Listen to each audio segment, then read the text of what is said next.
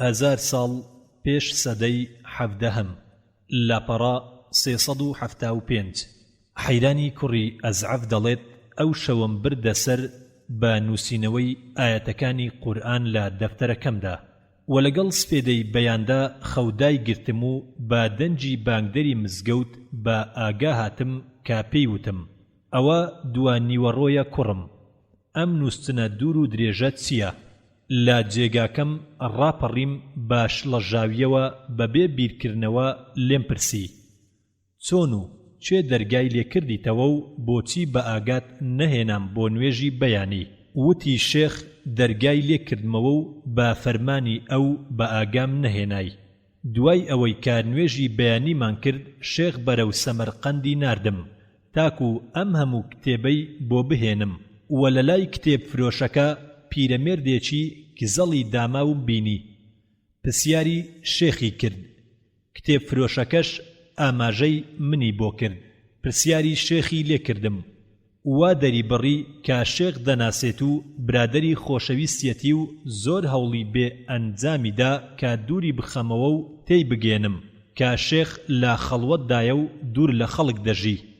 بەڵام ئەوەندە تکای لێکردم تا بێزاری کردم. ناچار لەگەڵ خۆمدا هێنام و جێوڕێی شێخم لە باخەکەدا نیشاندا. گەڕامەوە بۆ ئەوەی ئەم کتێبانەت بدەمێ. با پیرەمێردەکەی هاوڕێم وت ئەی باوکی موحەممەد ئەم کتێبانە بە زمانی بێگانە نووسراون و من لەیان تێناگەم.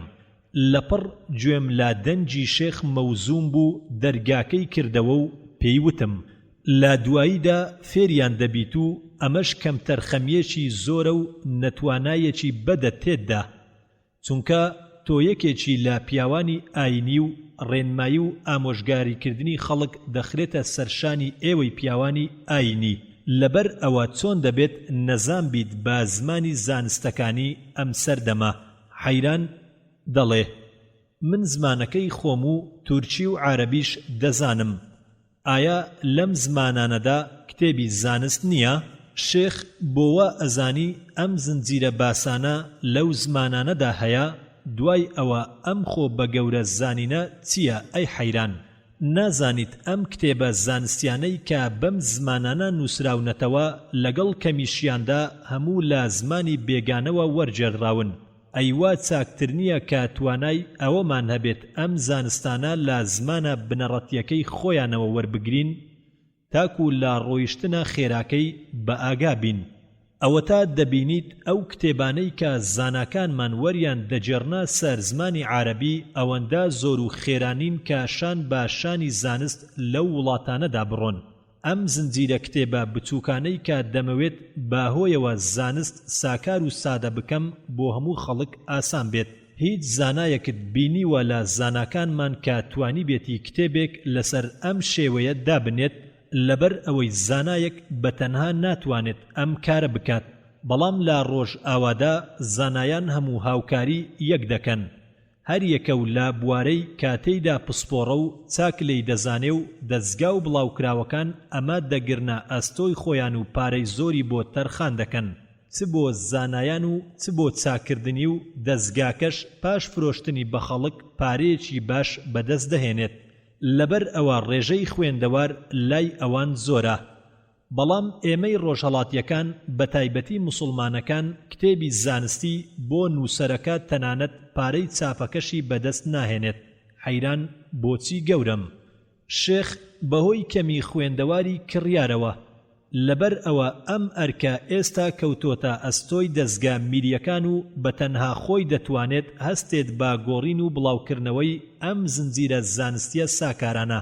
و دابینی بکات بۆ خەڵک با کەمترین نرخ بۆ ئەوەی یارمەتی دەربێت بۆ بەرزکردنەوەی ڕادەی ڕۆشنبیری و هەر چۆنێک بێت ئەمە ئەوە ناگەێنێت کە نەتەوەکەمان پێویستی بە زمانی ڕۆژئاوان نەبێت. بەڵام تۆی پیاوی ئاین فێربوونی یەکێک لە زمانە گەورەکانی ڕۆژئاوا پێویستە لەسەرت گەر بتەوێت ببیتە ڕاوێژکار و بانگێژێکی ئاینی. حەیران دەڵێ خودا یارمەتیم بدە فێر دەبم. شێخ وتی ئێستاش فەرموو بادەست بە کارەکەمان بکەین. ئایا ئاەتەکانت لە دەفتەرەکەتدا نووسیوە؟ دەمبینی با درێژی شەو دەتنووسین. حەیران گوتی بەڵێ گەورەم، شەو نخونیم کرد تا تەواوم کردن. شێخ ئەی حەیران، گەر سەرنجێک بدەیتە ئەو ئایەتانە و باقۆڵی لەیان بکۆڵیتەوە لەسەر ڕۆشنایی زانیاریە سروشتیەکان کە پێویستە ئاگاداریەکی فراوانت هەبێت دەربارەیان. لەسەر ڕۆشنایی فەلسەفە بە ئاشکرا دەبینیت قورئان هەموو شێوازەکانی بەڵگا خوازی لەخۆ گرتووە کە زانایانی ئاین و فەیلسوفان پەیڕەویان کردووە وەخاڵی حەق پەروەری هەموویانی کۆ کردوتەوە و باسی تیۆری بەڵگە ئاوێتەکان دەکا و بەڵگەی پێویست و هەروەها بەڵگەی هۆ و هۆکارە تەواوەکانی کە پابەندی یاسای هۆ و هۆکارە ئاشکراکانە و زیاتر پەیڕەوی بەڵگەکانی سیستەم دەکات کە پەیوەستە بە دروستکراوەکانی خوددا لە جوانی و داهێنان و نەخشەدانان و ڕێکخرا و بڕیار و وردەکاری و بە ئەندازەیی و سنوورداری و ڕێزبەندکردن و هاوپێوەری و زیاتر باسی بەڵگە بیندراوەکان دەکات و دووبارەیان دەکاتەوە و لە زۆر جێگادا تەئکیدیان لەسەر دەکات چونکە ئەم بەڵگانە عەقڵ دەرچیان دەکات بە ئاسانی و بەبێ ماندووبوون وەری دەگرێت و بێ ئەوەی بچێتە ناو قوڵای بەڵگا خوازیەکانەوە یان دووچاری وێڵی ئەندێشە و نەتوانایی و کوڵبوون ببێتەوە بەبێ هیچ موناقەشەیەک لادێنشینێکی ساکار و زانایەکی فەیلسوف وەک یەک دەبن لە لێک دانەوەیاندا چونکە خودای بە ئاگا لە نهێنیەکان ئاگادارە ئەوانەی کە توانایان هەیە بچنە ناو قوڵای عەقڵە ئاوێتە ئاڵۆزەکانەوە تەنها کەمێکن لە زانایان لەوانەی کە بەسەرتا تێپەڕ بوون. کاربەجێیی خوددا وایە کە وتەکانی بۆ خەڵک بە گشتی بە بەڵگەی سادە و ساکار و ئاشکرا بێت ڕۆژ بە ڕۆژ ئاشکراتر دەبن بە گوێرەی پێشکەوتنی زانست و بەهۆی دەرخستنی شاراوەکانی سیستەمەکانی گەردوون لەلایەن زانایانەوە کە ئاماژەی یاسا و ڕێخستن دەکەن تاکو و ڕاستی پەیمانی خوددا بەدەر بکەوێت کە ئەڵڵا سوبحانە وتەعالا لە سوورەتی فوسیلەت آيتي 53 دفرموه سنريهم آياتنا في الآفاق وفي أنفسهم حتى يتبين لهم أنه الحق أولم يكف بربك أنه على كل شيء شهيد براستي پەیمانەکەی حەق و دیارە سەدە لە دوای سەدە الله نیشانەکانی خۆی پیشان داون کە ئاسۆکانی گەردوون لە خۆیانیان گرتووە و لە پێکاتەی مرۆڤ خۆی کە چەندەها کتێبی دوور و درێژیان لەسەر نووسیوە تا هاتەدی وتەی خودای بەخشندە کە الله سبحانه وتعالى لا سورة فاطر آية 28 دفرمه ومن الناس والدواب والأنعام مختلف ألوانه كذلك إنما يخشى الله من عباده العلماء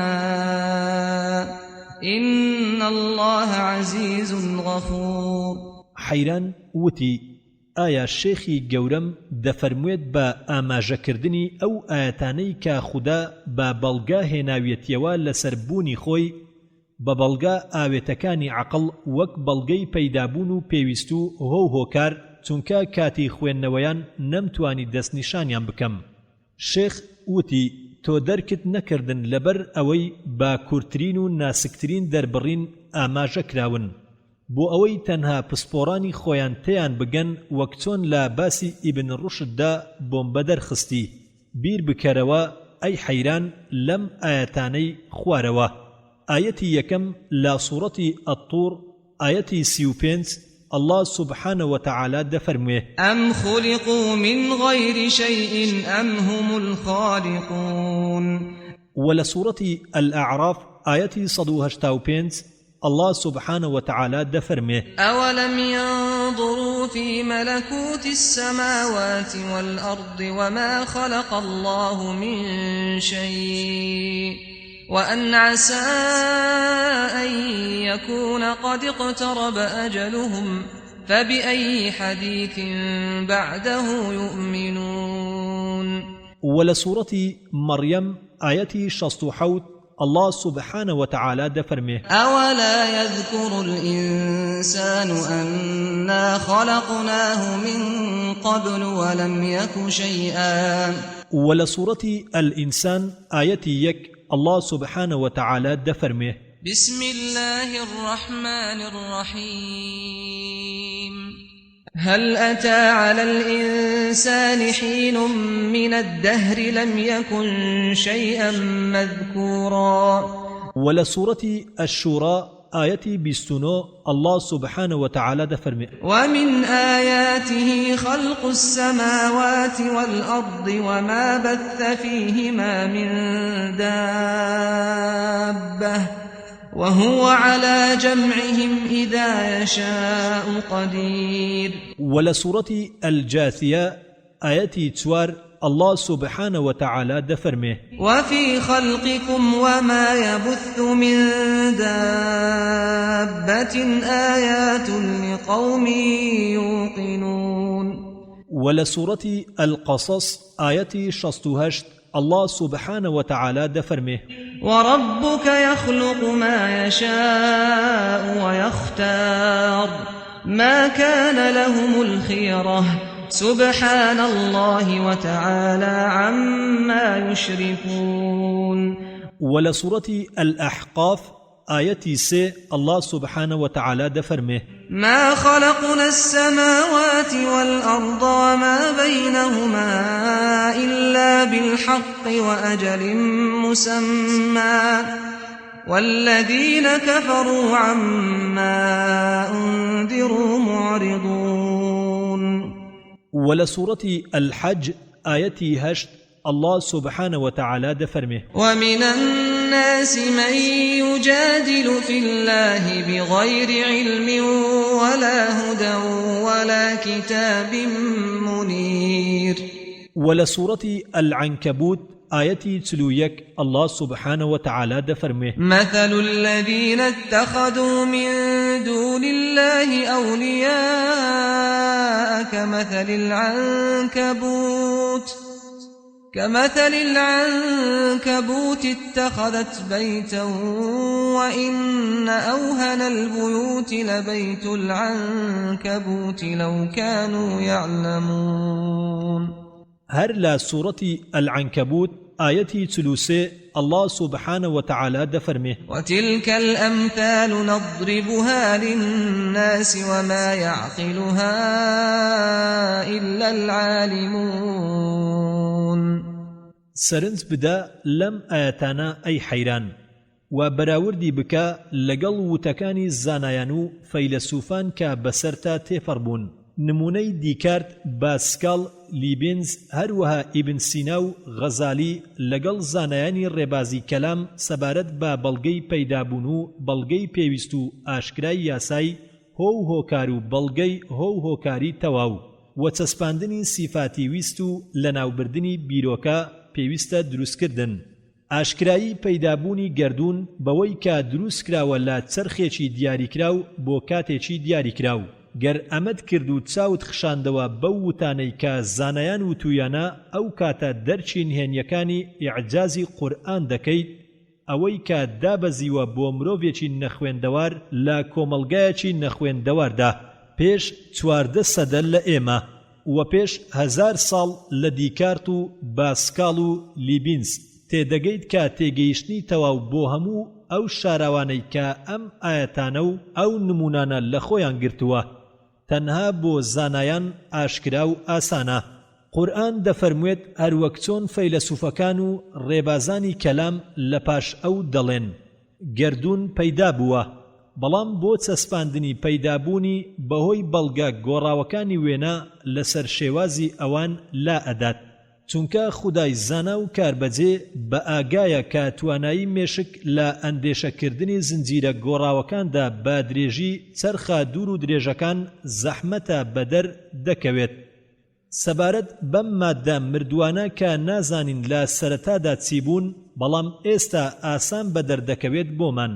بەڵکو دەبنە بەڵگەش بەوەی کە پەیوەندیان بە دروستبوونی ژیانەوە هەیە لەسەر زەوی، بە تایبەتی لە ڕەگەزی ئاژەڵدا بە گشتی و لە ڕەگەزی مرۆڤدا بە شێوەیەکی تایبەتی. ئەوەتە بۆ زانایان بەدەرکەوت کەوا چەرخێکی زۆر بەسەر زەویدا تێپەڕ بووە پێش دروستبوونی مرۆڤ و ئاژەڵ، هەر بۆیە قورئان زۆر ناوی ئاژەڵ و مرۆڤ دەبات تاکو بیخاتەوە یادی مرۆڤ کە ڕێنمایی ئەو مەبەستی ڕێنمایی خودایە کە الله سبحانه وتعالى لسورة الإنسان آيتي يك دفرمه بسم الله الرحمن الرحيم هل أتى على الإنسان حين من الدهر لم يكن شيئا مذكورا وتا ماوەیەکی زۆری بەسەردا تێپەڕیوە کە هیچ شتێک نەبووە تا باسی بکرێت لەمەوە وا ئاکام خواز دەکرێت کە ئاکام خوازیەکی سادە و ساکار بێت بەوەی کە پەیدا بووە و لە دەرککردنی ئاسانی یەکەمەوە بگەیتە دەرککردنی ئاسانی دووەم ئەویش ئەوەیە کە ئەو مادەی مرۆڤی لێ پەیدا بووە دەبێت ئەویش هەر پەیدا بوو بێت چونکە قبوڵی گۆڕان دەکات بەڵام کۆن ناگۆڕێت دوای ئەوەی کە قورئان باسی فەرمانی پەیدابوونی مرۆڤ و مادە و گەردوون بەم شێوە سادە و ئاشکرایە دەکات بەرەو بەڵگە خوازی عەقڵ ملدەنێ لەسەر بنەمای یاسای هۆوهۆکار ئەو یاسایی کە عەقڵ بە ئاشکرا بەکاری دەهێنێت و لە هۆوهۆکاری پەیدابوونی گەرد ون و هۆکەی دەپرسێت با شێوازێکی جوان و ڕازاوە و ڕەوان و کورت و پتە و پڕمانە پێشکەشی دەکات هەموو ئەو گریمانە مەحاڵانەی کە بێباوەڕان و ئینکارکەران ئاماژەی بۆ دەکەن و مجادلەی نەبوونی خودا دەکەن بە بێ زانست و ڕێپیشاندەرێ کاتێک کە دەڵێن گەردوون بەبێ هیچ هۆهۆکارێک پەیدا بووە یاخود لە خودی خۆیدا پەیدا بووە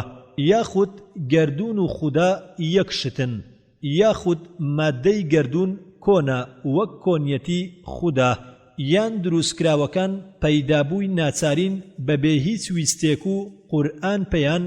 دەفەرموێت وەکو الله سبحانه وتعالى لسورة الإنسان آيتي يك دفرمه بسم الله الرحمن الرحيم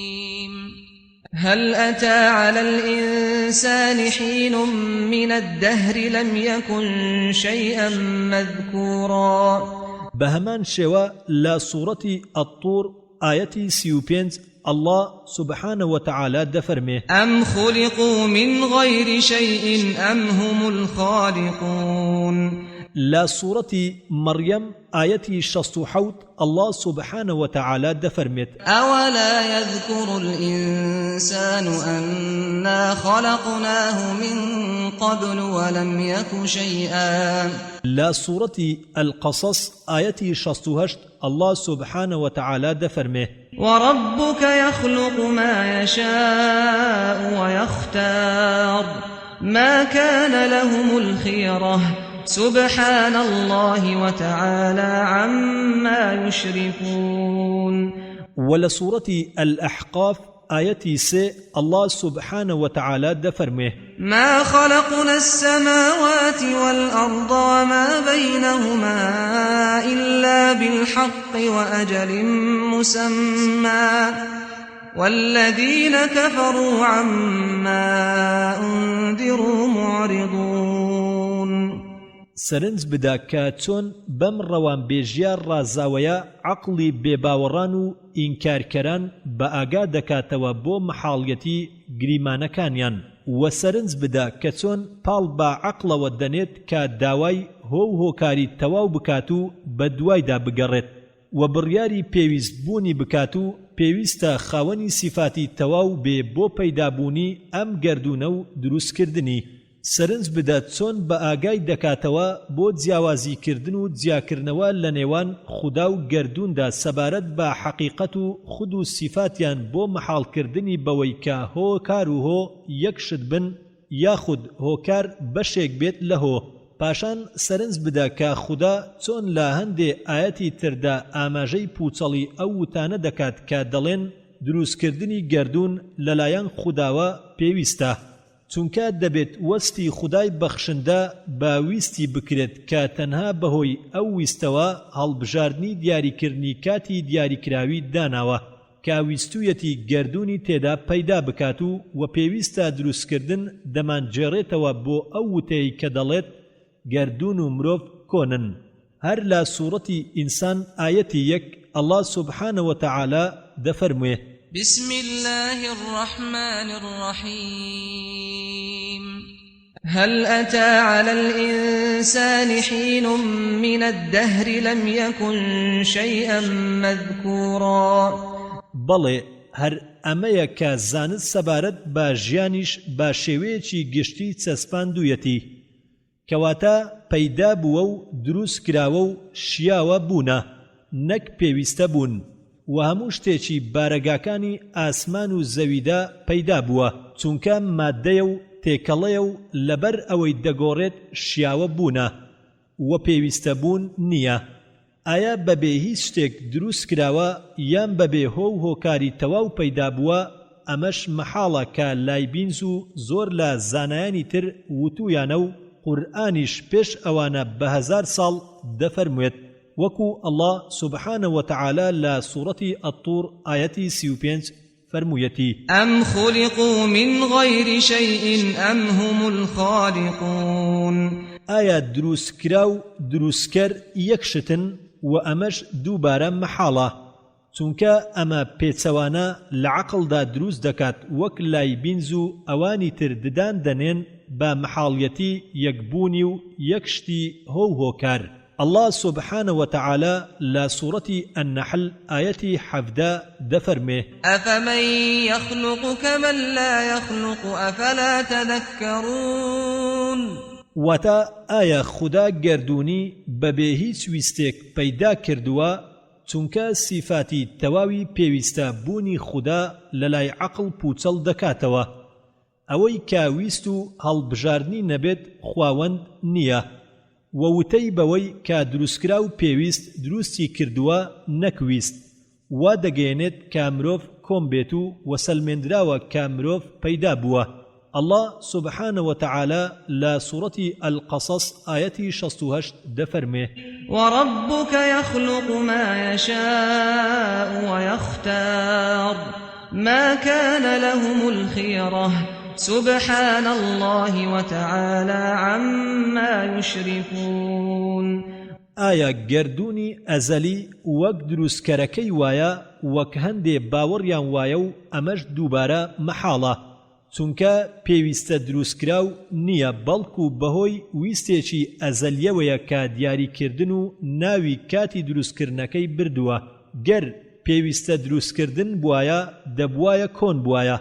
بەڵام پەیدا بووە. الله سبحانه وتعالى لا سورة الأحقاف آية 3 دفرمه: ما خلقنا السماوات والأرض وما بينهما إلا بالحق وأجل مسمى والذين كفروا عما أنذروا معرضون.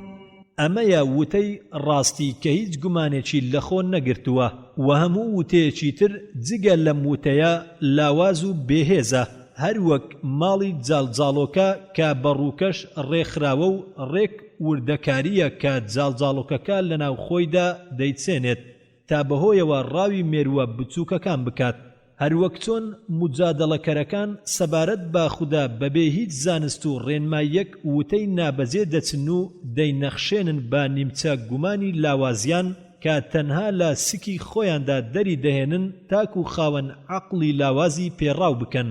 بەم چەشنە ئەی حەیران، قورئان باز دەکات کە نێردراوە بۆ مرۆڤێکی نەخوێندەوار لە دوورگەیەکی نەخوێندەوار. ئەم هەموو بەڵگە بڕەڕانەی عەقڵ و بەڵگە ڕۆشنە پتەوەکان کە زانایان و دانایان تەمەنی خۆیان تێدا بەسەر بردووە تا پێی گەیشتون و تێیدا بەیەک گەیشتون بەهۆی ڕێنمایی قورئان یان خوددا کە عەقڵی بۆ ڕووناک کردوونەتەوە کە بەڕەوانترین دەربڕین و کورتترین ئاماژەیی ناسکترین ئاگاداری و ڕاستترین لێکچوون بە شێوازێک کە موعجیزەی لەخۆ گرتبێت و تێیدا ئەو بەڵگانە بەدەردەخات کە بگونجێت لەگەڵ دەرککردنی نەزاندا و هەندێکی بە شاراوایی دەمێنێتەوە لە قوڵایەکی زۆردا بۆ وەچەیەک کە تەنها زانایان بتوانن بچنە ناخیەوە. حەیران تەنها زانایان الله سبحانه وتعالى لا سورة العنكبوت آياتي 43 دفرمه وتلك الأمثال نضربها للناس وما يعقلها إلا العالمون. شيخ سپاس بو الله أي حيران تێپەڕ بووین بەسەر تاقیکردنەوە کە داو خەریکە دەرچی ئەوە بکەیت کە چۆن عەقڵ و زانست و قورئان یەکیان گرتووە. خوێنەری بەڕێز ئەم تڕاکە بە کۆتا هات. بەشی ڕێکەوت لاپەڕا 387. حەیرانی کوڕی ئەزعەف دەڵێت ئەو ڕۆژەم بردە سەر با پێداچوونەوەی ئاەتەکانی قورئان و بەراوردکردنیان لەگەڵ وتەکانی ئیبن سینا و غەزالی لە سەدەی 12 و 13 میلادی و دیکارت و باسکال و لایبینز لە سەدەی 17دا. متورکەیەکی خۆشی و سەرسوڕهێنەرە بەلەشم داهات لە ئەنجامی بێگەیشتنی ئەم عەقڵانە لەگەڵ قورئاندا کە هەردوو لایەن یەک ڕێگای بەڵگە خوازیان گرتبووە بەر. کاتی وانەکانم چوومە لای شێخ دەبینم چەند دەرزیەک لە بەردەمی دایە و هێڵی ڕەنگا و ڕەنجی پێدەنەخشاندن. وەختێ سڵاوم لێ کرد بە زەردەخەنەیەکەوە وتی شێخ چیتە ئەی حەیران؟ لاتوایە شێخت لە مامۆستاوە بۆتە بەرگدر و فاڵچی؟ حەیران گوتی خودا نەکا گەورم. شێخ وتی بەڵێ ئەمانە دەرزین بەڵگەکانی پێ ئەدروم. دوومەڵ و برینی خاوەن ئەندێشەوێڵەکانی پێتیمار دەکەم و خەواڵوە بێ ئاگاکانی پێ ئاگادار دەکەمەوە و سیحری فاڵچی و جادوکەرانی پێپوچەڵ دەکەمەوە و زۆر کاری تری پێ دەکەم لە دواییدا بۆت بەدەر دەکەوێت ئەی حەیران. حەیران ئایا بە بەڵگە دەدوێ شێخم؟ شێخ بەڵێ بەڵگە هەر وەک قوماش پێویستی بە دانانی پێوەر و شێوە هەیە. بە گوێرەی پێوەری عەقڵی کەسی بەرامبەر وەک چۆن بەرگ دوورێک قوماشەکە بە پێوەری لەشی خاوانەکەی دەبڕێت و بەهۆی بنەما سەرەتاییەکانی دوورین و وردەکاری بەرگدر و کە پارچەکانی پێکەوە دەڵچێنێ. ئایا ئێمە فەرمانمان پێ نەدراوە کە گفتوگۆ بکەین لەگەڵ خەڵکدا بە گوێرەی عەقڵیان؟ حەیران گوتی ئەمە شێوازێکی نوێی بەڵگە هێنانەوەیە. شێخ ئەمە شێوازێکی نوێ نییە، بەڵکو هەندێ لە زانایان باسییان کردووە تا بەڵگەی پێبهێننەوە بۆ دوورخستنەوەی لە بیرۆکەی ڕێکەوت، بەڵام من بە شێوەی مەتەڵی تازە بۆم داڕشتوویت. حەیران گوتی ئەو مەتەڵە تازەیە چییە؟ شێخ وتی ئەمە مەتەڵێکە کۆتایی دێت بە بەڵگەیەکی ژمارەیی کە ئەمەش بیرۆکەی ڕێکەوت دوور دەخاتەوە. ئەو ڕێکەوتەی کە مادیەکان سەبارەت بە دروستکردنی گەردون و ئەو شتە جۆرە و جۆرانەی کە لە خۆی گرتووە باسی دەکەن. حەیران مەتەڵێک کە بە بەڵگەی ژمێرەیی کۆتایی دێت. شێخ تا ئێستاش گاڵتەت بە مەتەڵە عەقڵیەکان دێت؟ ئایا نایەتەوە یادت مەتەڵی کاخەزە پارچەکراوەکان بۆم بە دەرخستی جیاوازی نێوان ئەندێشە و بەگەرخستنی عەقڵ؟ ئێستا با دەست پێ بکەین و لە دەفتەرەکەتدا ئەم پرسیارە بنووسە. گەر پرسیارکەرێک پرسیاری لێکردیت سەبارەت بەم هەموو شتە بیندراوانەی گەردون، چۆن پێکاتون و چۆن یەکیان گرتووە، چۆن دروستکراون و ئەو گریمانانە چین کە بتوانین ئەندێشەیان بکەین. حەیران وتی مەبەستی ئەم پرسیارەت تێنەگەیشتم گەورم. پاش ئەم تاقیکردنەوەی کە بەسرمدا تێپەڕی دەتوانم بڵێم ئەم شتانە هەمووی بەتوانای خودا بووە. شێخ وتی جارێبە باوەڕهێنان بخەینە ئەو لاوە، وای دابنێ کە گەڕاویتەتەوە بۆ گومانی یەکەم جارت کە لە دڵتدا پەنجی خواردبەوە ئەو ڕۆژەی کە هاتیتە لام. حەیران وتی ئایا شێخم دەیەوێت تاقیکردنەوە سەبارەت بە چەسپاندنی پەیدابوونی گەردون و پوچەڵکردنەوەی کۆنیەتیەکەی دووبارە بکاتەوە؟ شێخ وتی نەخێر نەخێر، من پرسیارت دەربارەی ئەمەت لێ ناکەم. واز لەو مادە بنەڕەتیە هیولانیە بهێنا کە دروستکراوەکانی لێ پەیدا بوون و دووبارە واز لەو لێکۆڵینەوانە بهێنا کە گوایە پەیدا بووە یاخود کۆنا. من ئێستا پرسیارت لێ دەکەم وەک چۆن قورئانیش پرسیار دەکات. لەوانەی کە لە بارەگای ئاسمانەکان و زەویدا هەیە لەو شتە پێکاتە و جۆرە و جۆرانەی کە هەیە چۆن دەگونجێت ئەم شتانە دروستکرا و پەیدا بووبن. ئەم وێنە و شێوازە جۆرە و جۆرە پێکهاتانە بە گشتی زیندووەکانیان وەک ڕووەک و ئاژەڵ و مرۆڤ بە تایبەتی نەعەقڵ دەڵێت ئەمانە کۆنن چونکە مەحاڵە لەبەر ئەوەی تێکەڵە و گۆڕانیان لە خۆگرتووە مەحاڵە کۆنیەتیان و نەزانستیش دەڵێت کۆنن چونکە چینەکانی زەوی بەدەری خست کە پەیدابوون و پەیدا بوو. ئەوە دەگەێنێت کە ئەمانە پێکاتە و دروستکراوی پاش ئەوەی نەبوو بوون کەواتە چۆن دەگونجێت بووترێت ئەمانە دروستکرا و پێکهاتن. لێرەدا تەنها سێ گریمانە هەیە و هەرگیز نابێت بە چوار. یەکەم دەبێت لە دروستکراوی خودا بێت. دووەم ئەمانە هەمووی دروستکراون لە گەردیلە و بەش و توخمەکانی ماددە بەهۆی ویست و نیاز و مەبەستەوە. واتە توخمەکانی ماددە بنەڕەتیەکانی لە خودی خۆیاندا بیریان کردەوە و ڕەخساندنیان و ڕێککەوتن لەسەر دروستکردنی جۆرە و جۆرایەتی شتەکانی ناوگەردوون بەم وێنە و شێوازانەی کە دەیبینین. سێەم دەشێت ئەم جۆرە و جۆرایەتیە بە ڕێگای ڕێکەوت دروست بوو بێت واتە گەردیلە بە یەک گەیشتن و کۆمەڵ بوون لەسەر ڕێژەی حاڵەتی تایبەتی بە ڕێگای ڕێکەوت بەمەش توخمە ڕەسەنە بنەڕەتیەکان دروست بوون. پاشان توخمەکان یەکیان گرت و کۆمەڵ و تێکەڵ بوون بە ڕێکەوت بە ڕێژەی لە بار و گونجا و بەڕێکەوت و لە ماوەیەکی پێویستە بەڕێکەوت و بارودۆخی گونجاو بەڕێکەوت. بەمەش جۆرایەتی دروست بوو ژیانیش لەم ڕێکەوتانەوە پەیدا بوو. حەیران گوتی بەڕاستی گریمانی چوارەم نییە تا بتوانێت ئەندێشەی بکرێت. شێخ دەڵێ سەبارەت بە گریمانی یەکەم باوەڕداران بە خودا باوەڕیان پێی هەیە، ئیتر باوەڕهێنانیان لە ڕێی ئاینەوە بێت یاخود لە ڕێی عەقڵەوە. گریمانەی دووەم هەرگیز هیچ کەسێک باوەڕی پێ نییە، نە باوەڕداران و نە مادیەکان، بەڵکو زیاد لەوە مادیەکان ئینکارێکی بڕەڕی دەکەن بەوەی کە توخمەکانی مادە لە خودی خۆیاندا خاوەن ویست و نیاز و مەبەستن کەواتە ئێمە لە بەردەمی دوو گریمانین کە سێهەمی نییە. یان دەبێت گردون و جۆرایەتیەکانی تەنها لە دەستکردی خودا بێت یاخود لە ئاکامی ڕێکەوت بێت. چییە حەیران لە چاوەکان تا هەندێک تەمومژی بیرەکانت دەخوێنمەوە کە لە کەڵێنەکانی عەقڵدا هاتوو چۆ دەکەن. ئایا لەم باسانەی کە ئێستا دەیڵێم هیچ کەڵێنێکی تێدا بەدی دەکەیت کە بەرەو کەمترین بێباوەڕیت بەرێت؟ حەیران گوتی نەخێر گەورم، سوێن بێ بە ئەڵڵا هەموو وتەکانت ئاشکرایە، بەڵام ئایا ڕێکەوت کارێکی مەحاڵە لەلایەن عەقڵەوە و یاخود کارێکە لە چوارچێوەی توانادایە؟ شێخ دەتوانیت لە هەمان کاتدا بە بەڵێ و بە نەخێر وەڵام بدەیتەوە. ڕێکەوت هەندێک جار شیاوە و هەندێک کاتیش لەلایەن عەقڵەوە کارێکی مەحاڵە، کەواتە دەبێت شێوازی پرسیارەکەت بگۆڕیت و چاکتر وایە بڵێیت بەهای ڕێکەوت چەندە لە پێوەری عەقڵی ساغدا.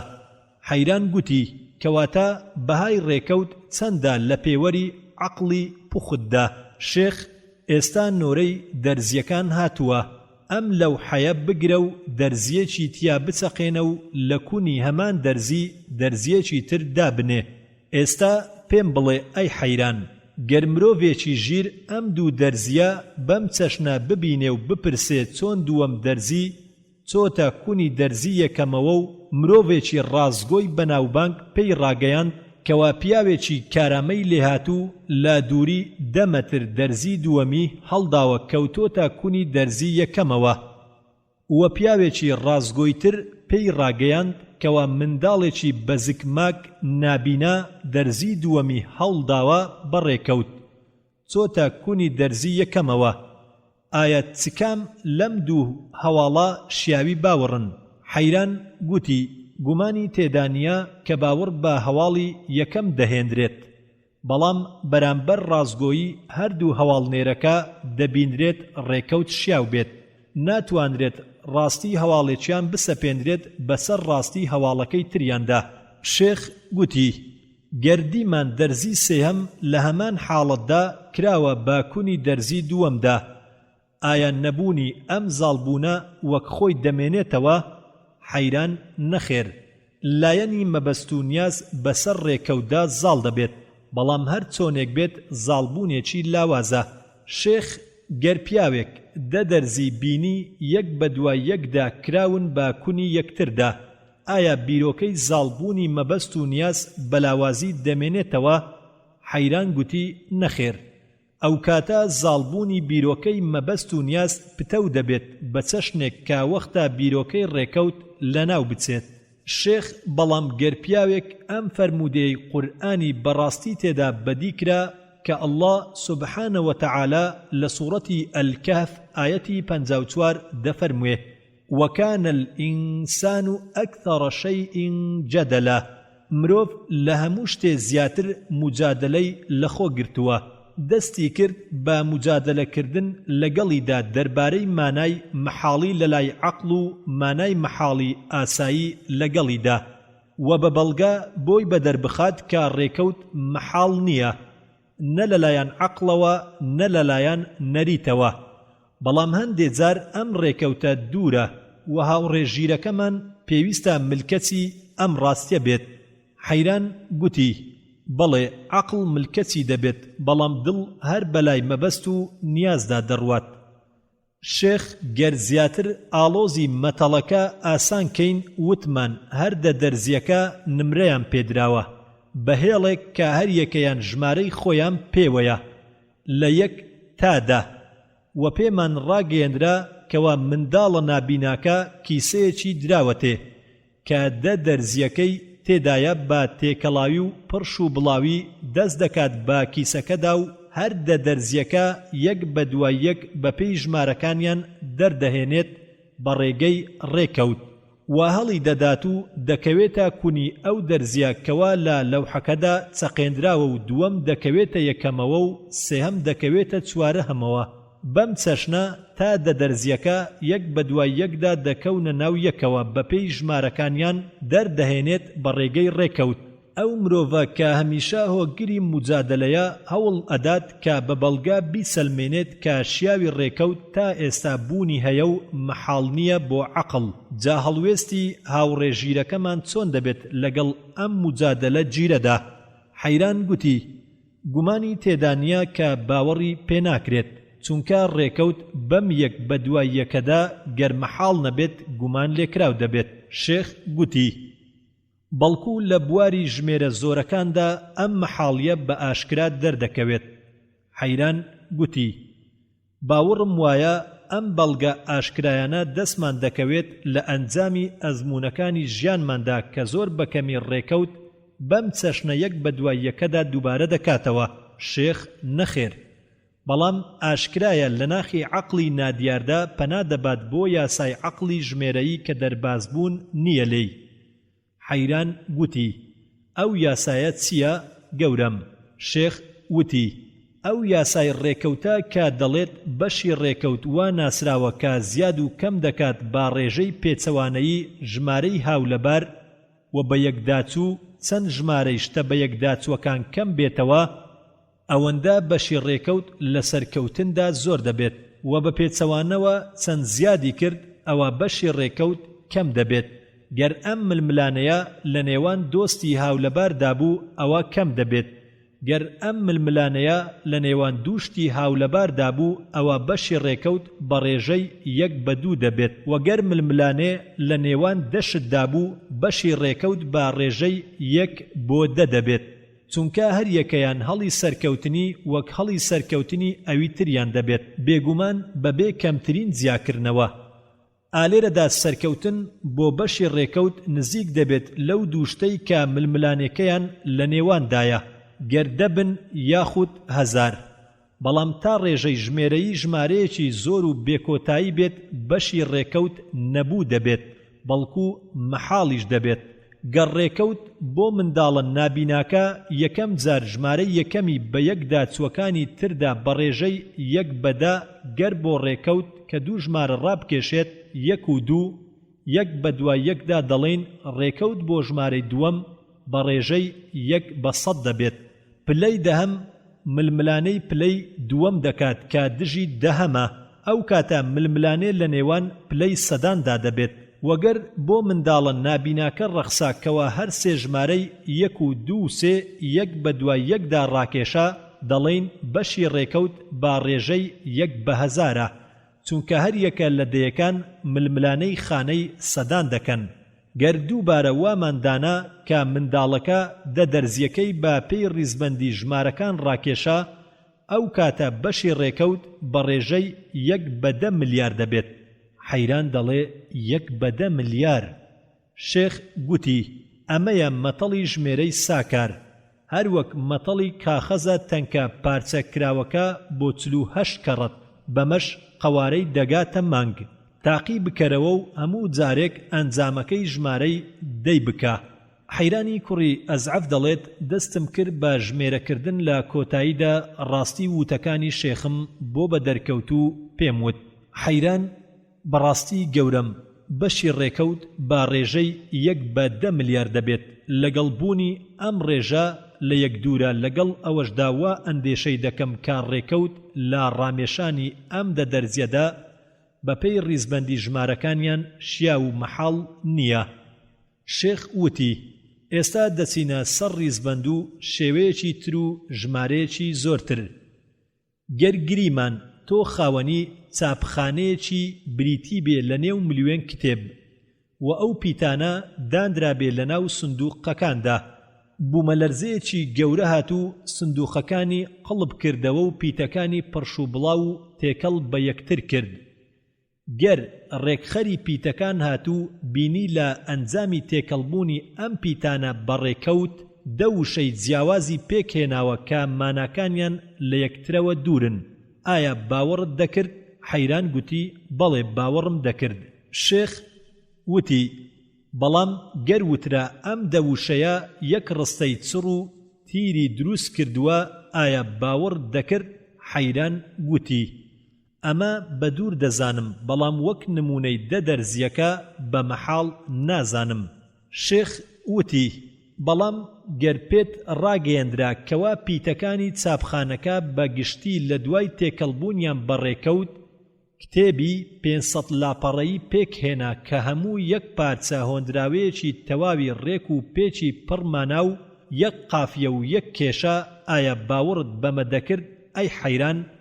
حەیران گوتی هەرگیز باوەڕی پێناکەم گەورەم. شێخ وتی بۆچی باوەڕی پێناکەیت ئەی حەیران؟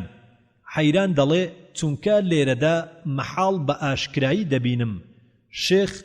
بۆچی ئەی حەیران؟ حەیران وتی نازانم گەورەم بەڵام نمونەی دەرزیەکە و ڕاکێشانیان بەپێی ژمارەکانیان بەڕێکەوت مەحاڵی ئاشکرا نەبوو تێیدا بەڵام لە نمونەی ئەم کتێبەدا مەحاڵ زۆر ئاشکرایە. شێخ دەڵێ دەزانیت هۆی ئەمە چییە ئەی حەیران؟ حەیران گوتی نەخێر گەورەم. شێخ وتی هۆکەی دەگەڕێتەوە بۆ یاسای ڕێکەوت خۆی بە یەکداچوون لە نێوان دەرزیە ژمارەکراوەکاندا ڕوودەدات بۆ 10 پلە.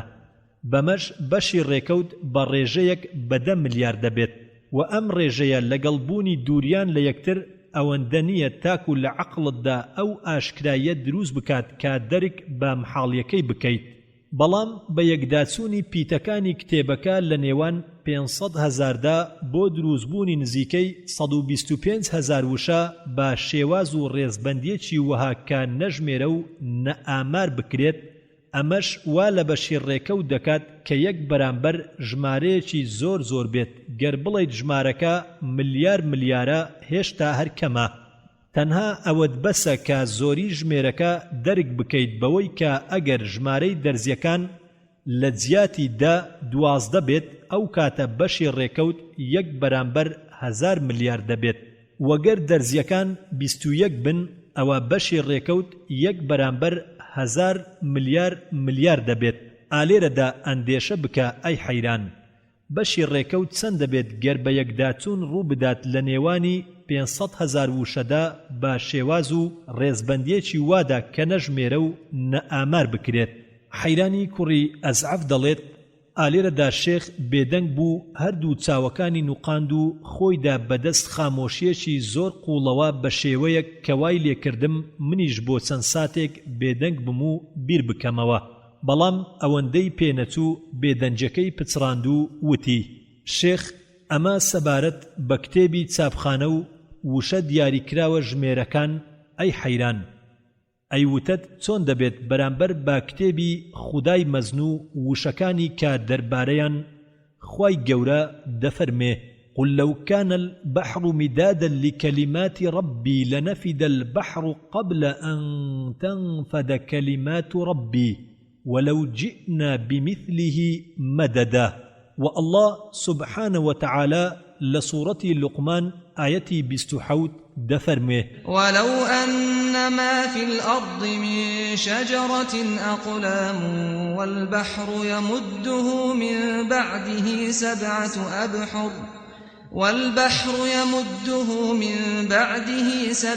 أبحر ما نفدت كلمات الله إن الله عزيز حكيم حيران وتي ئایا مەبەستی شێخی گەورەم لە کتێبی خوددا قورئان و وتەکانیەتی شێخ وتی تکام وایە تێگەیشتنت بۆ قورئان لەما قوڵتر و بەرزتر بێت ئەی حەیران وشەکانی قورئان کە لە نێوەندی ئەمد و بەرگەدایە دیاریکرا و ژمێراوە لەبەر ئەوە پێویستی بەو هەموو مەرەکەبە نییە کە دەفەرموێت ئاوی دەریاکانیش هێشتا کەمە بۆ نووسینەوەیان ویان پێویستی بەم هەموو قەڵەمە نییە کە دەفەرموێت گەردارەکانی سەرزەوی هەموو ببنە قەڵەم حەیران گوتی سوێن بێت بەخوا منیش هەمان ڕام هەبوو شێخ وتی نەخێر ئەی حەیران بەڵکو مەبەستم لە کتێبی خوددا لێرەدا هەموو گەردوونە بەگشتی و مەبەستم لە وشەکانی خوددا هەروەک خوددا خۆی دەیەوێت هەموو شتەکانی ناو بارەگاکانی ئاسمانەکان و زەوی شتە لەو هەزدارانەی کە تایبەتە بە جیهانی دروستکراوەوە یاخود ئەو شتانەی کە عەقڵ باوەڕی پێیانە و نەبینراون و چۆن وشەکانی خوددا لەبن دێت ئەی حەیران گەر هەموو گەردیلەیەکی ناو ئەم دەریایانە و درەختەکانی سەرزەوی بە گشتی لە وشەکانی خوددا بن بەڵکو هەموو شتەکانی گەردون لە گەردیلە و توخمە و ڕێخستن و یاسا و سیستەم و بەڕێژە و بەستن و پەیوەندی و دیاریکرا و قەوارە و کێشە و ماوە و کات و چەرخ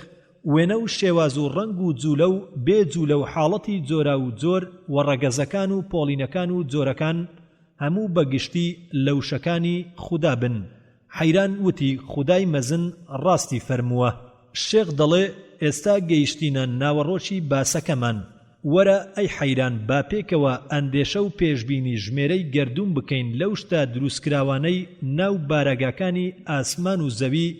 هەر لە گەردیلەوە تاکو مەجەڕەکان وە ژمێرەی ئەو پەیوەندیانە بکە کە لە جیهانی ئەندێشە و فەرماندا هەیە بە گوێرەی بەستن و پەیوەندیان لەسەر جیاوازی سیستەمەکانیان و دیاریکراوەکان و ماوە و وێنە و جوولە و حاڵەتیان لە پاشدا لەسەر ڕۆشنایی زانست و قورئان هەندێ لە شتەکانی ناو گەردوونە سەبارەت با ڕێژە و کێشە و ڕێخستن و پۆڵێنکردن و بڕیار و وردەکاری تاکو بزانین بەشی ڕێکەوت چەندە لە پێکاتنیاندا هەندێ لەو کۆمەڵە ئاەتانەی کە تێپەڕ بوو بەسەرماندا ئەمانن الله سبحانه وتعالى دفرمه إنا كل شيء خلقناه بقدر ولسورة الفرقانيش آيتي دو دفرمه وخلق كل شيء فقدره تقديرا ولسورة الرعد آيتي هشت دفرمه وكل شيء عنده بمقدار ولسورة الحجر آيتي نوزدا دفرمه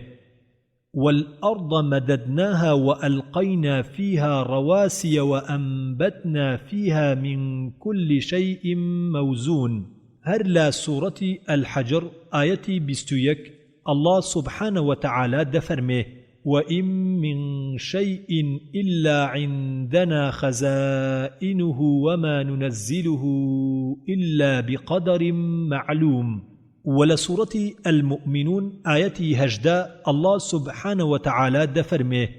وأنزلنا من السماء ماء بقدر ولسورة النمل آيتي أشتاوهشت الله سبحانه وتعالى دفرمه صنع الله الذي أتقن كل شيء ولسورة السجدة آيتي حوت الله سبحانه وتعالى دفرمه الذي أحسن كل شيء خلقه. ولسورة التين آية 4 الله سبحانه وتعالى دفرمه لقد خلقنا الإنسان في أحسن تقويم. ولسورة الملك آية 6 الله سبحانه وتعالى دفرمه ما ترى في خلق الرحمن من تفاوت. ولسورة يونس آية 101 الله سبحانه وتعالى دفرمه قل انظروا ماذا في السماوات والأرض. ولسورة يوسف آية 105 الله سبحانه وتعالى دفرمه وكأي من آية في السماوات والأرض يمرون عليها وهم عنها معرضون. كوتا آية من لا سورة فصلت آية 53 الله سبحانه وتعالى دفرمه سنريهم آياتنا في الآفاق وفي أنفسهم حتى يتبين لهم أنه الحق. أما أي حيران هەندێ لە فەرموودەکانی ئەڵڵایە کە بۆ بەندە و نێردراوی خۆی محەممەد صلی الله عليه وسلم کە پێغەمبەرێکی نەخوێندەوار لە زنجیرەی خێڵە نەخوێندەوارەکان و پەروەردەی کۆمەڵگای نەخوێندەوارە پێش 4 دەستەدا وەرە با سەرنجێک بدەین وەک خودا فەرمانمان پێدەکات لە هەندێ لە شتەکانی ئاسمانەکان و زەوی لەسەر ڕۆشنایی زانست تا ببینین ئایا لە دروستکراوەکانیدا ئەو دیاریکراوی و کێشە وردەکاری و قەشەنجی و ڕاست و ڕێکی هەیە کە خودا لە قورئاندا ناویان دەبات تا ببێتە بەڵگا بۆ مەبەستە دروستکراوەکانی دژ بەڕێکەوت و تاکو ببینین ژمێرەی ئەو شتانە چەندە کە بەیەکدا چوون لە گەردیلە و توخمەکان و شێوە پێوەر و کێشە و تایبەتمەندی و سروشتی و سیستەم و ماڵات و بارودۆخ و ماوە و چەرخ و کەش و هەوا بۆ دروستبوونی ئەم گەردونە و لە پاشدا دەپرسین ئایا لای عەقڵ مەزندە دەکرێت کە سەرکەوتن بەدەست بێت بۆ هەموو ئەو ڕیزبەندیە سەرتاسەریە بە تەواوی وردەکاری و دیاریکراوی و هاوکێشەیی و وردەکاری و ڕازاوە تەنها بەهۆی ڕێکەوتەوە لە بەرامبەر ژمارەیەکی زۆری موکناتیتر کە دژی یەک پێشبڕکێ دەکەن. زانست چی دەڵێت؟ بەشتەکانی ناوگەردوون لە دیاریکراوی و ڕیزبەندی و کێشەداری و وردەکاری و ڕازاوەیی و هەروەها ئەو یاسا و سیستەمانەی کە تایەتی من ناتوانم ئەی حەیران هەموو ئەو شتانت پێ بڵێم کە زانست باسییان دەکات چونکە من هەموو شتێکی زانست ئاگادار نیم تۆ شتێک دەزانیت و منی شتێکی تر دەزانم. لێرەدا تەنها باسی ئەوە دەکەین کە هەردووکمان دەیزانین لە سنووری ئەو ئاماژەی کە قورئان پێی ڕاگەیاندوین لە نیشانە پڕشەنگدارە دروستکراوەکانی خودا خۆی تا سبەینێ چاوەڕوان بە ئەی حەیران. خوێنەری بەڕێز ئەم تڕاکە بە کۆتا هات لە ئاسۆکاندا الله سبحانه وتعالى لا سورة فصلت آية 53 دفرمه سنريهم آياتنا في الآفاق وفي أنفسهم حتى يتبين لهم أنه الحق أولم يكف بربك أنه على كل شيء شهيد. بيتراوكاني دستي الراستي بشي يكم لاپەڕە 403 شێخ ئێستا ئەی حەیران بەچە ئاەتێکی خودا لەسەر دروستکراوەکانی دەست پێ بکەین. حەیران دەڵێ هەڵبژاردن بەدەست خۆتە گەورەم و دروستکراوەکانی خودا لە ئاسمانەکان و لەسەر زەوی گەلێک لەوە زۆرترە کە ئامار بکرێن. ئایا هیچ ڕێگایەک هەیە بۆ باسکردنی هەمووی بەگشتی؟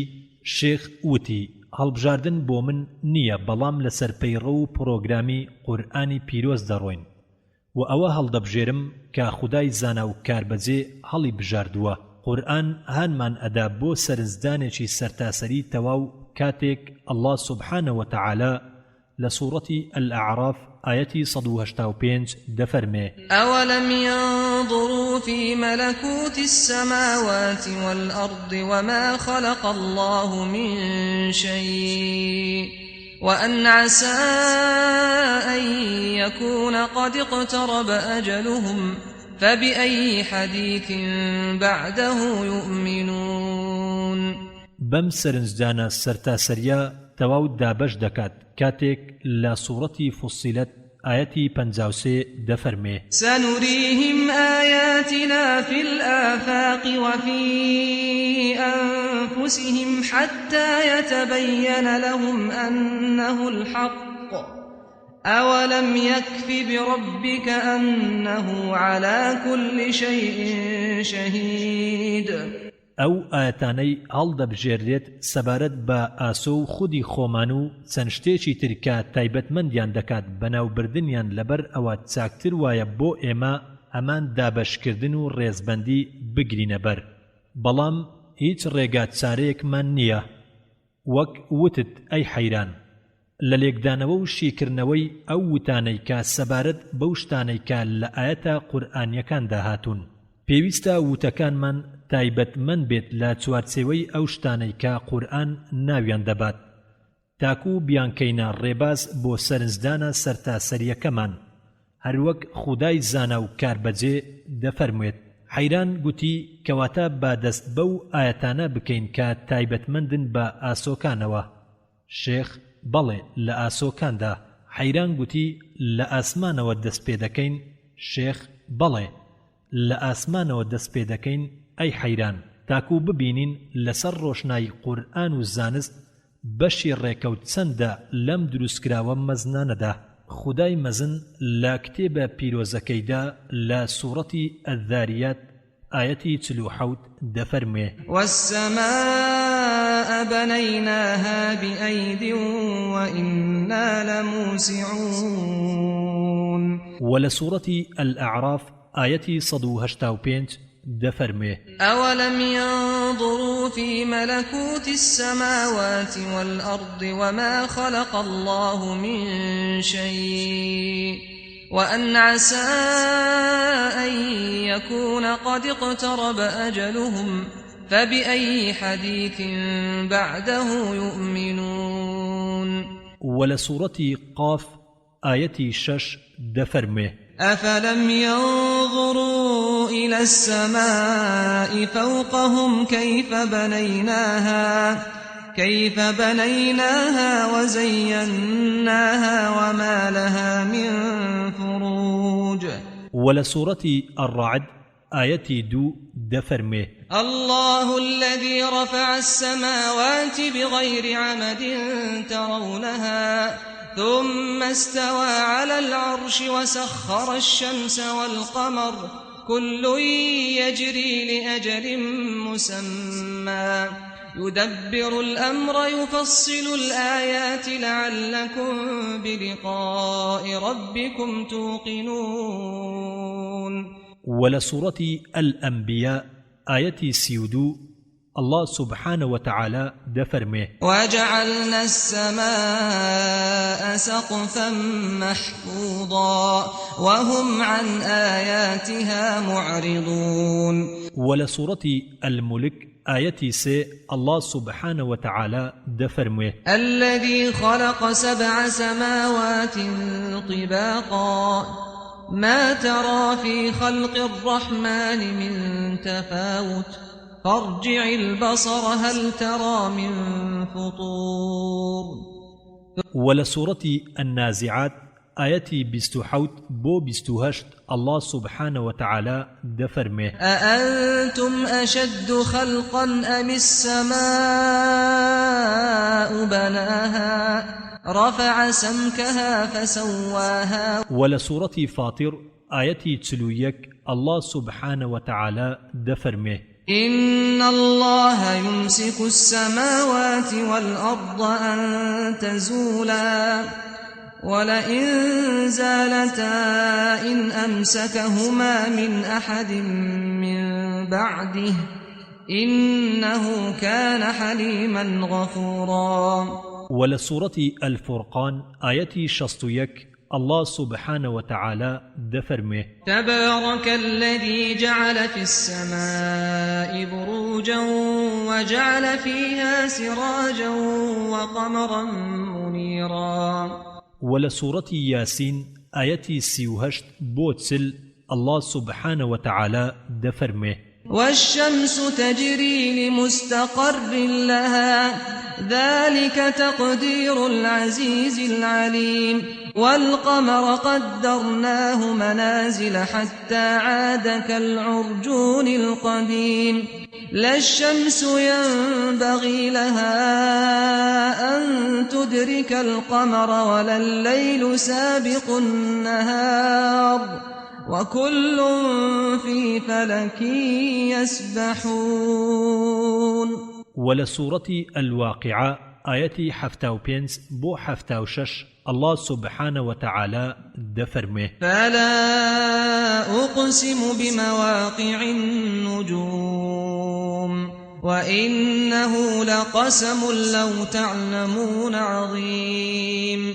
ورا أي حيران باسرنز بدين وك خدا فرماني پێداوین لسر روشناي زانست بو اوشتاني که لآسمان داهيا ببيت زياوازي بارگای برزی بێپایی پێداوە لەگەڵ بنمیتی پارێزراوی دوور لە قڵیش و ئەستوریەکی بەرزی بێدرز و لەسەر ئەمانەوە ئەو فراوانی و پانتاییەی کە پێی بەخشراوە خودای دروستکەری ئاسمان بە هەموو دەسەڵات و مەزنی خواوەندەتی خۆیەوە لە سوورەتی الذاریات ئاەتی 47 دەفەرموێ والسماء بنيناها بأيد وإنا لموسعون. لهمان بارگادا چەندەها ئەستێرە هەیە کە نەژمێرە و نەئامار دەکرێن و جێگەیان شایانی ئەوەیە کە سوێندی پێ بخورێت وەک چۆن خوددا سوێندی مەزنیان پێدەخوا. سەبارەت بەچی لە پانتایی ئاسمان باست بۆ بکەم ئەی حەیران. ئەم پانتاییەی کە ئێستا زانست پێی گەیشتووە هیچ کاتێک با خەیاڵی هیچ کەسێکدا نەهاتووە لەو سەردەمەی کە قورئانی پیرۆست تێیدا دابەزیوە. تۆ دەزانیت کە ڕووناچی لە چرکەیەکدا 186,000 میلە واتە 300,000 کیلۆمەتر دەبڕێت واتە لە دەقیقەیەکدا 11 ملیۆن و 160,000 میل دەبڕێت و بە ساڵێک لە ساڵانی ئێمە 6 ملیۆن میل دەبڕێت یاخود نزیکەی 6,000 ملیار میل دەبڕێت. ئەو ماوە دوور و درێژە لە زاراوەی زانست پەروەراندا بە ساڵی ڕووناچی ناو دەبرێت تاکو بەهۆیەوە زۆری دووریەکانی ئاسمانی پێدەر ببڕێت. گەر پێمان وترا ئەستێرەیەک ساڵە ڕووناچیەک لێمانەوە دوورە واتە بەمانای ئەوەی کە 6 ملیۆن میل لێمانەوە دوورە. مانگ کە نزیکترین هەسارەی ئاسمانیە لە گۆی زەوی ڕووناچیەکەی لە دوو چرکە کەمتر پێمان دەگات چونکە دووریەکەی لە زەویەوە 240,000 میلە بەڵام خۆر ڕووناچیەکەی لە ماوەی 8 دەقیقە پێمان دەگات چونکە دووریەکەی لە زەویەوە نزیکەی 93 ملیۆن میلە. ئایا ئەزانیت ئەی حەیران نزیکترین ئەستێرە لێمانەوە دوای خۆر چەند لێمانەوە دوورە؟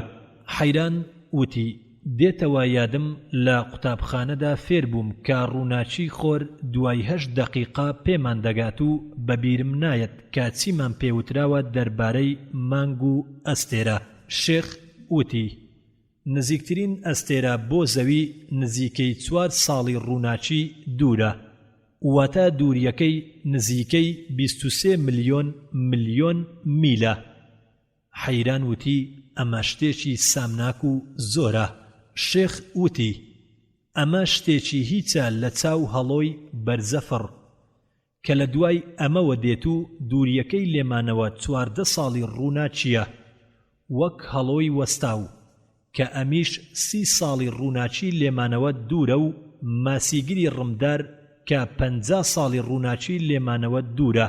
واتە نزیکەی 294 ملیۆن میلە. حەیران وتی بەڕاستی شتێکی کەم بوو لە چاو ئەمانەدا. شێخ هەروەها ئەمەش شتێکی هیچە و لە دوای ئەمانەوە ئەستێرەی وەها هەیە کە 1000 ساڵی ڕووناچی لێمانەوە دوورە و لە دوای ئەم کۆمەڵە هەسارانەی ئێمەوە بۆشایی سەدیم دێت و یەکێک لەوانە سەدیمی ئافرەتی زنجیردار کە ملیۆن ساڵە ڕووناچی لێمانەوە دوورە وە لە پشت ئەمانەشەوە سەدیمی تر هەیە کە بە بۆچوونی زانایان زۆر دوورە لێمانەوە و ئایا ئەمە دادت ئەدات بۆ تێگەیشتن ئەی حەیران مانای ئەم هەموو دووبارەکردنەوەیە کە دروستکەری مەزن کە سەبارەت بە پانی و بەرینی ئاسمان دەفەرموێت وەسەماء بەنەیناها بئەیدی وئیننا لەموسیعون حەیران پاک و بێگەردی هەر بۆ خودای دروستکەر و مەزن چەند پاک و بێگەردە شێخ ئەمە سەبارەت بە پانتایی ئاسمانەوەیە بەڵام دەربارەی ژمارە ئەستێرەکان چیت بۆ باس بکەم لە کۆندا ژمێرەی ئەستێرەکانیان بە هازارەها دادەنا و لە پاشدا بە ملیۆنەها ناویان دەبرد تا گەیشتە 2 ملیار و ئەمڕۆ تەنها لە مەجەڕەی خۆمان کە تێیدا دەژین ژمارەی ئەستێرەکان بە 30 ملیار ڕێژە دەکرێت حەیران 30 ملیار تەنها لە مەجەڕەکەی خۆماندا شێخ بەڵێ 30 ملیار لە مەجەڕەکەماندا کە بە ڕێکاکێشان ناو دەبرێت وەلای فەڕەنسیەکان باڕێی شیری ناو دەبرێت و ئەم مەجەڕەیە کە کۆمەڵەی خۆری ئێمە کەوتۆتە لایەکەوە کە لە دوای ئەم مەجەڕەیەوە سەدیم دێت کە ئافرەتی زنجیردار یەکێکە لە تێکڕایی ئەو سەدیمانە بەڵکو جیهانی سەدیمەکان کە تاکو ئێستا بەهۆی ئامێری وێنەگرتنەوە 55,000 سەدیم وێنە گیراوە لە پاشدا وتویانە گەر ئەم ئامێرانە پێشکەوتوتر و زیاتر وردەکاری تێدا بوایە لە ملیۆنێک سەدیم زیاترمان دەبینی حەیران چەندە سامناکە پاک و بێگەردی بۆ دروستکەری مەزن شێخ وتی سەبارەت بە جێگەی ئەستێرەکانەوە چیت بۆ باز بکەم ئەی حەیران زانایان وا دەبینن کە ئەم ئەستێرانە جێگەی تایبەتی خۆیان هەیە کە نەجێ گۆڕچێ دەکەن و نەدەگۆڕێن لەبەر ئەوە لایەن وابوو کە چەسپاون لە جێگاکانی خۆیاندا و بە چەسپاوەکان ناویان دەبردن کە خۆری ئێمە یەکێکە لەوان کە چەسپاویش نییە وەک چۆن لەم سەردەمەدا زانایان بەدەریان خست بەڵکو هەمویان باگشتی دەخولێنەوە و دێن و دەچن و هەر یەکەیان لە سنووری قەرارگەی خۆیاندا لە دوو هاتوو چۆی جیاوازدان کە هەر یەکەیان دەچێتە ناو ئەوی تریان هەروەک دوو لەشکری هەنگ تێکەڵاو بووبن وایە بەڵام ئەم هاتوو چۆیە هەمیشە و بەردەوامە لە جێگە و مەدارەکانی خۆیاندا کە نە جێگۆڕچێ دەکەن و نەدەگۆڕێن بە ڕێژەی تایبەت بۆ هەر یەکێکیان بە درێژایی ئەم چەرخە ئەم سیستەمە سەرسوڕهێنەرە جێگەی سوێندی مەزنی ئەڵڵایە حەیران وتی هەروەها خۆریش لە هاتوو چۆدایە لەگەڵیاندا شێخ چۆن نا کە خۆر ئەستێرەیە لە تێکڕای ئەستێرەکانی ئەم مەجەڕەیە و هەروەک ئەوان هاتوو چۆ دەکات و هەروەها کۆمەڵێک لە هەسارەکان بە دوای خۆیدا ڕادەکێشێت و زەویش یەکێکە لەو کۆمەڵەیە حەیران دەڵێ خودا دەرود لێ بکاتەوە وەک دەرود لە من کردەوە و زانست وا دەری خستووە کە ئەستێرەکان جێگیر و چەسپاون و هەروەها خۆریش چەسپاوە و من مجادلەی مامۆستاکانم دەکرد لە مانای فەرموودەی خودا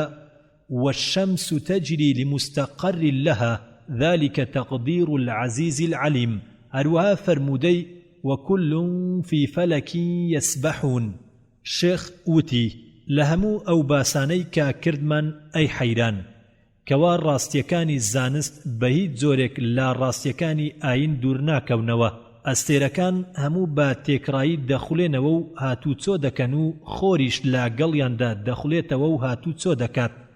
و لە کۆندا وایان زانیوە کە لە 26 ڕۆژدا یەک جار ڕۆژ بە دەوری خۆیدا دەخولێتەوە بەڵام لایەن وابوو کە چەسپاوە نەجێ گۆڕچێ دەکات و نەدەجوولێ و ئەمڕۆ بە چەشنێک بۆیان بەدەرکەوتووە کە هیچ گومانێکی تێدا نییە کەوا هەموو هاتوو چۆ دەکەن کۆمەڵەی خۆر لە ئاسماندا هاتوو چۆ دەکات وەک چۆن هەموو ئەستێرەکانی مەجەڕەکەمان دەجوولێن و ئەوانەی لە دوای ئەمانی شەوە دێن هەموو بەگشتی هاتوو چۆیەکی سەرسوڕهێنەر دەکەن لە ناو جێ قەرارگەی خۆیاندا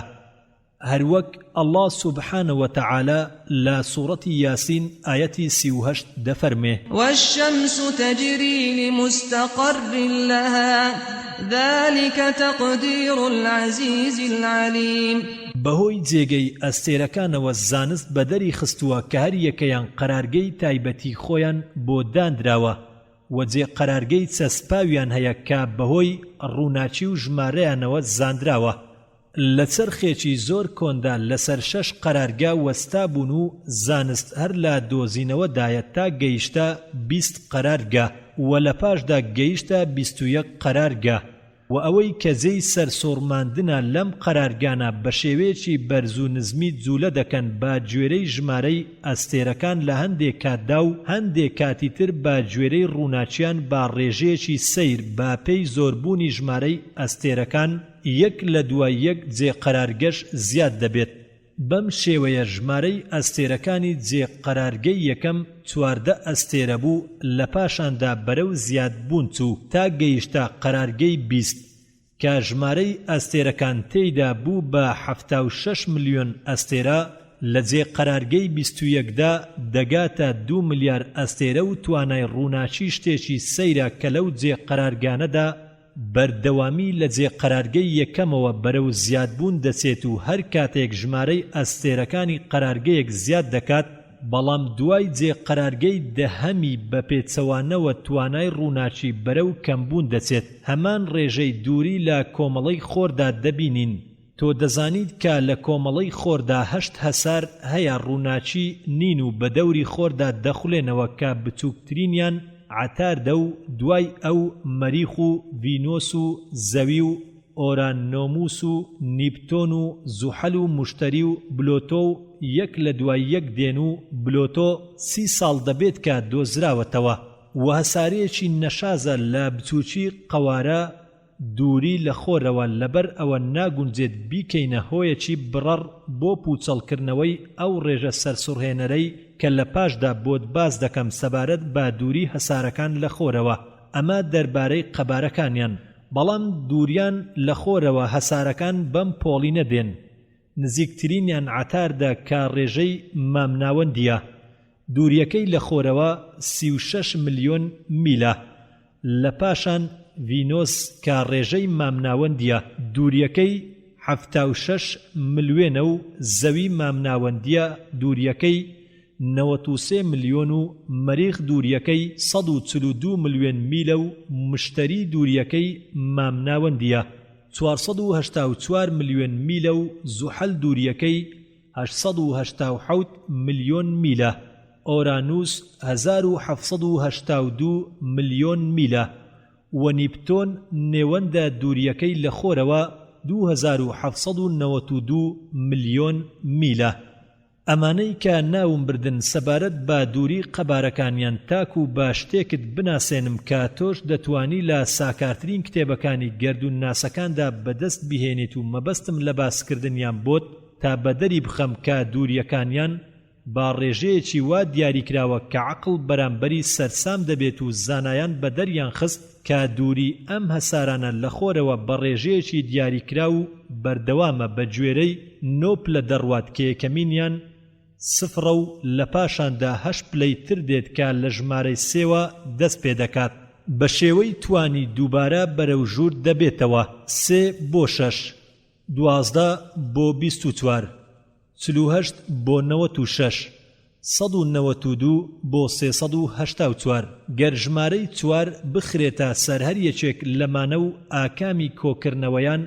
لە 9 ملیۆن میل بدرێت ڕێژەی دووری ئەو هەسارانە دەردەچێت کە لە پلەی ئەم ژمارانەدا هەن. واتە بە زیادکردنی 4 بۆ هەموو پلەکان و پلەی 9 بەم جۆرەی لێدێت 4 بۆ 7 10 بۆ 16 28 بۆ 52 1000 بۆ 196 388 گەر ژمارەی ئەم پلانەمان وەرگرت هەر یەکەیانمان لە 9 ملیۆندا دووری هەسارەکانمان لە خۆرەوە بۆ دەردەکەوێت. بۆ نمونە هەسارەی عتارد نێوەندە دووریەکەی لە خۆرەوە 36 ملیۆن میلە. هەروەک باسکرا و لەبەر ئەوەی پلەی یەکەمە لە دووریدا ژمارەکەی 4 دەکات. گەر 4 جاران 9 ملیۆن بکرێت ئەنجامەی لێکدانەکە 36 ملیۆن میل دەکات. بەم چەشنە ڕێژەی دووری هەسارەکان لە خۆرەوە دیاری دەکرێت لەگەڵ جیاوازیەکی کەمدا. بەڵام سەرسامبوون کە چۆن ئەم پلانەی کە بۆ ڕێژەی دووری دیاریکراون نۆ پلەن لە کاتێکدا کەوا ناسراوە 8 هەسار بێت دۆزیویانەتەوە کاپلەی 28 هیچ هەسارێکی تێدا نییە بەڵکو لە دوای مەریخەوە کە لە ژمارەی 16 دایە هەساری مشتری دێت کە خاوەنی ژمارە 52 ئایا نهێنی چی بێت لە بوونی ئەم بۆشاییەدا یان ئەوەتە ئەم ڕێژەی کە دۆزراوەتەوە بە بەردەوامی نییە و یاخود هەسارێک هەیە لە پلەی 28 دا و نەبیندراوە لە دووری 252 ملیۆن میل لە خۆرەوە واتە لە نێوان مەریخ و مشتریدا و لەو شتە سەرسوڕهێنەرەکانی ئەم گەردونە عەقڵ ڕفێنەرە شتێکیان لەم بۆشاییەدا دۆزیەوە کە بوونی پێویستە بەڵام هەسارێکی گەورە نەدۆزرایەوە بەڵکو هەساری بچووکی زۆریان تیا دۆزیەوە کە دەکەونە نێوان مەریخ و مشتری و لەو بۆشاییەی کەوایان دەزانی هیچ هەسارێکی تێدا نییە ئایا ئەم ڕێژانەی کە دۆزراونەتەوە سەبارەت بە جێگەی ئەستێرەکان و جێقەرارگەکانیان و جێگەی هەسارەکان و دووریەکانیان هەموو لە کاریگەری ڕێکەوتی کوێرانەیە ئەی حەیران وتی زیاتر باسی ئەم شتە سەرسوڕهێنەرانم بۆ بکە شێخ وتی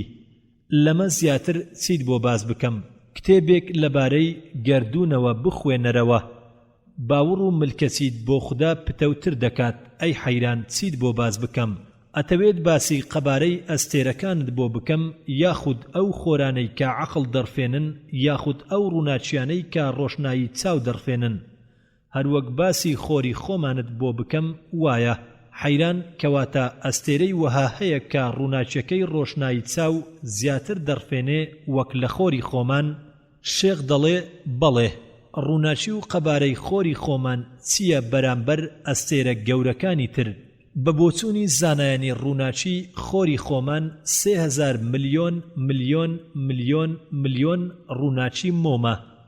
ئەی وتە چۆن دەبێت کە بزانیت ڕووناچی ئەستێرەی ناوبراو بە شەعرای یەمانی کە ڕووناچیەکەی 26 کەڕەت لە ڕووناچی خۆری خۆمان زیاترە و لە ئەستێرە دوورەکانی تردا خۆری وایان هەیە کە ڕووناچیەکەی بە 100 کەڕەت لە ڕووناچی خۆر زیاترە حەیران چەند سامناکە شێخ دەربارەی ئەمە چی دەڵێیت کە زانست ئەمڕۆ ئەستێرەی وای دۆزیوەتەوە کە ڕووناچیەکەی بە 500,000 جار لە ڕووناچی خۆری خۆمان زیاترە حەیران لە هەمووی سامناکترە شێخ وتی سامناچی زۆر سەبارەت بە قەبارە و کێشی ئەستێرە گەورەکان بڵێ ئەی حەیران قەبارەی زەوی ئێمە لە ملیۆن کەم دوو زیاترە خۆر لە قەبارەکەیدا لە زەوی بە 1,300,000 جار گەورەترە چونکە ناوەندە تیرەی زەوی بریتیە لە 12,756 کیلۆمەتر لە کاتێکدا کە ناوەندە تیرەی خۆر لە 1,390,000 کیلۆمەتر بەمەش ڕێژەی تیرەی زەوی بەرامبەر ڕێژەی تیرەی خۆر ڕێژەی 1/109 وایە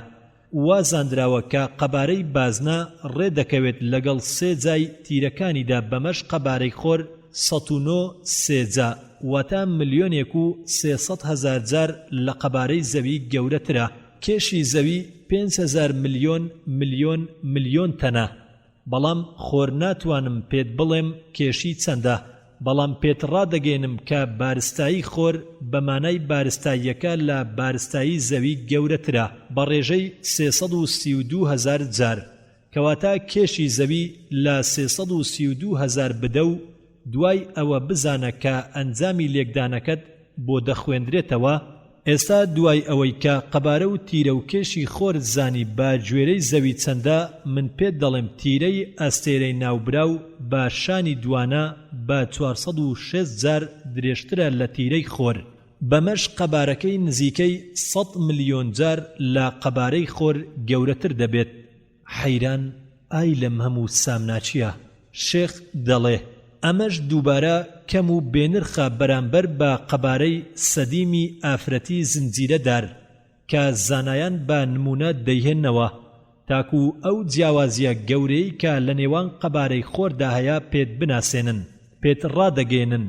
ئەو وردە تۆز و خاک و خۆڵانەی کا لە ناو تیشکی خۆردایە و بە کڵاو ڕۆشنەی ژوورەکەدا دێتە ژوورەوە، ئایا دەزانیت قەبارەی ئەو وردە تۆز و خاک و خۆڵە چەندە گەر بەراورد بکرێت لەگەڵ ڕێژەی قەبارەی زەویدا؟ بەم چەشنە دەبێت قەبارەی کێشی خۆر سەبارەت بە قەبارەی کێشی سەدیمی ئافرەتی زنجیرەدار و ناحەقیان نییە کە ئەم نمونەیە بهێننەوە،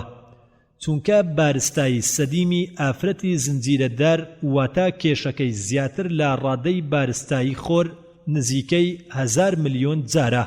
بەڵام قەبارەکەی ئەی حەیران گەلێک زۆرترە،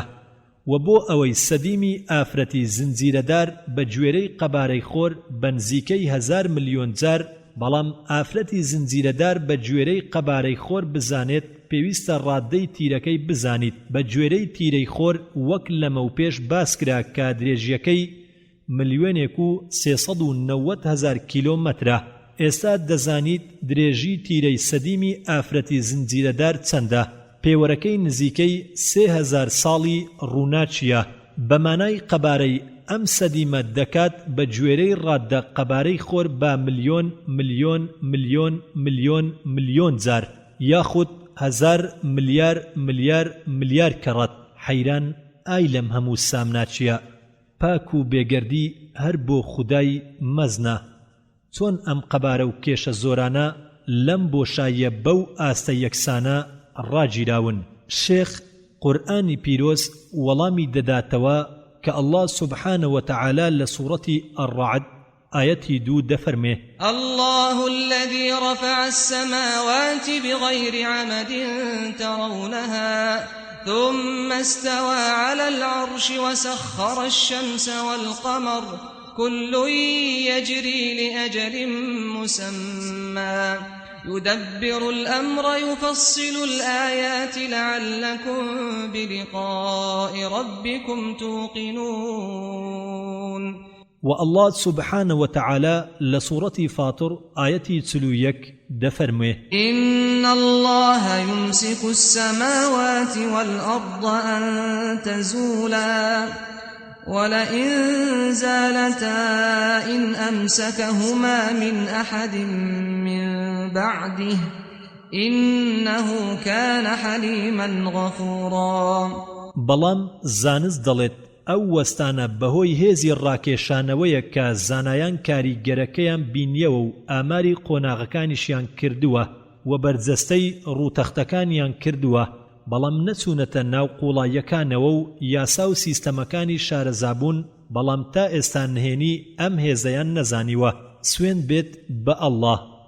ڕاستە و تویانە هێزی ڕاکێشان ڕاستە و یاساکانی زاندراوە و پێورا و دروست و پتە و وردە. ئایا دەگونجێت ئەی حەیران ئەم یاسا ورد و پتەوە لە کاریگەری ڕێکەوتی کوێرانە بێت؟ الله سبحانه وتعالى لسورة الزمر آية 67 دفرمه: وما قدر الله حق قدره والأرض جميعا قبضته يوم القيامة والسماوات مطويات بيمينه سبحانه وتعالى عما يشركون. خدایان نەناسی بە گوێرەی ڕاستی ڕادەی خۆی و زەوی هەموو لا چنجی دایە، دوا ڕۆژ ئاسمانەکانیش پێچراونەتەوە لە لای ڕاستی، چەند پاک و بێگەرد و بەرزە و دوورە لەوانەی هاوڵی بۆ دادەنێن. خوێنەری بەڕێز، ئەم تڕاکە بە کۆتا هات. دایکی کۆماوەکان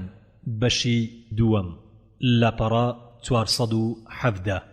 شێخ و ئێستا ئەی حەیران بابینە سەرباسی زەوی لەسەر ڕۆشنایی قورئان و زانست لە ڕووی پێکاتن و دروستکردنیەوە بەدەری بخەین کە چەندە نیشانەکانی سیستەم و بڕیار و پێچرا و وردەکاری و کاربەجێیی و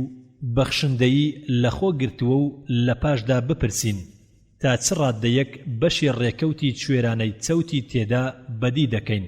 لە پێکاتەی ئەم دروستکراوە سەرسوڕهێنەرە مەزنەدا. الله سبحانه وتعالى لسورة إبراهيم آية 32 دفرمه: الله الذي خلق السماوات والأرض وأنزل من السماء ماء فأخرج به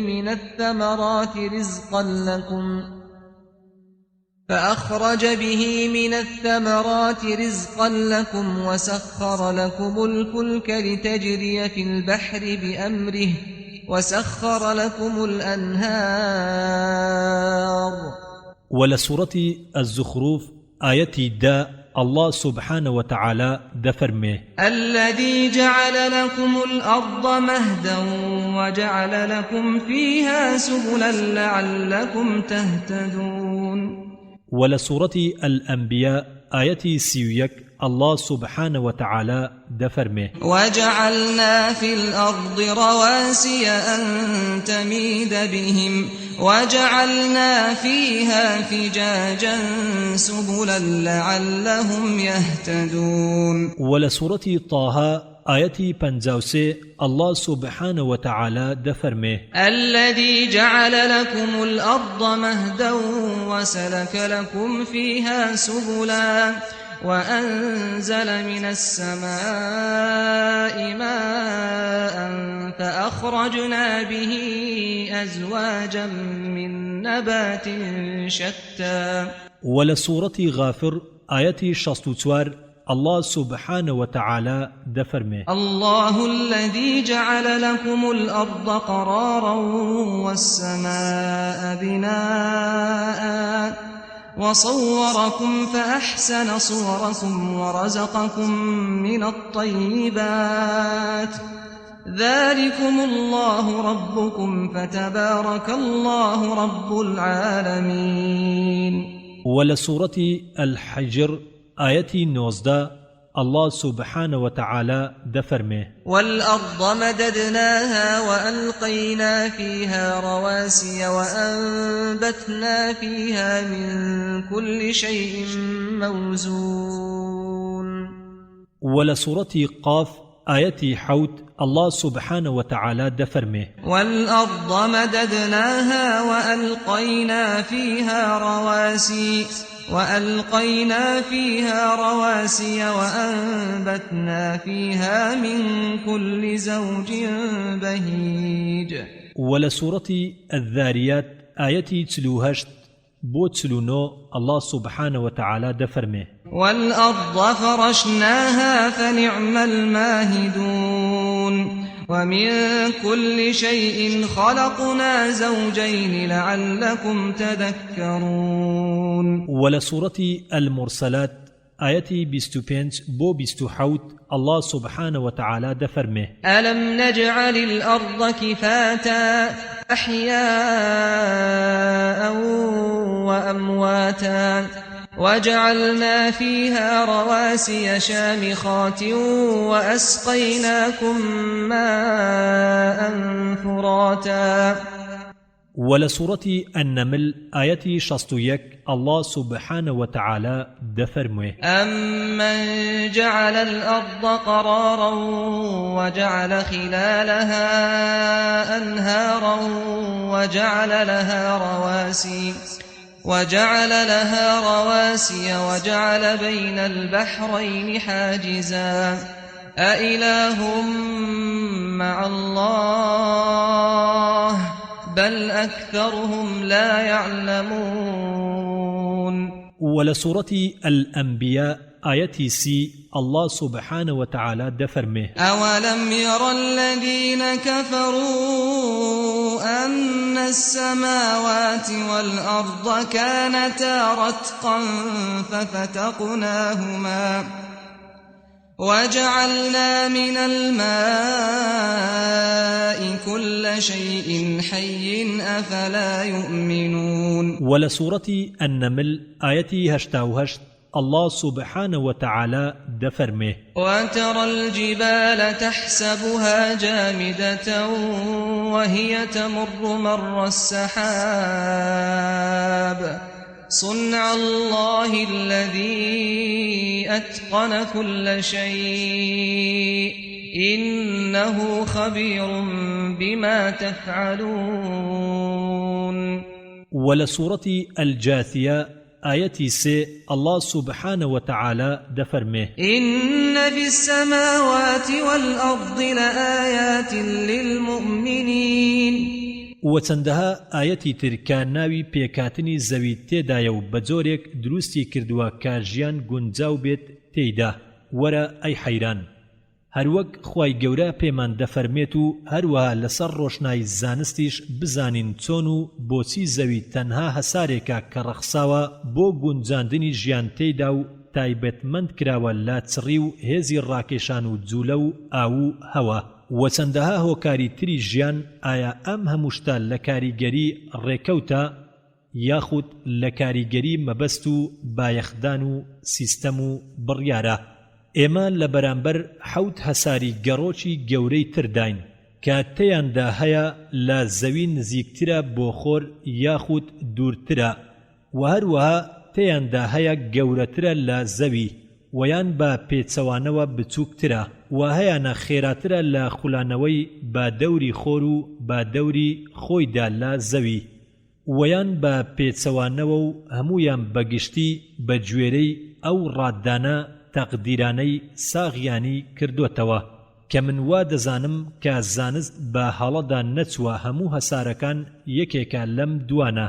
یا لە ئاسمانەوە کەوتونەتەوە وەک قورئان دەفەرمێت و یاخود لە خۆر جیابوونەتەوە وەک زانست دەڵێت هەردووچیان یەک مانا دەبەخشن کەواتە بۆچی تەنها زەوی ئێمە لەناو ئەم هەموو هەسارانەی تردا شیاوە بۆ ژیان بۆ نمونە عەتارد هەر وەک زەوی بە دەوری خۆی و خۆردا دەخولێتەوە خولانەوەکەی بە دەوری خۆیدا بە 88 ڕۆژ تەواو دەبێت و بە هەمان ماوە بە دەوری خۆردا دەخولێتەوە واتە هەر وەک خولانەوەی مانگ لەگەڵ زەویدا هەمیشە ڕوویەکی عەتارد لە خۆرە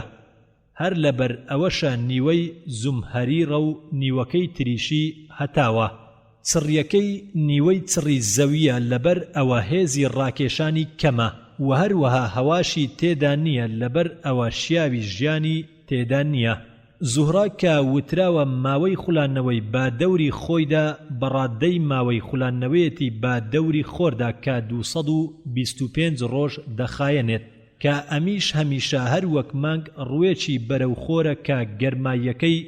90 پلە و ڕووەکەی تری بەبەردەوامی 20 پلە لەژێر سفردایە و ئەمیش بێ ئاو و هەوایە بەڵکو هەڵمێکی چڕی تێدایە زۆر بە ئاشکرا بەدەردەکەوێت کە شیاوی ژیان نییە و سەبارەت بە مەریخ هەندێ لە لێکۆڵەرەوان ئەندێشەیان وابوو کە زیندەوەری تێدا دەژی و هەر وەک زەوی لە ماوەی 24 کات ژمێردا بە دەوری خۆیدا دەخولێتەوە بەڵام خولانەوەی بە دەوری خۆردا 687 ڕۆژ دەخایەنێت و دووری لە خۆرەوە 142 ملیۆن میلە و گەرماییەکەی لە ڕۆژدا چەند پلەیەک لە سەر و سفرەوەیە بەڵام لە شەودا پلەی گەرما دەچێتە 70 پلە ژێر سفر ڕووتەختی وشکایی و دەریایی تێدا نییە و لە ڕاستیشدا وای بۆ ئەچن کە ئاوی تێدا نەبێ و هەواکەشی لە گازێک پێکاتووە کە چڕترە لە گازی ئۆکسیجین و هێزی ڕاکێشانی سێیەکی هێزی ڕاکێشانی زەویە لەبەر ئەوە ناگونجێت بۆ هێشتنەوەی ئۆکسیجین لە هەواکەیدا لەبەر ئەم هۆکارانە هەرگیز ژیان تێیدا شیاو نییە و ئەمە ڕاوبۆچوونی لێکۆڵەرەوەکانن لە زانایان و مشتری خولانەوەی بە دەوری خۆردا بە 12 ساڵ تەواو دەبێت و لە هەموو دەکاتژمێرێکدا کە ڕەتێک بە دەوری خۆیدا دەخولێتەوە و دووریەکەی لە خۆر 484 ملیۆن میلە و پلەی گەرماتەیدا 130 پلە ژێر سفرە و چڕیەکەی چواریەکی چڕی زەویە و زانایان وای بۆ دەچن کە بریتی بێت لە تۆپێکی گازی و مادە توێنەرەوەکان هەروەها ئەمیش زۆر ئاشکرایە کە ژیان ناگونجێت تێیدا زوحەل خولانەوەی بە دەوری خۆردا لە ماوەی 29 ساڵ و نیودا تەواو دەبێت و خولانەوەی بە دەوری خۆیدا 10 کاتژمێر دەخایەنێت و دووری لە خۆرەوە 887 ملیۆن میلە یەک لەسەر نۆی گەرمای خۆر کە دەگات بە زەوی بە زوحەلیش دەگات و چڕیەکەی کەمترە لە چواریەکی چڕی زەوی و بۆ زانایان بەدەرکەوتووە کە مادەی ڕووبەرەکەی شلە و دەجوولێت. هەروەها زۆر ئاشکرایە کە شیاوی ژیان نییە. ئۆرانۆس و نیپتۆن و پلۆتۆ هۆکار زۆرە بۆ نەگونجاندنی ژیان تێیاندا، بەتایبەتی ئۆرانوس کە خوڵانەوەی بە دەوری خۆردا 48 ساڵ و 7 ڕۆژ دەخایەنێت و لە ماوەی 10 کاتژمێردا بە دەوری خۆیدا دەخولێتەوە و دووری لە خۆرەوە 1782 ملیۆن میلە و خوڵانەوەی نیپتۆن بە دەوری خۆردا نزیکەی 169 ساڵ دەخایەنێت و لە 10 کاتژمێردا بە دەوری خۆیدا دەخولێتەوە و دووری لە خۆرەوە 2792 ملیۆن میلە و پلۆتۆ خوالانەوەی بە دەوری خۆردا 247 ساڵ دەخایەنێت و دووریەکەی 3670 ملیۆن میلە. ڕاچیە ئەی حەیران سەبارەت بە ژیان لە هەسارێکی گەڕۆکدا کە زستان تێیدا 42 یان 48 یان 123 ساڵ بێت و هەروەها هاوینی بە هەمان شێوە بێت و ڕۆژ 5 کاتژمێر بخایەنێت و شەویش 5 کاتژمێر بخایەنێت. ئەو زەویەی کە خودا پێی بەخشیوین چەندەها نیشانەی ئاشکرای زۆر لە بەڵگەکانی تێدایە و ئەی خاتەوە یادمان کە ئەم دروستکردنەی زۆر لە بەڵگەکانی مەبەست و کاربەجێیی و سیستەمی لەخۆ گرتووە و تەنها هەسارێکە کە خودا گونجاندنی بۆ ژیان. لەبەر ئەوە دووری لە خۆرەوە مام ناوەندیە و هەروەها ئەو گەرمایەی کە پێمان دەگات مام ناوەندیە و چڕیەکەی لە هەموو هەسارەکانی تر زیاترە تەنانەت لە خۆریش و هێزی ڕاکێشانی مام ناوەندیە و خوولانەوەی ڕۆژانەی دووبارە مام ناوەندیە و گونجاوە بۆ ڕوودانی ڕۆژ و شەو کە مام ناوەندین و شیاون بۆ کۆشش و حەوانەوە و خوولانەوەی ساڵانەی شیا و گونجاوە بۆ ڕوودانی وەرزەکان کە شیاوە بۆ سەوزبوونی کشت و کاڵ و پێگەیشتنیان و بە ئاو و هەوای شیا و جیادەکرێنەوە. ئایا کۆبوونەوەی ئەم هەموو هۆکارە شیاوانەی ژیان لە کاریگەری ڕێکەوتن ئەی حەیران؟ حەیران دەڵێ پاک و بێگەردی بۆ دروستکەری مەزن کە ئەڵڵایە، بەڵام شێخی گەورەم ئاماژەی بۆ 7 سیفەت کرد کە وای لە زەوی کردووە شیاوی ژیان بێت و قورئان تەنها دانایی لە دروستکردنی زەوی و گونجاندنی بۆ ژیان بەگشتی باز دەکات. ئاماژەی نزیکی و پلەی گەرمی و چڕی و هێزی ڕاکێشانی و هەردوو خوڵانەوەکەی ناکات. شێخ وتی ئەو سیفەتانەی کە بۆم باسکردی ئەی حەیران ئەوانە بە گشتی سیفاتی سەرچی بوون و لەمە دووە باسی ئەو شاراوانت بۆ دەکەم کە لە پشت ئەم سیفاتە تایبەتمەندانەوە دێن و سەبارەت بە 7 سیفاتەکە قورئان بە جۆرێک باسی کردووە کە زانایان لە ناوەڕۆکەکەی تێبکەن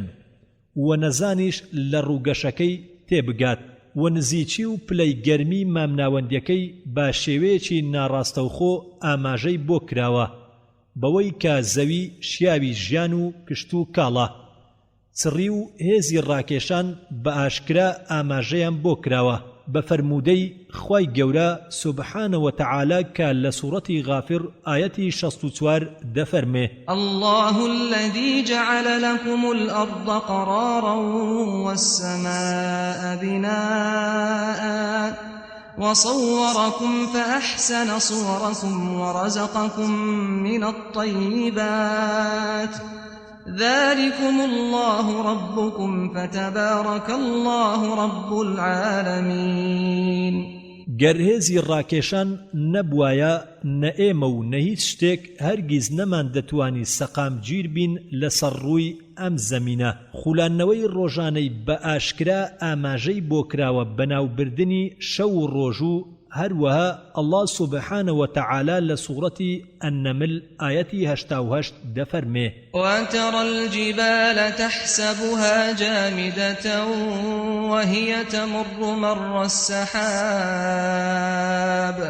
صنع الله الذي أتقن كل شيء إنه خبير بما تفعلون تێپەڕبوونی چێوەکان وەک تێپەڕبوونی هەورەکان و بەناوبردنی سێبەر و ئاوابوونی خۆر و خوڵانەوەی ساڵانەی بە ئاشکرا ئاماژەی بۆ کراوە بەناوبردنی باران ئایا دەتەوێت خودای زانا و کاربەجێ بەوردی لێکدانەوەی یاساکانی هێزی ڕاکێشان وەچڕی و خوڵانەوەی ساڵانە و شێوەی جێقەرارگە و لاربوونەوەی زەوی شیتاڵ و شیکار بکات لە سەردەمێکدا مرۆڤ هیچ زانیاریەکی لەم بوونەوەرەدا نەبووە و ئاخاوتن لەگەڵ گەلێکدا کە خاوەنی هیچ جۆرە زانستێک نەبوون تا دەرچی ماناکانی بکەن ئەو ئاماژانەی کە باسی خوڵانەوەی ڕۆژانەی تێدایەکە بەهۆیانەوە شەو و ڕۆژ دروست دەبێت ئاەتی قورئانی زۆر لەسەر هاتووە بە تایبەتی ئەم ئاەتانەی خوارەوە الله سبحانه وتعالى لسورة آل عمران آية 190 دفرمه إن في خلق السماوات والأرض واختلاف الليل والنهار لآيات لأولي الألباب ولسورة يونس آية 6 الله سبحانه وتعالى دفرمه إن في اختلاف الليل والنهار وما خلق الله في السماوات والأرض لآيات لقوم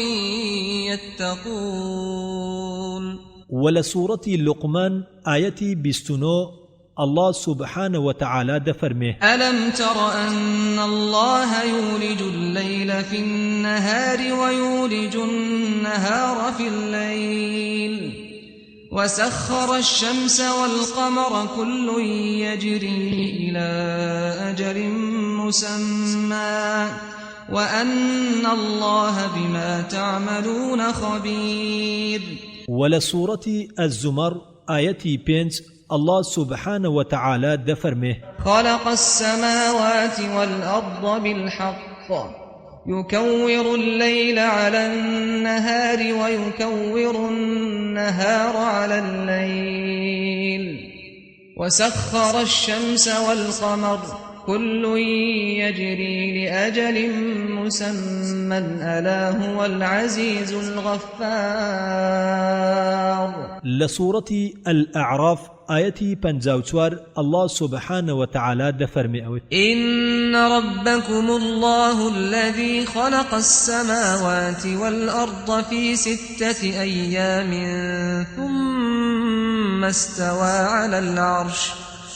ثم استوى على العرش يغشي الليل النهار يطلبه حثيثا والشمس والقمر والنجوم مسخرات بأمره ألا له الخلق والأمر تبارك الله رب العالمين لسورة المؤمنون آية 8 الله سبحانه وتعالى دفرمه وهو الذي يحيي ويميت وله اختلاف الليل والنهار أفلا تعقلون ولسورة فصلت آية 37 الله سبحانه وتعالى دفرمه ومن آياته الليل والنهار والشمس والقمر لا تسجدوا للشمس ولا للقمر واسجدوا لله الذي خلقهن إن كنتم إياه تعبدون ولسورة النمل آية 88 الله سبحانه وتعالى دفرمه وترى الجبال تحسبها جامدة وهي تمر مر السحاب صنع الله الذي أتقن كل شيء إنه خبير بما تفعلون ولسورة الفرقان آية 35 بو 37 الله سبحانه وتعالى دفرمي ألم تر إلى ربك كيف مد الظل ولو شاء لجعله ساكنا ثم جعلنا الشمس عليه دليلا ثم قبضناه إلينا قبضا يسيرا وهو الذي جعل لكم الليل لباسا والنوم سباتا وجعل النهار نشورا. ولسورة الشمس آياتي يك بوتسوار الله سبحانه وتعالى دفرمي بسم الله الرحمن الرحيم والشمس وضحاها والقمر إذا تلاها والنهار إذا جلاها والليل إذا يغشاها. ولسورة النمل آياتي هشتاوشش الله سبحانه وتعالى دفرمي وترى الجبال تحسبها جامدة وهي تمر مر السحاب صنع الله الذي أتقن كل شيء إنه خبير بما تفعلون. ولسورة الإسراء آياتي 12 الله سبحانه وتعالى دفرمه وجعلنا الليل والنهار آيتين فمحونا آية الليل وجعلنا آية النهار مبصرة لتبتغوا فضلا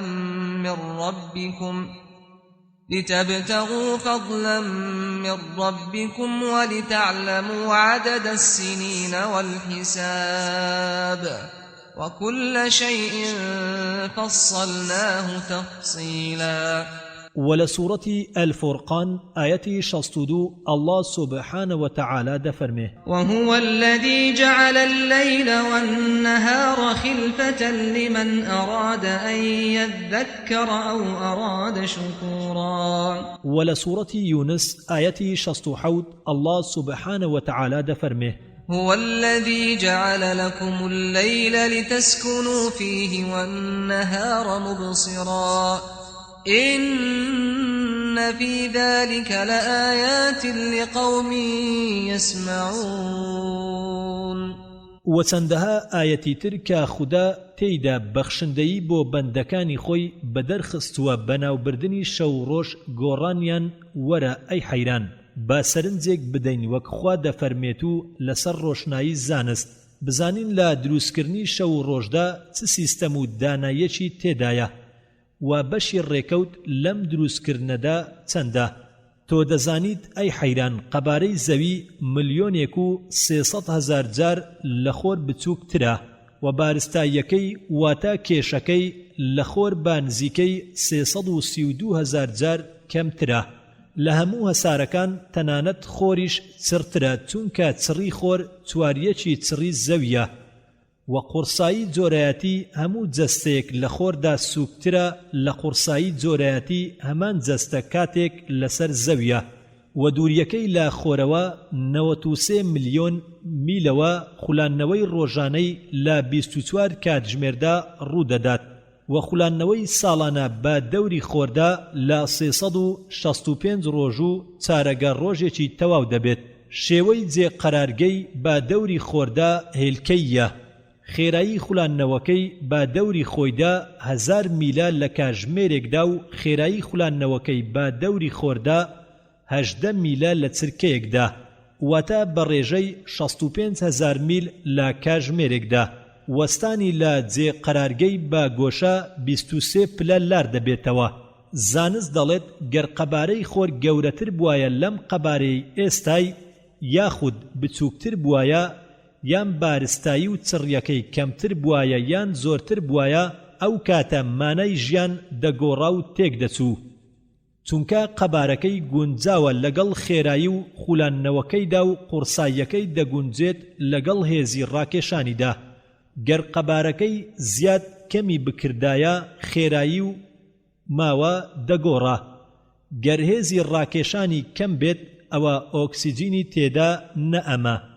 و ئەگەر خولانەوەی ڕۆژانەی نەبوایە شەو ڕۆژ بە هەمیشەیی و بە چەسپاوی نەدەبوون. گەر خێرایی خولانەوەی بە دەوری خۆیدا لە 100 میل لە کاتژمێرێکدا زیاتر یا کەمتر بوایە وەک لە هەموو هەسارەکانی تردا هەیە بۆ نمونە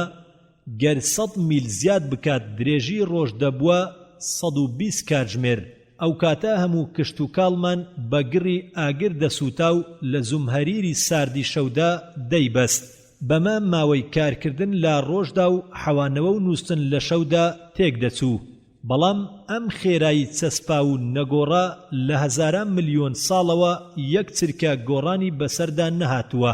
وەگەر هێزی ڕاکێشان نەبوایە کە ئێمەی بە زەویەوە بەستۆتەوە لەسەر زەوی خۆمان و ماڵمان پڕش و بڵاو دەبووینەوە و دەفڕین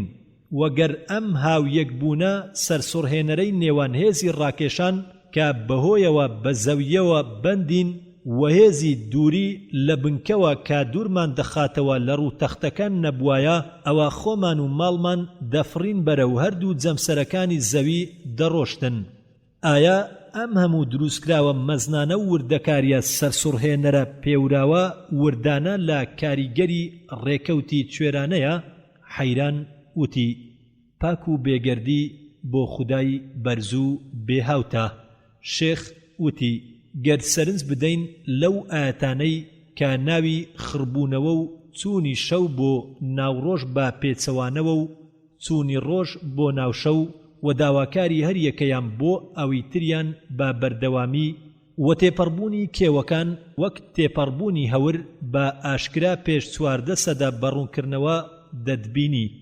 هێلکەی زەوی و جوولەی ڕۆژانەی کە بەهۆی هەردووچیانەوە شەو و ڕۆژ پێک دێت و جیاواز دەبن چونکە خڕبوونەوەیەکی بەبێ هێلکەیی زەوی و جوولەی ڕۆژانەی مانای نابێت و هیچ ئاشکرا نابێت گەر ئێمە وا ئەندێشەی بکەین کە زەوی ڕاخرا و ڕووتەختە و خۆر تێیدا هەڵدێت و ئاوا دەبێت وەک هەمان ڕای زانایانی پێشوو چونکە الله سبحانه وتعالى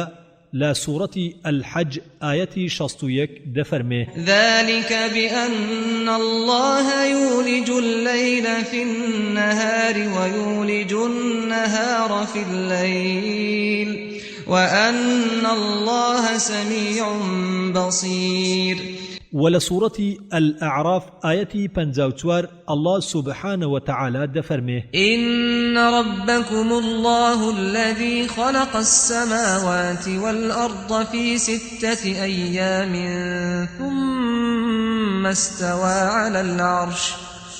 ثم استوى على العرش يغشي الليل النهار يطلبه حثيثا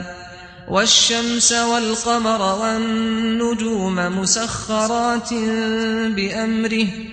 ألا له الخلق والأمر تبارك الله رب العالمين لەمەدا هەموو ماناکانی یەک بەدوایەکی تێدا بەدەر دەکەوێت و خڕبوونەوەی هەر یەکەیان بە دوای ئەوی تردا لە یەک ساتدا ڕوودەدەن هەر کاتێک شەو خۆی پێچایەوە بەناو ڕۆژدا لەلایەکی زەوی بە هەمان چەشن ڕۆژیش بەناو شەودا خۆی دەپێچێتەوە لە بەشەکەی تری زەوی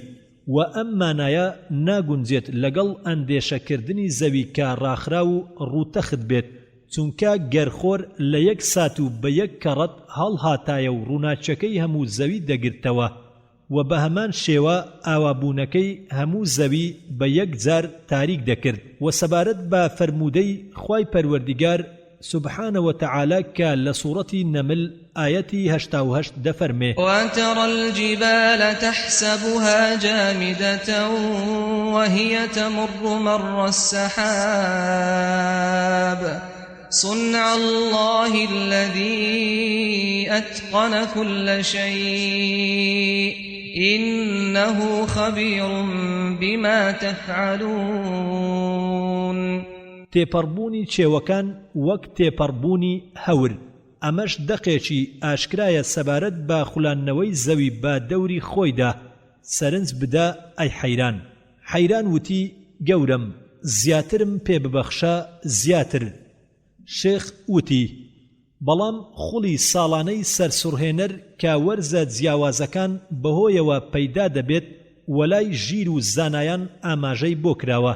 بە دووبارە بوونەوەی ناوبردنی باران لە زۆر لە ئاەتەکانی قورئان کە لە دواییدا باسییان دەکەین وەگەر ئەم خولی ساڵانەیە نەبوایە وەرز و باران و ژیان نەدەبوو وەرە لەسەر ڕۆشنایی زانستەوە سەرنج بدەین چ سیستەم و پۆڵێنێک هەیە لە دوای ئەم بارانەوە سەبارەت بەم شێوە و خولانەوە و شێوازی زەوی تاکو بزانین بەشی ڕێکەوت چەندە لە دروستکردنی ئەم سیستەم و پێکهاتانەدا. زانست دەڵێت خێرایی زەوی لە خوڵاننەوەکەی بە دەوری خۆیدا کە 18 میلە لە چرکەیەکدا گەر لە ساڵێکدا چرکەیەک زیاد و کەم بکات بۆ 10 ساڵ ئەم سیستەمە تێک دەچوو، چونکە خوڵاننەوەی پاش ملیۆنەها ساڵ یان زۆر درێژ دەبوو یان کورت دەبوو. بەمەش سیستەمی چواروەرزەکە تێک دەچوو بە تێکچوونی ئەو ڕێژە درێژ بوونەوەی کە بۆی دانراوە. بەمەش سیستەمی بارانی سەرسوڕهێنەر تێک دەچوو. گەر ئەم گەردونەی کە زەوی بەهۆیەوە بە دەوری خۆردا دەسوڕێتەوە درێژتر و یان کورتتر بووایە،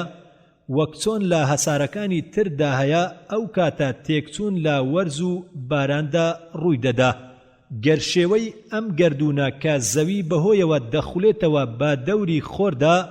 هێلکەیی نەبوایە، سیستەمی هەر چوار وەرزەکە تێک دەچوو و گەر زەوی ئەم لاربوونەوەی تێدا نەبوایە، واتە شێوازی زەوی لە جێ قەرارگەکەی بە گۆشەی 23 پلە لار نەبوایەوە، سیستەمی هەر چوار وەرزەکە تێک دەچوو کە بەسەر زەویدا دەگوێزرێتەوە و بەمەش ناوەڕاستی زەوی دەشت و بیابانی دەبوو و بەهۆی هەمیشە هاوینەوە دەسووتە و باکوور و باشووری زەوی دەچوونە ژێر سەهۆڵ، بەندان و بەفرەوە. گەر پلەی ئەم لاربوونەوەیە زیاتر بوایە لەوەی کە ئێستا تایەتی، هەردوو باکوور و باشوور هاویەک دەبوون وەک هەردوو جەم سەرەکە، یان لە شەوێکی دوور و درێژ و زستان درێژ یاخود ڕۆژێکی درێژ و هاوین درێژ دەبوو. پلەی خواردبوونەوە پلەی پێویستی بڕیاردەرە بۆ ئەم سیستەمەی سەرسوڕهێنەرە.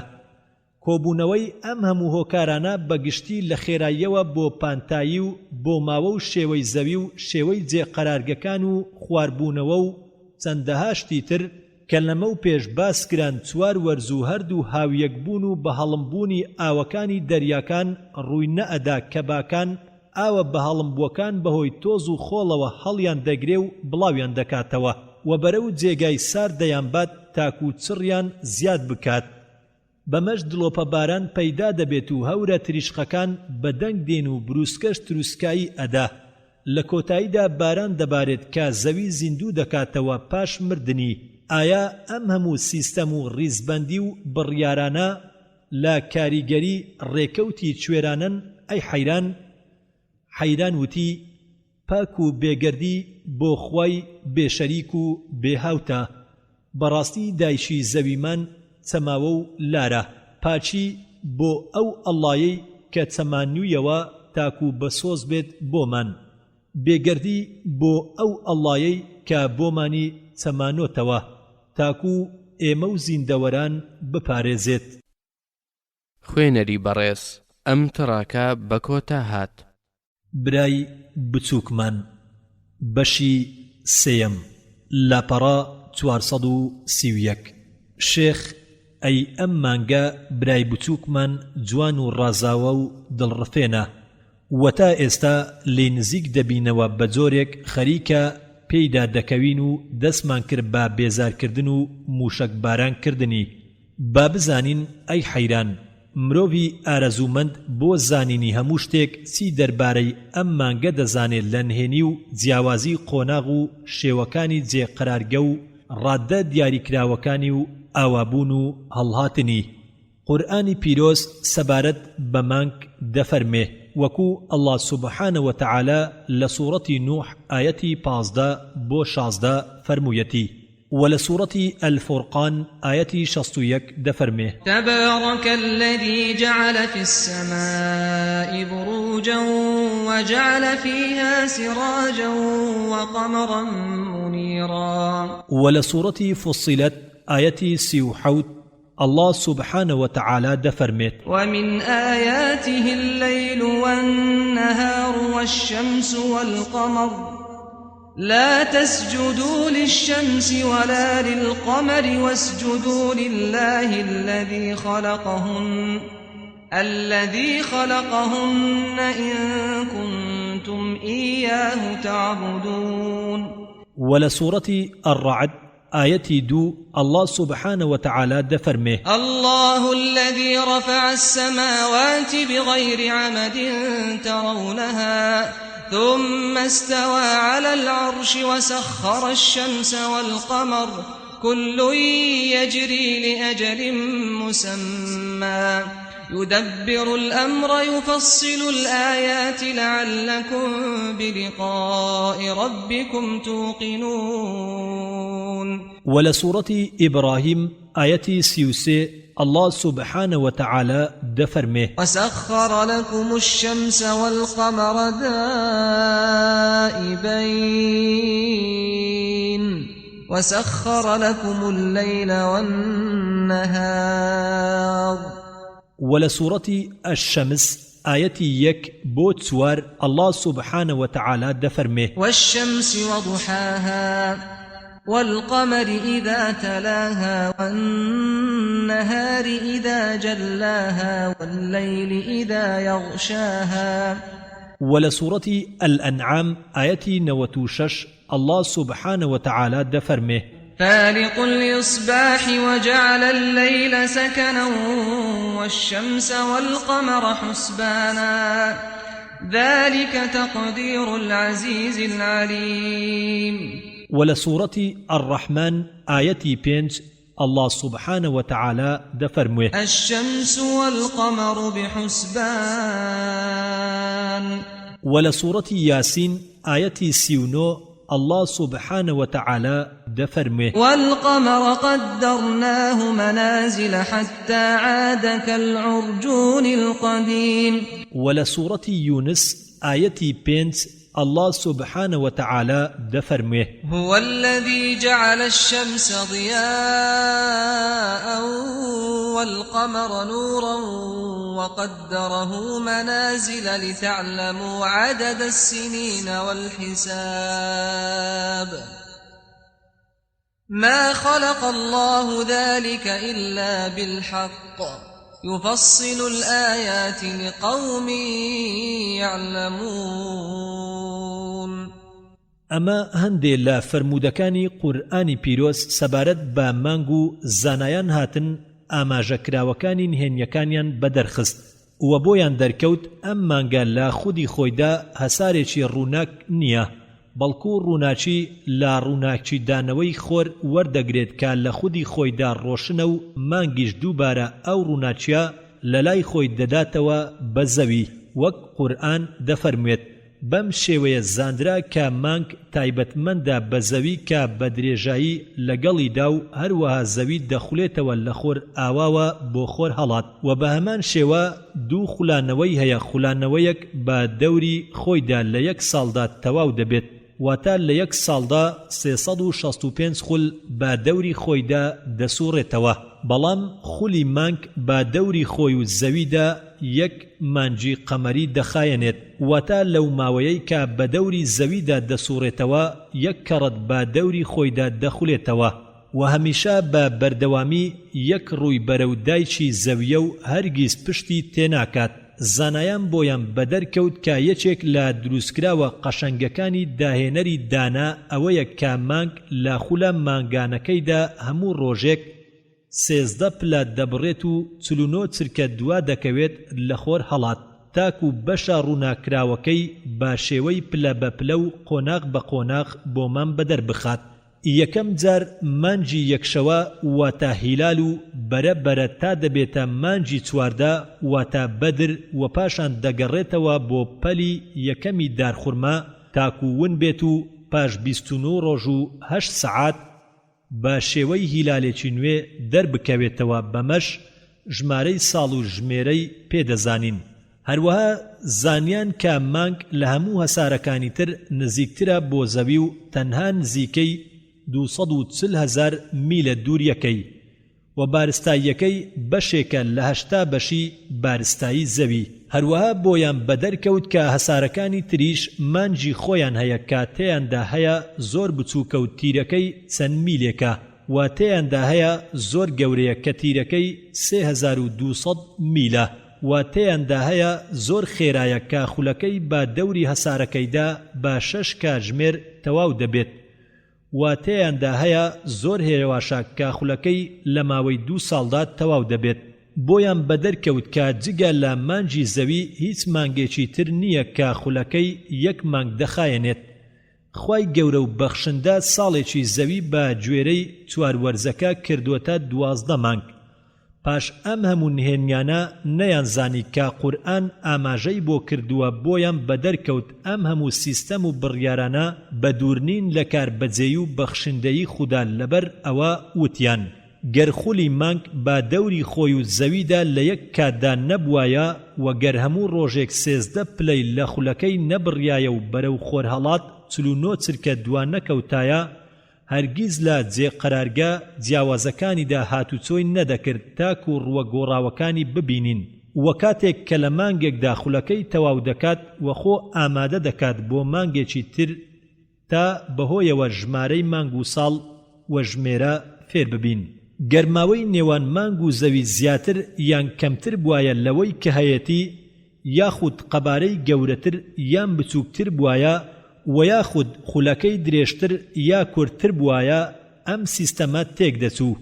تەنانەت لەوانەیە مانگ هەمووی نەمایە چونکە گەر زەوی زیاتر نزیک بوایە ئەوە هێزی ڕاکێشانی زەوی بۆ مانگ زیادی دەکرد بەمەش هەڵچوونی ئاوی دەریاکان زاڵ و زۆر دار دەبوو و هەموو وشکایی دەگرتەوە. گەر زیاتر نزیک بوایە و زەوی ڕای دەکێشا بۆ لای خۆی بە جۆرێک کە بەسەریدا بکەوتایە وەگەر دووریەکەی لە زەویەوە زیاتر بوایە بەمەش هەڵچوونی و داچوونی دەریا زۆر کەم دەبوو بەهۆی کەمی هێزی ڕاکێشانی زەوی بۆ مانگ. وەگەر دوورتر بوایە لە زەویەوە ئەوە هەسارێکی تر بەلای خۆیدا مانجی ڕادەکێشا و ئێمەشی بێبەش دەکرد لە بەخشندەی مانگ. وەگەر قەبارەکەی لەمە گەورەتر بوایە هێزی ڕاکێشانی زیاتر دەبوو وەگەر قەبارەکەی بچووکتر بوایە هێزی ڕاکێشانی کەمتر دەبوو. وەگەر خولانەوەیەکی وەک خولانەوەی مانجی هەسارەکانی تری هەبوایە کە زۆر زۆر خێران و لە چەند کاژمێرێکدا تەواو دەبێت یاخود زۆر زۆر هێواشن کە چەندەها ساڵ دەخایەنن و ئەم سیستەمە تێک دەچوو کە خوددا بۆی کردوینەتە ژمێرە و بە مەشمانجی قەمەری هەفتەیەک دەبوو یان 2 ساڵ دەبوو. ئایا ئەم هەموو سیستەم و بڕیارانەی کە خوددا تایبەتمەندی کردووە بە مانگەوە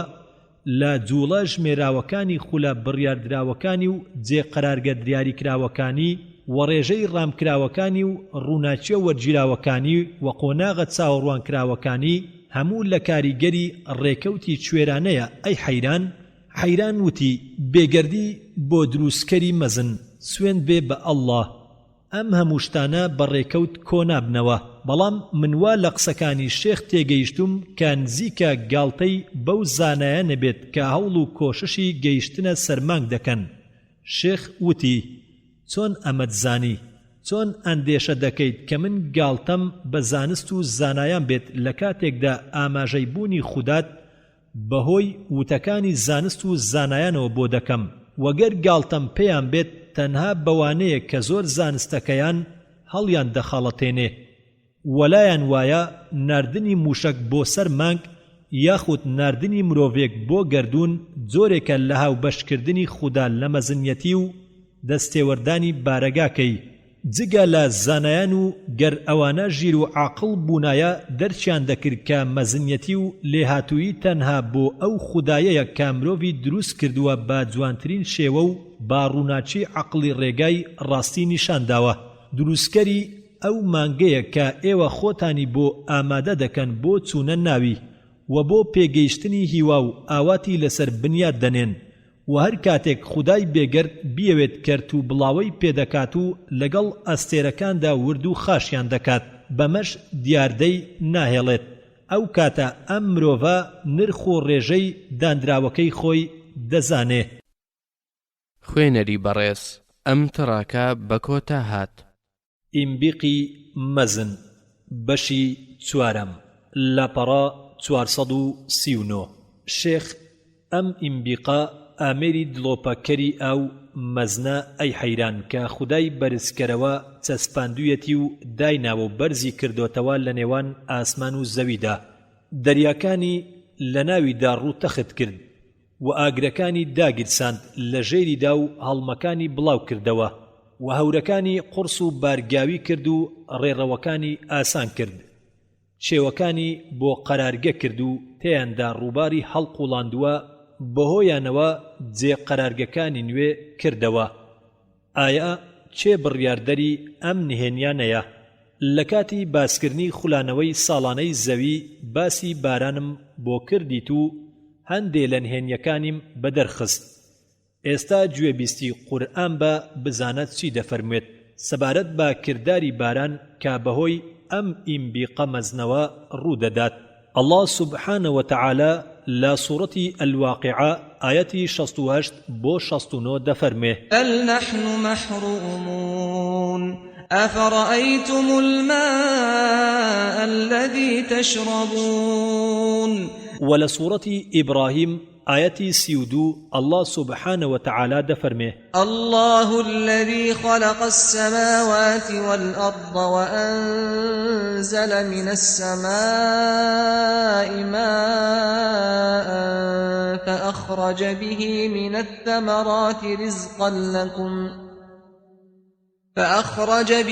من الثمرات رزقا لكم وسخر لكم الفلك لتجري في البحر بأمره وسخر لكم الأنهار ولسورة الروم آياتي 38 الله سبحانه وتعالى دفرمه الله الذي يرسل الرياح فتثير سحابا فيبسطه في السماء كيف يشاء ويجعله كسفا فترى الودق يخرج من خلاله فإذا أصاب به من يشاء من عباده إذا هم يستبشرون ولسورة فاطر آية 9 الله سبحانه وتعالى دفرمه والله الذي أرسل الرياح فتثير سحابا فسقناه إلى بلد ميت فأحيينا به الأرض بعد موتها كذلك النشور ولسورة النحل الله سبحانه وتعالى دفرمه والله أنزل من السماء ماء فأحيا به الأرض بعد موتها إن في ذلك لآية لقوم يسمعون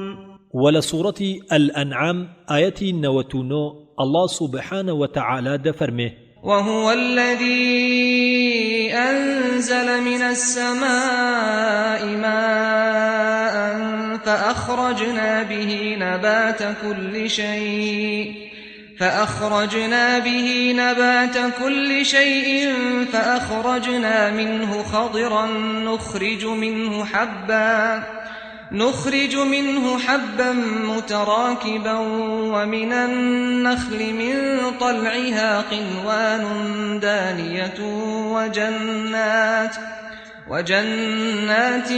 من أعناب والزيتون والرمان مشتبها وغير متشابه انظروا إلى ثمره إذا أثمر وينعه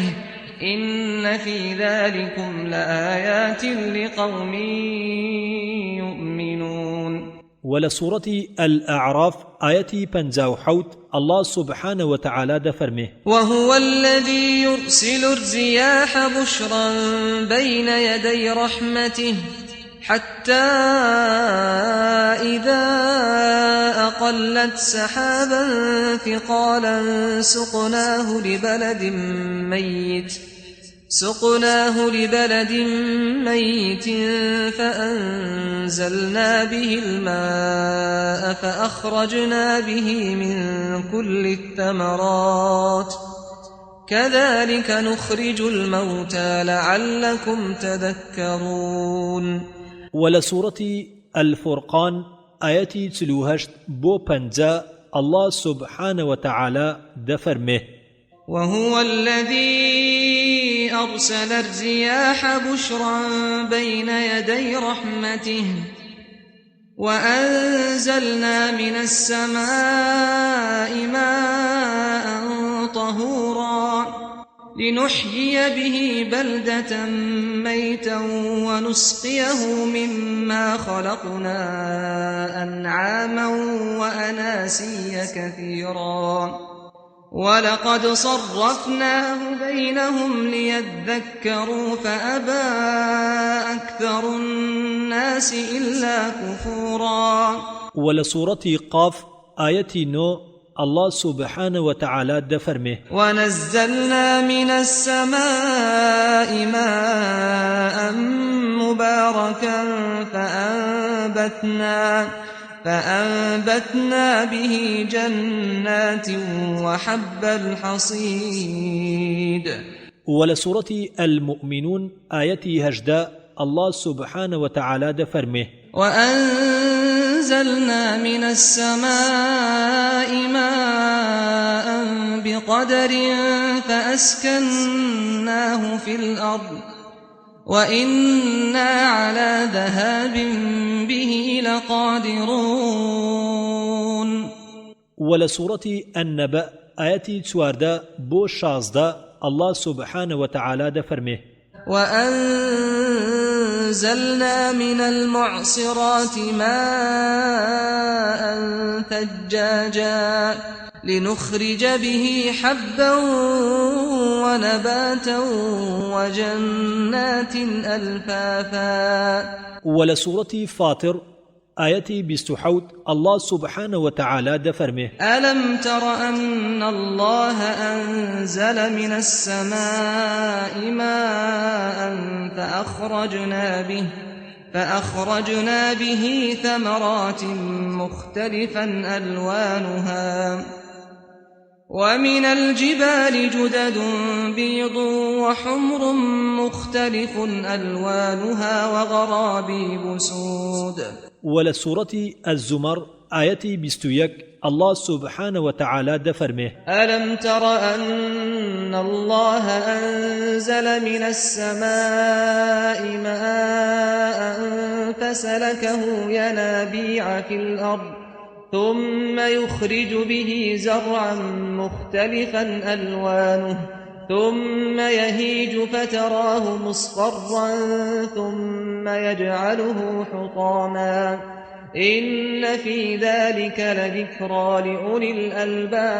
الألباب. ولسورة النور آية ثلث الله سبحانه وتعالى دفرمه ألم تر أن الله يزجي سحابا ثم يؤلف بينه ثم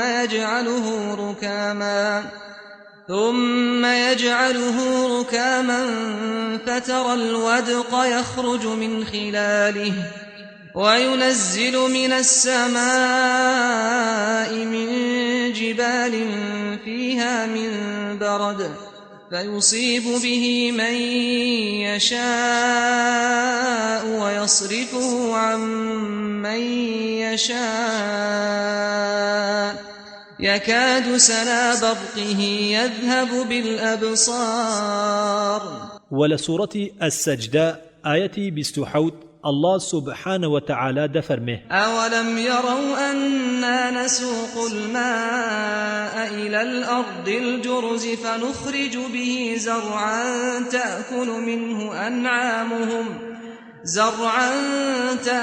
منه أنعامهم وأنفسهم أفلا يبصرون. بير بكروا أي حيران لم آياتانو أو آياتاني كاتي پربونو لسر روشناي زانست سرنزيشي قول بدا لكرداري باريني باران ووار راهاتوين كا زور با سادهی دبینینو بلایدا تێپەڕ دەبین بێ ئەوەی بزانین چ سیستەم و بڕیارێکی سەرسوڕهێنەری لەخۆ گرتووە. ئایا جێی سەرسوڕمان نییە ئەم ئیمبیقا دڵۆپێنەرە ئاسمانیە مەزنە کە خوددا دروستی کردو ڕێکی خست و بەهۆی ئەم سیستەمانەی کە باسمان کردن و بەهۆی نهێنی یاساکانی گەرما و بەهەڵمبوونی چڕی و تواننەوەی هەموو بەگشتی وایان لا کرداری بارانبارین کردووە کە ڕۆیشتنێکی ئاسایی و کاتی دیاریکراوی هەبێت لا زنجیرە گۆڕانێکە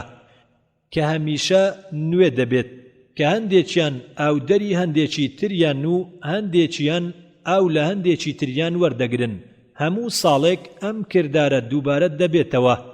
بەبێ هیچ دواکەوتن و پاشگەز بوونەوەیەک لا پەیمانەکەی و بەبێ کەم و زیاد لا دڵۆپێک ڕاستپاردەکەی خۆی دەداتەوە. هەرگیز ئەم بارانە سەرسوڕهێنەرە گەورەیە بەو شێوەیە ڕێک و دیاریکرا و نەدەبوو گەر ئەم هۆکارانەی تێدا کۆ نەبوایە لە نمونەی جوولە و جێقەرارگە و دانان و لاربوونەوە و پانی و بەرینی و ڕووتەختی دەریاکان و پلەی گەرمایی خۆر و بەهەڵمبوون و چڕی و توانەوە و کۆبوونەوە و ئارەزومەندێتی و بارگاویکردن و باو بروسکە. ئایا باوەڕ ئەکرێت ئەی حەیران کۆبوونەوەی ئەم هەموو هۆکار و سیستەم و یاسایانە با تێکڕایی و بە یەکجار لا کاریگەری ڕێککەوتی کوێرانە بن؟ حەیران وتی پەنا بە ئەڵڵاه، هاوەر بۆ ئەو کەسانەی کە خۆ بەزل دەزانن. شێخ وتی ئەم دەریا سەرسوڕهێنەرە ئەی حەیران کە هەندێ لە باشەکانی ئیمبیق پێک دەهێنن چۆن چۆنی باسی نهێنیەکانت بۆ بکەم کە خوددا بەیادمان دەهێنێتەوە بەناوبردنیان لە چەندەها ئایەتی قورئانیدا تاکو بە ئاگابین لە توانە مەزنە بەخشندەکانی قورئانی پیرۆز. الله سبحانه وتعالى لسورة الجاثية آية 12 دفرمه الله الذي سخر لكم البحر لتجري الفلك فيه بأمره ولتبتغوا من فضله ولعلكم تشكرون. ولسورة الإسراء آية 66 الله سبحانه وتعالى دفرمه ربكم الذي يزجي لكم الفلك في البحر لتبتغوا من فضله إنه كان بكم رحيما. ولسورة اللقمان آية 31 الله سبحانه وتعالى دفرمه ألم تر أن الفلك تجري في البحر بنعمة الله ليريكم من آياته إن في ذلك لآيات لكل صبار شكور. ولسورة ياسين آية 31 الله سبحانه وتعالى دفرمه وآية لهم أنا حملنا ذريتهم في الفلك المشحون. ولسورة الشورى آية 32 الله سبحانه وتعالى دفرمه ومن آياته الجوار في البحر كالأعلام. ولسورة البقرة آية 164 الله سبحانه وتعالى دفرمه إن في خلق السماوات والأرض واختلاف الليل والنهار والفلك التي تجري في البحر بما ينفع الناس وما أنزل الله من السماء من ماء فأحيا به الأرض بعد موتها وبث فيها من كل دابة وتصريف الرياح والسحاب المسخر بين السماء والأرض لآيات لقوم يعقلون. ولسورة فاطر آية 12 الله سبحانه وتعالى دفرمه وما يستوي البحران هذا عذب فرات سائغ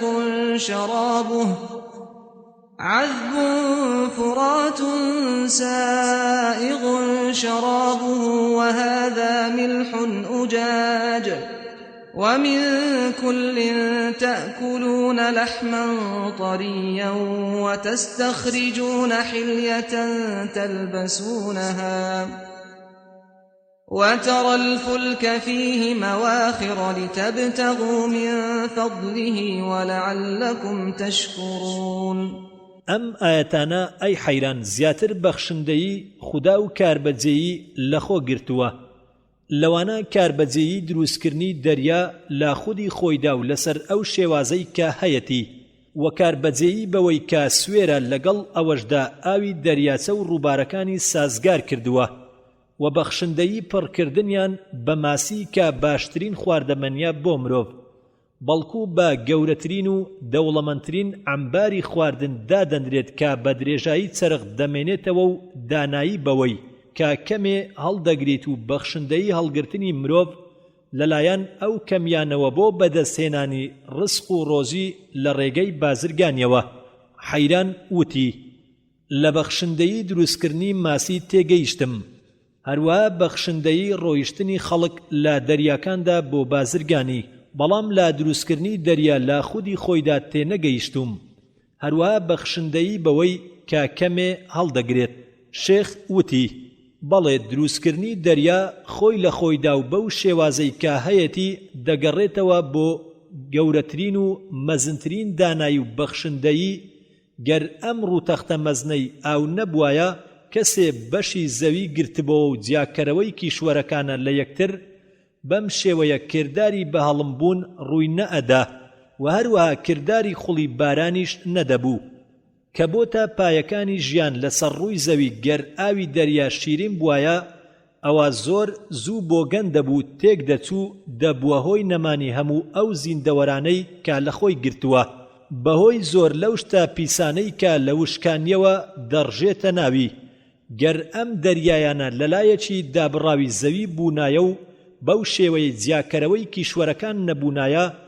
بە ئاسانی کردداری بەهەڵمبوون و بەرزبوونەوە گەڕانەوەیان جارێکی تر بۆ ناو دەریاکان بەهۆی ڕووبارەکانەوە تێک دەچوو، بەمەش وشکایی دەبووە زەڵکاو بۆ ئاوی ڕووبارەکان. سەرنج بدە ئەی حەیران! بەڵام ناوبردنی کەمێ و ڕۆیشتنی لە دەریاکاندا بە بەخشندەیی ئەڵڵا، قورئان بەمە دەیەوێت ئاماژەی شاراوەی دانایی و نهێنی ئەو یاسا سەرسوڕهێنەرە بکات کە بە یاسای ئەشمید ناسراوە، کە لەسەر بنەمای ئەم یاسایە کەمێ دروست بووە و ماسی مەلە دەکات. ئایا ئەم یاسا بڕیاردەرە پێوراوە وردەکاریە کەوا لە هەموو جەستەیەک دەکات کە نوقمی ئاو بێت، هەر لە خوارەوە تا سەرەوەی بە پاڵێکی شاقوڵی کێشی ئاوەکە یەکسان دەبێت بە قەبارەی جەستەکە. کە کێشی جەستەکە زۆرتر بوو لە کێشی ئاوەکە، ئەوە نوقمی ژێر ئاوەکە دەبێت، وەگەر کێشی جەستەکە کەمتر بوو ئەوە جەستەکە سەر ئاو دەکەوێت. ئەم یاسایە کە بەهۆی نهێنیەکەوە ماسیەکان مەلە دەکەن، و مرۆڤ دەتوانێت پاپۆر هێندەی چێو دروست بکات لە کێش و قەبارە و بەرزی و فراوانیدا. وەگەر حەز بکات لە ئاسن دروستی دەکات و لە ناویدا چی بوێت لە بارستایی هەڵی دەگرێت، بتوانێت بەم هەموو کێش و بارەوە دوور بێت لە نوقم بوون. ئایا ئەم یاسایەش یەکێکە لە کاریگەرەکانی ڕێکەوت ئەی حەیران؟ حەیران گوتی: بەڕاستی ئێمە بێ ئاگا بووین لە نهێنی کەمی و هەڵگرتنی لە دەریادا و بە ئاماژەکردنی ئەم یاسایە بۆیان. شێخ وتی: بەم جۆرە دەبینیت ئەی حەیران، خودای بێگەرد داهێنەر و دروستکەری سیستەمەکانە، و بەهۆی توانا و کاربەجێیی خۆی وای لەم سیستەمانە کردووە کە بەیەک بگەن، و سەپاندنی هەندێکیان بەسەر هەندێکی تریاندا و یاخود هەندێکی تریان پشتیوانی هەندێکی تریان دەکات. لە بەردەوامبوون و ڕۆیشتنی ئامێری ئەم گەردونە مەزنە ئاوی کردۆتە بنەمای ژیانی ڕوەک و ئاژەڵ، و بارانی خوڵی کردۆتە هۆکارێک بۆ ئاودانی زەوی لە کاتە پێویستیەکاندا. هەمیشە دەریای کردۆتە سەرچاوەی باران و بەهەڵمبوون و چڕینی کردۆتە دوو هۆکار بۆ دروستبوون و بەرزبوونەوە و گەڕاننەوەیان، و دەریای لە خودی خۆیدا کردۆتە عەمباری خواردەمەنی و ڕێگای بازرگانی و بە هەڵگری کەمێک کەشتی کە دەڕوات بۆ سودمەندی خەڵک لەسەر یاسا یەک کە ئاو و هەوا پابەندیەتی. بەبێ هیچ جیاوازیەک پاپۆڕی مەزنی قورس هەڵدەگرێت، وەک چۆن بە هەڵمبووە سووکەکان هەڵدەگرێت. دەگونجێت ئەی حەیران کۆبوونەوەی ئەم هەمووە هۆکار و سیستەمی پەیوەستدارانە بە یەکترەوە لە کاریگەری ڕێکەوت بن ئەی حەیران؟ حەیران گوتی: سوێن بێت بە ئەڵڵا، ئەمە شتێکی مەحاڵە ئەی گەورم. شێخ وتی: ئەی ئەم چێوانەی کە قورئان لە چەند ئاەتێکدا ئاماژەیان بۆ دەکات، ئایا بەشی ڕێکەوت چەندە لە پێکهاتن و وەستاندن و بەرزکردنەوە و ئەستوری و لەتکردن و قوڵاییەکانی؟ قورئانی پیرۆز لە سوورەتی ئەننەحل ئاەتی 81 الله سبحانه وتعالى دەفەرمێ: والله جعل لكم مما مما خلق ظلالا وجعل لكم من الجبال أكنانا وجعل لكم سرابيل تقيكم الحر وسرابيل تقيكم بأسكم كذلك يتم نعمته عليكم لعلكم تسلمون. ولسورة الرعد آيتي سي الله سبحانه وتعالى دفرمه وهو الذي مد الأرض وجعل فيها رواسي وأنهارا ومن كل الثمرات جعل فيها زوجين اثنين يغشي الليل النهار إن في ذلك لآيات لقوم يتفكرون.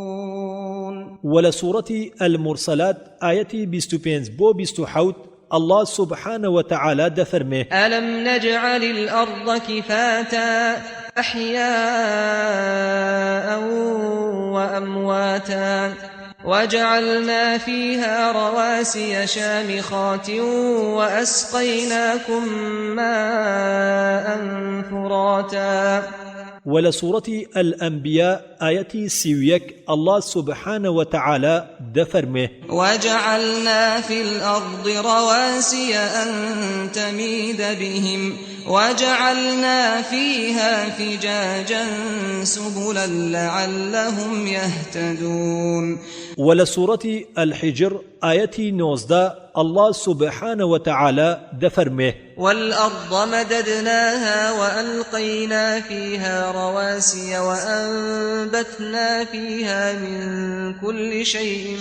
موزون. أما هندي لا فرمودكاني قرآن سبارت باتشيو شاخكان براستي ئاماژەی ئەوە دەکات لا شێوەی سینگ و پێچکەدا بن کە چۆن بێشکە و لانکەکانی پێوە بەندە و بوونەتە ئەوە پشگیر و بربەستی باوە جێگەی بەفری سەرکێوەکانن لە بەرزاییەکاندا و پاڵێوەری ئاوەڕۆکانی قەدەکانیانن و لە شانەکانیان و قوڵاییەکانیان و ئەشکەوتەکانیان عەمبارن بۆ ئەو و لە خوارەوەیان و قەرەغەکاندا سەرچاو و ڕووبارن. بەڵام زانست دەڵێت گەرچێوەکان نەبوونایەکانی و سەرچاوەکان هەمیشە و بەردەوام نەدەبوون و ئەو ڕووبارانەی کە زەویەکانمان ئاو دەدەن بە درێژایی ڕۆژەکانی ساڵ نەدەبوون لە کۆتاییدا بەپاک و بێگەردی دەڕژێنە ناو دەریاکان. گەرزەوی هەمووی لا شێوەی بێشکەی نزمدا بوایە یاخود ڕووتەخت و ڕاخراو ئەوە بەفر و باران و سارد و سۆڵی بە ئاسانی دەبارینە سەری و پڕش و بڵاو دەبوونەوە ویان لە بەشێکی قوڵایی زەویدا کۆ دەبوونەوە. ئەو کاتە ڕێگان نەدەبوو بۆ پەیدابوونی سەرچاوە و ڕووبارەکان تاک و بڕژایەنەتە ناو دەریاکانەوە بەڵکو بە وەستاوی و نەجوولاوی دەمانەوە. سیستەمی ئاودانی زەوی و کردداری باران لە بنەمادا تێک دەچوو گەر ئەم چێوانە نەبوونایە. حەیران گوتی سوێن بێ بە ئەڵڵا هەرگیز نەدەهات بە خەیاڵمدا کەوا شاخ و چێو ئەم هەموو سوودانەی هەبێت. شێخ وتی منیش سرم سوڕما بوو لە منەتکردنی خودای پاک و بێگەرد بەسەر بەندەکانیدا سەبارەت بە ناوبردنی چێوەکان و قورئانی پیرۆز بۆی بەدەرخستم هەر کە ناوی چێوەکان دەبات لەگەڵیاندا ناوی ڕووبار و ئاو و ڕوەک دەبات. دەرکم کرد گەر دروستکردنی ئەم چێوە بەرزانە نەبوایە سیستەمی ئاودان تێک دەچوو بەوەی کە بوونەتە ڕووتەختێک بۆ باران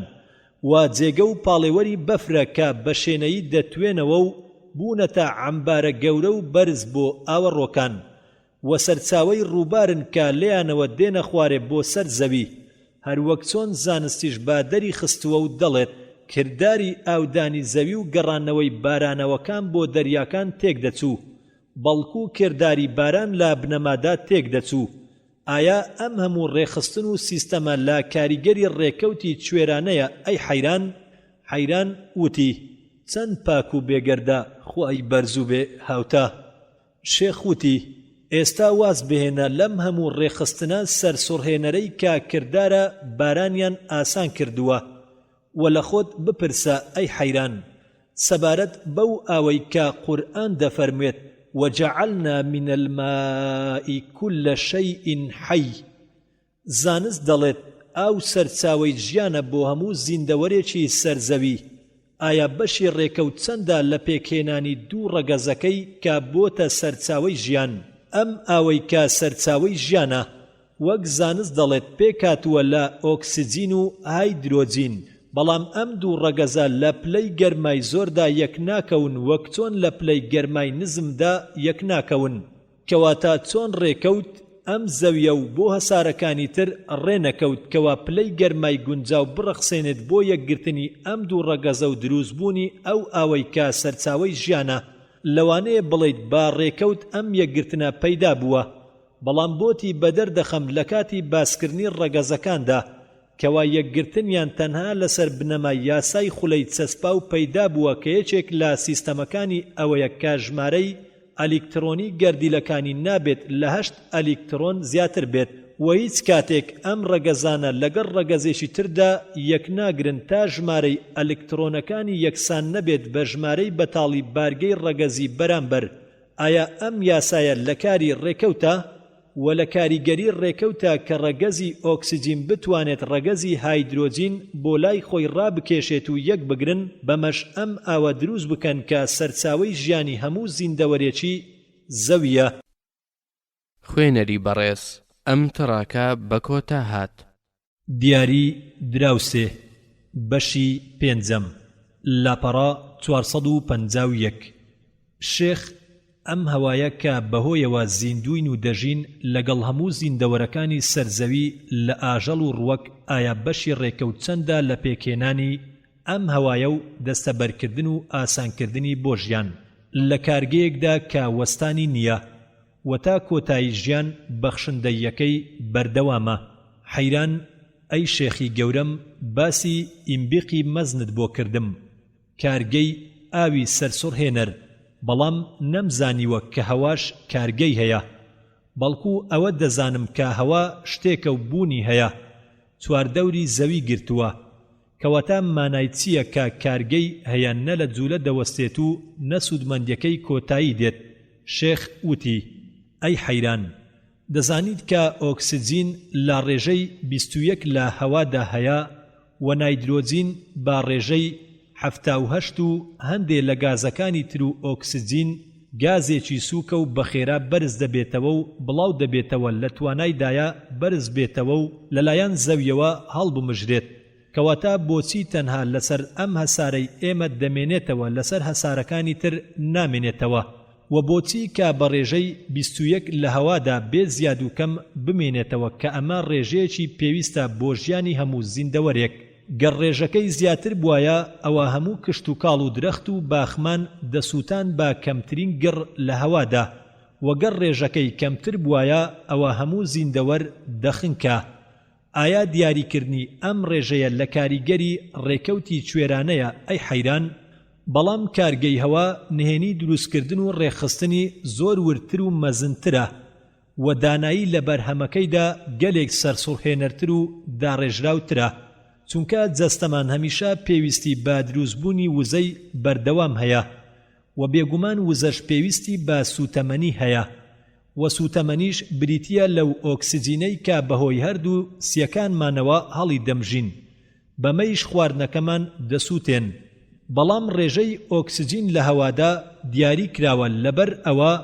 وا چاوەڕوان دەکرێت کە دوای چەرخێکی زۆر کۆتایی پێبێت، چونکە ئەو ئۆکسجینەی کە هەڵی دەمژین بەهۆی سووتاننەوە لەگەڵ ئەو کاربۆنەی کە لەگەڵ خواردنەکانماندا هەیە یەک دەگرن.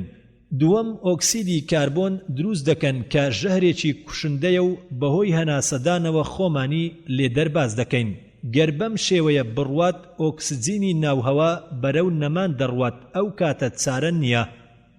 لە دانایی دروستکەردا وای لە ڕووەک کردووە کە هەمیشە پێویستی بە کاربۆن هەبێت بۆ ژیان و خواردنەوەی و بەرهەمهێنانی بەرووبوومەکەی. ناتوانێت ڕاستەوخۆ لە سروشتەوە وەری بگرێت، بەڵکو وای بۆ دانراوە کە لە دووەم ئۆکسیدی کاربۆنەوە وەری بگرێت. بەڵام هەر ئەبێت ڕێژەی دووەم ئۆکسیدی کاربۆن بەرەو تەواوبووم بچێت، ئەو کاتە چارەی چییە؟ ئالێرەدا دانایی داهێنەری مەزن زۆر بە سەرسوڕهێنەری لا کردداری ئاڵوگۆڕکردن لە نێو ئێمە و ڕووەکدا بەدەر دەکەوێت. دووەم ئۆکسیدی کاربۆن وەک زانیت ژەهرێکی کوشندەیە و لە هەمان کاتدا ژەمە خۆراکێکە، کە ژەهر بۆ ئاژەڵ و خۆراکە بۆ ڕوەکو ئەمەش بە یەکگرتنی کاربۆن لەگەڵ ئۆکسیجیندا پەیدا دەبێت بە کاریگەری سوتاندن. ئێمە کاتێک ئۆکسیجین هەڵدەمژین و خواردنەکەمان دەسووتێن و دووەم ئۆکسیدی کاربۆن دەردەکەین و بەهۆی هەناسەدانەوە خۆمان لەم ژەهرە کوشندەیە ڕزگار دەکەین و دەیکەینە دیاری بۆ جیهانی ڕووەکە پێویستێتی بۆ بەردەوامی ژیانی و خۆراک و بەرهەمهێنانی بەرووبوومی گەڵاکانی ئەم ژەهرە کوشندەیە هەڵدەمژن.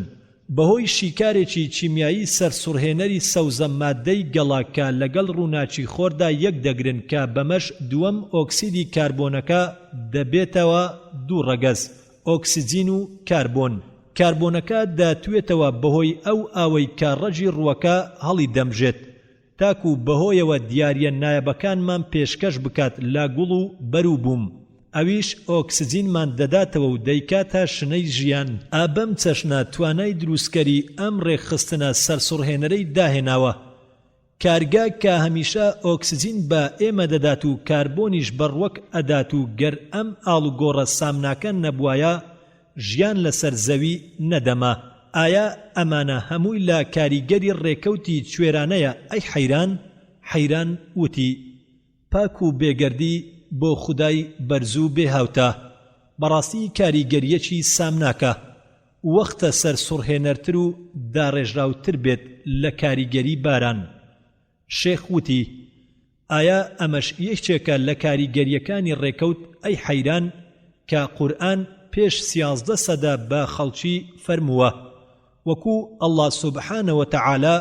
لە قورئانە پیرۆزەکەیدا لە سوورەتی ئەلئەنعام ئایەتی 99 دەفەرمێ: وهو الذي أنزل من السماء ماء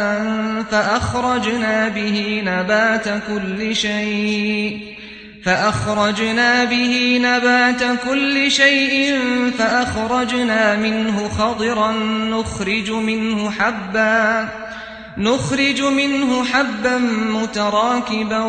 ومن النخل من طلعها قنوان دانية وجنات من أعناب والزيتون والرمان مشتبها وغير متشابه انظروا إلى ثمره إذا أثمر وينعه إن في ذلكم لآيات لقوم يؤمنون. حەیران وتی گەورم تێنەگەیشتم. شێخ وتی چونکە بەتەواوی سەرنجی ئاەتەکەت نەداوە خوای گەورە دەفەرموێت فەئەخرەجنا به، بەهۆیەوە دەرمان هێنا، واتە بەهۆی ئاوەوە ڕوەچی هەموو شتێکمان دەرهێنا، و هەروەها دەفەرموێ فەئەخرەجنا منه، لێمان دەرهێنا، واتە لە ڕوەکمان دەرهێنا سەوزی، و لە پاشدا دەفەرمێت نخرج منه حەبە، ناوچی لێ دەردەهێنین. ئەم ڕاناوە بۆچێ دەگەڕێتەوە بە فەرمودەی نخرج منه حەبە؟ ئایا دەگەڕێتەوە بۆ ئاو یان بۆ ڕوەک یان بۆ سەوزە مادە؟ حەیران دیارە کە بۆ سەوزە مادە دەگەڕێتەوە، بەڵام مانای چییە کە خوددا ناوک لە سەوزە دەربهێنێت؟ شێخ ئالێرەدا نهێنی موعجیزەکانی ئاەتەکانی قورئان بەدەردەکەوێت. ئەی حەیران، بەڵکو ئاماژەیە بۆ ئەو نهێنیەی کە تا ئێستا لای زانایان بە شاراوەیی ماوەتەوە. زانست وا دەریخستووە وەک پێم وتی پێکێنانی ڕووەک و خۆراک لە کاربۆنەوە وەردەگرێت، و هەروەها زانست بە دەریخست کە ڕووەک دووەم ئۆکسیدی کاربۆن شیکار دەکات بۆ هەردوو ڕەگەزی ئۆکسیجین و کاربۆن. کاربۆنەکە وەردەگرێت و بەهۆی ئەو ئاوەی کە لە ڕەگ و لقەکانیەوە دەیمژێت دەتوێتەوە، و بەمەش خۆی پێدروست دەکات و بەرهەمەکەشی بەردەگرێت. بەڵام ڕووەک چۆن دووەم ئۆکسیدی کاربۆن شیکار دەکات بۆ دوو ڕەگەز؟ سەرسوڕهێنەرەکە ئالێرەدایە. زانایان بە دەریان خست کە ئەم شیکارە ڕوودەدات لە ئەنجامی کارلێکی چیمیاوی سەرسوڕهێنەر لە نێوان ڕووناچی خۆر و سەوزە مادە کە لە خانەی گەڵاکاندا هەیە و بە کلۆرۆفیل ناو دەبرێت، و ئەم وشەیە وشەیەکی یۆنانیە کە پێکاتوە لە دوو بڕگە، کلۆرۆ واتە سەوز و فۆلۆن واتە گەڵا. بەڵام چۆن ئەم کارلێکە چیمیایە ڕوودەدات لە نێوان ڕووناچی خۆر و سەوزە ماددەدا ئەم نهێنیە کە زانست بەیەکێک لە سەر سوڕهێنەرەکانی خودای دروستکەری دادەنێت زانایان تەنها ئەوەیان زانیوە گەر سەوزە ماددە نەبوایە ئەم کارلێکە چیمیاویە ڕووی نەئەدا دووەم ئۆکسیدی کاربۆن شیکار نەدەبوو بۆ هەردوو ڕەگەزی کاربۆن و ئۆکسجین وەڕوەکیش خۆراکی وەرنەدەگرت و بەرووبوومیشی نەدەبوو ئایا دروستبوونی ئەم کارگەی هەوایە و دروستبوونی ئەم سەوزە ماددەیە و گۆڕینی ژەهر بەهۆی ئەو سەوزەوە بۆ خۆراک و ڕێخستنی ئەم گۆڕینەوە دیاریە لە ناو دراوسێکاندا بە شێوەیەکی خولی ئاوە بەڕێک و پێک و کەم و کوڕی ئایا ئەمانە هەمووی لە کاریگەری ڕێکەوتی کوێرانن ئەی حەیران بێگومان نەخێر خوێنەری بەڕێز ئەم تڕاکە بە کۆتا هات میوانخانەی گەورە بەشی شەشەم لاپەڕا 457 شێخ ئەی ئەم میوانخانەی کە خاوەنەکەی بۆمانی دروست کردووە و چەسپاندوویەتی و پارێزراوی کردووە و جیای کردوتەوە و نەخشاندوویەتی و بەرز و نزمی تیا دروست کردووە و بە هەموو پێویستی و بەخشندەیەک ئامادەی کردووە ئایا بەشی ڕێکەوت چەندە تیایدا حەیران گوتی کام میوانخانەیە گەورم شێخ لە وەڵامیە وتی میوانخانەی ئەم زەویە لە هاتنماندا تێیدا دادەبەزین هەر لە بێشکەوە تاک و گۆڕ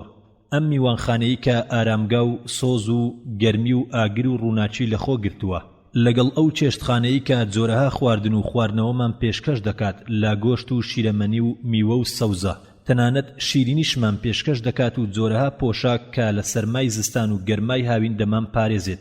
ئایا نەخشەدانان و بایەخدان و وردەکاری تێیدا بەدی ناکەیت ئەی حەیران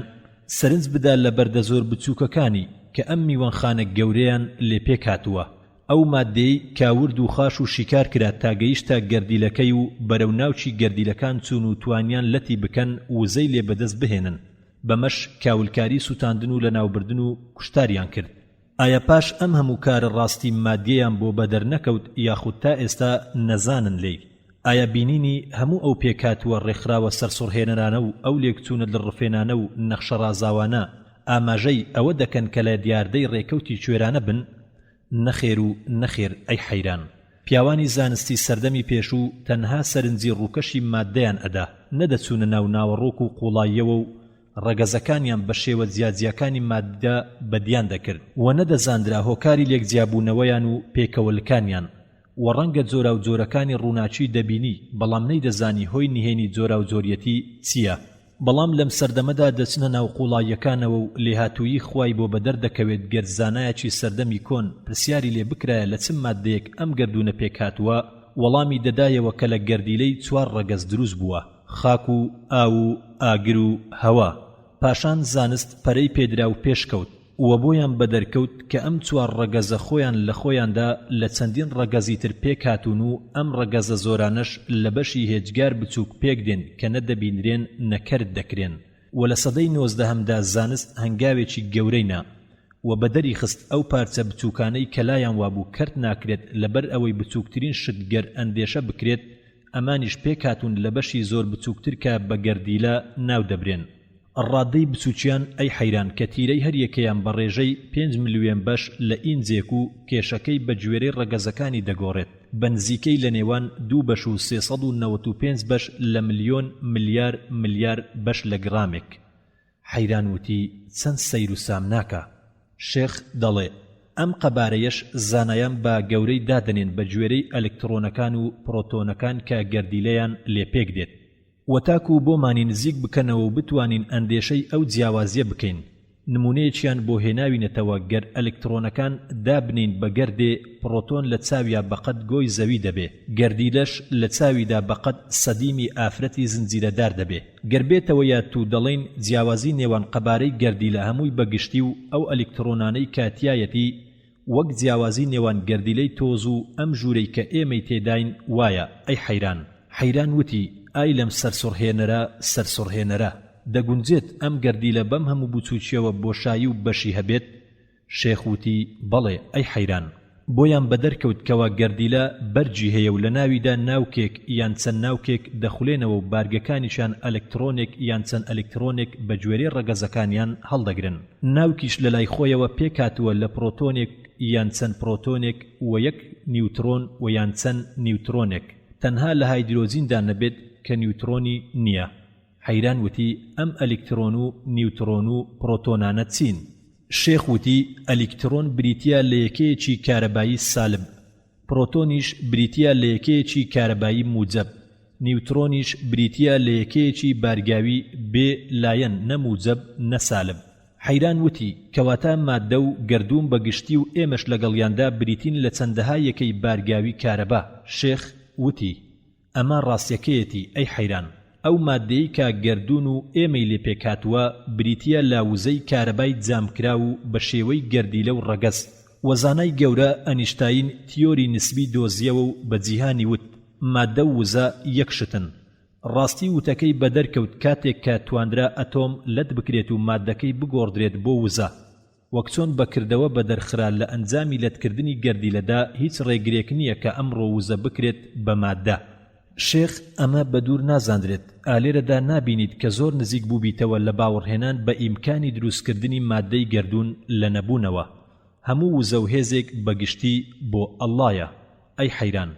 ئین الله قەوی عەزیز، خوا بەتوانا و بەهێزە.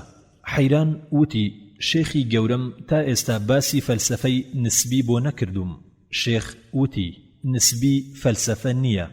بەڵکو تیۆری زانستی ڕووتە، گەر ئارەزوت لێبێت بۆتی باز دەکەم، بەڵام ئێستا باسی گەردیلت بۆ تەواو دەکەم تاکو بزانیت چەند ڕێخستن و کرداری لەخۆ گرتووە. ڕێنماییکردن بۆ دەریکردنی بوونی ڕێخستن بە تەنها مەبەست و ئامانجە.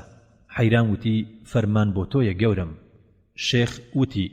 یەکێک لە سەرسوڕهێنەرەکانی سیستەم و ڕێخستن ئەوەیە کە ژمارەی ئەلکترۆنەکانی بەرجی دەرەوەی گەردیلە یەکسانە بە ژمارەی پرۆتۆنەکانی ناوکە گەردیلە. گە لە ناوکدا یەک پرۆتۆن هەبێت ئەوە یەک ئەلکترۆنیش لە بەرگەکەیدا دەبێت، تەنها لە هایدرۆجیندا نەبێت و گەردوو پرۆتۆن هەبوو ئەوە دوو ئەلکترۆنیش دەبێت. بەم جۆرە یەک لە دوای یەک ژمارەکان بەرەو ژوور دەڕوات لە سوکترین بارستایی گەردیلەی ڕەگەزەکانەوە بۆ بەرزترین بارستایی. ڕەگەزی یۆرانیۆم قوڕسترینیانە. بەهۆی ئەم یەکسانبوونەی نێوان ئەلکترۆنی سالبی بارگە و پرۆتۆنی موجەبی ناوک بارگەی کارەبایی گەردیلە یەکسان دەبێت، بەڵام نیوترۆنی بێبارگە لە ناوکدا ژمارەی زۆر بێت یان کەم بێت یەکسان نابێت بە ژمارەی ئەلکترۆنی بارگە، چونکە نیوترۆن بێبارگەیە.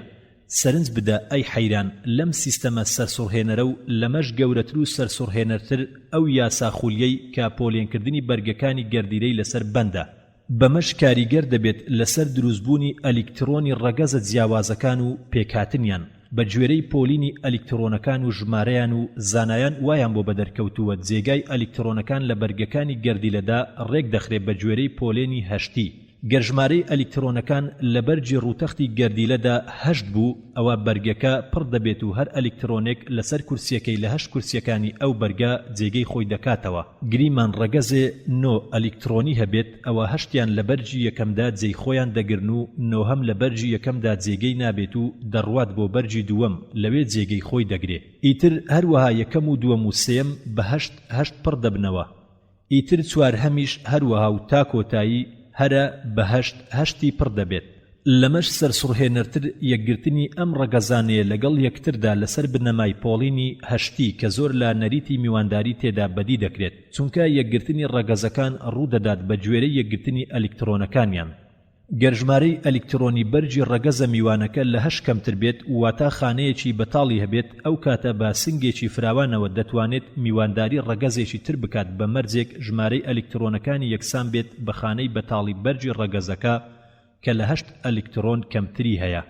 ئەو ڕەگەزەی کە لە بەرجی دەرەوەیدا تەنها هەشت ئەلکترۆن هەیە ناتوانێت میوانداری هیچ ڕەگەزێکی تر بکات کە بەمەش لێبوردراوە، بەڵام ئەوەی حەوت ئەلکترۆنی لە بەرجی دەرەوەیدا هەیە دەتوانێت یەک بگرێت لەگەڵ ڕەگەزێکی تردا کە لە بەرجی دەرەوەیدا تەنها یەک ئەلکترۆنی هەیە و ئەوەی کە 6 ئەلکترۆنی لە بەرجی دەرەوەدا هەبێت بەم چەشنە. لەبەر ئەوەی جیاوازی ڕەگەزە بنەڕەتیەکان بە گوێرەی جیاوازی ئەلکترۆنەکانیان وەک باس کرا و چ کاتێک بارستایی گەردیلەی هەر ڕەگەزێک زاندرا، ئەوە هەموو سیفەتە تایبەتمەندیەکانی دەزاندرێ. مەندەلیفی زانای ڕووسی توانی پۆڵێنی ڕەگەزەکان بە گوێرەی بارستایی گەردیلەکانیان بکات بەمەش خشتەیەکی نمرەداری بەرەو ژووری دانا بەڵام زۆر با کتوپڕی بەرەنگاری ئەو بۆشاییە بۆ کە گەردون ناسەکان دووچاری بوونەوە کە لە نێوان مەریخ و موشتەریدا بوو گەربێتەوە یادت حەیران مەندەلیفی زانا دۆزیەوە کە نمرەی بەرەو ژووری هەر ڕەگەزێک با شێوەیەکی ئاسایی دەڕوا و هیچ بۆشاییەکیان تێدا نییە تەنها لە سێ ڕەگەزدانە بێت یان ئەوە تا ئەم یاسایی خولیا ئاسایی و ڕاست نییە و یاخود ڕاستە و بوونیان هەیە ئەو کاتە دەبێت بوونی ئەم ڕەگەزە ونبووانە بە گوێرەی بۆشاییەکانیان بن جێگای سەرسوڕمانەکە مەندەلیفی زانا کە باوەڕی بەڕاستی یاسای خولەیی هەبوو چەسپاندی کە ئەم سێ ڕەگەزە ونبووانە پێویستە بوونیان لەسەر زەوی هەبێت بەڵکو توانی لەسەر بنەمای بارستایی گەردیلەکانیان کە لە پلەکانی بۆشاییدا هەن سیفاتە کیمیاییەکانیان دیاری بکات کە هەیەنە هەروەک خۆی بینیبیەتی وابێت لەوە سەیرتر حەیران مەندەلیف زۆر خۆشبەختانە توانی پێش مردنی لە ساڵی 1970دا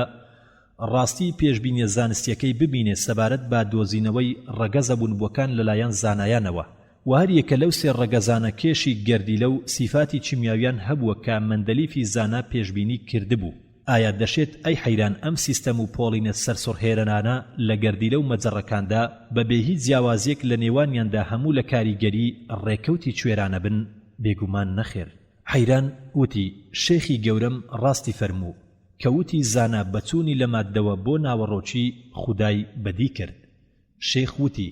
ئەم ڕووناچیەی کە قورئان لە زۆر لە ئاەتەکانیدا ئاماژەی بۆ دەکات ئایا بەشی ڕێکەوت لە دروستبوونی و پێکاتن و ڕێکخستنی یاسا و سیستەمەکانی و جۆرەیەتی ڕەنگەکان و گۆڕانیان لە بەرچاودا چەندە الله سبحانه وتعالى لسورة فاطر آية 19 بو 21 دفرمي وما يستوي الأعمى والبصير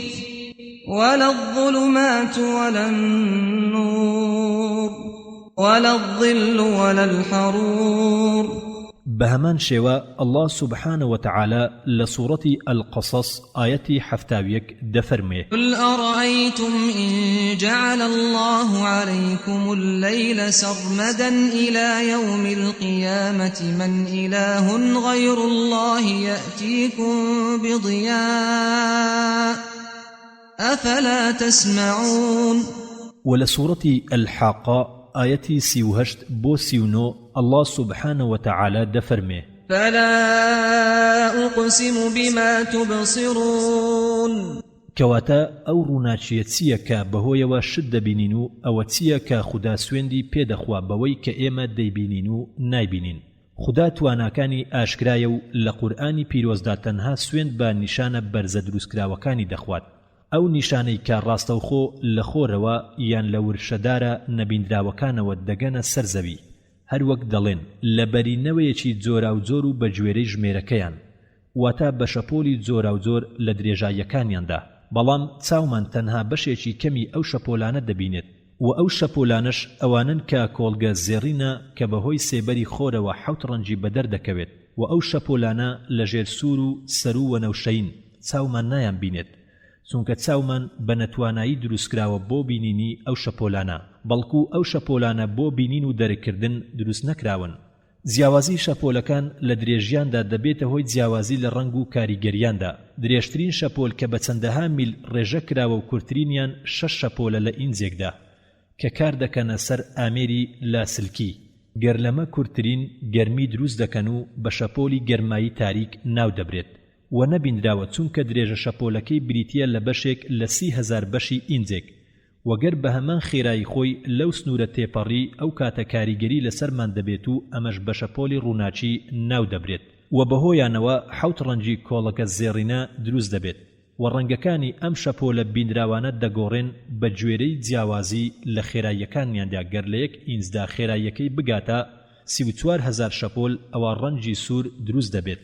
گەر لەمە کەمتر بوو ڕەنجی پڕتەقاڵی پەیدا دەبێت و لە پاشدا زەرد و سەوز و شین و نیلی وەگەر لەمانە زۆر کەمتر بوون بە چەشنێک بگاتە 60,000 شەپۆل لە ئینجێکدا ئەوە ڕەنجی وەنەوشەیی دروست دەبێت گەر لەمەش کورتتر بوو ئەو کاتە نەبیندراو دەبێت ئەو ڕەنگانە دروست دەبن کە بە لەسەر وەنەوشەیەوە ناو دەبرێن و کاریگەریان لەسرە ماددە کیمیاویەکان بەدەردەکەوێت لە دوای ئەمانە شەپۆلە پۆلێنکراوی تر زۆر دێت و جیهانی بینراوەکان زۆر کەمتر لە چاو جیهانی نەبینراوەکاندا و شەپۆلە ورشدارە ناسراوەکان تا ئەمڕۆژ زیاتر لە 27 پلەدا ڕێک دەخرێن کە بینراو تێیاندا یەک پلەیە و پلەکانی تر نەبینراون. ئێستا تێدەگەیت ئەی حەیران مانای فەرمودەی خوای مەزن کە دەفەرموێت فلا أقسم بما تبصرون وما لا تبصرون.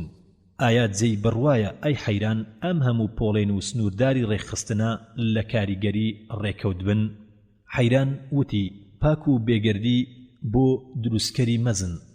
بەڵام شێخی گەورەم وا دەبینم کە ئینکاری بوونی وەرشە بکات کە زانایان لەسەر بوونی ڕێکەوتون. شێخ وتی هیچ کامێک لەو زانایانەی کاوتویانە وەرشە بوونی هەیە نازانن ڕاستی وەرشە چییە، بەڵام بەگریمان بوونیان سەپاندووە، چونکە خۆیان بەرامبەر هەندێشت بینیەوە کە لایەن وابوو تەنها هۆکار بۆ بوونی ئەم شتانە وەرشەیە و پێوەری ڕووناچیان لەسەر دەنگ کرد، بۆیان بەدەرکەوت کە پێویستە بوونی نێوەندێک هەبێت لە نێوان ئەم شتانەدا بۆ گواستنەوەی کاریگەر لە تەنێکەوە بۆ تەنێکی تر. بۆ نمونە کاتێک لە جێگەیەکی دوورەوە تۆپێک دەتەقێنرێت و دەنگەکەی دەگاتە ئێمە، دەپرسین چی ئەم دەنگەی لە تۆپەکەوە گەیاندۆتە گوێی ئێمە، هیچ شتێک نابینین، بەڵام دیارە کە نێوەندێک لە نێوان ئێمە و تۆپەکەدا هەیە کە ئەویش هەوایە. بەهۆی تەقاندنی تۆپەکەوە دووچاری لەرینەوە بوو، بەمەش لەرینەوەکە دەگاتە گوێی ئێمە و ئەو هەوایەی کە گونجاوە بۆ گواستنەوەی ئەم دەنگە نێوەندێکی گونجاوی نییە بۆ گواستنەوەی ڕووناچی. گەر سەرنجی ڕووناچی گڵۆپێکی کارەبا بدەین لە جێگایەکی دوورەوە وەک شتێک دەبینرێت لە نێوەندە هەوایەکی خامۆشدا، وەگەر گەردەلوولێکی ڕەشهەڵی کرد دەبینین هیچ کاریگەریەکی نییە لەسەر ڕووناچی ئەم گڵۆپە، وەک ئەو کاریگەریەی کە هەیەتی لەسەر دەنجی تۆپەکە. گەر تۆپێکی شوشەییمان لە هەوادا بەتاڵ کرد و وەزەنگێک و گڵۆپێکمان تیادانە تەزوێکی کارەبامان بە زەنگەکەوە بەست، بە هیچ جۆرە گوێمان لە دەنجی زەنگەکە نابێت، وەگەر تەزوەکەمان لەسەر گڵۆپەکە بەست کت و پڕ گڵۆپەکە دادەگیرسێت. بەمە دەرک دەکەین کە هەوا ئەو نێوەندە گونجاوە نییە بۆ گواستنەوەی ڕووناچی. ئەم نێوەندە کە زانایان بە وەرشە ناوی دەبن بەبێ ئەوەی ڕاستیەکەی بزانن، بەڵام تاقیکردنەوە زانستیەکان نەبوونی وشەیان سەلماند و پێوەر لە نێوان دەنگ و ڕەنگدا لەگەڵ جیاوازیدا. لە ڕاستیدا دەنگ بریتیە لە پێکدادانی لەگەڵ هەوادا و بەلەرینەوەی جۆرا و جۆر دەیلەرێننەوە تا دەگاتە گوێمان، گەر هەوا نەبوایە دەنگیش نەدەبوو. بەڵام ڕووناچی شەپۆلی تیشکەکانی بەبێ پێویستی بە هیچ نێوەندێک بە ئاسانی بە بۆشاییدا دەڕوات. هیچ جیاوازی نییە گەر وەرشە بوونی فعلی هەبێت و یاخود بوونێکی گریمانی سەپێنراو بێت. ئەوەی کە هەمیشە لای من گرنگە ئەی حەیران ئەوەیە کە لەلایەنەکانی دانایی و سیستەم و دروستکردنت بۆ بەدەر بخەم. ئایا لەو جیاوازیە بە ئاگایت کە خوددا لە گواستنەوەی دەنگ و ڕووناچیدا دروستی کردووە؟ ئایا چۆنت ئەندێشە دەکرد گەر دەنگ وەک ڕووناچی بگەشتایە گوێمان لە خۆر و هەسار و ئەجرامە ئاسمانیەکانی ترەوە یاخود بە پێچەوانەوە بوایە ڕووناچی بەهۆی هەواوە بگەیشتایەتە بە ئێمە، بەمەش بیستن و بینینمان تێک دەچوون؟ ئایا ئەم جیاکاری و سیستەم و دانایە هەموو لە کاریگەری ڕێکەوتی کوێرانەیە؟ ئەی حەیران. حەیران وتی بەخشندەیت زیاتر بێت ئەی گەورم. شێخ وتی ئەی ئەم ئاگرا ئەی حەیران. حەیران وتی بەڵام شێخی گەورم پەیمانیدا پێم باسی ڕێژەیی نسبیەم بۆ بکات. شێخ وتی دەبینم زۆر سووری لەسەر بیرۆکەی ڕێژەیی وەک مێشکت خولیای بوو بێت وایە. حەیران وتی چۆن خولیای نابم کە ئەم هەموو سەرەتاییە عەقڵیە ئاشکراکانی سەروژێر کرد. کاتێک ئینکاری ئەوە دەکات کە کورتترین هێڵی ڕاست ئەو هێڵەیە کە دەکەوێتە نێوان دوو خاڵەوە و لایوایە کە دووریەکان سێ دووری نییە، بەڵکو چوارە و یەکێکیان لەو چوارە کاتە و زۆر شتی تری سەرسوڕهێنەرە. شێخ وتی ئەمانەت لەکوێوە زانی؟ حەیران وتی لە ڕۆژنامە گەڕۆکەکان خوێندومەتەوە و یاخود لەلایەن خەڵکەوە گوێبیستی بووم. شێخ وتی ڕاستی زانستەکان لە هەواڵی ڕۆژنامەکانەوە وەرمەگرە و بێجگە لە زانایان لە کەسی تری وەرمەگرە و مەهێڵە عەقڵت چەواشەی لایەنە سەرەتاییەکان و ئاشکراکان بێت. گەر بەگشتی هەموو زانایان هەواڵی چەواشەی عەقڵت بکەن باوەڕت نەبێت کە زانایەکی مەزنی وەک ئەنیشتاین پێچەوانەی عەقڵی خۆی بکا و ئینکاریشتە سەرەتا و ئاشکراکان بکات، چونکە ئەنیشتاین بیر و باوەڕی سەروژێر نەکردووە، بەڵام هەندێک لایەنی تێدا ڕاست کردوتەوە. ئینکاری ئاشکراکانی عەقڵی نەکردووە، بەڵام بە ئاگامان دەکاتەوە کەوا لە تێگەیشتن و دەرککردنماندا ڕادەیەک بۆ جێگاوکات و جوولەتدا بنین کە دەرک کراوەکانیان تێدایە. بیرۆکەی ڕێژەیی کاتێک دەڵێت هێڵی ڕاست نزیکترین هێڵە لە نێوان دوو خاڵدا، چونکە ئەو ڕێژەیە بۆ لاربوونەوەی زەوی دادەنێت کە هەیە لە ڕاستەکەی بەسەردا دەڕوات و هەرگیز ناتوانێت بۆ نمونە ئەندێشەی کورتترین هێڵی نێوان نیویۆرک و پاریس بکەین لە کاتێکدا ئەو هێڵە لەسەر زەویەکی چەماوەدا دەڕوات گەر لە ناخی زەویدا هەمان قیاسی بکەین لە نێوان ئەو خاڵەی کە نیویۆرک لەسەریەتی و ئەو خاڵەی کە پاریس لەسەریەتی و ئەو ئاشکرایەی کە دەڵێت هێڵی ڕاست کورتترین ماوەیە لە نێوان دوو هێڵدا وەک خۆی بەڕاستی دەمێنێتەوە و کاتێک ڕێژەیی دووریەکان سێ دووری نین و چوارن کە یەکێکیان کاتە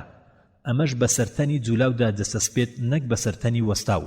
سەبارەت بە جێگا و کات کەسێکی دەرککەر پێمان هەڵدەستێت و لەبەر ئەوەی زانست سەلماندنی هیچ تەنێک لە گەردووندا لە گەردیلەوە بۆ مەجەڕەکانی هەموو بەگشتی لە جوولەیەکی بەردەوامدان بە خێرایی جیاواز و هەروەها سەلماندیان هەموو تەنێک کەم و گرش دەبێتەوە لە هێڵێکی بە ئاراستەی خێراییەکەی بە گرشبوونێکی ڕێژەیی بە گوێرەی خێرایی تەنەکەی چەسپاوە کە لە نێوان بارستایی وزەدا گونجانێکی بێڕاددە هەیە واتە وزە یەکسانە بە بارستایی لێدرا و بە چوارینەی خێرایی ڕووناچی و ژمارەی یەکەکانی بارتاییەکەی لە ژمارەی چەسپاودراوەکە چوارینە خێرایی ڕووناچیە لەبەر ئەم گونجاندنە چەسپاوە لە نێوان وزە و بارستاییدا واتە لە نێوان هێز و مادەدا هەردووچیان دەگا بە یەک شت و هەر کاتێک بارستایی زیادی کرد وزەش زیاد دەکات و هەر کاتێک وزە لە تەنێکدا نەما بارستاییەکەی کەم دەبێتەوە و بەمەش مادەشیاوی لە ناو چوونە لەبەر ئەوەی کات جیاوازی هەیە لە نێوان دوو کەسی دەرککەردا کە یەکێکیان لە هەسارێک ئەوی تریشیان لە هەسارێکی تر بە مەرجێک خێرایی ئەم دوو هەسارە جیاواز بێت چونکە وەک دەزانیت کات بە دوای جوولەدا دێت و بەمەش قیاسی ڕێژەیی دەبێتە دەستکەوتی ئەم کورتکراوە زانستیانەی کە گەیشتنیە ئەنجامە زانستیەکانی وەک یەکێک لەوانە ئەندێشەمان بەوەی دووری تەنە جوولاوەکان ناگونجێت بەکارهێنانی لەسەر بنەمای سێدووریەکانی جێگا کە ئەمانن درێژی پانی بەرزی وەک دەیزانین بەڵکو پێویستە لەگەڵ ئەم سیانەدا ڕەگەزی کاتیش هەبێت واتە ڕەگەزی خێرایی کە درێژی و بارستایی مادە و وزەکەی پابەندەتی بەمەش کار دەکاتە سەر درێژی ماوەی مانەوە و لە ناوچوونی بەم چەشنە سەرنجمان بۆ مادە و درێژی و بارستایی وزە و جێگا و کات ناتوانین سەرنجدانێکی جیاواز و چەسپاوی بەڕاددەمان هەبێت بەڵکو پێویستە سەرنجدانمان بۆ شتە دەرکراوەکان سەرنجدانێکی ڕێژەیی بێت لەگەڵ دووریەکاندا ڕاددە بۆ کات و جێگا و جوڵە و خێرایی مادەدا بنین و ئەمەیە مانای ڕێژەیی ئایا حەیران هیچ شتێک تێیدا بینی کە معقول و ئاشکراکان ئینکار بکات وا دەزانی خۆم لە باسی ڕێژەی دوور دەخەمەوە لەبەر ئەوەی باوەڕهێنان دوورم دەخاتەوە حەیران گوتی بەڵێ وام دەزانی شێخ وتی نەخێر ئەی حەیران ڕێژەی بڕیاری نەبوونی بێڕادەیی کات و جێگای نەداوە بەمەش وتەکەی غەزالی ڕوون کردەوە کە پێش 1000 ساڵ وتبووی و نزیکی خستەوە لە باوەڕهێنان بە خودداوە بڕیاری بوونی یەکگرتنی نێوان مادە و هێزی داوە و بە گۆڕانی مادە بۆ وزە و لە ناوچوونی و بەمە گەیشتە نەمری کە مەحاڵ نییە دروستکردن و نەمان لە نەبوونەوە بە پێچەوانەی ئەو وتەیەی کە دەڵێت هیچ شتێک لە سروشدا نەدروست دەکرێت و نە لە ناو دەچێت ئەو بیرۆکەیی کە زاڵ بوو بەسەر عەقڵماندا و زەحمەت بوو لە لامان باوەڕهێنان بە دروستکردن لە نەبوونەوە ئەم ڕێژەیە نزیکی کردینەوە بەم هەموو شتە بۆ باوەڕهێنان و نزیکبوونەوەی زیاتر لە ئەڵڵا حەیران گوتی کەواتە ئەنیشتاین لە باوەڕداران بووە بەبوونی خودا شێخ وتی نەک تەنها باوەڕدار بوو بەڵکو لایوا بوو هەموو زانایەکی دانا کە دەچێتە ناو قوڵایی هەندێک نهێنی دانایی و سیستەم و دروستکردنی باوەڕهێنانی بەبوونی خودا مەزنتر دەبێت بەڵکو وای بۆ دەچێت کە زانست ڕێڕەوی ڕاستی نابێت گەر باوەڕی لەگەڵدا نەبێت و باوەڕیش بەبێ زانست پڕشنگدار نابێت و لەم ڕوانگەیەوە دەڵێت و چەند جوانە وتەکەی جوانترین موچڕکە کە بەلەشماندا دێت ئەو کاتەیە کە دەوەستین لەسەر سەکۆی شاراوەی بەردەرگای نهێنیەکان کە ناوەڕۆکە بۆ زانینی ڕاستیەکانی بۆ هەموو هونەر و هەموو زانستێک و ئەو کەسەی مردووە گەر ئەم هەستە لەلای نەبزوێت وزە لە ژیانێکی داخرا و ترسدا دەژی بێ ئەوەی بەشداری جوانی سەرسوڕهێنەر بێت ناوەڕۆکی جەوهەری هەسمان بە ئاین لە ناختا ئەوەیە کە دەبێت بزانین ئەو کەسەی کا ڕێگای زانینی خودی ئەو نازاندرێت و هیچ ڕێگایەک نییە بۆ زانینی کونهی ئەو شتە بوونی هەیە بە داناترین نیشانەوە بەڕازاوەترین جوانی زاتی ئەو بەدەر دەکەوێت لەم جیهانەدا کە ئامێرە داماوەکانی عەقڵمان تەنها دەرچی وێنە ڕووکەشەکەیان دەکات لە ڕووتەختەکاندا بێچوونە ناو وردەکاری قوڵاییەکانەوە بانگێشی باوەڕی ئەو زانایە دەکات کە دەرچی هاوکاری نێوان باوەڕ بابوونی خودا و زانست دەکات واتە بوونی ئەو باوەڕە قوڵەی بەو داناییەی کە ئەم گردونەی لەسەر دروست کراوە ئەوەش باوەڕی کڵپەر و نیوتن بوو. چ تا مەزرۆ یەک دەگاتە تا مەزرۆ و کردارەکەی ئەم دوانە بۆ بینینی تروسکایی ئەو بڵێسە کە دەردەکەوێت لە ڕووناچی عەقڵ لەم گردونەدا. من هەرگیز ناتوانم ئەندێشەی زانایەک بکەم کە نەزانێت بە بنەما دروستەکانی بوونی گردونی کە وەستاوە لەسەر داناییەک و ئەوەش لە لای عەقڵ دەرکراوە. زانست بێباوەڕ ڕێڕەوێکی چەوت دەگرێت و باوەڕیش بە بێزانست هەر وەک کوێر دەست ئەکوتێ. حەیران وتی ئەمە زۆر گرنگە گەورم. شێخ وتی ئێستا ئەی حەیران با بگەڕینەوە بۆ میوانخانەکەمان کە خاوانەکەی ئاگری لە چێشخانە و ژوورەکانیدا داناوە.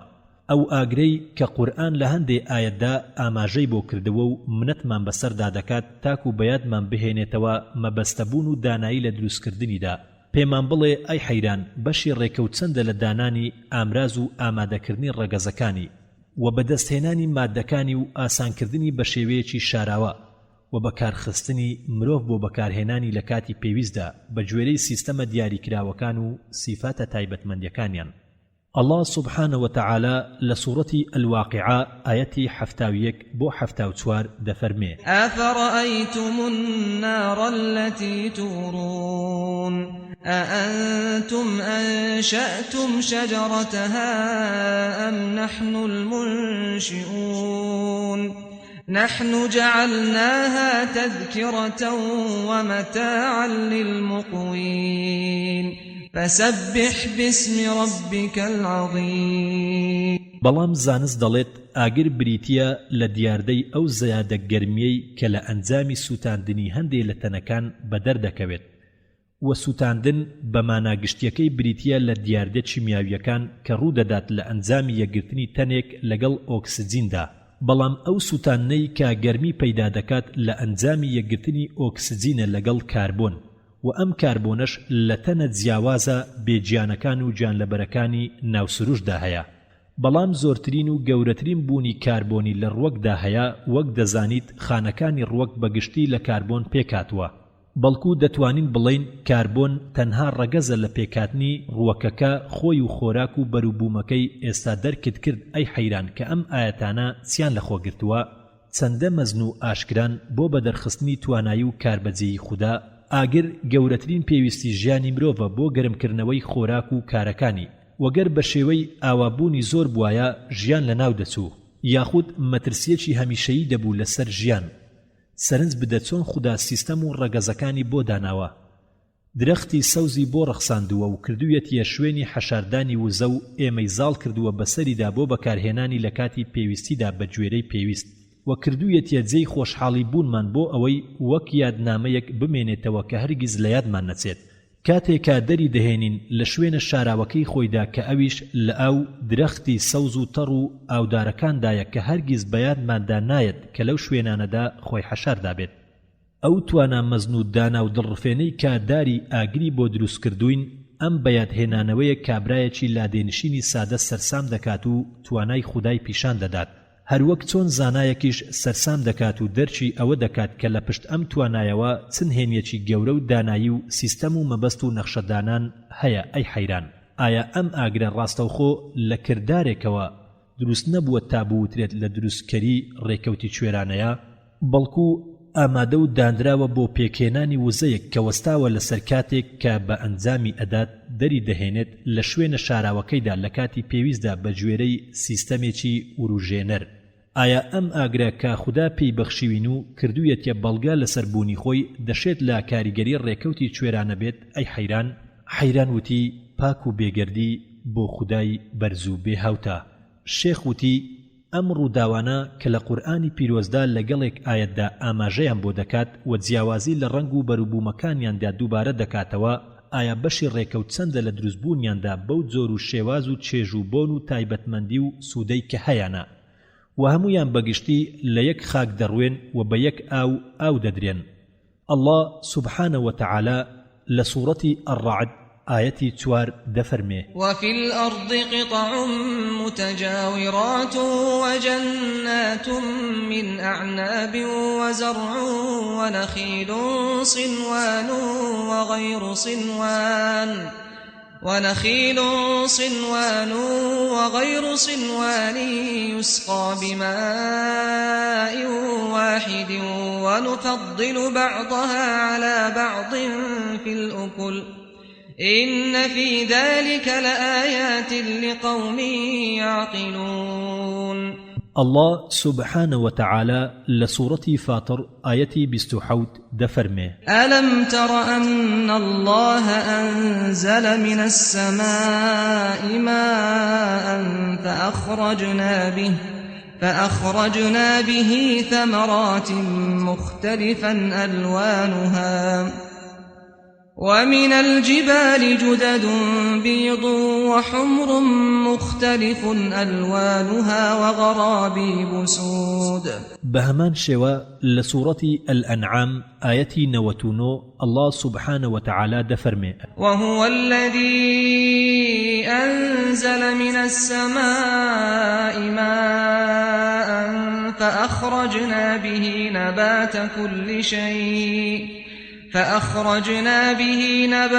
كل شيء فأخرجنا منه خضرا نخرج منه حبا متراكبا ومن النخل من طلعها قنوان دانية وجنات من أعناب والزيتون والرمان مشتبها وغير متشابه انظروا إلى ثمره إذا أثمر وينعه إن في ذلكم لآيات لقوم يؤمنون. ولسورة النحل آية دا بو يازدا الله سبحانه وتعالى دفرمه: هو الذي أنزل من السماء ماء لكم منه شراب ومنه شجر فيه تسيمون ينبت لكم به الزرع والزيتون والنخيل والأعناب ومن كل الثمرات إن في ذلك لآية لقوم يتفكرون. ولسورة قاف آية حوت بو يازدا الله سبحانه وتعالى دفرمه: والأرض مددناها وألقينا فيها رواسي وأنبتنا فيها من كل زوج بهيج تبصرة وذكرى لكل عبد منيب. ونزلنا من السماء ماء مباركا فأنبتنا به جنات وحب الحصيد والنخل باسقات لها طلع نضيد رزقا للعباد وأحيينا به بلدة ميتا كذلك الخروج. ولسورة المؤمنون آية هجدا بو بيست دفرمه: وأنزلنا من السماء ماء بقدر فأسكناه في الأرض وإنا على ذهاب به لقادرون فأنشأنا لكم به جنات من نخيل وأعناب لكم فيها فواكه كثيرة ومنها تأكلون وشجرة تخرج من طور سيناء تنبت بالدهن وصبغ للآكلين. ولسورة عبساء آية 24 بو 32 الله سبحانه وتعالى دفرمه: فلينظر الإنسان إلى طعامه أنا صببنا الماء صبا ثم شققنا الأرض شقا فأنبتنا فيها وعنبا وقضبا وزيتونا ونخلا وحدائق غلبا وفاكهة وأبا متاعا لكم ولأنعامكم. سرنج بدا کە چۆن قورئانی پیرۆز بەڵگە بەڕەڕە بەرزەکان لە سەربوونی خودا و تواناکانی بەدەردەخات بە جۆرەها ئاەتی جیاواز کە ئاماژەی دروستکردنی دەدەن بەوەی کە لە کاریگەری مەبەست و ویست و داناییە نەک لە کاریگەری ڕێکەوتی کوێرانە. زانست بە سەرسامیەوە بەرامبەر ئەم توانایەت دەوەستێت کەوای لە زەوی کردووە بە تەنها لە خاکەکەیدا جۆرەها ڕووەکی تێدا بڕوێت. زانایان دەڵێن ئەو ڕەگەزانەی کەوا ڕووەکیان لێ پێکدێت ئاشکران هەمویان خۆراکیان لە زەویەوە دەمژن لەسەر یەک خاک دەڕوێن و بە یەک ئاو دەدرێن و یەک هەواش دەمژن و خۆراک و بەرووبوومیان لە یەک کاربۆن دروست دەکەن. نزیک بۆ ڕێکەوت ئەوەیە کە هەموو ڕووەک بەگشتی یەک جۆر بن کەواتە ئەم نهێنیەتیە کە هەندێکیان جیاوازین لە هەندێکی تریان لە بەرووبووم و خواردنیاندا وەک قورئانی پیرۆز دەفەرموێت تەنانەت لە پانتاییەکەیدا کە لە مەترێکی چوارگۆشە زیاتر نەبێت شیرین و ترش و تاڵ و ژەهراوی بچێنرێت و بە یەک ئاویش ئاو بدرێن. هەر یەک لەم ڕووەکانە بە بێهیست تێکەڵاوبوونێک بەرووبوومە جیاکراوە تایبەتمەندەکەی خۆیان بەبەردەهێنن. زانستی ئەمڕۆ بەدەری خستووە کە چۆن خودای بەتوانە لە گەڕای ئاژەڵدا ڕەگەزی نەخشە بۆ ماوەیە سەرسوڕهێنەرەکانی داناوە هەروە هەمان نەخشەی لە تۆی ڕووەکەکاندا داناوە. جا ئایا ئەم نەخشە کێشانە لە کاریگەری ڕێکەوتن ئەی حەیران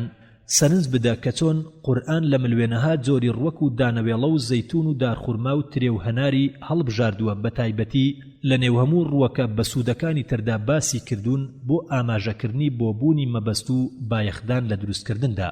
تۆ دەزانیت ئەو خۆراکەی کە لەشمان پێویستی پێیەتی پێکاتووە لە مادە نیشاستە شەکریە کاربۆنیەکان و چەوریەکان و سەبارەت با پرۆتۆنیش قورئانی پیرۆز لە باسکردنی ئاژەڵدا ناوی دەبات. بەڵام سیانەی یەکەم لەوانە نیشاستەکان لە هەموو جۆرەکانی دانەوێڵە دەردەهێنرێت و شەکریە کاربۆنیەکان لە ترێ و خورما و هەناردا دەردەهێنرێت و چەوریەکان لە زەیتەوە دەردەهێنرێت. بیر بکەرەوە ئەی حەیران لە نهێنی ئەو وتانە. خدای گەورە گفتوگۆ لەگەڵ عەرەبدا بەو شتانە دەکات کە تێی بگەن و هەرتەیدا گفتوگۆ هاتووە بۆ نەتەوەکانی پاش ئەوان کە خدا پەیدابوونیان دەزانێت لە دوای ئەوەی بە زیاتر لە 1000 ساڵ پەیدا دەبن و لە تێگەیشتنی باسکردنی ئەم جۆرە لەلایەن قورئانەوە بۆی بەدەردەکەوێت کە چ ڕەگەزێکی خۆراکی سەرەتایی گرنگیان لەخۆ گرتووە بۆ مرۆڤ بێجگە لە ئاژەڵ کە خدا لە باسی گژوگیادا ناویان دەبات. حەیران وتی دەبینم قورئان ناوی زەیتون زۆر ئەبات و بە پیرۆزی دادەنێت و کردوویەتە نمونە لەسەر هێنانەوەی ڕووناچی خدا. شێخ دەڵێ هەر لە کۆنەوە لای هەموو نەتەوە جێنشینەکانی دەریای ناوەڕاست ئەم درەختە پیرۆز و مقەدەس بووە لای ئەوان نیشانە و هێما بووە بۆ دانایی و پیت و بەرەکەت و زیاتر لەو دەڤەرە ناوەندەدا دەڕوێت کە خدا سەبارەت ئەم جێگایە دەفەرموێت نەخۆر هەڵاتیە و نەخۆر ئاواییە و ئەو دەوروبەرەی زەویە پیرۆزانە دەگرێتەوە کە جێگەی لەدایکبوونی شارستانیەت و ئاینە ئاسمانیەکان بووە بەگشتی.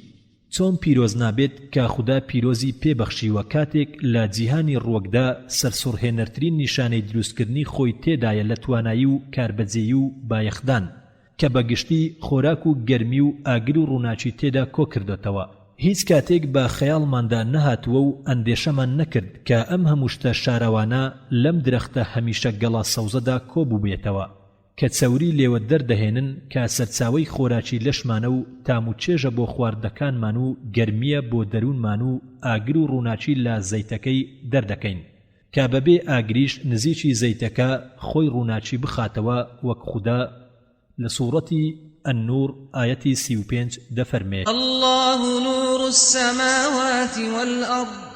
مثل نوره كمشكاة فيها المصباح في زجاجة الزجاجة كأنها كوكب دري يوقد من شجرة مباركة زيتونة لا شرقية ولا غربية يكاد زيتها يضيء ولو لم تمسسه نار نور على نور يهدي الله لنوره من يشاء ويضرب الله الأمثال للناس والله بكل شيء عليم. ڕووناچی لەسەر ڕووناچی دەیکاتە ڕێنمایی بۆ ئەو کەسانەی کە بیەوێت ئەی حەیران. حەیران نور على نور يهدي الله لنوره من يشاء. شێخ وتی ئەم ئاژەڵانە ئەی حەیران لە پێدار و باڵندەکان کە قورئان لە زۆر ئایەتدا ناویان دەبات و ئاماژەی جیاوازیەکانیان دەکات لەگەڵ ئەوەی لە یەک بنەڕەتەوە دروستبوون کە ئەویش ئاو و خاکە. بەشی ڕێکەوت چەندە لە دروستکردنیان و پێکاتنیان و جیاوازی لە جۆریان و شێوازیان و ڕێژەیان و ئەندامیان و هێزیان و ڕەنجیان و دەنجیان و سوودمەندیان و زەرەرمەندیان. الله سبحانه وتعالى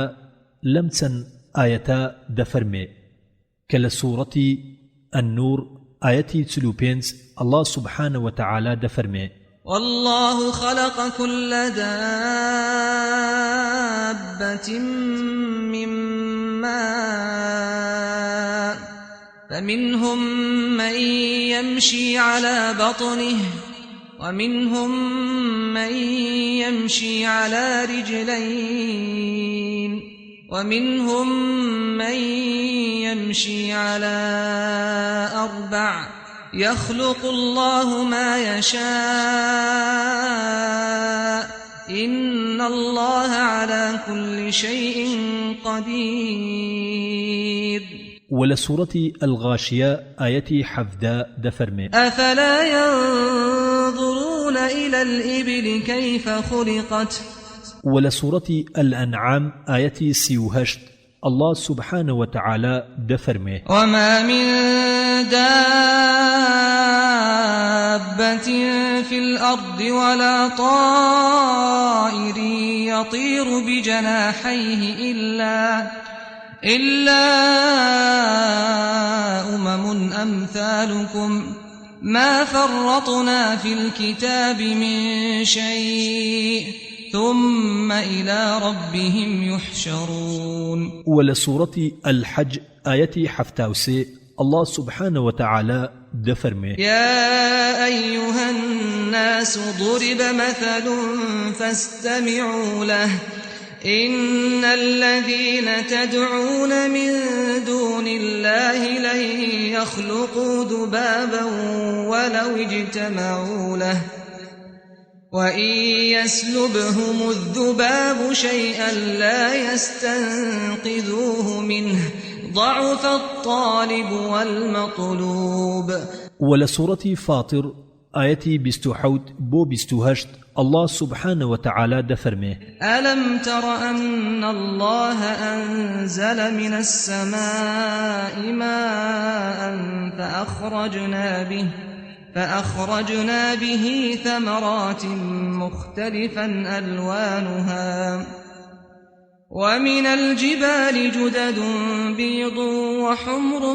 مختلف ألوانها وغرابيب سود ومن الناس والدواب والأنعام مختلف ألوانه كذلك إنما يخشى الله من عباده العلماء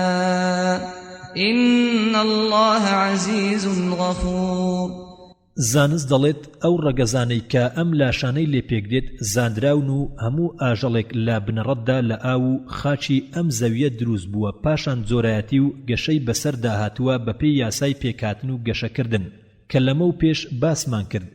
و لەوانەیە ئەم بۆچوونە ڕاست بێت چونکە دروستکردنی ڕاستەوخۆ زیاتر بەڵگەی تێدانیە لەسەربوونی خوددا لە دروستکردنی بەپێی یاسای پێکهاتن و گەشەکردن هەروەک جسر دەڵێت ئەم سیستەمانەی کە ژیان دەبن بەڕێوە لە پێکهاتنی زیندەوەر و گەشەکردنیاندا و لە جیاوازیان و لە یەکچوونیان و بۆ ماوەیان و جۆرایەتیان هەموو بەگشتی یاسا و سیستەمن وەک دەڵێت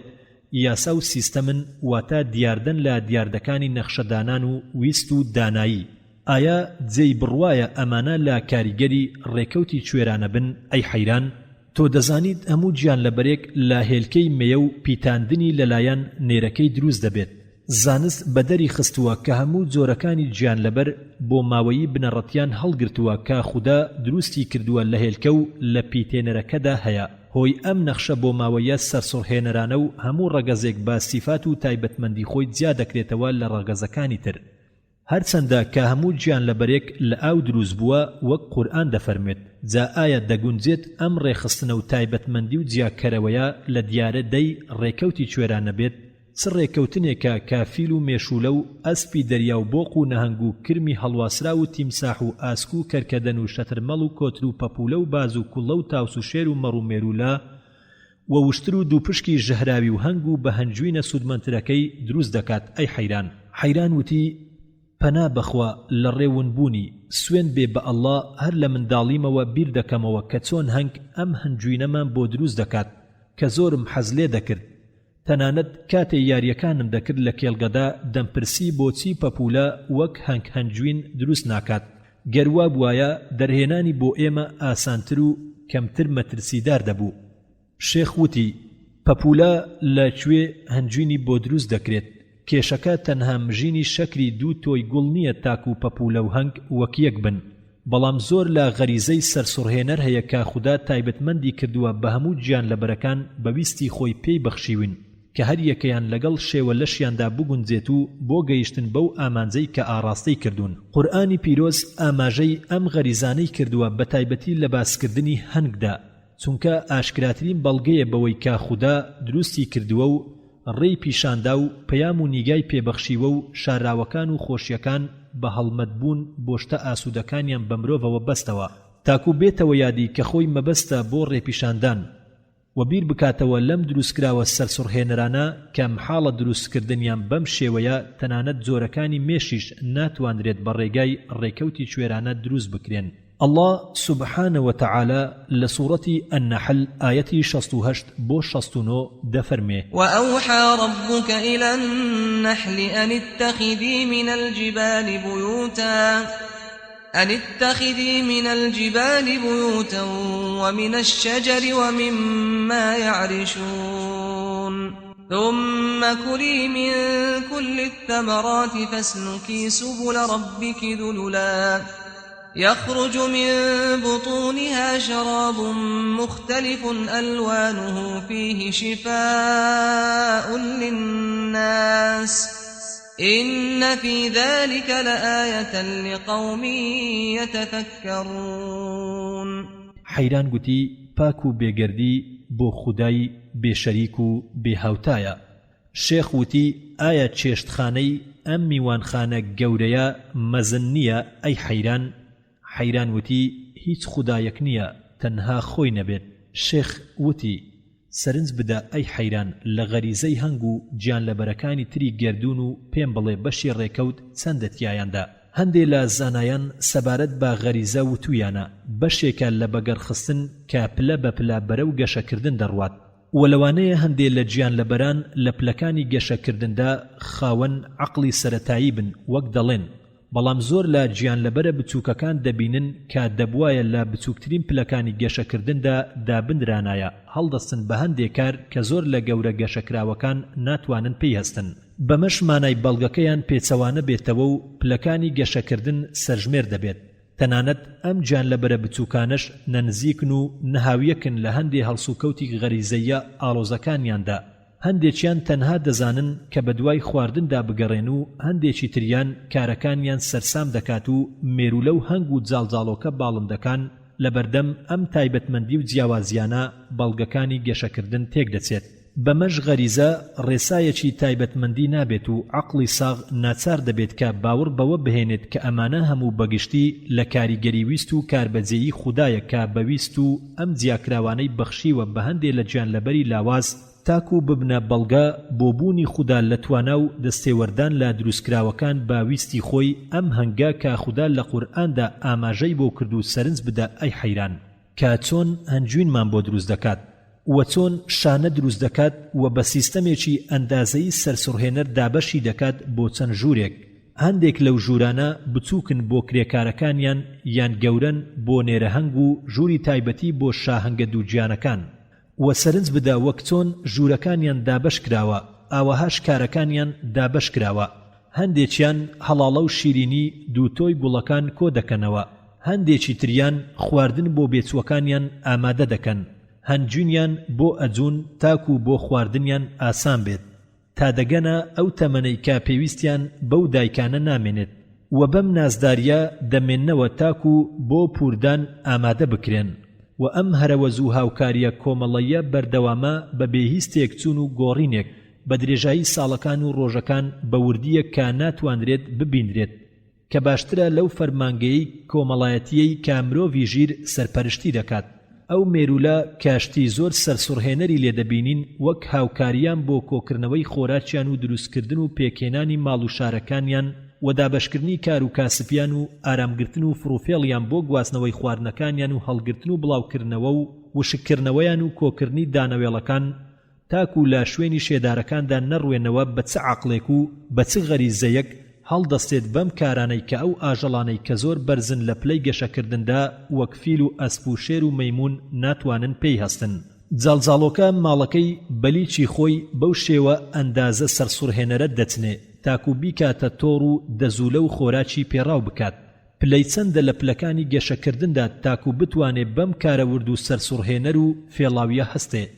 ئەی ئەو باڵندەی کە باز دەکرێن تیماری خۆیان دەکەن گەرلاقیان شکا گرتنەوەی بۆ دەکەن لە شوێنی شکاندنەکەیدا قوڕوپوش کۆ دەکاتەوە و لە بەرخۆر دەوەستێت تاکو وشک دەبێتەوە و ئەو قوڕوپوشە زۆر بە توندی یەک دەگرن هەروەک بۆی جێڕابێتەوە وایە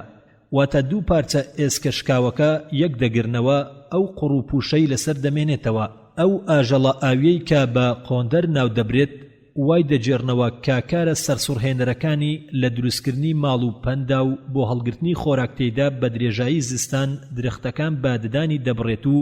لە پاشدا لق و پۆپی دارەکە لا ڕێڕەوی ئاوەکەدا ڕادەکێشێت بۆ ئەو جێگایی کە بەنداوەکەی تێدا دروست دەکات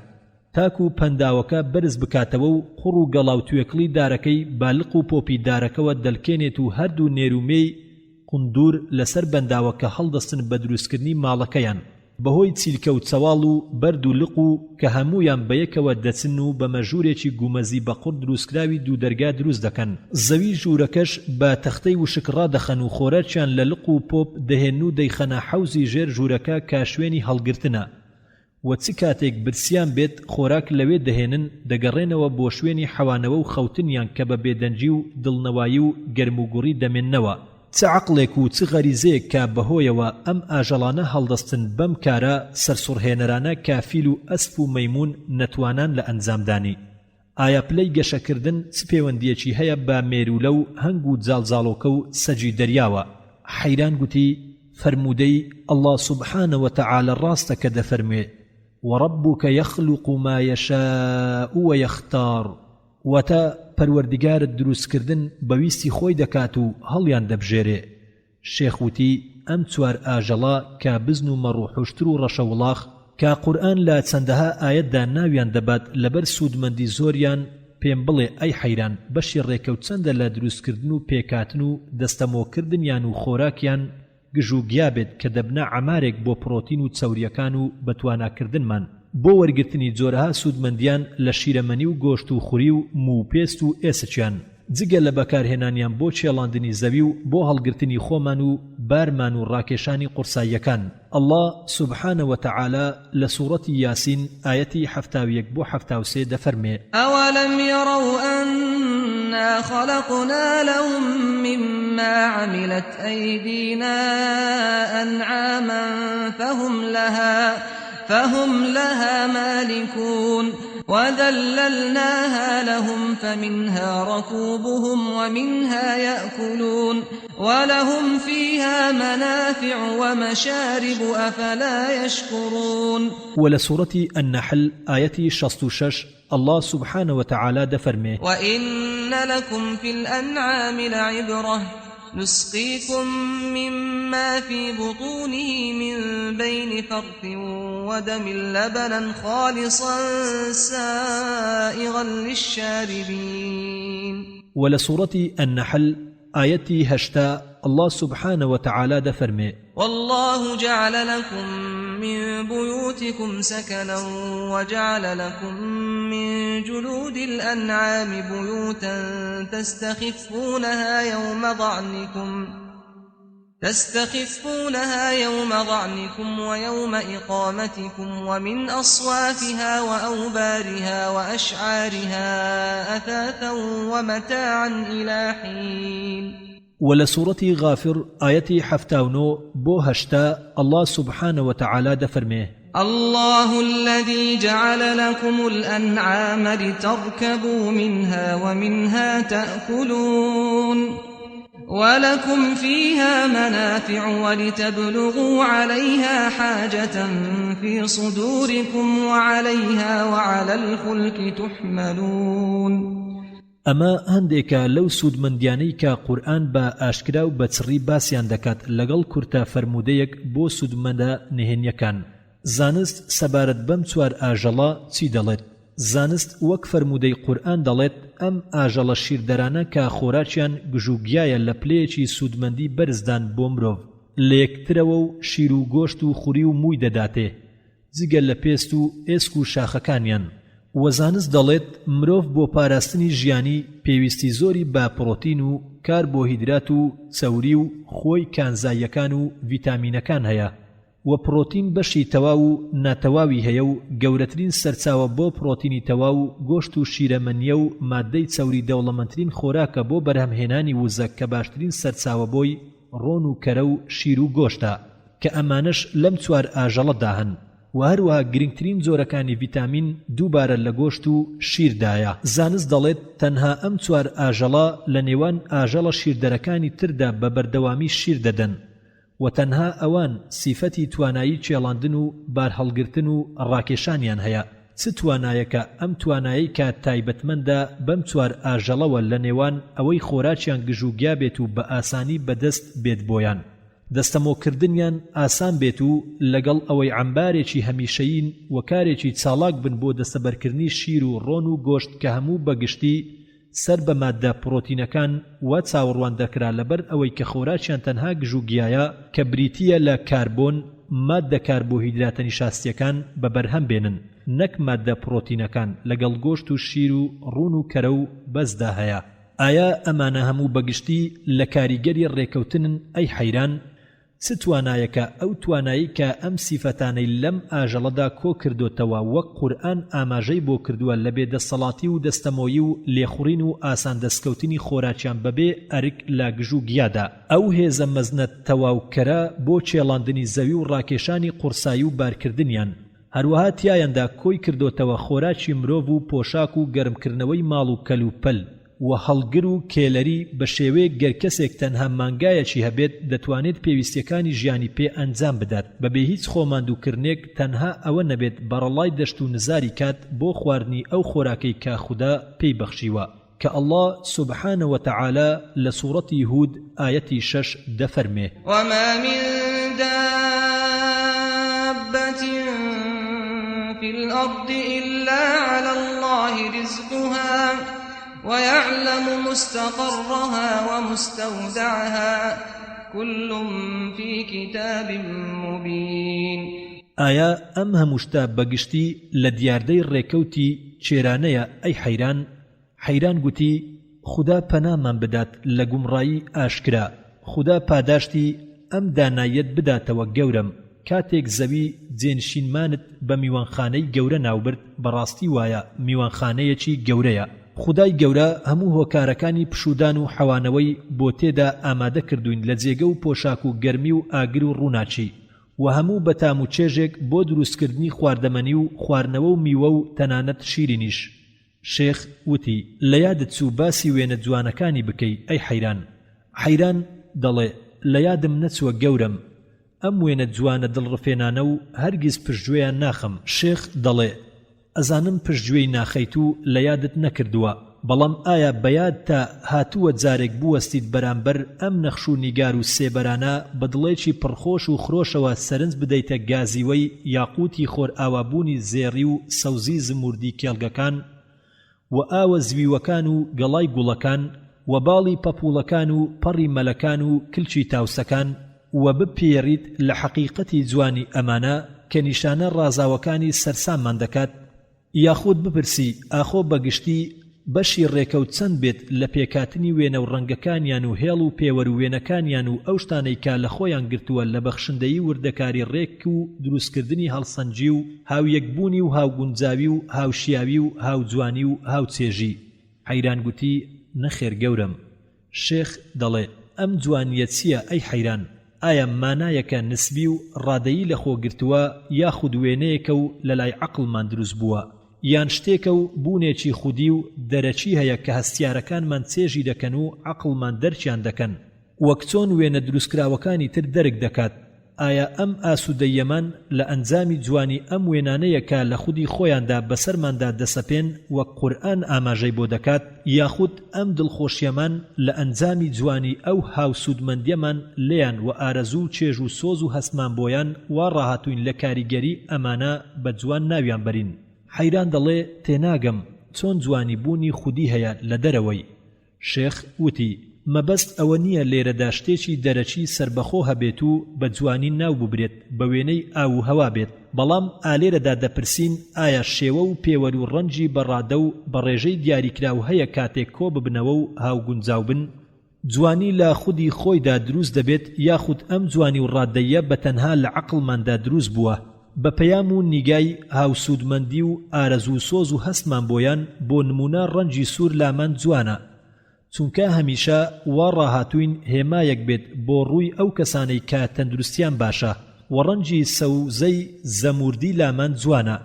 چونکە وا ڕاهاتوین کێڵگە سەوزە پڕمژدەکانی تێر و بەپیت و فەڕ ببینین. ویان ئەم جوانیە تێکەڵەیە لە بوونێکی ڕاستەقینەی دەرەچی کە لەگەڵ ئەو خەیاڵانەی کە هەست و سۆزی یادگاریەکانمان دروستی دەکەن و پاڵ بە عەقڵمانەوە دەنێن کە باوەڕ بەبوونی ئەم ڕاستیە بکات لە ڕاستیدا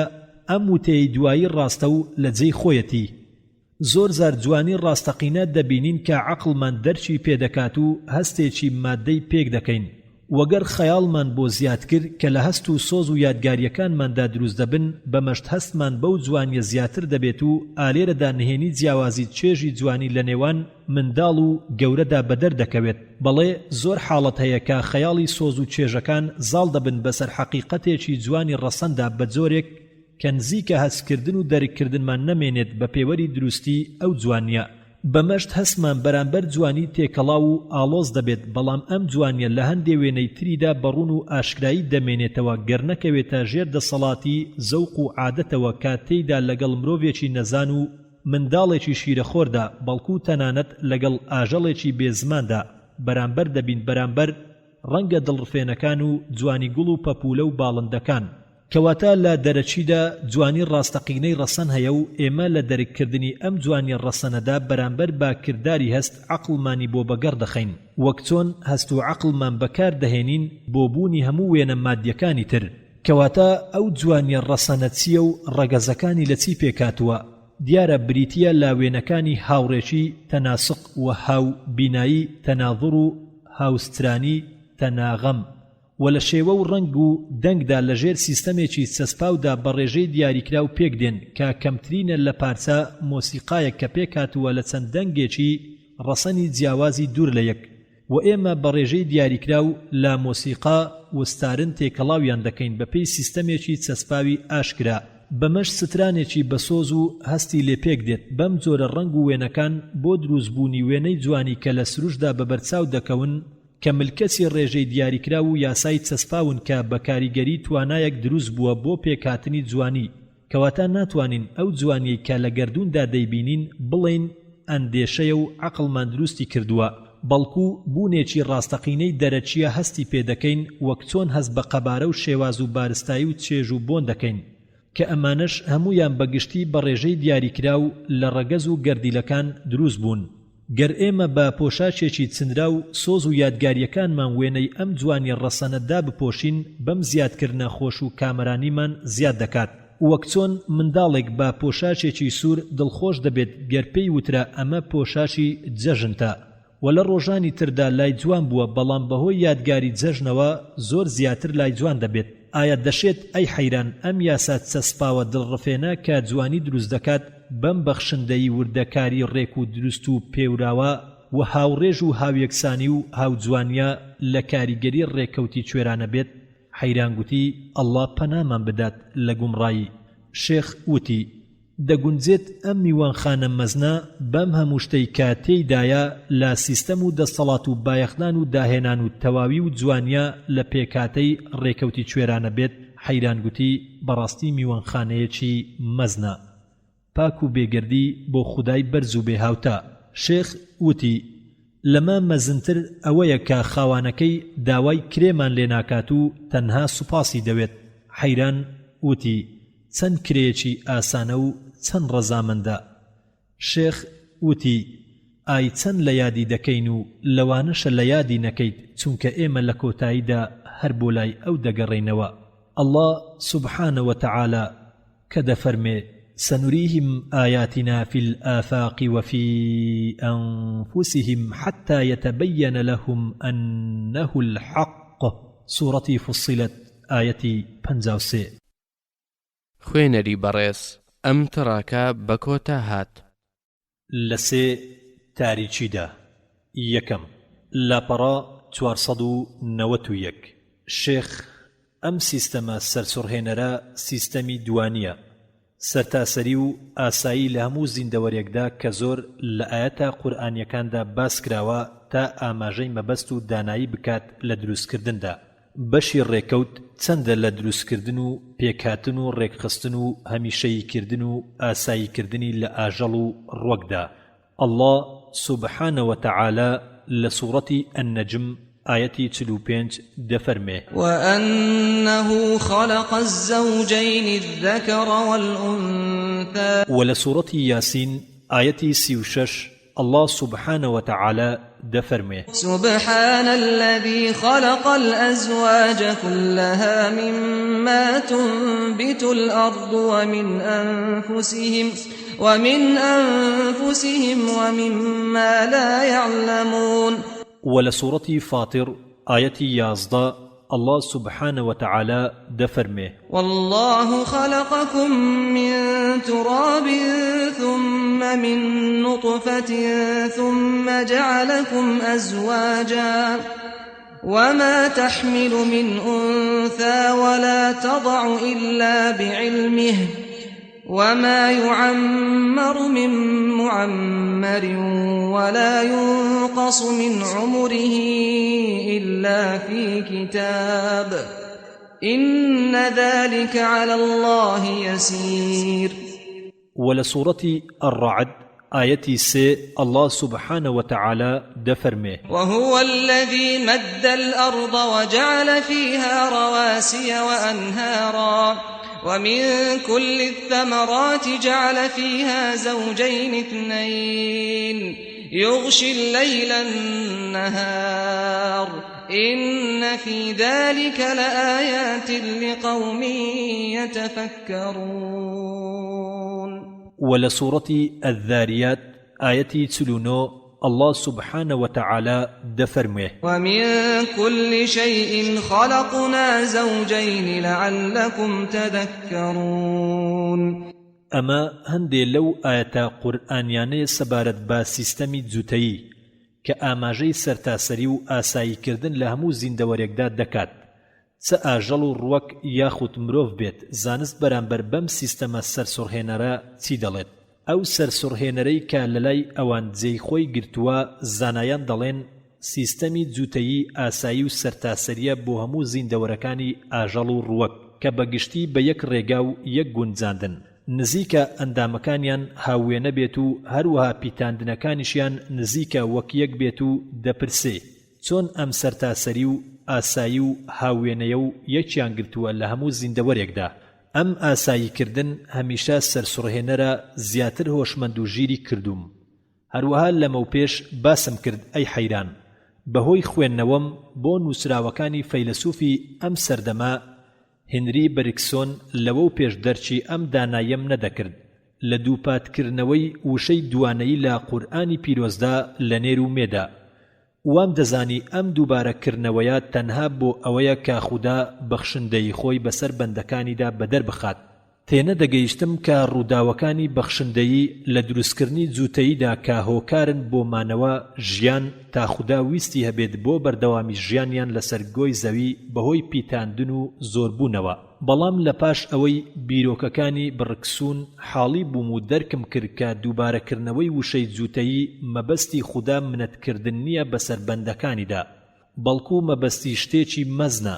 تاکو بە ئاگامان بکاتەوە لە ئاساییکردنی دوانەیی لاڕوەک و ئاژەڵ و مرۆڤدا تا ببنە بەڵگا بۆ بوونە مەبەست و پوچەڵکردنەوەی ڕێکەوت. ئەم ئاساییکردنە هەمیشەیە کە دوێنێ باسم کرد بۆت لە تیۆرەکانی برکسون وەرگیراوە. دوای ئەوەی باسی هەستیاری بینینی کرد و بە دووری زانی ئەم ئاسانکردن و هەمیشەیە لە مرۆڤ و هەموو ئاژەڵدا هاوێنە و هاودروستکراو بن. دیاردا لە کاریگەریەکانی ڕێکەوت گەرواماندانا کە ئەم ڕێکەوتە دەشێت ڕووبدات لە دروستبوونی هەستیاری بینیندا لە گشت ئاژەڵدا و بڵێن کە ئاژەڵەکان بەگشتی بۆ یەک ڕەگەز دەگەڕێنەوە و سەبارەت بەڕوەک چی بڵێن کە لە ڕەگەزێکی ترە و شێوازەکانی زۆر جیاوازترە لە شێوازەکانی دروستبوونی ئاژەڵ. گەر ئێمە واماندانا کە ڕوەک و ئاژەڵ لە کردداری پیتاندن و زۆربووندا یەک شێوازیان گرتۆتە بەر، چۆن ئاژەڵ و ڕوەک ڕێکەوتن کە بە هەمان شێواز و ڕێکەوت نێر و مێ پێک بهێنن. الله سبحانه وتعالى لسورة ياسين آية 36 دفرمه سبحان الذي خلق الأزواج كلها مما تنبت الأرض ومن أنفسهم ومما لا يعلمون. بێگەردی بۆ ئەو کەسەیە کە جوتەی دروست کردووە لەوانەی کە لە زەویدا دەڕوێن و لە خودی خۆیاندا چەند پاک و بێگەردە. شێخ ئەم پێکهاتە منداڵگەی مرۆڤ کە قورئانی پیرۆز ناوی بردووە زیاتر لە 10 ئایەتدا بە ئاشکرا ئەی حەیران ئایا بەشی ڕێکەوت لە وێنەکردن و پێکاتنی لە هێڵکە و سپێرم و پارچەگۆشت و ئێسک و داپۆشین و سەقامگیرکردن لە جێگای تایبەتیدا بۆ دیاریکردن و کاتی خۆی لە گڵێنە تاریکەکاندا چەندە؟ الله سبحانه وتعالى لسورة الحج آية 5 دفرمه يا أيها الناس إن كنتم في ريب من البعث فإنا خلقناكم من تراب ثم من نطفة ثم من علقة ثم من مضغة مخلقة وغير مخلقة لنبين لكم ونقر في الأرحام ما نشاء إلى أجل مسمى ثم نخرجكم طفلا ثم لتبلغوا أشدكم ومنكم من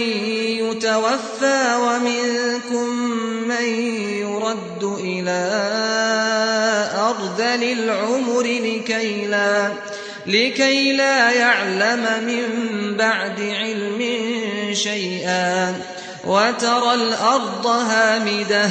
فإذا أنزلنا عليها الماء اهتزت وربت وأنبتت من كل زوج بهيج. ولسورة الإنسان آية 2 الله سبحانه وتعالى دفرمه إنا خلقنا الإنسان من نطفة أمشاج نبتليه فجعلناه سميعا بصيرا. ولسورة الانفطار آية 6 بو حوت الله سبحانه وتعالى دفرمه يا أيها الإنسان ما غرك بربك الكريم الذي خلقك فسواك فعدلك. ولسورة ياسين آيەتی 77 الله سبحانه وتعالى دفرمه أولم ير الإنسان أنا خلقناه من نطفة فإذا هو خصيم مبين ولسورة عبسة آيەتی 17 بۆ 19 الله سبحانه وتعالى دفرمه قتل الإنسان ما أكفره من أي شيء خلقه من نطفة خلقه فقدره ولسورة الكهف آيەتی 37 الله سبحانه وتعالى دفرمه قال له صاحبه وهو يحاوره أكفرت بالذي خلقك من تراب ثم من نطفة ثم سواك رجلا ولسورة المرسلات آيەتی 20 بۆ 23 الله سبحانه وتعالى دفرمه ألم نخلقكم من ماء مهين فجعلناه في قرار مكين إلى قدر معلوم فقدرنا فنعم القادرون ولسورة المؤمنون آيەتی 12 بۆ 14 الله سبحانه وتعالى دفرمه ولقد خلقنا الإنسان من سلالة من طين ثم جعلناه نطفة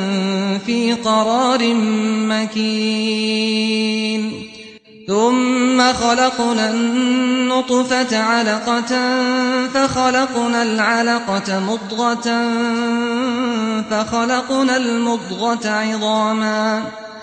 فخلقنا المضغة عظاما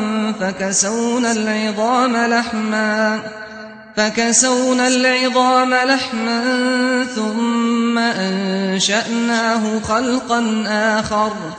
فتبارك الله أحسن الخالقين ولسورة السجدة آيەتی 7 بۆ 9 الله سبحانه وتعالى دفرمه الذي أحسن كل شيء خلقه وبدأ خلق الإنسان من طين ثم جعل نسله من سلالة من ماء مهين ثم سواه ونفخ فيه من روحه وجعل لكم السمع والأبصار والأفئدة قليلا ما تشكرون ولسورة آل عمران آيەتی 6 الله سبحانه وتعالى دفرمه هو الذي يصوركم في الأرحام كيف يشاء لا إله إلا هو العزيز الحكيم ولسورة الزمر آيەتی 6 الله سبحانه وتعالى دفرمه خلقكم من نفس واحدة ثم جعل منها زوجها وأنزل لكم من الأنعام 8 أزواج يخلقكم في بطون أمهاتكم خلقا من بعد خلق في ظلمات 3 ذلكم الله ربكم له الملك لا إله إلا هو فأنا تصرفون ئەمە هەندێ لە فەرموودەکانی قورئانە ئایا زانست چی دەڵێت هێلکەیەک لە هێلکەکانی مریشک زۆر بچووکتر بێت تیرەکەی لە نێوان بەشێک و 2 بەش لە 240 بەش لە قیڕاتێک واتە بەشێک یان 2 بەش لە 10 بەشی میلیمەترێک و کێشی 1 بەش یان 2 بەش لە 10 ملیۆن بەشی گرامێک کە زەردێنەکەی تێدایە و لە زەردێنەکەیدا زیندەوەری یەکخانەی زۆری تێدایە کە تیرەکەیان دەگاتە بەشێک بە 700 بەشە قیڕاتێک و لەوێدا چەقی زیندەوەرە یەکخانەیەکان هەیە کە تیرەی دەگاتە بەشێک لە 3000 بەشی قیڕاتێک ئەم هێلکەیە لە تاریکایی هێلکەداندا پێک دێت لە زیندەوەرێکی یەکخانەیی کە لە شلەی ئەلیۆمینی مەلە دەکات گەر ئەم زیندەوەرە یەک خانە گەشە و نەمای کرد و ئەو شلەیەی کە لە ناویدایە زیادی کرد پەردەکە دەکشێت و تەنگ دەبێت تاکو هێلکە لە پەردە و هێلکەدان ڕزگاری ببێت. ئایا ئەم هێلکە خنجیلانە فەریکە بەڕێزە بە تەنها لەو تاریکیەدا بۆکوێ دەچێ؟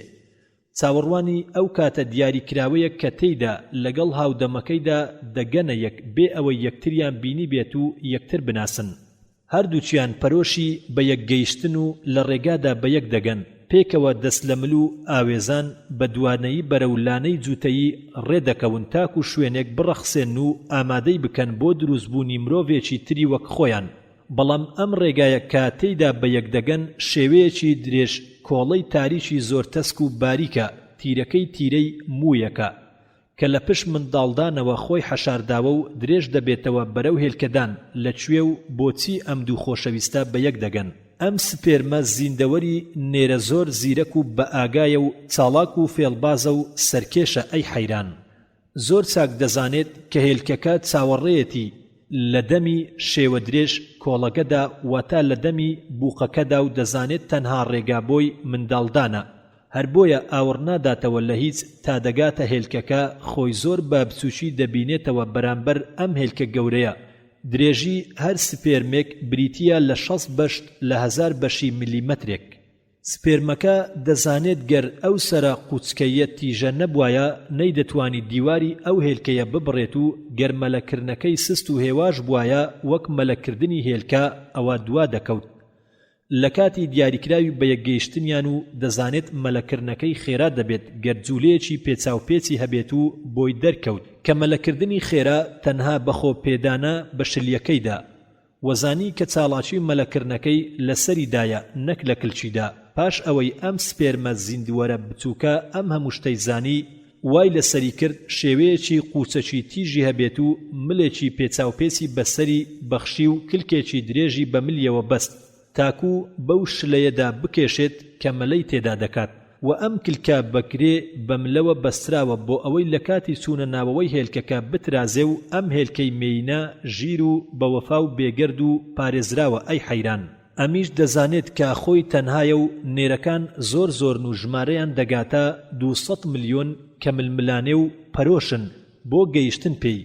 و بە دەوری دیوارەکەیدا دەخولێنەوە گەر یەکێک بە توانا و خێرایی پێی گەیشت ڕازی دەبێت بیکاتە هاوجوتی خۆی و دەرگایەکی تایبەتی دڵی خۆی بۆ دەکاتەوە کە بە دەرگای ڕاکێشەر ناو دەبرێت. هەر کە سپێرمەکە هاتە ژوورەوە دەرگاکە دادەخات و هێزی ڕاکێشانەکەی نامێنێت و بە پارێزراوی خۆی دەهێڵێتەوە و بەرپەرسی ملوێنەها سیپێرمی داواکاری تر دەداتەوە، ئەوانیش لە لای خۆیانەوە لە خەم و پەشارەدا سەردەنێنەوە. ئەم منداڵدانە لانەی دوانەیە بۆ میوانەکەی زۆر بە سۆز و بە بەزەیە. ئەی حەیران، هەموو مانجێک ئامادەیە بۆ پێشوازیکردنی ئەو بووک و زاوایە و پەنادانیان و خۆراک دانیان بەمەش خانەی پەردەی دەوروبەری دەئاوسێت و دەزوو لەو مولولەی خوێنەکانی گەورە دەبێت. ڕژێنەرەکانی چاڵاک دەبن گەر هاوجود بوون ڕوویدا ئەوە هەردووچیان بە خۆشحاڵیەوە پێشوازیان لێ دەکرێت وەگەر ڕێگر هەبوو بۆ هاوجود بوونیان بە هەر هۆکارێک بێت ئەوە بەرق و چینەوە جیا دەبنەوە و لە داغدا هێلکەدانەکە دەدڕێت و گریانێکی خوێناوی دەڕژێت بۆ نەمانی هێلکەکەی. حەیران وتی ئای چەند سەرسوڕهێنەرە پاک و بێگەردی بۆ دروستکەری مەزن کە ئەڵڵایە. شێخ دەڵێ ئەوەی کە لەمە زیاتر بەسەر سوڕهێنەرتر و سامناکترە کە ئاماژەی زیاتر تێدایە بۆ موعجیزەکانی قورئان و یارمەتی دەربێت بۆ تێگەیشتنی نهێنیەکانی ئەوەندەی پێناچێت هاوجودبوونەکە تەواو دەبێت هەتا کارێکی هاوبەش دەست پێ دەکات بۆ دروستکردنی مرۆڤێکی نوێیتر. هەردوو هاوکار دەکەونە تێکەڵکردنی ئەو نەخشە کڕۆسۆمانەی کە هەیانەو ئەو جیناتانەی کە لە خۆیان گرتووە کە خودای پەروەردیگار نەخشە و دروستکردن و دروستی پێبەخشیوە کە بەهۆی فاکتەری بۆ ماوەیەوە پشت لە دوای پشت لە نەوەوە بۆ نەوەیتر بەردەوام دەبێت، لەو باو باپیرانەوە بۆ نەوە و نەوەکان بەردەوام دەبێت. زنجیرەی دروستبوو لە قوڕ لە پاشدا زنجیرەی ئاوی بێنرخ و لەم تێکەڵ بوونەوە تنۆکەی هاوبەشی تێکەڵە دروست دەبێت کە خودای دروستکەر ئاماژەی بۆ کردووە. حەیران پرسیار دەکا و دەڵێ ئەم کڕۆمۆسۆم و جینانە چین؟ شێخ لە وەڵامیە دەڵێ وەک پێناسەم بۆ کردیت پێکاتووە لە ڕەگەزی نەخشەدانان و دروستکردن و دروستی کە بەهۆیانەوە پارچە گۆشتی جۆرا و جۆر پەیدا دەبێت. تاکو ببێتە مرۆڤێکی نوێ و جیاکراوە لەوانی تر لە ڕووی سیفاتی جەستە و عەقڵی شێوە و قەد و باڵا و ڕەنگ و نێرومێ و جوانی و توانایی و ژیری و ڕەوشت هەموو بەشدار دەبن بۆ دانانی هێڵی یەکەمی بەختی ئەم مرۆڤە لە ژیاندا. لە کۆندا خەڵک وایان دەزانی کە جنین لە پیتێنی نێوان هێلکەی مێوە و شلەی نێرە دروست دەبێت و زۆر لە سیفاتی باو باپیرانی وەردەگرێت، بەڵام نەیان دەزانی سپێرمی زیندەوەر چییە و هێلکە چییە و پێکاتنیان چییە و خانەکانیان چییە و جۆر و کاریان چییە و پیتاندن چۆن ڕوودەدات و بۆ ماوەیی چۆن دەبێت. و لێکدەرەوەکانی قورئان سەریان سوڕما بوو لە لێکدانەوەی پارچە گۆشتی جوراوی دروستکرا و دروست نەکراو، کاتێک کە خانەکانیان دۆزیەوە و کاری هەر بەشێکیان بەدەرخست و بە چاوی خۆیان بینیان ئەو شتانەی کە سپێرم لەسەریدا هەڵی دەگرێت لە ڕەگەزەکانی ئەم نەخشانەی کە باسمان کرد دەرچی ئەو جیاوازیان کرد کە لە نێوان پارچە گۆشتی جۆراوی دروستکرا و کە جنین لەوێدا دروست دەبێت و پارچە گۆشتی جۆراوی دروست نەکراو کە پاراستن و خۆراکدانی پێدەستپێدرێ بەم دۆزینەوەیە زانایان زیاتر ملکەتی خودا بوون کە خودا ئەم ملکەتیەی تایبەتمەند کردووە بە بەندە زاناکانیەوە. ئەی حەیران وتی لە پێناوی خودای مەزندا زیاتر بەخشندەکانتم بۆ بەدەر بخە. شێخ دەڵێ ئەم هێلکەیە کار دەبێتە تنۆکێک بە هێواشی و سستی لە شێوە درێژ کۆڵەکەدا دەڕوات پاش 8 یان 10 ڕۆژ دەگاتە منداڵدان، لەوێدا دەست بە دابەشکردنی خۆی دەکات، زیادە لە دوای زیادە تاک و هەموو بەشێک ئامادە بکات بۆ ئەو ڕۆڵەی کە پێی هەڵدەستێت لە کاتی پێکاتنی جنین یاخود ئامادەیان بکات بۆ پاراستن و چاودێری خۆراکدانی جنینەکە و تنۆکەکەی هێلکەکە دەگاتە لانەی دوانەیەکە بۆی ئامادە کراوە بە دیوارەکەی دەلکێت و خانە دابەشکراوەکان هەڵدەستن بە کارە مەزنەکانیان بە هاوکاری لەگەڵ خانەکانی دیواری منداڵدان. لە چواردەوری جنینەکەدا پەردە لە دوای پەردە دروست دەکەن، پەردەی یەکەمی دەرکەوتووە کە چواردەوری هەموو خانە و پەردەکانی تری داوە و بە کیسەی منداڵ ناو دەبرێت لەو لایەی کە بە دیواری منداڵدانەوە لکاوە کردوویەتە هۆکارێک بۆ خۆراکی سەرەتایی و دروستبوونی وێلاش، ئەو لایەی کە بە دیواری منداڵدانەوە لکاوە دەیکاتە هۆکار بۆ پاراستن و چاودێری جەنینەکە ساوە شاراوەکە و پەردەی دووەمی ناوەوە کە لەژێر کۆربۆنەوە دروست دەبێت تاکو بە تەواوی چواردەوری جەنینەکە بدات لە دوای پەردەیەکی شلەیی کە ڕاستەوخۆ چواردەوری جەنینەکە دەدات تاکو لەگەڵ دوو پەردەکەی تردا لە هەموو کتوپڕ و کاردانەوەیەکی دەرەچی جەنینە بپارێزن. ئەی خودایە ئەم خانانە چەند ژیر و چەند بە ئاگان بۆ ژیانی ئەم جەنینە و لە هەمان کاتدا خانەی زیندەوەرە دروستکراوەکان کە جەنین شێوازی گەشەکردنیان دەداتێت لە تنۆکێک بۆ پارچە گۆشتێکی هەڵواسرا و بۆ پارچە گۆشتێکی جوراو.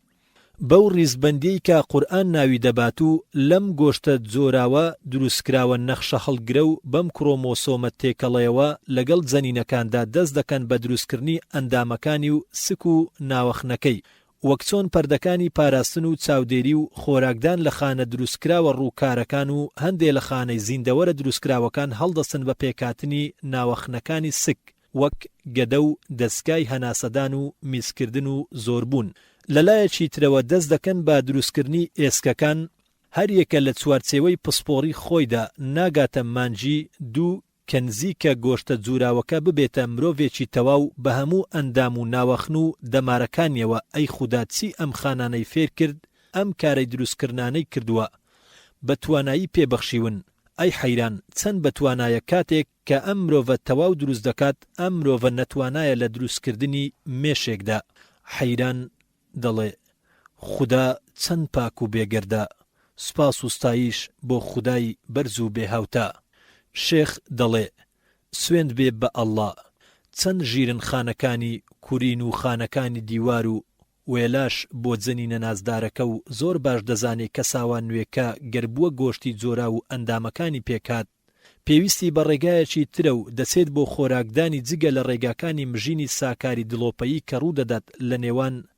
ڕێشوەکانی کۆربۆن و گیرفانە خوێنەکانی منداڵدان، چونکە پێویستی جەنین بۆ خوێن تا گەورە بێت زیاتر پێویستی پێدەبێت و پێویستی خوێن بۆ پاڵاوتن بە زۆربوونی خوێنەکەی زۆر دەبێت. دەزانێت کە خوێی دایک نابێت ڕاستەوخۆ بە جەنین بگات، بەڵکو پێویستە ئەو خوێنەی کا دەگات بە جەنینەکە پاڵێوراو بێت لە هەموو ئەو ژەهر و پیسیانەی کاتیایەتی وەک چۆن هەموو ئاژەڵێک خۆی لێ ڕزگار دەکات.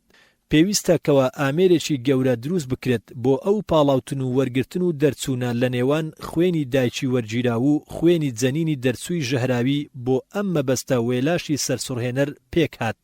کە لە لەپ و ڕیشەکانی کۆریۆن و گیرفانە خوێنینەکانی منداڵداندا دروست بووە بە شێوەیەک گەیەندرا و بێت بەناوچی جەنینەوە بەهۆی پەپکێک کە خۆراکە بنەماکان و ئۆکسزین لە ناوک بگوێزێتەوە بۆ وێلاش کە خۆی لە خوێنی ژەهراوی دایک ڕزگار دەکات لە پاشان بەهۆی پەتکێکەوە لە جنینەکەوە بەرەو وێلاش دەچێت لە مولولەیەکی تردا و ئەو ژەهر و پیساییەی کە لە پێکهاتنی جەنینەوە دروست بووە لە وێلاشدا کۆ دەبێتەوە تاک و جەنینەکە لە سێ تاریچەکە بەرەو دنیای ڕووناچی و هەوا و شیری مەمک بچێت و بتوانێت بەهۆی سیەکانیەوە هەناسە بدات و خۆراک بەهۆی هەردوو لێوەکانیەوە بمژێت و بتوانێت پاشماوەی خۆراکەکانی بەهۆی ڕخۆڵەکانیەوە بسووتێنێ و لە گەروودا بیان هاوێژێت تاوای لێدێت وێلاش دەبڕێت و بەهۆی شیردانەوە پێویستی بەو وێلاشە نامێنێت و بەم جۆرە ئەم پەتکە لە منداڵەکە دەپچڕێت و دەرگای ناوک تا هەتایە دادەخرێت حەیران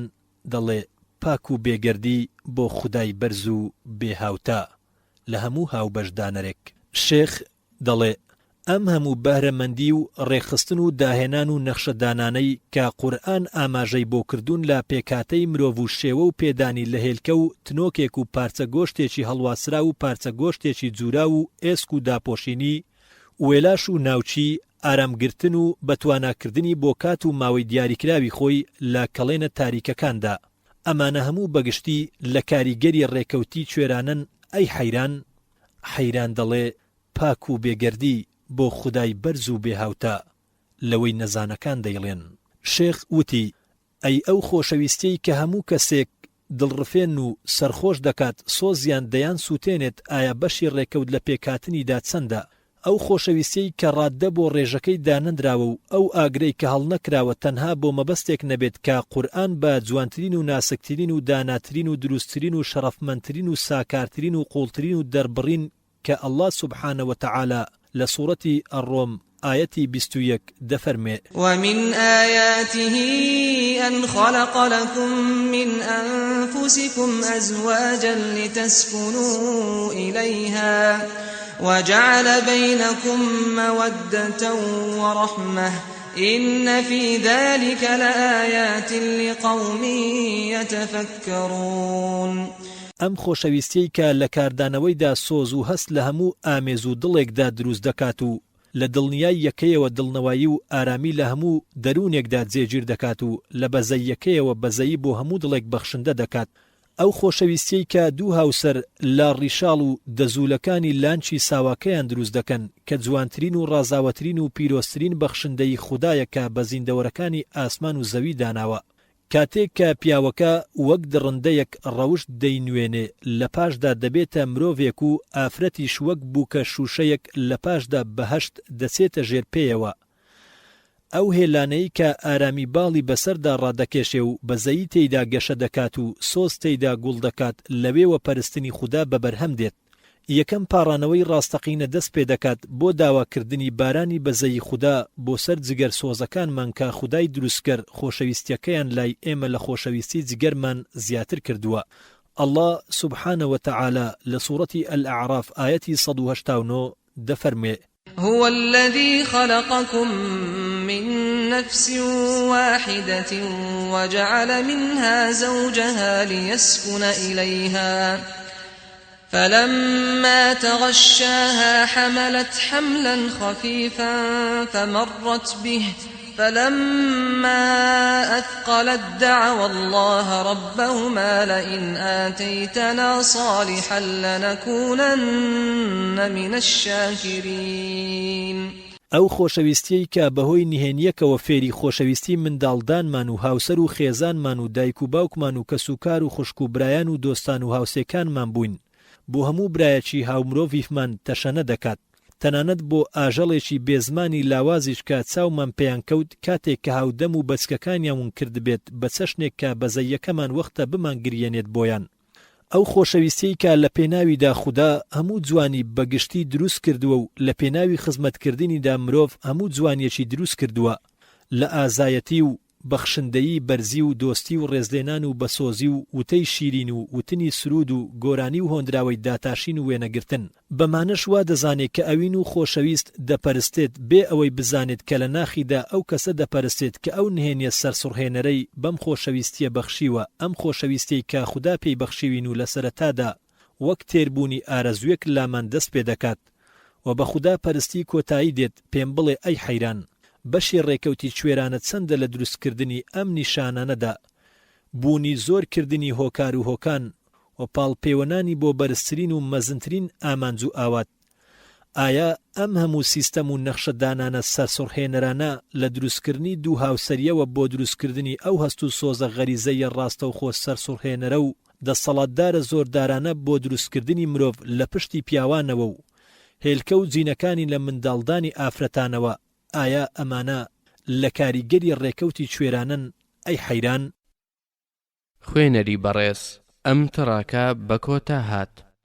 لە جێگا و شوێنی جنۆکاندا دووەم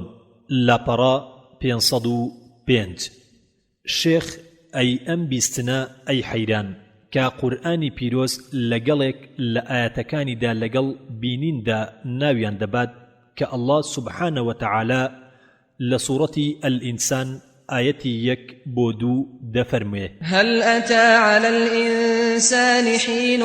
من الدهر لم يكن شيئا مذكورا إنا خلقنا الإنسان من نطفة أمشاج نبتليه فجعلناه سميعا بصيرا ولسورة المؤمنون آيتي 7 الله سبحانه وتعالى دفرمي وهو الذي أنشأ لكم السمع والأبصار والأفئدة قليلا ما تشكرون ولسورة السجدة آيتي 8 الله سبحانه وتعالى دفرمي الذي أحسن كل شيء خلقه وبدأ خلق الإنسان من طين ثم جعل نسله من سلالة من ماء مهين ثم سواه ونفخ فيه من روحه وجعل لكم السمع والأبصار والأفئدة قليلا ما تشكرون أم بيستنا أي حيران بەشی ڕێکەوت چەندە لە دروستکردنی کەڵێنە سەرسوڕهێنەرەکانی لە دەرکە و بەستنەکانی و لە کڵاوڕێژنە و پەردە و ئێسکەکانی ئەشکەوت و کوێرە ڕێکانی ڕێچکە و ڕێگاکانی دەمار و پەتکە بەستنەکانیان و لە وشکە هەڵات و ئاودارەکانی و لە پلیکانە و کەناڵەکانی و لە پێچ و پەناکانی و لە کیسە و گیرفانەکانی و لە بەرد و چەوەکانی حەیران دەڵێ ئەم ئەشکەوتە سەرسوڕهێنەرە لە چ لایەکەوە کە لە ئەشکەوتی جنۆکەکان دەچێت لە پێچی ڕووتەختی دەریا یاخود ئەشکەوتی شەیتانەکان لەوەیە لە چۆڵەوانیەکانیاندا شێخ وتی ئەی حەیران دوورنیت لە بۆچوونی ئەندێشەکانت هاوبەشی ئەو خەیاڵەت ئەکەم حەیران دەڵێ چۆن شێخ وتی بە زمان حاڵی ئەجنینە و شەیتانەکان بۆتی وەسف دەکەم زۆر جار خەیاڵ یارمەتی دەرە بۆ دەرکردن و بەگەرخستنی عەقڵ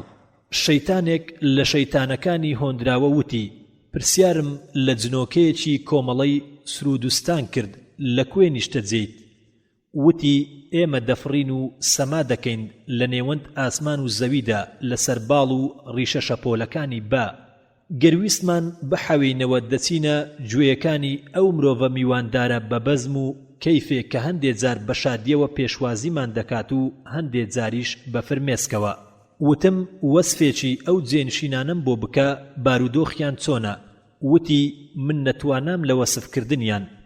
چونکە لاکون و کەلەبەر و کوچە و ئەشکەوت و پەنجەرە و کڵاو ڕۆژنەکانی لە نێشتە جێنگای ئەجێنداکانی دەریا دەچێت لە قوڵترین شوێنیاندا و بیستن وەک بینین نییە وتی ڕێم بدەرێ یەکجار سەردانت بکەم تا بیبینم وتی خۆشی و بەزەیی تێنا بەڵام دوای نیوەی شەو وەرە بۆلام کاتێک کە هاوڕێکەم لە ناخی نووسندا بێت و هەستت پێ نەکات شەیتانی هۆندراوە وتی لە کاتی دیاریکراودا لە بەردەم گوێچکی پیاوەکەدا لە بەردەرگایەکی مەزندا کە چوارچێوەکەی دەوری جێگای چوونە ژوورەوەکەی تەسکیدا بوو. لە هیچ دەرگایەکدا هاوێنم نەدیبوو لە کەوانەی و چەماوەییدا و لە پەتک و پێچراوەکانیدا وتم ئەمە سەرەتای سەرسوڕهێنەرە، هەوڵی پێچکردنەوەم ئەدا بۆ بینینی هاوڕێکەم. دەبینم لە دەروازە تەسکەکەدا وەستاوە، لە پشت کەندەموەکانی بەردەمیدا خۆی حەشار داوە، ئاماژەی بێدەنجی کردم. لە پێشمەوە ڕۆیشت و بە دوای کەوتم چووینە کەناڵەوە کە هەروەک توێکڵێک وابوو، یەکەم جار بەرەو ژوور و پاشان بەرەو خوار لە نێوەیدا تەسک دەبێتەوە. لە ڕووتەختەکەیدا شلەیەکی زەردی لینج هەیە. کاتێک گەیشتن بە کۆتایی تونێڵەکە خۆمان بەرامبەر پەردەیەکی بچووکی ناسک بینیەوە و نیوەی تەنک بوو لە شێوەی تەنشی پەردەی تەپڵ، بەڵام کەمێک چەماوە. وەکاتێک لە پەردەکە نزیک بوومەوە هاوڕێکەم وەک بترسێ چرپاندی بەگوێمدا و پێیوتم تۆ لێرەوە ڕێگای چوونە ژوورەوەت نییە. وتم ئەی تۆ،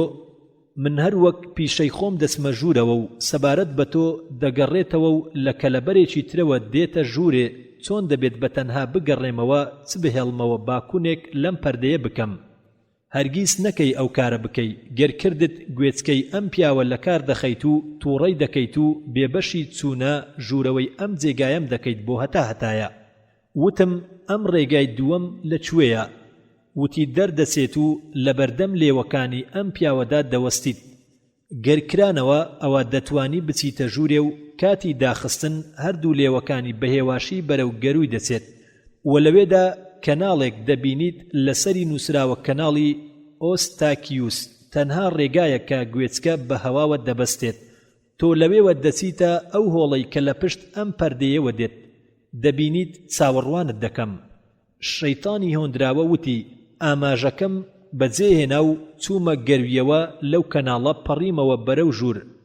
خۆم لە هۆڵێکی گەورەی نەرمە ئێسک دیتەوە کە پەردەکە تەنکە تەپڵیەکەی بەتوندی بە دیوارەکەیەوە بەسرا بوو، نەیدەهێش بچمە ژوورەوە و لە دیواری بەرامبەری کونێکی هێلکەیی هەیە کە بەهۆی پەردەکەیەوە داخراوە و کونێکی بازنەیی هەیە کە دووبارە بە پەردەیەک داخراوە و لە دیواری پشتەوەی کونی گەورە و بچووک هەیە.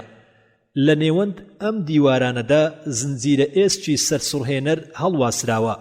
کە یەکێک لەو ئێسکانە لە شێوەی چەکوشە و دووەم ئێسک لە شێوەی سندانی ئاسنگەردایە و سێەم لەسەر شێوەی ئاوزەنگی زینی فەرەنگیدایە کە هەموو بەیەکەوە لکاون.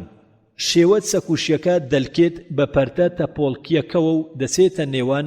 هەردوو چینەکەیەوە و پێیوان دەبەسرێت و پەردەکە بۆ ناوەوەی ژوورەکە ڕادەکێشێت.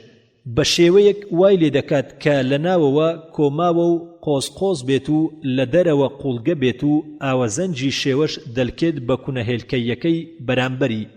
بەڵام سندانەکە نێوەندێکە لە نێوان هەردوو ئێسکەکەی تردا بەهۆی ئێسکی جیاکەرەوە بە هەردووچیانەوە دەبەسرێت بە هاوڕێکەم وت ئەم ئێسکە هەڵواسراوانە چین؟ وتی نازانم، بەڵام ئەوەندە ئەزانم گەر ئێمە لە پەردە تەپۆلکەکیانەوە چووینە ژوورێ ئەوە ئەم ئێسکانە بە هێواشی دەلەرێنەوە. ئەی نهێنی چییە کەوا لە هەوادا هەڵواسراون؟ وتی نازانم، بەڵام ئەوەندە ئەزانم گەر یەکێکیان نەما و یاخود پارچە ئێسکە جیاوە کراوەکان لە کارکەوتن ئەوە بیستن کز و لاواز دەبێت. وتم ئەی ئەو کونە بازنەیە پەردەیە چییە و بۆ کوێ سەردەکێشێ؟ وتی ئەمەیان ڕێڕەوی دووەمە بۆ گەیشتن بە دەمارەکانی بیستن. وتم چی هەیە لە پشت ئەم دوو کونەوە؟ وتی ئەو هۆڵە ڕووتەختە کۆتایی هەیە کە لە کۆتایی گەشتەکەماندا تێیدا جێگیر دەبین کە مەزنترین و ئازیزترین هۆڵە لە لای خاوانەکەی کە زۆر کەلەبەر و بەرزایی و پلیکانەی تێدایە کە مرۆڤی تێداون دەبێت و هەر لەبەر ئەمەیە کە پێی دەوترێت بیابانی وێڵ واتە تونی با. وتم لەکوێوە بچینە ناوی؟ وتی من لە کونەهێلکەیەکەوە یاخود لە کونە بازنەیەکەوە دەسمە ناوی، بەڵام تۆ ناتوانیت لێیانەوە بچیتە ژوورێت چونکە وەک دەبینیت بە پەردە داخراوە. وتم کار چییە؟ وتی لەم کاتەدا هیچ ڕێگایەکم لا نییە بۆت. بە تووڕەیەوە وتم ئایا لە کاتی تردا ڕێگا دەبێت؟ وتی بەڵێ، بەڵام پێویستمان بەکات و هەڵێکی گونجاو دەبێت. وتم ئەو هەڵە چییە؟ وتی دەگەڕین بە دوای مرۆڤێکی شاعیردا کە خولیای مۆسیقا بێت. تۆ دەچیتە لای و چەند بەیتە هۆندراوەیەکی پێدەبەخشیت کە تەنها بۆ ستران و سرود بگونجێت و منیش دەچم بۆ لای چەند ئاوازێک کە بگونجێن لەگەڵ ئەو بەیتانەدا فێر دەکەم گەر هۆندراوەکەی تۆ ئاوازەکەی منی بەدڵ بوو هەردووچیان کۆ دەکاتەوە بەمەش تۆ لە ئامێز دەگرێت و منیش لە ئامێزت دەگرم و دەبین بە یەک و دەتوانیت لەگەڵما ببیتە پیرۆزگای بیابانەکان. وتم ئەو شاعیرەی کە من شەیتانی ئەوم کە گەورەترین شاعیرە بەڵام سرود و گۆرانی نازانێت وەک تۆ ئارەزووی دەکەیت وەچێ ئەم جۆرە هۆندراوەیە دابنێت. وتی شارەکەمان بێبەش نییە لەم نمونانە بەڵام ئەوەی بۆی ڕەخسا ببێتە شاعیرێکی بەهرەمەند نایەوێت ببێتە گۆرانی بێش. وتم ئەمەد چۆن زانی؟ بە زەردەخەنەیەکی مەکراویەوە وتی بەهۆی ئەم برادەرەوە زانیم کە ئێمە لە گوێچکەی داین چونکە هۆندراوە و گۆرانی زۆر باش دەزانێت گەرچی لە خەڵکیشی بشارێتەوە. وتم چیتە لێکۆڵینەوە و توێژینەوەکانمان لێ ئالۆز دەکەیت؟ وتی ئەترسم گەر بە ئاگای بهێنم تووڕە ببێت. وتم گوێی مەدەرێ من لە کاتی خەونەکانیدا چەند بەیتە شعرێکی گریاناوی پێڕادەگەێنم و کە بە ئاگا هاتەوە دەیڵێتەوە تۆش لە گەرویدا سەمای بۆ دەکەیت و ئەویش دەیکات بە گۆرانی. وتی بۆچی هۆندراوەی گریاناویت بۆ هەڵبژارد؟ وتم نابینیت تەمەنی بەرەوپیری دەڕوات و زۆر هۆندراوم بە گوێی ئەوانە داوتووە کە پێیان لە ڕۆخی قەبرە بەڵام تەنها ئەم هۆندراوانەیان لاپەسند بووە کە ڕاز و گلەیی و سۆزی لاوێتی تیا بووە. شەیطانی هۆندراوە وتی هەبوو نەبوو پیاوەکە بە گریانەوە بە ئاگا هاتوو لە بەرخۆیەوە بەیتە هۆندراوەکەی دەوتەوە. ئەوەندەی پێنەچوو گوێبیستی ورتەورتی بەیتە هۆندراوەکە بووین بە ئاوازەوە. بەم شێوەیە هەردووکمانی لە بازنەیەکدا کۆ کردەوە هەر وەک ویستمان یەکگرتنی لە نێوان ئێمەی ئاواز و هۆندراوەدا کرد. بە یەکگرتووی دەرپەڕین لە کەناڵی گەروەوە بۆ ئەو جێگەیەی کە تێیدا بووین کە هۆڵی گوچکۆڵەی ناوەڕاستە. بە برادەرەکەمم وت ئێستا لە چکونێکەوە بچینە هۆڵی بیابانی وێڵ. وتی ئەم دوو ڕێڕەوە هەمیشە بە چەکوشە ئێسکەکەیە لێدراون بەڵام باشتر وایە بەسەرپەرشتی ئەم ئێسکە هەڵواسراوانەدا بپەڕینەوە بەهۆی لەرینەوەکانیان بچینە ناو پەردەی کوونەهێلکەکەیەوە. ئەمە چاکترین ڕێگایە بەم جۆرە ڕۆیشتین تا خۆمان دیتەوە لە کەلەبەرە شێوە هێلکەیەکەدا کە لە دیوارەکانیدا چاڵ و کون و سێتاق هەبوون. لە یەکێکیانەوە چووینە ژوورێ لە کەناڵە شێسوە هێلالەکاندا خۆمان دیتەوە کە تێیدا دوو کەناڵ هەیە. یەکێکیان لە شێوەی شاقوڵی و ئەوی تریان ئاسۆیە و لە کەلەبەرەکەوە چووینە هۆڵێکی سەرسوڕهێنەر کە شێوەیەکی حەلەزۆنی هەبوو. بە هاوڕێکەمم وت بەڕاستی تۆ لەوتەکەتدا زیادەڕەویت نەکرد کە وتت جێوڕێمان وەک جێوڕێی ئەجینەکان وایە و ئەم هۆڵە چییە کە لە قاقڵە جنۆکە قەوقەعی حەلەزۆن دەچێت. وتی بە هەڵەدا نەچوویت و ئەوانیش هەر قەوقەعە ناوی دەبن. پێیدا ڕۆیشتین کە پێکاتبوو لە سەنتەرێکی تەورەیی لە شێوەی ستون و کەناڵێک کە بە دەوری پایەکەدا دەخولایەوە لە شێوەی لولپێچی دۆریندا. دۆرین جۆرە لولە پێچێکە کە بۆ دوو خول یان زیاتر کە بە ڕووتەختێکی تەنک ئەم کەناڵە ئەکاتە دوو بەش بەشێکیان ئێسکیە بەشەکەی تری پەردەیە و کەناڵەکە بە گومەزەیەکی داخرا و کۆتایی دێت کە بریتیە لەسەری قەوقەعەکە. هێلکە شەیتانۆکە بە یەکێک لە کەناڵە لولپێچە بە چەکوش لێدراوەکە بەناوکون و کەلەبەرەکەدا ڕۆیشتین تا گەیشتینە سەری قەوقەعەکە بینیمان ئەو بەشەی کە ئێمەی تیاین بە لێدانی بەشی دووەم دەنگ دروست دەکات بەهۆی کوونێکەوە کە دەکەوێتە نێوان دوو بەشەکەی لەسەر قەوقەعەکەدا. لەوێوە دابەزین بۆ بەشی دووەم تا گەیشتینە کوونە بازنەیەکە هەروەک لەمە و پێش باسکرا بە هاوڕێکەمم وت گەڕاینەوە ئەو جێگایەی کە لێوەی دەستمان پێکرد. وتی بەڵێ ئەم دوو پلیکانەی ناو کەناڵە لولپێچەکە یەکێکیان بە پلیکانەی کون و لە بەرناو دەبرێت چونکە بەلێدانی کون و کەلەبەرەکە دەنگ پەیدا دەکات و دووەم بە پلیکانەی تەپڵی ناو دەبرێت چونکە بەلێدانی ژووری تەپڵ لە کونە بازنەیەکەوە دەنگ دروست دەکات و هەردوو پلیکانەکە لە لوتکەی قەوقەعەکە لە یەک دەدەن و دەنگ دروست دەکەن و ئەو ڕووتەختەی کە بینیت بەشیان دەکات بە تەختەی لولپێچ ناو دەبرێت و نیوە ئێسکەکەی لە دەهلیزادا دەست پێ دەکات وەشلەیەکی ڕۆن دەڕژێنێت کە بە لیمفی دەرەوە ناو دەبرێت و نیوە پەردەیەکەی بریتیە لە کوپەڵەیەکی پەردەیی داخراو ئەویش دووبارە شلەیی تێدایە کە بە لیمفی ناوەوە ناو دەبرێت ئەم کوپەڵەیە لە سەرەتاوە لە دوو کوپەڵە پێک دێت کە بە یەکێکیان دەوترێت مەشکە بەوی تریان دەوترێت توورەگە و مەشکەکە بە لێدانی کەناڵە هیلالیەکان دەنگ دروست دەکات کە دوو ژووری بچوشی تێدایە کە لە کاربۆنی کڵسی پێکاتووە کە شێوەی کریستاڵیان وەرگرتووە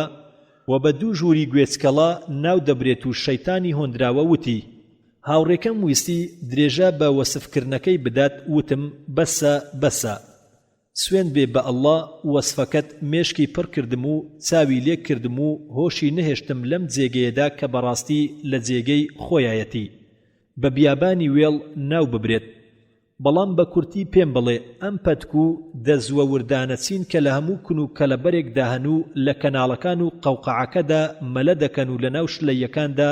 نوقوم بوون وتی ئەمانە هەندێکیان دەمار و شاخوێنبەرن و وردەکاریەکانیان کە نوقمی شلەیەکان بوون لە کەناڵەکان و قەوقەعەکەدا هەموو دەماری بیستنین کە بەرەو دەماغ دەڕۆن و دەنگ بۆ مرۆڤ دەگوێزنەوە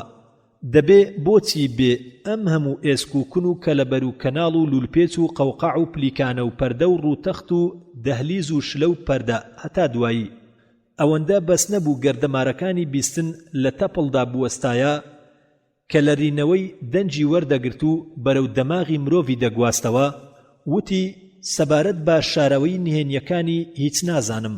تەنها ئەوە نەبێت گەریەکێکیان تێک بچێت یاخوددا بخرێت و یان لەکار بکەوێت بیستنی ئەم پیاوە دەوەستێت و لەکار دەکەوێت لە قڕە و بڕە دەکەوێت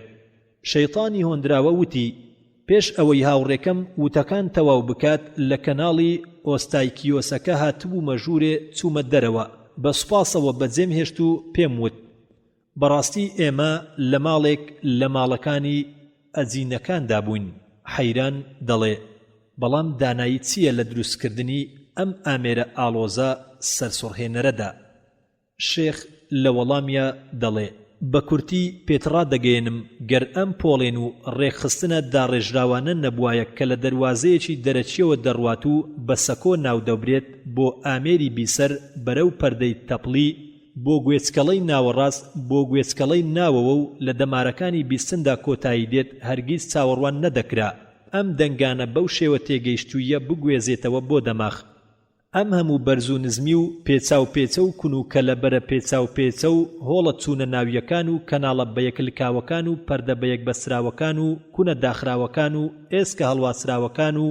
تەختە لێکدراوەکان و پلیکانە بەرەو بەرزی و نزمیەکان و شلەمەنیە وەستاوەکان و کیسە تەنکەکان و پەردە وردەکان و هەموو دروستکرا و داڕێژراون لە پێناوی بەرزکردنەوەی بڵاوبوونەوە و لەرینەوەکانی دەنگ بە شێوەیە کە بتوانێت بەرز و نزم بکات وەک خۆی دەیەوێت تاک و ئامێری بیستن لە هەموو کتوپڕی و شەکەت و ناکاوێک بپارێزێت بەمەش دەست بە سۆزی گۆرانیەکە دەکەین و خۆشیەکەی زیاتر دەبێت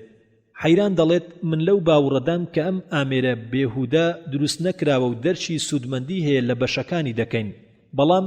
لە شێخی بەڕێزم دەپرسم ئەو دانایەتیە لە دروستکردنی ئەم ڕێکخراوە ئالۆزانەی لە ئێسک و ڕووتەخت و کون و کەلەبەر و دەرکەوشلەمەنیە و قەوقەع و کەناڵە و پلیکانەکان شێخ دەڵێ لە ڕێکەوت بپرسە کە دروستکەری ئەم ئامێرە سەرسوڕهێنەرەیە حەیران دەڵێ پەنا بە ئەڵڵا لەم گومڕایە ئاشکرایە شێخ دەڵێ گەر باوەڕت بە ڕێکەوت نییە لە خانەکانی پارچە گۆشتی جوراو بپرسە کە گوێچکەی دروست کردووە وا دەردەکەوێت ئەم پارچە گۆشتە ژیر و دەرکەر و دانا و زانابێت بە سروشتی شتەکان و تایبەتمەندی و سیستەم و نهێنیەکانیان دەزانێت کە دەنگەکان بەهۆی شەپۆلەکانی هەواوە بە ئێمە دەگەن ئەم شەپۆلانە تیایاندایە زۆر تیژ و سەختن و تیایاندا هەیە لاواز و سووک و نەرمە و هەندێکیان بە شاقوڵی دێن و هەندێکی تریان لەلاوە دێن کە چاڵایی گوێچکەی دروست کردووە و پێکهاتەیەکی کرگڕاگەیی هەبێت نە ئێسک بێت و نەگۆشت پێچراوە و نەرمی لەخۆ گرتبێت تاکو شەپۆلی دەنگەکان لە پێچراوەوە بگەڕێنەوە بۆ بەشی نەرمی تا دەگاتە ئامێری بیسەر و دەزانێت ئەو پایەکە دەنگەکان هەڵدەگرێت لەوانەیە کیژەڵۆکەیەکی توند و تیژ بێت لەوانەیە لەگەڵ خۆیدا شتی زەرمەند هەڵبگرێت لە خاک و خۆڵ و میکرۆب لەبەر ئەوە وای لە ئامێری بیسەر کردووە کە شێوەیەکی چەماوەیی کەوانەیی هەبێت بەرەو ژوور و لەبەر دەرکەکەیدا پەرژینێکی لەموو بۆ کردووە و لە ناویدا لینجی زەردی مێوی هەیە و بەهۆی چەماوەیەکەیەوە خۆی لە شەکەت و ناکاوی با بپارێزێت بەهۆی پەرژین و لینجی زەردە مۆمیەکەیەوە خۆی لە زەرەرمەندی بپارێزێت. دەزانێت کە هەندێک لە دەنگەکان نەرم و بەچرپەن، لەبەر ئەوە ئامێری بیسەر شێوەی ئەشکەوتی پڕ لە هەوای لەخۆ گرتووە تاکو ببێتە هۆکارێک بۆ بەهێزکردنی دەنگەکان و دوو ئەوەندەکردنیان بۆ دەنگدانەوەیان بەو جۆرەی کە لە گەرما و ئەشکەوتەکاندا گوێبیستی دەبین کە لە کەنارێکی دەنجی لاواز دەنگدانەوە دروست دەبێت. دەزانێت کە پەردەی تەپڵی شپرزە چاکترین ڕقە ئەندامە بۆ گەیاندنی دەنگ، لەبەر ئەوە پەردەی تەپڵی و پەردەی کونەهێلکەیی و پەردەکانی تری لە کوێکەی ناوەوە دروست کراوە. دەزانێت گەڕەقە ئەندامێکی بچووک لەلایەکی پەردە شپرزە بەستراوەکە چەسپێنرا لەرینەوەکانی دەنگ بە باشترین شێوە دەگوێزرێتەوە و زنجیرەی پارچە ئێسکە هەڵواسراوەکەی دروست کرد و بەستێوە بە پەردەی گوێ و پەردەی کونی هێلکەیی. دەزانێت هەموو ڕقە ئەندامێک بە نێوەندێکی جیاواز لە خۆی دەوردراوە، لە ناوەڕۆکەکەی خۆیدا لەرینەکان تووتر دەنێرێت وەک لە ناردنی لەرینەوەکان بۆ چواردەوری وای لە سێ پارچە ئێسکەکە کردووە کە هەڵواسراو بێت لە هەوایەکدا کە چواردەوری گرتبێت تاکو لە ئێسکی سەری جیا بکاتەوە و دووبارە لە ڕووتەختی لولپێچێکدا ئەم کارەی کردەوە بە شلەیەکی جیاواز لە خۆی چواردەوریدا تاوەکو لەرینەوە بەردەوامەکان لە ئێسکەکان و ڕووتەختە لولپێچەکان نەگوازرێنەوە بۆ ئێسکەکانی سەر و لەناو بچن. دەزانێت کە زنجیرە ئێسکەکان دووچاری هەندێک شت دەبن کە لە کاریان دەخەن بۆ گواستنەوەی دەنگەکان لە پەردەی گوێوە بۆ پەردەی کونی هێلکەیی، هەر لەبەر ئەوە کونی بازنەیی دروست کردووە و پەردەیەک دایپۆشیوە کە یارمەتی دەربێت بۆ گواستنەوەی دەنگەکان بۆ گوێکەی ناوەوە. وای لە هەردوو کونەکە کردووە کە ڕێگەکەیان پلیکانەیی بن بۆ چوونە ناو قەوقەعەوە کە شێوەی حەلەزۆنی و لولپێچی باشترین شێوەیە بۆ بڵاوبوونەوەی لیمفی دەماری بیستەرەکان لە پانتایەکی بەربڵاودا بۆ ئەندامێکی بچووک لە جێگایەکی تەسکدا و هەر لەبەر ئەوە قەوقەعەکەی دروست کردووە و دوو کەناڵی لولپێچی دوو پلیکانەداری دەنگداری تێدا دروست کردووە کە یەکێکیان شێوە دەهلیزیە لە کونە هێلکەیەکەدا و دووەمینی دادەبەزێتە ناو پەردەی گوێوە بۆ کونە بازنەیەکە و لە کەناڵی لولپێچەدا ئەو ڕووتەختە لولپێچیە ئێسکەیە پەردەیەکی دروست کردووە کە شلەی لیمفی دەڕێژێنێت. دەزانێت کە هەندێک لە دەنگەکان لە کڵاوەی سەرەوە دێن لەبەر ئەوە کەناڵە شێوە هیلالیەکاتی دروست کردووە تا یارمەتی کۆکردنەوەی ئەو شەپۆلە دەنگانە بدەن کە لە کڵاوەی سەرەوە دێن و ڕێگەیان بگۆڕن بە گوێرەی ڕووی بۆشایەت سەماوەیەکان و بیانگەێنە دەمارەکانی بیستن کە بڵاوبوونەتەوە لە شلەمەنیەکانی خۆی و قەوقەعەکەدا. هەردوو کەپڵەی پەردەداری پڕلێمفی دروست کرد و لە یەکێکیاندا هەردوو پەردەی دوو گوێچکەکەی لەسەر یەکدانا تاکوو بەهۆی دەنگدانەوەیان لەرینەوەی دەنگەکان زیادکەن و لەسەر و ئەمانەشەوە دەزانێت ئەو خانانەی کە هۆشمەندن و دەرکەرن ئەی حەیران کەوا هەوا پاڵەپەستۆیەکی دەرەچی توند و تیژ و زاڵی هەیە لەسەر پەردەی گوێ و زەرەرمەند دەبێت بۆی گەر بەرامبەر نەبێت لەگەڵ ئەو هەوایی لەناو گوێکەی ناوەندا هەیە و دەبێت بە بەردەوامی هاوکێش و یەکسان بێت لەگەڵیدا لە پاڵەپەستۆی هەوا و پلەی گەرماییدا وەک خۆت دەزانیت ئەی حەیران. لە کاتی هەناسە وەرگرتنی قوڵ و دوور و درێژدا و گەرکونەکانی لوت و دەم داخراو بێ پەردەی گوێ دەشپرزێ و لە کاتی هەناسەدانەوەدا بەرەو دەرەوە دەچەمێتەوە و لە کاتی هەناسە وەرگرتندا بەرەو ناوەوە دەچەمێتەوە بەمەش بیستن ناڕێک دەبێت. هەر لەبەر ئەوە لولەی ئۆستاکیوس دروست بووە و لەوێوە هەوا دەخاتە ناو گوێکەی ناوەندەوە و لە هەمان کاتدا وای لەم لولە ئۆکستاکسیۆسە کردووە کە دەنگەکان ڕوون و ئاشکرا بکات وەک چۆن کونی ئامێرە مۆسیقیەکان دەنگەکان ئاشکرا و ڕەوان دەکەن و هەروەها کردوویەتیە ڕێڕەوێک بۆ دەرهاویشتنی لینزی ناوپەردەی گوێ. ئایا خانەکانی ئەم گۆشتە جوراوە ژیر و دەرکەر و دانا و زانا و بەتوانە کە توانای ئەم هەموو نهێنی و تایبەتمەندی و سیستەمانەی بزانن کە زانایان بە دەریان خست دوای ئەوەی چەندەها سەرخ بەسەر دروستکردنی مرۆڤدا تێپەڕی ئامێری ئاڵۆزی گوێ بە پێی پێویستیەکانی ئەم نهێنیانە دروست کرد. حەیران دەڵێ پاک و بێگەردی بۆ خودای مەزن و دانا و زانا و بەتوانایە چەند پاک و بێگەردە. شێخ وتی بەڵێ چەند بێگەرد و مەزنە ئەی حەیران. نەفرەت لە بێ ئاگایان لێ ئەوانەی کە قورئان لە سوورەتی ئەلئەعراف آيەتی 179 الله دفرمي لهم قلوب لا يفقهون بها ولهم أعين لا يبصرون بها ولهم آذان لا يسمعون بها أولئك كالأنعام بل هم أضل أولئك هم الغافلون. خوێنەری بەڕێز ئەم تڕاکە بەکۆتا هات. زمانت بپارێزە. سێم لاپەڕا 519. حەیران دەڵێ شێخی گەورەم ئەمشەو دەیەوێت سەبارەت بە چ ئاەتێک لە ئاەتەکانی خودا باس بکات بۆم. شێخ وتی سەبارەت بە چ ئاەتێکی خودا دەتەوێت باس بکەم بۆت. هەموو ئەندامەکانی لەشت ئاماژەی بوونی خودا دەکەن، چونکە هەرچی لە تۆدا دروستی کردووە ڕازاوە و ڕێکە لە پێکاتە و ڕێخستندا.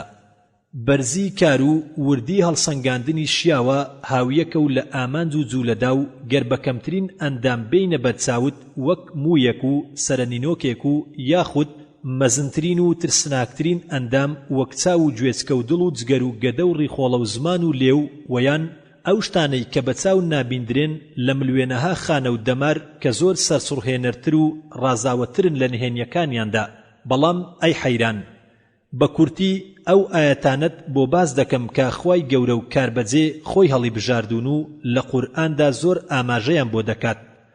تاکو بەڵگەی بڕەڕ بهێنێتەوە لەسەر بوون و توانا و کاربەجێیی خۆی بەبێ وەسفکردنی ئەو ئەندامانەی کە ئەو سەردەمە ناویان نەدەزاندرا. نەخوازە کارەکانیان گەر بمانەوێت ئەی حەیران لەم گفتوگۆیەدا باسی هەموو دروستکراوەکان بکەین کە خودا لە ئێمەدا خستوویەتیەوە لە ئەندامی گەورە و بچووک و شاراوە و بە دەرکەوتوەکان. هەموو نووسراوەکەت سەرەوژێر دەبوون کە دەمویست بیکەینە ڕێپیشاندەرێک بۆ باوەڕهێنانت بەهۆی بەڵگەکانی قورئان و نووسراوە گەورەکانی بواری پزیشکی و توێژەرەوە و سوودی ئەندامەکان هەرگیز لاموانیە کە تەمەنم بە باسکردنیان ماوەم بدات. و هەروەها کاتی تەرخانکراویش بۆ تۆ نییە کە بەشت بکات، تەنها ئەوەت بەسە کە سنگت فراوان بکات بۆ لێکۆڵینەوە و گەڕان بە دوای داناییەکانی خودادا کە لە خۆت و ئاسۆکاندا هەیە. دەشێت یەکێک بیت لەوانەی کە فەرمودەی خودایان بەسەردا دەگونجێت کە ئەڵڵا سوبحانە وتەعالە لە سوورەتی فوسیلەت آيتي 33 دفرمه ومن أحسن قولا ممن دعا إلى الله وعمل صالحا وقال إنني من المسلمين. بزمان حالي جسر باسي تاوم بو كرديت وهندێک لە ئاەتەکانی قورئانم بۆ باس کردی کە سەبارەت بە ئاسۆکان هاتوون. لە پاشدا لاماندایە باسکردنی هەندێک لەو ئاەتانەی کە لە سەرخۆت هاتوون. باسی بینین و دروستکردنی جەنینم بۆ کردیت لە منداڵدانی دایکدا و ئێستاش باسی زمان و لێوت بۆ دەکەم. حەیران دەڵێ بەڵام من وای دەبینم ئەم دوو ئەندامە ماسوولکەیە بچووکە شایەنی ئەوە بن کە شێخم لە باسکردنیاندا ماندوو بکەم. شێخ وتی خدا لە قورئاندا ناویان دەبا تاکو بیان کاتە بەڵگە بۆ بوون و توانایی و کاربەجێیی خۆی کەچی تۆش بە کەمیان دادەنیت. حەیران دەڵێ پەنا بە ئەڵڵا. شێخ وتی زمانت بگرە ئەی حەیران و ئاگادار بە گاڵتەت بە ڕازاوەی ڕازاوەکان نەیەت. پەرزگار و پەرزگایە کە خاوەنی چوار وەزارەتە. گەر پاراستت ئەوە پارێزراو دەبیت و گەر زمانت بەڕەڵا کرد ئەوە زەرەرمەند دەبیت. وەگەر خواردنت دایە ئەویش خواردنت دەداتێ، وەگەر بیدوێنیت ئەدوێنێ و گەر پرسیاری لێ بکەیت فێرت دەکات. پێش ئەوەی بزانی نهێنی دانایی لە جۆرایەتی و کار و پیشەکانی و گۆڕاندنی پیت و وتەکانی و ژمێرەی مەمیلکەکانی و جیاوازی جوولەکانی لە نێو هەردوو لێ و مەلاشودا و جیاکردنەوەی دەمارەکانی و بوونی بەردەوامی و ئاسانکردنی لیک تێیدا. حەیران دەڵێ نەمدەزانی ئەم ماسوولکە بچووکە کە خاوەنی ئەم هەموو پلە و پایەیە. شێخ وتی هەموو ئەندامێکت لە ئەندامەکانی هەست ئەی حەیران یەک کاریان هەیە، تەنها زمان نەبێت. چاو بۆ بینینە، گوێچکە بۆ بیستنە، لوت بۆ بۆنە وەسەری پەنجەکانت زیاتر لە هەموو ئەندامەکانی تری پێستی هەست بە لێخشاندن دەکەن. بەڵام ئەم زمانە ڕێکەوت وای بۆ ڕەخساندووە کە ببێتە ئامێر بۆ چێشکردن و جوین و قوددان و هەرسکردن و هەستکردن و خشاندن و قسەکردن و بۆ ئەوەی ببێتە ئامێرێک بۆ چێشکردن. ڕێکەوت مەمیلەی لە هەردوو لای ڕووتەختەکەیدا ڕاخستووە تاک و خواردن بمژێت و بیگەێنێتە دەمارە بڵاوبووەکانی ناوەوەی. هەروەها ڕێکەوت ئارەزووی کردووە کە دوو جۆر لەم مەمیلانە تایبەتمەندن بە چێشکردنەوە بەبێ هەستکردن بە کردداری لێخشان. تاکو و تێکەڵ نەبن بەمەش بە وەستانی یەکێکیان کاری ئەوی تریان تێک بچێت. گەر هەموو هەستە گشتیەکانی تری مرۆڤێک نەمێنێت ئەوە هەستی چێشکردنی بە بەردەوامی بمێنێت، یاخود بە پێچەوانەوە چێشکردنی نەمێنێ و هەستە گشتیەکانی تری بمێنێ. لەبەر ئەوەی کە ئەم مەمیلانە خواردن نامژن تا تواوەکان شیکار نەبن. تەنها لە ماڵێکدا کە زمان شێدار بێت ڕێکەوت ئارەزووی وابوو کە زمان بە پەردەیەکی دەزوولەیی پڕلەکیز داپۆشێت و چەند ڕژێنێک بەسەر لیکە ڕژێنەکانی تردا گەروان نەبوایە زمان نەتوانا دەبوو لە چێشکردنی خواردندا و تەنها دەیتوانی هەست بە لێخشاندنی خواردن بکات. دەتوانیت لە خۆتدا ئەم کردارە هەست پێ بکەیت. کاتێک تووشی هەڵامەت ببیت و زمانت وشک بێت هەست بە چێژی خواردن ناکەیت گەر تواوەش بێت. لەبەر ئەوەی خواردنەکان چێژەکانیان جیاوازە و لە بەیەکگەیشتنیاندا هاوڵی و دوورکەوتنەوە هەیە. ڕێکەوت ئارەزووی کردووەکە ئەم مەمیلانە بەڕادەیەکی کەم جیاواز بن لە چێشکردندا و توانای پاراستنی هەندێک چێشکردنیان بمێنێت، تەنانەت پاش نەمانیشیان و هەر بەهۆی ئەمەوەیە چێشتکەرە لێهاتوەکان جۆرەها خواردن تێکەڵاو دەکەن و لەبەر ئەوەی زمان بە گوێرەی جێگا و کارەکانی پێویستە زۆر هەستدار بێت تاکو و پاروەکە بجوورێت و ئەم لاو ئەو لای پێ بکات لە ناو دەمدا و لە ددانی بڕەرەوە بیبات بۆ کاکیلەکانی بە شێوەیەک کە بتوانێت بچووکترین بەشی خواردنەکە لە ناو هەموو دەم و دداندا بگوێزێتەوە و بەهۆی هەستیاریە زۆرەکەیەوە خۆی دەپارێزێت لە هەموو زەرمەندیەک وەک سوتاندن و داخ و تیژ و تێهەڵچێنەر و برینداری. ڕێکەوت وای ویست کە مەمیلەی تایبەتی هەبێت بۆ هەست و لێخشاندن هەروەک باس کرا و ئەم مەمیلانە دەزوولەیی و هەستیارن دەکەونە ئەملاو ئەولاو سەری زمانەوە لە وردی هەستیاریدا تەنها ئەملاولاکانی پەنجەی گەورە ئەوەندە هەستیارن. لەبەر ئەوەی زمان ئامێرێکا بۆ جوین و قوددام بەکاردێت ڕێکەوت وا ئارەزووی کردووە کە ماسوولکەکەی زۆر پتەو بێت، چاڵاک و وریا و لیکاوی و ڕژێنەری لیک و لینجاوی هەبێت وەگەر وا نەبوایە نەی دەتوانی کاری جوین و قوددام بکات. تەنها زمانە کە بتوانێت یاری بە پارو بکات و بیجوورێت و بەهۆی لیکەکەیەوە بیکات بە هەویر. گەر جوینەکەی تەواو بوو شیاوی قوددام بوو ئەوە بەهۆی لینجەکەوە لولی دەدات و پاڵەپەستۆی دەخاتە سەر لە نێوەند هەردوو ڕووتەخت و مەلاشوویدا و بە توندیەکەی خۆی پاڵی پێوە دەنێت و خڵ دەبێتەوە تاکو لە کەوانەی مەلاشوو تێدەپەڕێت. بەم شێوەیە قوددان لە ژێرویستی کەسە خواردنەکەدا نامێنێت. لەبەر ئەوەی زمان ئامێرێکە بۆ هەستکردن ڕێکەوت وای ویست و هەرسکردنی خواردنەکان بە گوێرەی ڕەگەزەکانیان لە یەک جیاواز بن.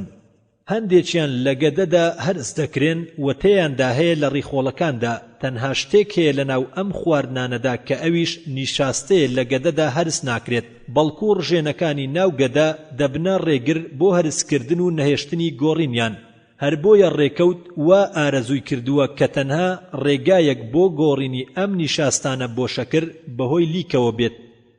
گەر زمانە لیکاویە نەبوایە گەلێک تێکەڵ بە پارو دەکات و دەیکاتە هەویر. هەرسکردنی نیشاستە ڕووی نەدەدا کە گرنگترین خۆراکە. لەبەر ئەوە زمان ئامێرێکە بۆ قسەکردن وەک دەزانیت و دەنگەکان لە ژوورەکانی قورگەوە دێنە دەرێ و لەبەر ئەوەی ژوورەکانی قورگ بە تەنها ناتوانن دەنجی هەموو پیتەکان دروست بکەن، بەڵکو بە تەنها کاری دروستکردنی دەنجی پیتە بزوێنەکان بەبێ پیتەکانی تر. هەر بۆیە ڕێکەوتی کوێر وا ئارەزووی کردووە زمان لەگەڵ دوو لێوە دروست بکات تا ببنە ئامرازێک بۆ بڕینی هەوا و دەرکردنی دەنجی پیتە نەبزوێنەکان و گەروا نەبوایە ئەوە ڕاستەی ڕەوانمان بۆ نەدەوترا، بەڵکو وەک ئاژەڵ دەبووین، دەنگمان دەردەکرد و درێژمان دەکردەوە و تەنها لورە و باراندن یاخود وژە و ژووقیڕاندن و یان حیلاندن و زەڕاندنمان بۆ دەکرا. چەند سەرسوڕهێنەرن ئەم ڕێکەوتانە کە زۆر و یەک بە دوای یەک و هاوڕێکن و بە یەکگەیشتون تاکو بتوانن ئەم زمانە سەرسوڕهێنەرە دروست بکەن. حەیران گوتی بەڵێ گەورم، ڕاستە زمان ئەندامێکی سەرسوڕهێنەرە. بەڵام سەبارەت بەلێو تەنها یارمەتیدەرن بۆ دروستکردنی هەندێ لە دەنجی پیتەکان. شێخ وتی: ڕازی دەبوویت ئەی حەیران گەر بەبێ لێو بوویتایە ددانت ڕیچ بووایە لیچی پێ بهاتایەتە خوارەوە و بە ئاسانی تەپوتۆست سەرسنجی بگرتیتایە وەمێش بە ئارەزووی خۆی بە مەلاشوتەوە بنووسایە. ئایا سوپاسی ئەم ڕێکەوتە ناکەیت کە بە جوانترین شێوە مرۆڤی دروست کردووە دوو لێوی داوەتێ دەموچاوی پێڕازاندوویەتەوە و دەمی پێداپۆشیوە و کردوویە بەرگرێک بۆ لیکەکەی و ڕێگر بێت بۆ نەچوونە ژوورەوەی تۆز و بۆ ناو سیەکانی و مێش بۆ مەلاشووی تا هەناسەی بەسوود لە لوتیەوە وەربگرێت و وە زەرمەندەکان لە قوڕگ و گەرویەوە دوور بخاتەوە. ئایا سوپاسی ڕێکەوت ناکەیت کەوا ئەم دوو لێوەی چەکدار کردووە بەهۆی هێزێکی هەستیار و ناسکەوە تاکو بەرامبەر هەموو زەرەر و داخ و سوتانێک بوەستێت و لەژێر پەردەلینجەکەیانەوە ڕژێنەری لیچی پێداون تاکو بەتەڕی و شێداری بمێننەوە و بەوردی دەمارەوە بەستونیەوە تاکو هەموو جوولەیەکیان لە کردنەوە و داخستن و پێچانەوە و گرشکردن و خاوکردنەوە بەویست و هەڵبژاردنی مرۆڤ خۆی بێت و هەر ساتێک بیەوێت بیکاتەوە و دایخات بەهۆیانەوە هەوا وەردەگرێت و دەیبڕێت و دەنگەکان لای خۆی دەهێڵێتەوە تاکو بتوانێت دەنجی پیتەکانی لێوە دروست بکات. گەر ئەم هەموو ڕێکەوتنانە نەبوونایە ئەی حەیران ئەم مرۆڤە جوان و قەشەنگ و ڕەوانبێژ و پاک و خاوێنە دەگۆڕا بۆ مرۆڤێکی سیما بەدی ددان ڕیچی پیس و پۆخەڵ لیک دەهاتە خوارێ بەسەردەم و چەناگە و پۆشاکیدا مێش و مەگەز لەسەر لیچی کۆمەڵیان دەبەست. حەیران وتی: بۆچی شێخی گەورەم هەر ناوی ڕێکەوت دەبات وەک گاڵتەم پێ بکات وایە؟ شێخ دەڵێ: ئەی حەیران من گاڵتەت پێ ناکەم بەڵام دەمەوێت تۆ بخەمە ناو کۆسپەکان و خۆشم بگێنمە لووتکەکان. حەیران دەڵێ: چ کۆسپێک و چ لووتکەیەک؟ شێخ گوتی: کۆسپی گومان کە خودا دەیەوێت ئێمەی پێوە بتلێتەوە بچینە ناخی و لووتکەی باوەڕداری کە خودا دەیەوێت بە ماندووی و گەڕان بە دوایدا پێی بگەین. حەیران گوتی: لووتکەی باوەڕهێنان چییە کە تۆی باوەڕدار دەتەوێت پێی بگەیت؟ شێخ وتی: بریتیە لە ڕێنمایی و داواکاریەکانی حەق. ئەی حەیران الله سبحانه وتعالى لسورة البلد آيتي 8 بو 17 دفرمي: ألم نجعل له عينين ولسانا وشفتين وهديناه النجدين فلقتحم العقبة وما أدراك ما العقبة فك رقبة أو إطعام في يوم ذي مسغبة يتيما ذا مقربة أو مسكينا ذا متربة ثم كان من الذين آمنوا وتواصوا بالصبر وتواصوا بالمرحمة. أما يلوتكي باورهنان هر لبر أما شوام لسروخي قبرو بدرجاي شويش شو نخوني دكم تاكو بانكيشتي لاي خداد بكم. أي حيران خوێنەری بەڕێز ئەم تڕاکە بە کۆتا هات. ئارامگری کۆڵ نەدەر چوارەم لاپەڕا 527. حەیرانی کوڕی ئەزعەف دەڵێ شێخ مەوزون پاشنوێژی بەیانی چووە ناو باخەکەی هەر وەک پیشەی ڕۆژانی ئاسایی خۆی، بەڵام بۆ یەکەم جارە ئەم پیشەیەی بگۆڕێت و پاش ئەوەی لە مزگەوت هاتە دەرەوە پێی ڕاگەیاندم کە خۆم نانی نیوەڕۆی بۆ بەرم و ئەو فەرمانەی زۆر دڵخۆشی کردم، چونکە لە مێژە ئاواتم بوو ڕۆژانێکی لەگەڵدا بەرمەسەر و ببینم ئەو ڕۆژانەی چۆن دەباتە سەر هەر لە گازیوەی بەیانیەوە تا سەرەتای شەو. کاتێک مجێورەکە هات و خواردنی شێخی هێنا و سەرکەوت بۆ سەر منارەکە بۆ بانگدانی نیوەڕۆ وتم: ئەمڕۆ کارەکەت من ئەیکەم و خواردنی شێخ وەک ڕۆژانی تر لە پەرژینی باخەکەدا دادەنێم و لە پاشدا دەچم بۆ گوندی خەرتەنەک بۆ کارێکی پەلا. سوپاسی کردم و وتی: نەکەی هەڵە بکەی لە جێگادانانی خواردنەکە. وتی: هەر ئەو جێگایە کە یەکەم جار هاتی ئایا لە یادت ماوە تاوم دایە خواردنەکەی تا بیبەم بۆ باخەکە چوومە ناوەوە بۆ شێخ گەڕام. لەو جێگایە نەمدیتەوە کەلام وابوو لە ژێر درەختێکدا بێت یاخود لە قەراغی جۆگەکان بێت. دەستم کرد بە بانکردنی تاکو و گوێویستم بێت و پاش دووبارەکردنەوەی بانکردنەکەم گوێم لە هیچ وەڵامێک نەبوو. موچڕکەیەکی ترسناک بەلەشم داهات. بە بازدان بەرەو کۆتایی باخەکە چووم تا گەیشتمە زەویەکی وشتی بەرفراوان. دەبینم شێخ لە کۆتایی لایەکی زەویەکەدا دانیشتووە کە گەیشتمە لای بە زەردەخەنەیەکەوە وتی فەرموو لام دانیشە. کە دانیشتم سوپاسی کردم و داوای لێبوردنی کرد لەبەر ئەوەی بۆتە هۆی ماندوو بوونم. حەیران دەڵێ زۆر بانگم کردی بەڵام گوێم لە هیچ وەڵامێک نەبوو، تەنانەت ترس دایگرتم. شێخ گوتی گوێبیستی هاوارەکەت بووم، وەڵامیشم دایتەوە، بەڵام دەنجی پیاوێکی پیر ناگاتە دەنجی تۆی گەنج. ئەی حەیران وتی پاش ئەوەی شێخ خواردنی نیوەڕۆی خوارد و نوێژی کرد لێم پرسی حەیران بۆچی شێخی گەورەم ئەم جێگایەی هەڵبژاردووە دوور لە باخ و ئاوەکە. شێخ وتی بە ئارەزووی خۆم ئێرەم هەڵنەبژاردووە، بەڵکو لەسەر خواستی یەکێک لە دانیشتوانی گوندەکەم کە ویستی سەبارەت بە زەویەکەی پرسیارم لێ بکات و ڕێنمایی چۆنیەتی ئاوەدانکردنەوەی بکەم. حەیران دەڵێ چ کاتێک شێخی گەورەم جوتیارێکی زانا بووە بە کشت و کاڵ و زەوی و ئاوەدانکردنەوە. شێخ وتی داوای زانیاری لێ نەدەکردم، بەڵکو داوای موعجیزەم لێ دەکات. حەیران وتی موعجیزە داوای چی دەکات؟ شێخ دەڵێ خاوەنی ئەم زەوی وشکە بەرفراوانە دەیەوێت دار و درەختی تێدا بڕوێنێت و ئاوی بدات. حەیران دەڵێ ئەمە ئاسان ڕواندنی درەخت و ئاودانی کاری موعجیزەی ناوێت. شێخ وتی ئەمە ڕاستە سەبارەت بە ڕواندن، بەڵام ئاوەکە دوورە و زەویەکە بەرزە.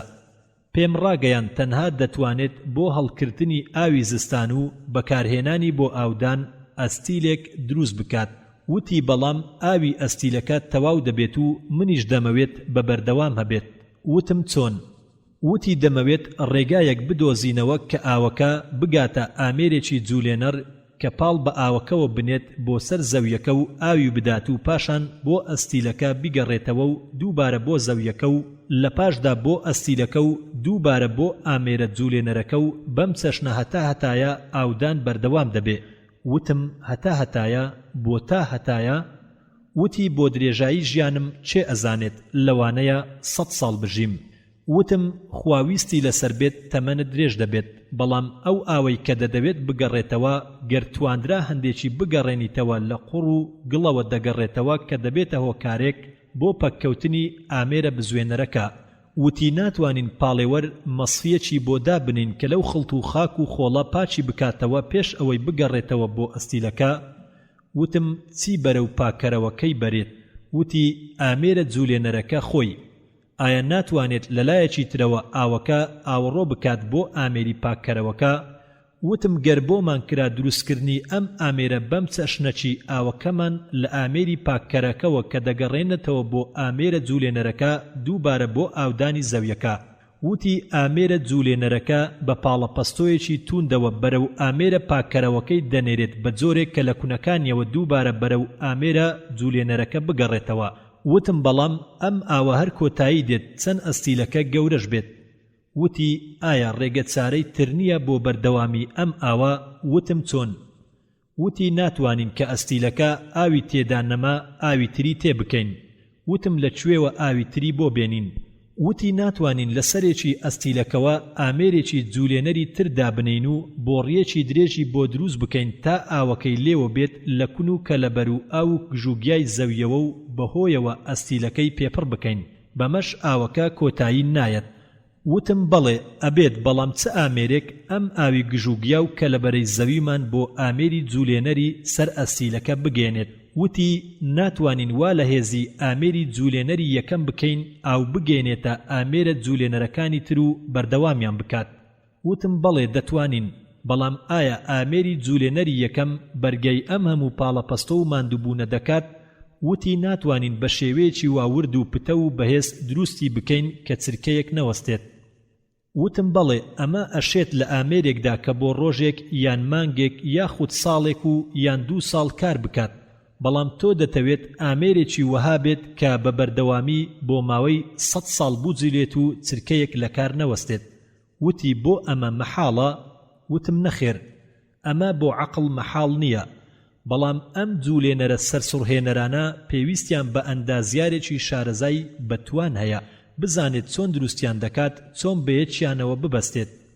و هەندێکیان بە هەندێکیان ئاو بدات و چۆن لە کانزایەک دروستی بکات کە ژەنگ هەڵنەهێنێت و دووچاری داخوراندن نەبێت، یاخود لە جۆرە گەردیلەیە دروستی بکات کە خاوەنی عەقڵ و ڕێخستن بێت تاکو بتوانێت لە جێی گەردیلە داخوراوەکان گەردیلەی تر دروست بکات. وتی وای دەزانی کە گاڵتەی پێ دەکەم و ئایا گەردیلە و کانزا عەقڵ و ڕێخەری هەیە؟ وتم لە ئەندازیاری مەزن بپرسە. وتی ئایا کارەکە پێویست بە ئەندازیاری مەزن دەکات؟ وتم ئایا وا ئەبینی ئەو هەموو داواکاریانەت و نەخشەدانانەت لە خودی خۆیدا بەبێ ئەندازە و ژمێرە و بیرکردنەوە ڕوودەدات؟ حەیرانی کوڕی ئەزعەف دەڵێت ئالێرەدا شێخ خۆی پێنەگیرا و دەستی کرد بە پێکەنین. حەیران دەڵێ گاڵتەم پێ دەکەیت گەورم؟ شێخ گوتی گاڵتەت پێ ناکەم ئەی حەیران، بەڵام چیرۆکی دڵت بۆ دەجێڕمەوە سەبارەت بە کردار و کاریگەر و مەبەست و پێویستیەکەی و ڕەد و توانایی دیوار و بەرد و پەنجەرە و ژوورەکانی و دەرگا و پەردەکانی و ئەشکەوت و چەڵەکانی و جۆگەڵە و پێچەکانی و ڕوونی و لێڵی و چاڵاکی و شەونخۆنی و ئارامی و بە ئاگایی و مەزنی و مەترسی زۆری. حەیران دەڵێ ئەمە هەمووی لەم دڵە بچووکەدایە. شێخ وتی ئەمە هەندێک لەو ڕێکخراوانەیە کە هاوکێشەی وەسفەکەی ماوەمان پێدەدات و لە گێڕانەوەی ڕازەکانی خودا ویستی ئەم ئاژەڵە بژی و زیندوو بێت. ژیان بریتیە لە خۆراک و گەرمی و ئەو خوێنەی تێدا دروست کردین کە خۆراک و گەرمی لە شەڵ دەگرێت، بەڵام ئەم خوێنە پێویستی بە بەردەوامی خۆراک هەیە، لەبەر ئەوە گەدە و جگەر و ڕیخۆڵەی بۆ دروست کردین و لە خۆراکماندا ڕەگەزی کاربۆنی تێدا جێگیر کردووە کە خۆراک و گەرمی لە ئەنجامی سوتاندنی بە یەکگرتنی لەگەڵ ئۆکسزیندا، بەڵام ئەم سوتاندنە لە ناولەشدا ژەهر دروست دەکات کە ئەویش دووەم ئۆکسیدی کاربۆنە، لەبەر ئەوە پێویستە خۆمانی لێ ڕزگار بکەین. لەگەڵ ئەو هەموو ژەهرانەدا چۆن خۆمان لەم ژەهرانە ڕزگار بکەین؟ خودای دانا ویستویەتی لە لەشماندا دوو پاڵەوێنەری مەزندا بنێت، بەڵکو دوو سویتێنەری گەورە، دوو سی بۆ دروست کردوین پڕی دەکەین لە هەوا بەهۆی هەناسە وەرگرتنەوە تاکو بەهۆی ئۆکسزینەکەوە خۆراکەکەمان بسووتێنین، واتە کاربۆنەکەمان، و هەموو ئەو پاشەڕۆ و ژارانەی لا خوێنماندا هەیە و لە پاشدا ئەم ژەهرە سوتاوانە بەهۆی هەناسەدانەوە فڕێ دەدەینە دەرەوە لە لەشمان. بەڵام گەر ئەم خوێنە بەوەستاوی و نەجوولاوی لە لەشدا مایەوە ڕێگای نابێت بەرەو پاکەرەوەکان بڕوات تاکو ژەهر و لاشەی خانە مردووەکانی تێدا فڕێ بدات جگە لە پاشەڕۆ و پیسیەکانی تر. زەحمەت دەبوو لای کە خۆراکی نوێ لە گەنجینەکانی گەدە و ڕیخۆڵە و جگەر وەرگرێت،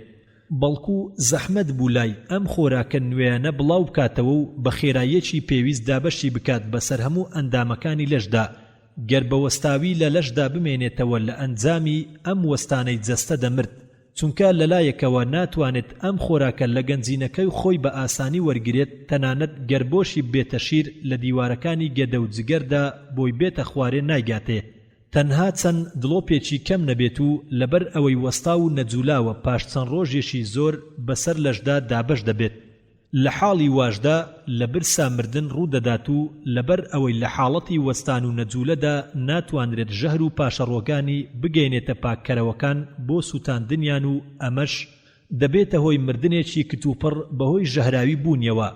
لەبەر ئەوەی دووبارە ناتوانێت لەگەڵ ئەم وەستانەدا ئۆکسیجینی نوێ بە پێی خێرایی پێویست وەرگرێت لە سیەکانەوە تاکو خۆراکەکەی پێ بسووتێنێت لە بابەتی ئەو ئۆکسیجینە کۆنەی کە بە سوتاندن گۆڕاوە بۆ ژەهرێکی کوشندا. لەم کاتەشدا مردن بەهۆی خینکانەوە ڕوودەدات، کەواتە پێویستە ئەم خوێنە بجوولێت و بڕوات، لە ڕۆیشتنیدا خێراییەکی مەزنی هەبێت، بەهۆی ئەم خێراییە زۆرەوە بەسەر گەنجینە خۆراکەکاندا دەڕوات و پێویستیەکانی خۆی لێوەردەگرێت.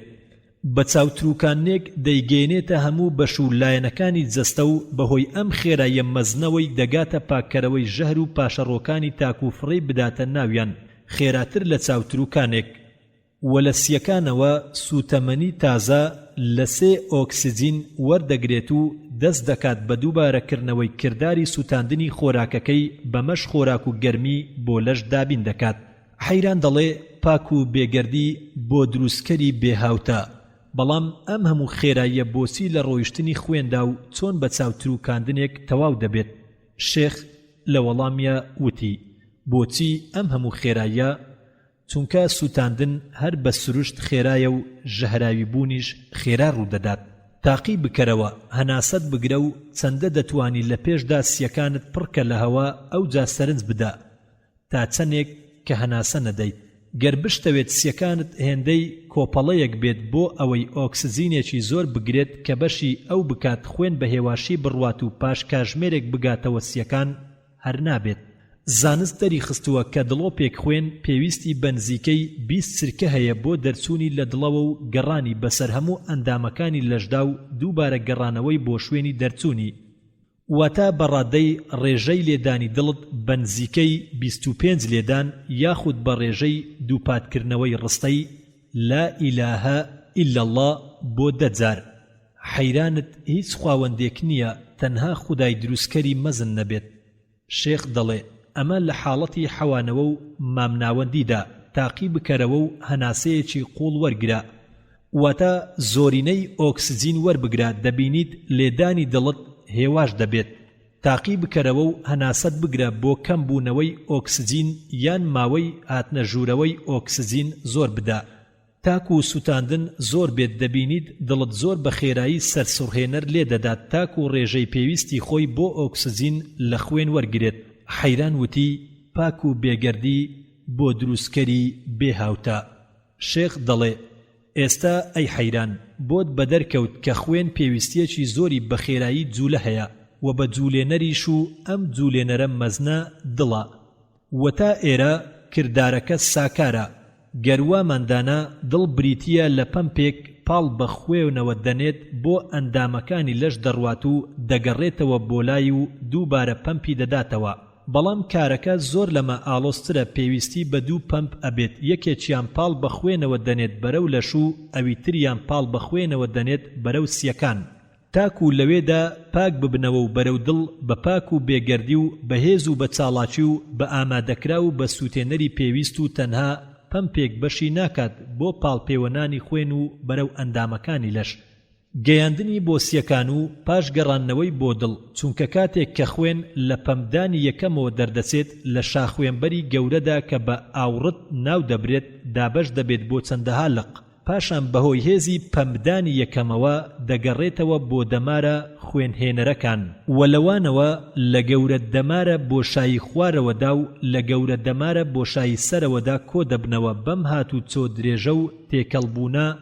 هێزی پاڵپێوەنانی پەمدانی یەکەم کەم دەبێتەوە. ئیتر ناتوانێت دووبارە بگاتەوە سیەکان و لەوێشەوە بگەڕێتەوە بۆ دڵ کەواتە پێویستی بە پەمپی دووەم هەیە بەرەو سیەکان پاڵی پێوە بنێت تاکو لەوێدا پاک ببنەوە و بەرەو دڵ بگەڕێتەوە. وەک دەبینین بەهۆی ئەم کردارەوە وەک پێم وتی پێویستی بە دوو پەمپی هەیە. چارە چییە؟ ئایا دروستکەر دوو پەمپی دوور و جیا لە یەکتر دروست دەکات؟ ئەمە ئاسانە بۆی. بەڵام ئاشکرایی داناییەکەی و مەزنی تواناییەکەی هەردوو پەمپەکەی لە یەک دڵدا دروست کردووە و هەردووچیان لە یەک کاتدا کار دەکەن لەبەر چەندەها دانایی زۆر. یەکەمیان خۆمان بە دوور دەخەین لەو مەترسیەی کە لەوانەیە ڕوو بدات کە ئەویش نەخۆشی و هەرس نەکردنیان دڵڕاوچێ و دەمارگیریە لە پچڕاندنی یەکێک لە پەمپەکان کە دەبێتە هۆی تێکچوونی کوشندە لە ڕۆیشتنی خوێنەکە و سوتاندنی و دووەم دانایی یەک پەمپ لە بۆشایی سکدا سووک و ئاسانتر و جێکا کەمتر دەگرێت و دانایی سێهەمی کە خودای بەتوانە هەموو شتێک بە جوانی و ڕێکی دروست دەکات. یەک پەمپی لە دروستکراوەکاندا زۆر سەرسوڕهێنەرتر و گونجاندن و شیاوی تیاسەیرترە و بە بەڵگەترە لەسەر توانایی خوددا. ئەمەیە نهێنی داهێنان کە عەقڵی سەرسام کردووە. گەر دروستکەر ویستی هەردوو پەمپەکە لە یەک دڵدا دابنێت و لە کاتی پەپمدانی و پڕکردندا یەک بگرن و خوێنی ئاڵی بێگەر تێکەڵ بە خوێنی ڕەشی پیس نەبێت، چارچیە بۆ ئەمە خوددا دڵی کردوتە دوو بەشەوە. یەکێکیان لە لای ڕاست ئەوی تریان لە لای چەپ و دیوارێکی بێکون و دەرگەی خستۆتەوە نێوەندیان و گەر بۆ هەر یەکێک لەو پەمپانە تەنها ژوورێک هەبوایە کتوپڕ دەبووە هۆی وەستاندنی پەمپەکە ویان دەرچوونی خوێنەکە لە دەمی پەمپەکە دەوەستا. حەیران دەڵێ تێنەگەیشتم. ئەی شێخ وتی دڵ لە هەر چرکەیەکدا نزیکەی 20 سانتیمەتر لە خوێن دەهاوێژێت واتە بە خێراییەکی زۆر و بێوەستان پەمپی دەدات. گەر ژوورەکە جێ یەک پەمپی بوایە و گەر ژوورەکەی بکوشێت بۆ پەمدانی خوێن بەم کوشینە ڕۆیشتنی خوێنی پاک بۆسیەکان دەوەستێت و بەهۆی ئەم کوشینەوە خوێنەکە بەرەو دواوە بۆ لای خۆیان دەگەڕایەوە و هەروەها ئەو پەمپەشکە خوێنی پیس بەرەوسیەکان دەبات بەم جۆرە و دەکوشرێن هاتنی خوێنی پیس دەوەستێت لە خوێنهێنەرەکانی هەردوو ژوورەکە بۆ دڵ و خوێنەکە تێیاندا دەگەڕانەوە ئەو کاتە چارچیە دەبێت لا دڵی چەپدا خوێنە ئاڵە بێگەردەکە خاوەنی دوو ژوور بێت یەکێکیان لەسەرەوە ئەوی تریان لە خوارەوە دەبێت لە دڵی ڕاستدا خوێنە ڕەشە پیسەکە خاوەنی دوو ژوور بێت ژووری سەرەوەی لای چەپ کە بە گوێچەڵەی چەپ ناو دەبرێت پێشوازی دەکات لە خوێنی ڕەشی پیسی هاتوو لە دوو خوێنهێنەرەکانەوە لەوێوە دەکرێنە ژووری خوارەوە و کە بە سکۆڵەی ڕاست ناو دەبرێت و ئەمیش لە لای خۆیەوە دەیکوشێت و پاڵی پێوە دەنێت بەرەو سیەکانی تاک و پاک بکرێنەوە پاشان بەهۆی هێزی نوێی هەردوو سیەکانەوە بە پاچی و بێگەردی بەرەو گوێچکەڵەی چەپ دەچن و پاشان بەرەو سکۆڵەی چەپ و لەوێشەوە بەرەو شاخوێنبەر دەچن هەر بەم چەشنە دەبێت تا مرۆڤ لە ژیاندا بێت گەر ئەو شوێنی هاتنە ژوورەوەی نێوان گوێچکەڵە و سکۆڵە هەمیشە کراوە بوایە کارەکە تێک دەچوو چونکە ئەو کوشینە کە ماسوولکەکانی دڵ پێی هەڵدەستێت بەهێزێکی ئەوەندە پتەو کە بتوانێت خوێنە هاتووەکانی هەردوو سی و خوێنهێنەرەکان بەرەو دوا بگێڕێتەوە و ئێمە ویستمان دوو ژوور بن بۆ پاراستنی ئەم پاڵە پەستۆیانەی کە لە نێوان خوێنی هاوڕێژرا و خوێنی گەڕاوەدا هەیە بۆ ئەمە کارچیە پێویستە لە نێوان ئەم دوو ژوورەدا دەرگایەکی داخراو هەبێت تاکو نەهێڵێت لە کاتی کردداری کوشین و هاویشتندا خوێنەکەی بگەڕێتەوە بەهۆی بوونی ئەو دەرگایەوە گوێچکەڵەی چەپ دەتوانێت بەبێ هیچ ڕێگر و نەهێشتنێک پێشوازی لە خوێنی هەردوو سیەکان بکات سکۆڵەی چەپیش دەتوانێت خوێنەکە بکوشێت و بیهاوێتە شاخوێنبەرەوە بەبێ هیچ بێزارکردنێکی دراوسێکەی کە گوێچکەڵەی چەپە بەڵام دەبێت ئەم دەرگەیە هەمیشە داخراو بێت ئەمە لای عەقڵ شیاو نییە لەکوێوە خوێنی ئاڵی تازە بچێتە سکۆڵەی چەپەوە خوێنی ڕەشیش بچێتە سکۆڵەی ڕاستەوە ئارەزووی دروستکەری مەزن وابوو ئەم دوو دەرگایە بە شێوەی دوو ماسوولکەیی دەماراوی بە یەکدا چوین کە بتوانن لە خۆیاندا بکرێنەوە و دابخرێن چرکە لە دوای چرکە بەبێ وەستان بەڵام دوو سەمام بۆ دوو دەرگا لە دوو دڵی جیاکراوە لە یەکتر بەهۆی دیوارێکەوە ئایا پێویست دەکات کردنەوە و داخستنیان پێکەوە بێت لە یەک کاتدا ئەوانە دوو دڵی سربەخۆن ئایا ئەتواندرێت کردنەوە و داخستن لە دوو لێدانی جیاوازدا بێت نەخێر هەرگیز نابێت چونکە لە ڕاستیدا یەک دڵ هەیە بە گوێرەی جوولە و گرژ بوون و کوشین و پەمدانی ئەگەر لە بەشەکانیشیدا دوو دڵ بن گەر دڵ هەمووی کوشرا چی ڕوودەدات لە کاتێکدا داخەری دڵی ڕای ڕاست داخراو بێت کە خوێنی ڕەشی لێوە دەردەچێت بۆ هەردوو شادەماری سیەکان ئەمەش دڵ دەتەقێنێ و دەیدڕێ کەواتە دەبێت هەردوو داخەرەکە بە یەکەوە بکرێتەوە تاک و ئاسان بێت هاتنە ژوورەوەی خوێن بۆ هەردوو گوێچکەڵە و بە یەکیشەوە دابخرێت تاکو هەردوو سکۆڵە بە یەکەوە پاڵ بەخوێنەوە بنێن بۆ دەرەوە هەر بەم جۆرەیە لە شوێنی هاتنە دەرەوەی خوێنی ئاڵ لە سکۆڵەی چەپەوە بۆ شاخوێنبەر و لە شوێنی هاتنە دەرەوەی خوێنی ڕەش لە سکۆڵەی ڕاستەوە بۆ دەمارە خوێنبەرەکانی سیەکان دووبارە پێویستە لە شوێنی هاتنە دەرەوەی ئەم دوو خوێنەدا کە داخەرێک هەبێت بۆ هەر یەکەیان تاک و خوێن لە شاخوێنبەر و دەمارە خوێنبەرەکانی سیەوە ئەگەڕێتەوە بۆ دواوە و پێویستە ئەم دوو داخەرە بە یەکەوە دابخرێت و بە یەکەوە بکرێتەوە وەک ئەو دوو داخەرەی کە لە گەرودا هەن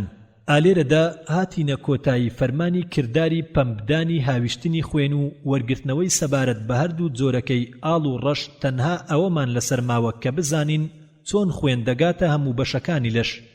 و لە لەشدا پەلی بەرز هەیە وەک سەر و هەردوو قۆڵ و پەلەکانی خوارەوە وەک هەردوو قات سک لەناو بۆشایی لەشدا هەیە چۆن بەهۆی یەک شاخوێنبەرەوە خوێن دەگاتە ئەم سێ بەشە ئایا وای لێ بکەین کە لە سەرەتادا سەر بڕوات و لە پاشاندا بۆ ناو بەشەکانی سک و ئینجا بۆ هەردوو قاچەکان ئەو کاتە ئەو خوێنەی کە دەگاتە ناوەوەی سک و هەردوو قاچ بریتیە لە خوێنی پیس و ژەهراوی چونکە خوێن لەسەردا بە بەشکراوی دەڕوات و لە هەردوو قۆڵیشدا دووبارە بە دابەشکراوی دەڕوات لەسەر و قۆڵدا خوێن دەگاتە هەموو کون و کەلەبەر و خانەیەک بەهۆی چەندەها دەمارەوە کە تا ئێستاش دابەشکردن و وردبوونی لەخۆ گرتووە تاکو دەبێتە تاڵام و موڵەی وردی خوێن و لەبەر زۆر وردیەکەی وا ناو دەبرێت پاشان دەگەڕێتەوە بۆ شاخوێنبەر تا جارێکی تر کۆ بێتەوە تێیدا تاکو لەوێوە بگاتە ناوەوەی سک کە لەوێشدا دووبارە بەش دەبێت بۆ بەش و دەمار و تاڵە دەمار وە چۆن جارێکی تر دەگەڕێتەوە و لە شاخوێنبەردا کۆ دەبێتەوە بۆ ئەوەی بنێردرێت بۆ هەردوو قاچ ئەو کاتە چەند پیسی و ژەهری لەخۆ دەگرێت کەواتە دەبێت وای لێ بکرێت کە بەشی گەورە لە شاخوێنبەرەوە جیا بێتەوە یەکێک لەو بەشە گەورانەی بەرەو سەر و هەردوو قۆڵ بڕوات بەشی گەورەی تریش بەرەو ناوسک بڕوات و بەشی گەورەی سێهەمیش بەرەو هەردوو قاچ بڕوات و ئالێرە داتوانیمان خۆراک و گەرمی پێویست بۆ لەش دابین بکەین بە یەکسانی ئەوەی ماوەتەوە کە چۆن پاکژی و پاڵاوتن ئۆکسجینی تازەی هەمیشەیی بۆ دابین بکرێت لە ڕێگای سیەکانەوە و چۆن خوێن بگەڕێتەوە بگەێنرێتە سیەکان دروستکەری دانا و بێگەرد بۆ ئەم گەڕانەوەیە دەماری تایبەتی ساس کردووە کە پێی دەوترێت خوێن هێنەرەکان کە خوێنی ڕەشیش لەسەرەوە دەچێتە بۆشایی خوێنهێنەری خوار و ئەم دوو خوێنهێنەرە ڕێڕەوی خۆیان دەگرن تا دەگەنە گوێچکەڵەی ڕاست و لە پاشدا بۆ سکۆڵەی ڕاست و لەوێشەوە خوێن بەرە و سیەکان دەچێت دەسووتێنرێت و لە پیسی ژەهر و پاشەڕۆ ڕزگاری دەبێت و ئۆکسجینی نوێ وەردەگرێت و بە خوێنی ئاڵی گەشی پڕ لە وزە دەچنە ناو هەردوو خوێنهێنەری سیەکان و بەرەو دڵ ڕێدەکەن تا لەوێ دەڕژێن لە کاتی کردنەوەی دڵدا لە هەموو چرکە و پەمدانێکدا لە گوێچەڵەی چەپ تاکو بچێتە سکۆڵەی چەپەوە و لەوێوە دەیهاوێژێتە شاخوێنبەرەوە و بەم چەشنا حەیران وتی پاک و بێگەردی بۆ دروستکەری مەزن و بێهاوتە چەندە بێگەردە شێخ دەڵێ لەلای تۆ وایە ئەم شتە سەرسوڕهێنەرە نامۆیانە لەم ڕێژەی دەمار و خوێنبەر و خوێنهێنارەدا کۆتاییان دێت نەخێر ئەی حەیران بەڵکو خوێنبەر و خوێنهێنەری تر هەیە لە دڵدا حەیران گوتی چۆن شێخ دەڵێ ئایا دڵ مافی ئەوەی نییە کە خۆراک بە هەموو لەش دەدات خۆیشی خۆراک وەربگرێت حەیران وتی بەڵێ لەو خوێنەی کە تێایەتی خۆراک وەردەگرێت شێخ دەڵێ بەڵام دڵ وەکوو هەموو ئەندامەکانی تری لەش کە لە هەموو ئەندامەکانی تر مەزنترا جۆرەها دەمار و مومولەی وردی تێدایە کە دەگاتە قوڵترین خانە لە پێکاتەکەیدا کە خۆراکی دەداتێ و پیسی ژەهر و پاشەڕۆ دەگەڕێنێتەوە و دەبێت ئەم خوێنە پیسە ژەهراویەمان ڕێگای پێشوو بگرێت بە خوێنهێنەرەی تایبەتی دەگەڕێتەوە بۆ دڵەکە دەڕژێتە گوێچکەڵەی ڕاستەوە لە سکۆڵەی ڕاست بۆ پاڵاوتن بنێردرێت و هەر بەم جۆرە خودای دروستکەری کاربەجێ خوێن دەگێڕێتەوە بۆ دڵ خۆی دوو خوێنبەری کە پێیان دەوترێت دوو شاخوێنبەر کە لە شاخوێنبەری گەورە جیا دەبنەوە لە شوێنی دەرچوونی خوێن لە دڵدا واتە لەو کاتەی کە خوێن بە وەزنترین و بە پاکترین شێوەیە چۆنە و کە دڵ خۆی خوێن دەبەخشێت بە هەموو بەشەکانی لەش کە خۆی بە مافترین و بە پێویستیترین ئەندامە بۆ خوێن بە خۆراک و ڕێژە و پارچی و بە وزەیەکەی بە تەنها پێنجیەکی خوێنی لەش وەردەگرێت لەگەڵ ئەوەی کە قەبارەکەشی ئەگاتە یەک لە سەدی قەبارەی لەش و زیاتر ئۆکسجینی لەخۆ گرتووە و ئەندامەکانی تری لەش لە چواریەکی ئۆکسجین زیاتر نابن کە لە خوێندا هەیە و هەر بۆیە خودای دروستکەر بۆ ئەم دڵە خوێنبەر و خوێنهێنەری تایبەتی دروست کردووە ئەمەیە دڵ ئەی حەیران ئەمەیە دڵ لە کرداڵ و چاڵاچەکەیدا لە مەبەست و پێویستی و ڕادە و ڕێژەی و دیوار و لێواری پەنجەرە و ژوورەکانی و دەرگە و پەردەکانی ئەشکەوت و چاڵەکانی جۆگە و کۆڵاوەکانی بێگەردی و لێڵیەکانی نەریت و شەونخوونی ئارامی و بە ئاگایی مەزنی و مەترسیەکەی ئەمە ئەو دڵە هەژارەیە کە 70 ساڵ یان 90 ساڵ لێ دەدات بە شەو و بە ڕۆژ کە چاوتروکانێک ناوەستێت ئەی حەیران هەموو ئەندامانی لەش بە ئارەزووی خۆت دەتوانیت زۆر بیحەوێنیتەوە یان کەمێک تەنها ئەو دڵە هەژارە نەبێت کە هەمیشە شەونخوونی دەکات بە درێژایی تەمەنت نەوە نەوز دەدات نەخەو دایدەگرێت نە لە یادی دەچێت و نەهەڵە دەکات نەهەڵە دەتوتێ و نەدەئەشکەوێت و نەدەمرکێت و نەدەگوژێتەوە نەبێزار دەبێت و نەگلەیی دەکات و تۆش ستەمکاریت ئازاری دەدەیت و بە خەم و پەژارە تووشی دەکەیت بەرق و کینەکانت داخی دەکەیت و بە ئەوینت خۆشحاڵی دەکەیت و بە فرمێسکت دەیگریێنیت و بە خەمت دای دەڕزێنیت و ئەو لێبردن و لێخۆشبوونە چاڵاک و بە ئارامە بە فەرمانی ئەوەی کە باشترین شێوە دروستی کردووە و کەرەسە و پێویستیەکانی بۆ ئامادە کردووە پشتگوێی تێدا داگیرساندووە و ڕاددە و ماوەی بۆ داناوە گەرماوەکەی تەواو بوو لە کارەکەی کەوت لە قەفەزەکەی خۆیدا هێمن دەبێتەوە لە خەم و پەژارە ئاسوودە دەبێت هاوار بۆ ئەو کەسانەی کە دڵیان بەرامبەر ناوهێنانی خودا ڕقا ئەی حەیران الله سبحانه وتعالى لسورة الزمر آية 32 دفرمي فويل للقاسية قلوبهم من ذكر الله والسلام عليكم ورحمة الله وبركاته لم باسش خوێنەری بەڕێز ئەم تڕاکە بەکۆتا هات بەردێکی پێکەنی ناوی و گریا ناوی پێنجەم لاپەڕا 543 ئەی ئەم ژیانە ئەی حەیران تۆ توزانیت ئەم ژیانە چییە خوددا دروستی کردووە لە سەنگێکی مردووی کەڕی ڕق و تەق و لە پاشدا بۆتە زیندویەکی تێکۆشەر و دەریکەر و بە ئاگا و تووڕە و ڕەزامەند سوپاسکەر و گلەیکەر پێدەکەنی و دەگری خۆزگە بمزانیایە بەشی ڕێکەوت چەندە لە دروستکردنی لە خاک و لە ئاو ئەی حەیران الله سبحانه وتعالى لسورة الأنبياء آية سي دفرموه أولم ير الذين كفروا أن السماوات والأرض كانتا رتقا ففتقناهما وجعلنا من الماء كل شيء حي أفلا يؤمنون ولسورة النور آية 35 الله سبحانه وتعالى دفرمه والله خلق كل دابة من ماء فمنهم من يمشي على بطنه ومنهم من يمشي على رجلين ومنهم من يمشي على أربع يخلق الله ما يشاء إن الله على كل شيء قدير ولسورة الروم آية 20 الله سبحانه وتعالى دفرمه ومن آياته أن خلقكم من تراب ثم إذا أنتم بشر تنتشرون ولسورة الأنعام الله سبحانه وتعالى دفرمه هو الذي خلقكم من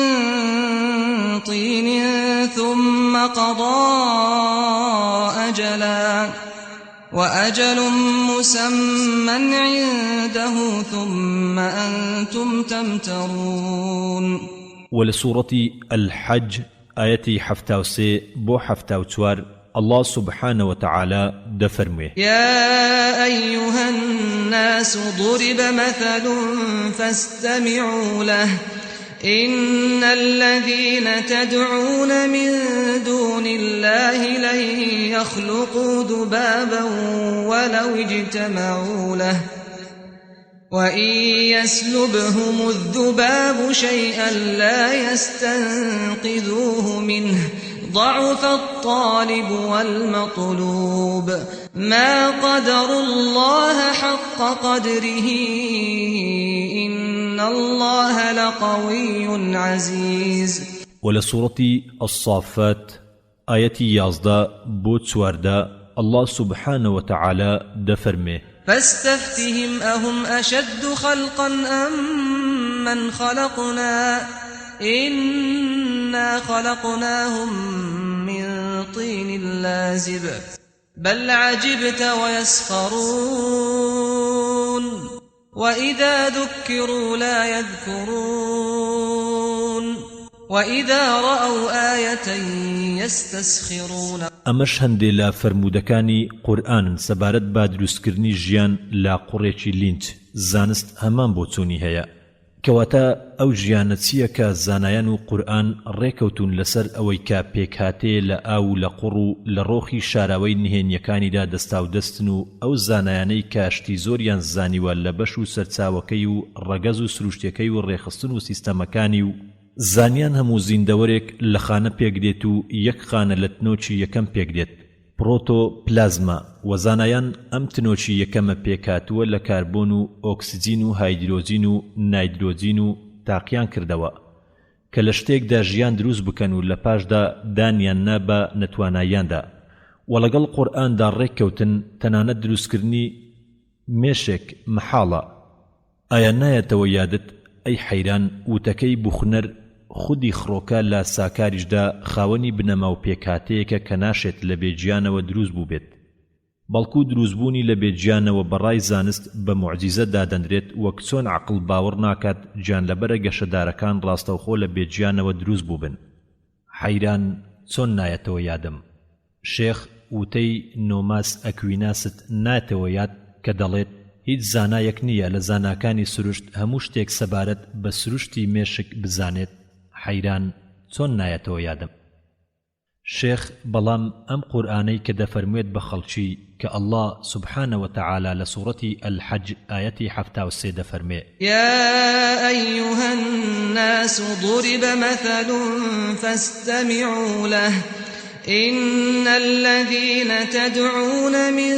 دون الله لن يخلقوا ذبابا ولو اجتمعوا له وإن يسلبهم الذباب شيئا لا يستنقذوه منه ضعف الطالب والمطلوب. کە پێش هەمویان کەوتووە ئەی حەیران. حەیران دەڵێ گەورم وایان دەبینیت کە لە قورئانیان وەرگرت بێت. شێخ وتی عەقڵە ساغەکان لە ڕەوا و حەقیقەتەکاندا بە یەک دەگەن ئەی حەیران و چەند زانت زیاتر بێت گەیشتن بە حەقیقەتەکان ئاسانتر و نزیکتر دەبێت. هەر لەبەر ئەمەیە کە دەبینین زاناکان پاش نوشستە مادیەکان کە هەندێکیان دووچاری بوون لە کۆتاییەکانی سەدەی 19ەم دەگەڕێنەوە بەرەو گەیشتن بە حەقیقەت و نزیکە هەموو یەک بن بە زمان حاڵی گەورەکەیان لەسەر ئەوەی کە ئەم سیستەم و یاسایە کە لەسەر بنەمایان ژیان دروست بوو گەشەی کردووە و یەکەتی لە خۆگرتووە و بۆ مەبەست و ویست و بایەخدان و دانایی کە مەحاڵ دەبێت لە لای عەقڵێکی ساغی خاوەنبیر باوەڕ بەوە بکات کە ئەم ژیانە بەهۆی ڕێکەوتی کوێرانەوە پەیدا بوو بێت. زانای گەورەی ئینگلیزی لۆرد کلفن ئەم باوەڕە لەناو خەڵکدا بڵاو دەکاتەوە و گاڵتەی بەوانە دێت کە دەڵێن دروستبوونی ئەم ژیانە لە ڕێی ڕێکەوتەوەیە و سەری سوڕماوە لە هەندێ لەو زانایانەی کە چاو دەپۆشن لە بوونی دیاردەکانی دانایی و سیستەم بەهۆی بەڵگەی تەواو بڕەرەوە لە سەربوونی خودا و تەنهاییەکەی کاتێک دەڵێت زەحمەتە بۆ مرۆڤ ئەندێشەی سەرەتایی ژیان و بەردەوامیەکەی بکات بەبێ هێزێکی دروستکەری سەرپەرشتیاری باڵادەست و لە ناخی دەروونمەوە سەرم سوڕ دەمێنێت لە هەندێ زانایان هەبن لە توێژینەوە فەلسەفیەکانیاندا لەسەر ئاژەڵ لەو زانایانەی کە توێژینەوەی پڕ لە فەلسەفە و حیکمەتیاندا چاو دەنوقێنن سەبارەت بە سیستەمەکانی ئەم گەردوونە لە بەڵگەی بڕەڕە ئەو شتانەی کە هەمانە و لە چوار دەورماندایە بەهۆی بەڵگەی بەهێز و بڕەڕەوە سەبارەت بوونی سیستەمێکی دانراوی هەڵبژێردا و ئەو بەڵگانە بەهۆی سروشتەوە ئاماژەی دیاردەکانی ویستێکی ئازادە و فێرمان دەکات کە هەموو شتێکی زیندوو اعتیماد دەکا لەسەر یەک دروستکەری هەمیشەیی فەرموو ئەوە ئەنیشتاینی مەزنە کە لە دوای کلفنەوە دێت و دەڵێت ناوەڕۆشی هەستی ئاینی لە ناخدا ئەوەیە کە بزانین ئەو کەسەی کە ڕێگاچارەی پێنیە بۆ زانینی حەقیقەتەکەی لەگەڵ ئەوەشدا بوونی هەیە و بە بەرزترین نیشانە و بە پڕشەنگترین ڕووناچی جوانیەوە ئەو زاتەمان بۆ بەدەر دەکەوێت و من ناتوانم ئەندێشەی زانایەک بکەم کە ئەتوانێت دەرچی جیهانی بوون بکات کە پابەندی ئەو داناییە کە وای لێ دەکات لە لای عەقڵ ئاشکرا و زانراو بێت و زانست بەبێ باوەڕ ڕەوتێکی شەلل دەبێت و باوەڕیش بەبێ زانست وەک نابینا دەست دەکوتێ. ئایا لەم بە یەکگەیشتنە باشترت دەوێ ئەی حەیران لە نێوەند عەقڵە مەزنەکان و زانا مەزنەکان و لە نێوان ئەو قورئانەی کە دەفەرموێ ئینەما یەخشە الله من عیباده العولەما؟ حەیران گوتی ڕاستە ئەوانەی لە خوددا دەترسن زانایانن. شێخ وتی ئەم مرۆڤە ئەی حەیران کە دەربارەی ئەو خوددا دەفەرموێت بە باشترین شێوە دروستمان کردووە بەشی ڕێکەوت چەندە لە دروستکردن و ڕێکی و جوانیدا چاودێری و ڕێزپێدانی و عەقڵ پێدان و فێرکردنی. ئەڵڵا سوبحانە وتەعالە لەم چەند ئایەتە کە لە سوورەتی ئەتین ئایەتی 4 دەفەرموێ لقد خلقنا الإنسان في أحسن تقويم ولا سورة الانفطار آياتي 6-7 دفرمي يا أيها الإنسان ما غرك بربك الكريم الذي خلقك فسواك فعدلك ولسورة السجدة آية حوت دفرموه الذي أحسن كل شيء خلقه وبدأ خلق الإنسان من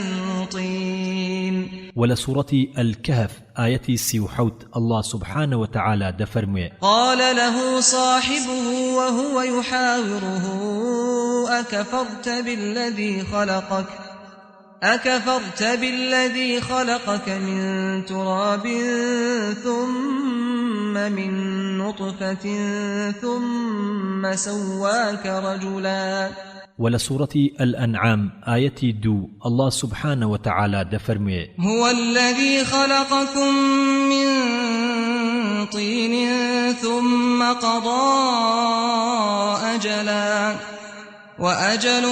مسمى عنده ثم أنتم تمترون ولسورة الصافات آية 11 الله سبحانه وتعالى دفرمي فاستفتهم أهم أشد خلقا أم من خلقنا إنا خلقناهم من طين لازب ولسورة الإنسان آية 1 الله سبحانه وتعالى دفرميه هل أتى على الإنسان حين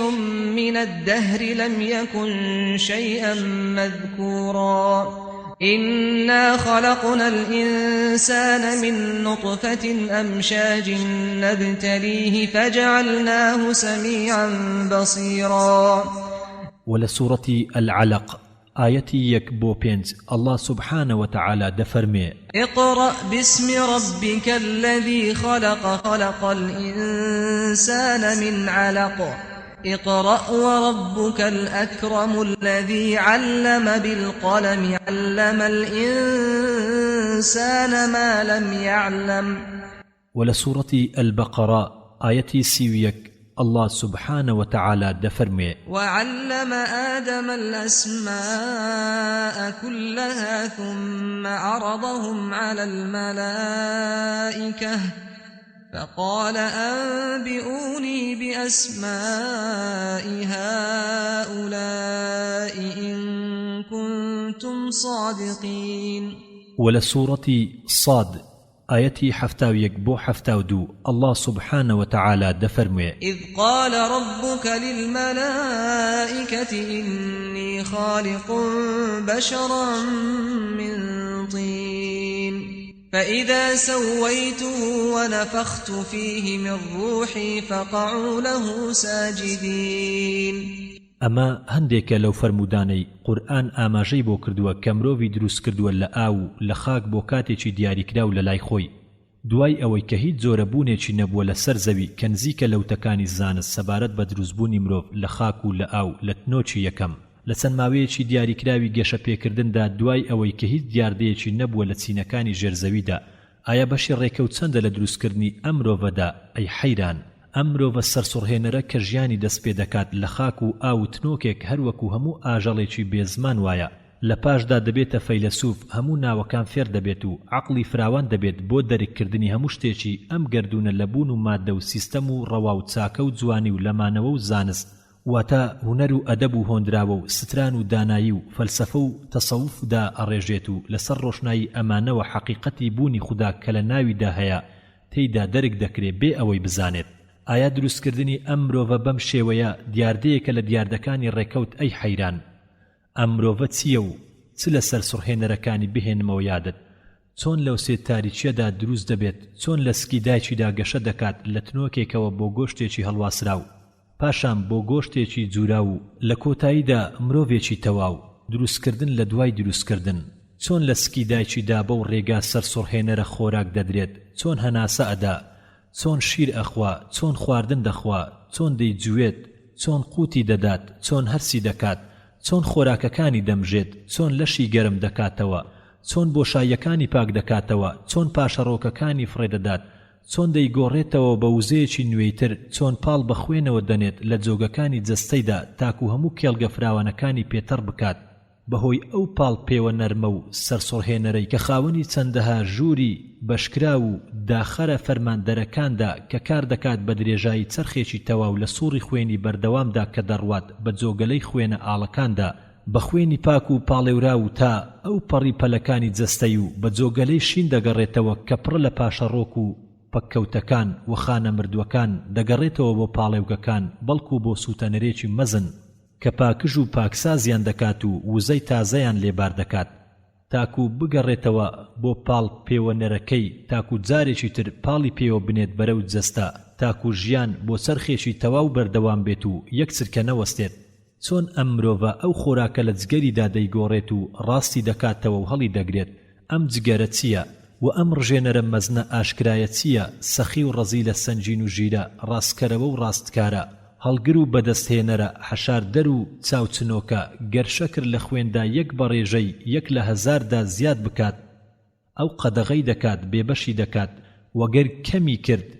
بەخشندە و سەخی دەبێت و گەر لە سنووری خۆی زیاتر بوو هەڵی دەگرێت بۆ کاتی پێویست پاش گۆڕینی تاک و بەتریاک خۆراکت بداتێ و بتپارێزێ لە ژەهرەکانی ئەم ڕژێنەرە هۆرمۆنیانە چین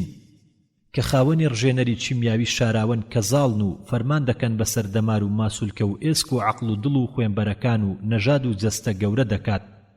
و بچووکی دەکاتەوە و درێژی دەکات و کورتی دەکاتەوە عەقڵ ژیر دەکات و سس نابێت جەستە گەرم دەکات و سارد نابێتەوە پاڵەپەستۆی خوێن بەرز و نزم دەکاتەوە و دەمارەکان چاڵاک و سس دەکات و ڕێژێنەی خوێن دەپارێزێ و ڕادەکەی ڕادەکرێت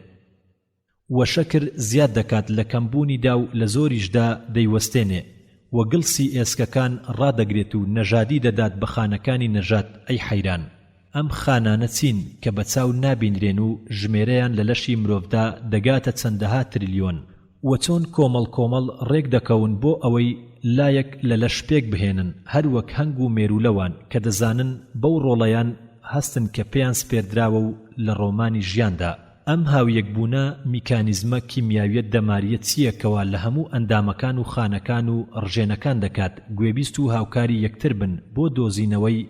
هاوکێشێکی چەسپاوی ورد لە خوێن و ئاو و گەرمی و سێچاوەکان و کوشێنەرەکان و خوێ و ترش و چەوریەکان و شەکرەکانی لەش و هەڵدەستێت بە چاکبوونەوەی هەموو خراپبوونێک و دروستکردنەوەی هەموو ڕاماڵکراوەکان و بەجێگرتنەوەی هەموو کەمیەک و ساڕێژکردنی هەموو نەتوانایەک ڕاستکردنەوەی هەموو زیادەڕەویەک دوورێنەوەی هەموو دراوێک و پینەکردنی هەموو کوونێک و گرتنەوەی هەموو شکاویەک و نەهێشتنی هەموو خوێنبەربوونێک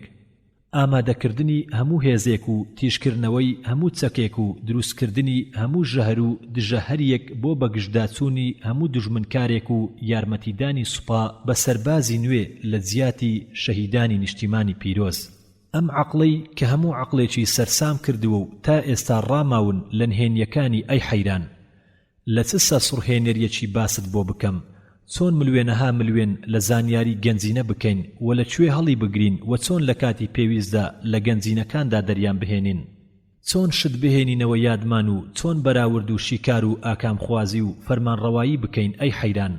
ئەم پارچە گۆشتە چییە و ئەم زمانە کە چەپەکی دەمارە چییە کە خوا بەهۆیانەوە هەموو ناوەکانی فێر کردوین و بەهۆیەوە خراوینێتە سەر و فریشتەکانەوە ئەی حەیران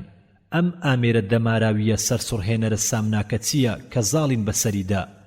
زاڵە بەسەرماندا بزانین و یاخود نەزانین زاڵین بەسەریا لایەنێکیدا لە هەندێ لە ئەندامانماندا بەویستی خۆمان و هەروەها ئەویش لەلایەکی ترەوە بەهۆی دەزوولەکانیەوە زاڵە بەسەر گرنگترین و مەزنترین زۆربەی ئەندامەکانمان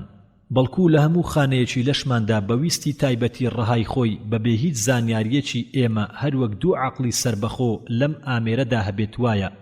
بە ئاگا و بەبێ ئاگا کە باشتر وایە هەر بە ئاگا ناو ببرێت چونکە بە ئاگاکە لەوانەیە هەڵە بکات بەڵام بێ ئاگا هەرگیز هەڵە ناکات چونکە بە ئاگا ئاگاداری کارەکانی هاوڕێکەی نییە هەرگیز خۆی تێ هەڵناقورتێنێ و گەر ئاگاداری بێ و خۆی تێ هەڵقورتێنێ ئەوە تێکی دەدات و بە پێچەوانەوە بێ ئاگا ئاگاداری هەموو کارەکانی بە ئاگایە و دەستێوەردانی دەکات بەنهێنی بۆ ڕێخستنی و وەگەر بە ئاگا وەستا و لە کار کەوت هەموو ئاکامی وەستان و لە کارکەوتنەکەی ئەوەیە ماسوولکەکانمان لە جوولە دەوەستێت و مێشکمان بەتوانا دەبێت لە بیرکردنەوەی ڕاست و حاڵمان وەک نووسوو دەبێت وەگەر بێ ئاگا لە کار وەستا دڵ و گەدە تێک دەچن و هەروەها جگەر و گوێ و چاو تێک دەچێت بەڵکو هەموو شتێک لە لەشماندا تێک دەچێت ئەو کاتە مردنی بێگومان چاوەڕێمان دەکات ئایا ئەم جیاکردنەوە سەرسوڕهێنەرە دەسەڵاتدارە دانایە لە نێوان ئەم دوو دەسەڵاتدارەدا دیاردن لە دیاردەکانی ڕێکەوتی کوێرانە ئەی حەیران ئەم مادە چەندراوە کە زیاتر لە 12 ملیۆن خانەی کە هەر یەکەیان بەهۆی لێنفە دەمارەکانەوە نەژمێرە و نەئامار دەکرێن بە وردی و هاویەکبوونێکی بێشومار کار دەکەن هەروەک یەک خانە بنوان ئەی حەیران ئەی پەردە سەحایەی مێشکە چییە هەروەها بنکەیەکی سەرکردایەتی وایە لە هەموو ماڵێک لە ماڵەکانیدا ڕێکخەرێک کە بە هەزارەها نامەی هاتوو لە دەرەوە وەردەگرێت لە ڕێگەی هەستیارەکانەوە و هەواڵ دەگەێنە سەرکردایەتی بەرزتر ئەو سەرکردە بەرزەچەیە کە ڕێخستنی ئەو هەموو نامەیە دەگرێتە ئەستۆی خۆی ئەمەیان دوا ئەخات و ئەوی تریان دەخوێنێتەوە و یان فڕی دەداتە قوڵایی ناخیەوە و بەراورد و شیکار و ڕاستکردنەوە دەکات تاکو ئاکامخوازی لێ بەدەست دەهێنێت و لە هەستە کۆن و نوێ هەڵگێڕاوەکاندا دەرکردنی سەرسوڕهێنەری عەقڵی پێک دەهێنێت و لەو گیان لەبەرە بێ زمانە خوێن ڕێژە ئاژەڵیەک دەردەچێت هەندێ جار وا بەرز دەبێتەوە وەختە بگاتە سەرسەکۆی ئەو خودایەی کە کردوویەتیە خەلیفەی خۆی لەسەر زەوی و ڕێزی لێناوە و بەهۆی قەڵەمەوە فێری کردووە ئەی حەیران ئایا ئەم هەموو بەخشەندەیە وردەکاری و دروستکردنی ڕاست و ڕادەر ئەندازەدانان و ڕێخستنە فەرمان و ڕاستکردنەوە و پێکەوە لکاندن و گوێبیستی یەکتر و هاوکاری و هاوشێوەی لە نێوەند ملوێنەها ملوێن و لە گەردی لەو خانە و دەماردا ئایا ئەمانە هەموو بەگشتی دیاردن لە دیاردەکانی ڕێکەوت ئەی حەیران ئایا باوەڕدار نابیت بەوەی کە لە خاک دروستی کردویت و کردوویەتیە پیاو ئەی حەیران الله سبحانه وتعالى لسورة الكهف آية 37 دفرمي قال له صاحبه وهو يحاوره أكفرت بالذي خلقك من تراب ثم من نطفة ثم سواك رجلا ولسورة الصافات آية 12 بو 14 الله سبحانه وتعالى دفرمي بل عجبت ويسخرون وإذا ذكروا لا يذكرون وإذا رأوا آية يستسخرون بەڵێ سرد سوڕما و گاڵتەمان پێدەکەن وەگەر بهێنینە یادمان ناهێتەوە یادمان و گەرنیشانەیەکیان دی گاڵتەی پێدەکەن حەیرانی کوڕی ئەزعەف دەڵێت ئالێرەدا شێخ چاوەکانی پڕ بوو لە فرمێسک و گریا خۆمدا بەسەر هەردوو دەستیا و ویستم ماچی بکەم و بە فرمێسک بیان شۆم بە دەنگێکی گریاناویەوە وتی ئەی حەیران هاوار بۆ ئەوانەی دڵڕەقن بەرامبەر یادکردنەوەی خودا چەند جارێک دووبارەی کردەوە تا خامۆشی دایگرت و خۆیدا بەدەستی بێدەنگێکی قوڵەوە هەر بە بێدەنجی ماینەوە تا تیشتی خۆری ڕۆشنکەر بە ئاگای هێناین لە نێوان ئەو درەختەی کە سێبەری بۆ ئارامگەی ئیمامی بوخاری کردبوو شێخ بە دەنگێکی لاوازی گریاناویەوە وتی ئەی حەیران من ماندووم پێویستی دەستنوێژ هەڵگرتنم بۆ ئامادە بکە دوای ئەوەی دەستنوێژمان هەڵگرت و نوێژی بەیانیمان کرد شێخ چووە جێنووسنەکەی وتی دامپۆشە ئەی حەیران ئەم شەو سەرمان بووە و شەو نخونیش ماندووی کردوم خوێنەری بەڕێز ئەم تڕاکە بە کۆتا هات ئامۆژگاریەکانی شێخ شەشەم لاپەڕا 555 بسم الله الرحمن الرحيم ومن أحسن قولا ممن دعا إلى الله دو زۆر لە خەڵک هەیە کە دەشێت بەژیر ناویان بەرین ئەوانە و ئەو کەسانن کە خوددا دەپەرستن لەبەر ئەوەی دەیناسن و ئەوانەی کە بەڕاستی لێکۆڵینەوەی لەسەر دەکەن لەبەر ئەوەی نایناسن باسکاڵ حەیرانی کوڕی ئەزعەف دەڵێت پاش ئەوەی کە شێخم داپۆشی و لەلای هاتمە دەرەوە نەنووستم لەبەر ئەوەی چاوپێکەوتنم هەبوو لەگەڵ پیاوێکی خەڵکی خەرتەنەکدا چووم بۆ لای ئەو ڕۆژەم لەلای ئەو بردەسەر پاش ئەوەی گەڕامەوە و نوێژی خەوتنانم لەگەڵ مجێورە پیرەکەدا کرد وتی ئەمڕۆ شێخت بینیوە وتم نەخێر نەمدیوە چونکە لەگەڵ گازیوەی بەیاندا چوومە دێکە و ئێستا گەڕاومەتەوە وتی من زۆر دڵم لەلایەتی دوای نوێژی ئێوارە چووم توێشوبەری خواردنەکەی بهێنمەوە دەبینم هەروەک خۆی با پەرژینی باغەکەوە هەڵواسراوە کە بۆم دانابوو خواردنەکەشی هەروەک خۆی مابوو ئایا دەتوانێت بچێت لە باغەکەدا بەباشی لە دووی بگەڕێت چونکە ئەم ئێوارەیە زۆر ساردە وتم پێویست بەوە ناکات چونکە بەم سەرمایە لە باغەکەدا نامێنێتەوە لام وایە لە ژوورەکەی خۆیدا بێت و لەوانەیە نەخۆش بێت بەرەبەیان کە بەجێمهێشت بێ ئارام و ماندوو بوو ئێستا دەچمە لای تۆ بێخەم و پەژارە بچۆرەرەوە بۆ لای ماڵ و خێزانت و پاش ئەوەی خوا حافیزیم لە پیرەمێرد کرد دەرگای مزگەوتم داخست و گەڕامەوە ژوورەکەی شێخ دەبینم تاریکە موتورکەیەکی ترس دایگرتم کاتێک بە خەیاڵم داهات کە تووشی ناڕەحەتیەک بوو بێت و ترسانم و کت و پڕ بسمە سەری بە هێواشی پشتا و پشت گەڕامەوە لە مزگەوت هاتمە دەرەوە و بە حەوشەکەدا گەڕام تا گەیشتمە باخچەیەکی بچووکی پەرژینکراو کە ئارامگەی ئیمامی تێدایە تاکو لەوێوە سەیری پەنجەرەکەی شێخ بکەم کە دەڕوانێتە سەر ئارامگەکە دەبینم هێشتا لە جێنووسنەکەیدایە گوێبیستی ناڵە و بزرگاندن بووم هەروەک پاڕانەوە وابوو کاتێک لە پەنجەرەکە نزیک بوومەوە گوێم لە دەنگەکە کرد دەیوت ربي أوزعني أن أشكر نعمتك التي أنعمت علي وعلى والدي وأن أعمل صالحا ترضاه وأصلح لي في ذريتي إني تبت إليك وإني من المسلمين پەروەردگارم یارمەتیم بدە تا سوپاسی بەخشندەیت بکەم ئەو بەخشندەیەی کە بە من و دایکم و باوکمت بەخشیوە و بەردەوام بم لەسەر کردداری چاکە کە تۆ ڕەزامەندیت پێی هەبێت و وەچەکانم باش بکەیت من بۆ لای تۆ گەڕاومەتەوە دەیەکێکم لە مسلمانان لە پاشاندا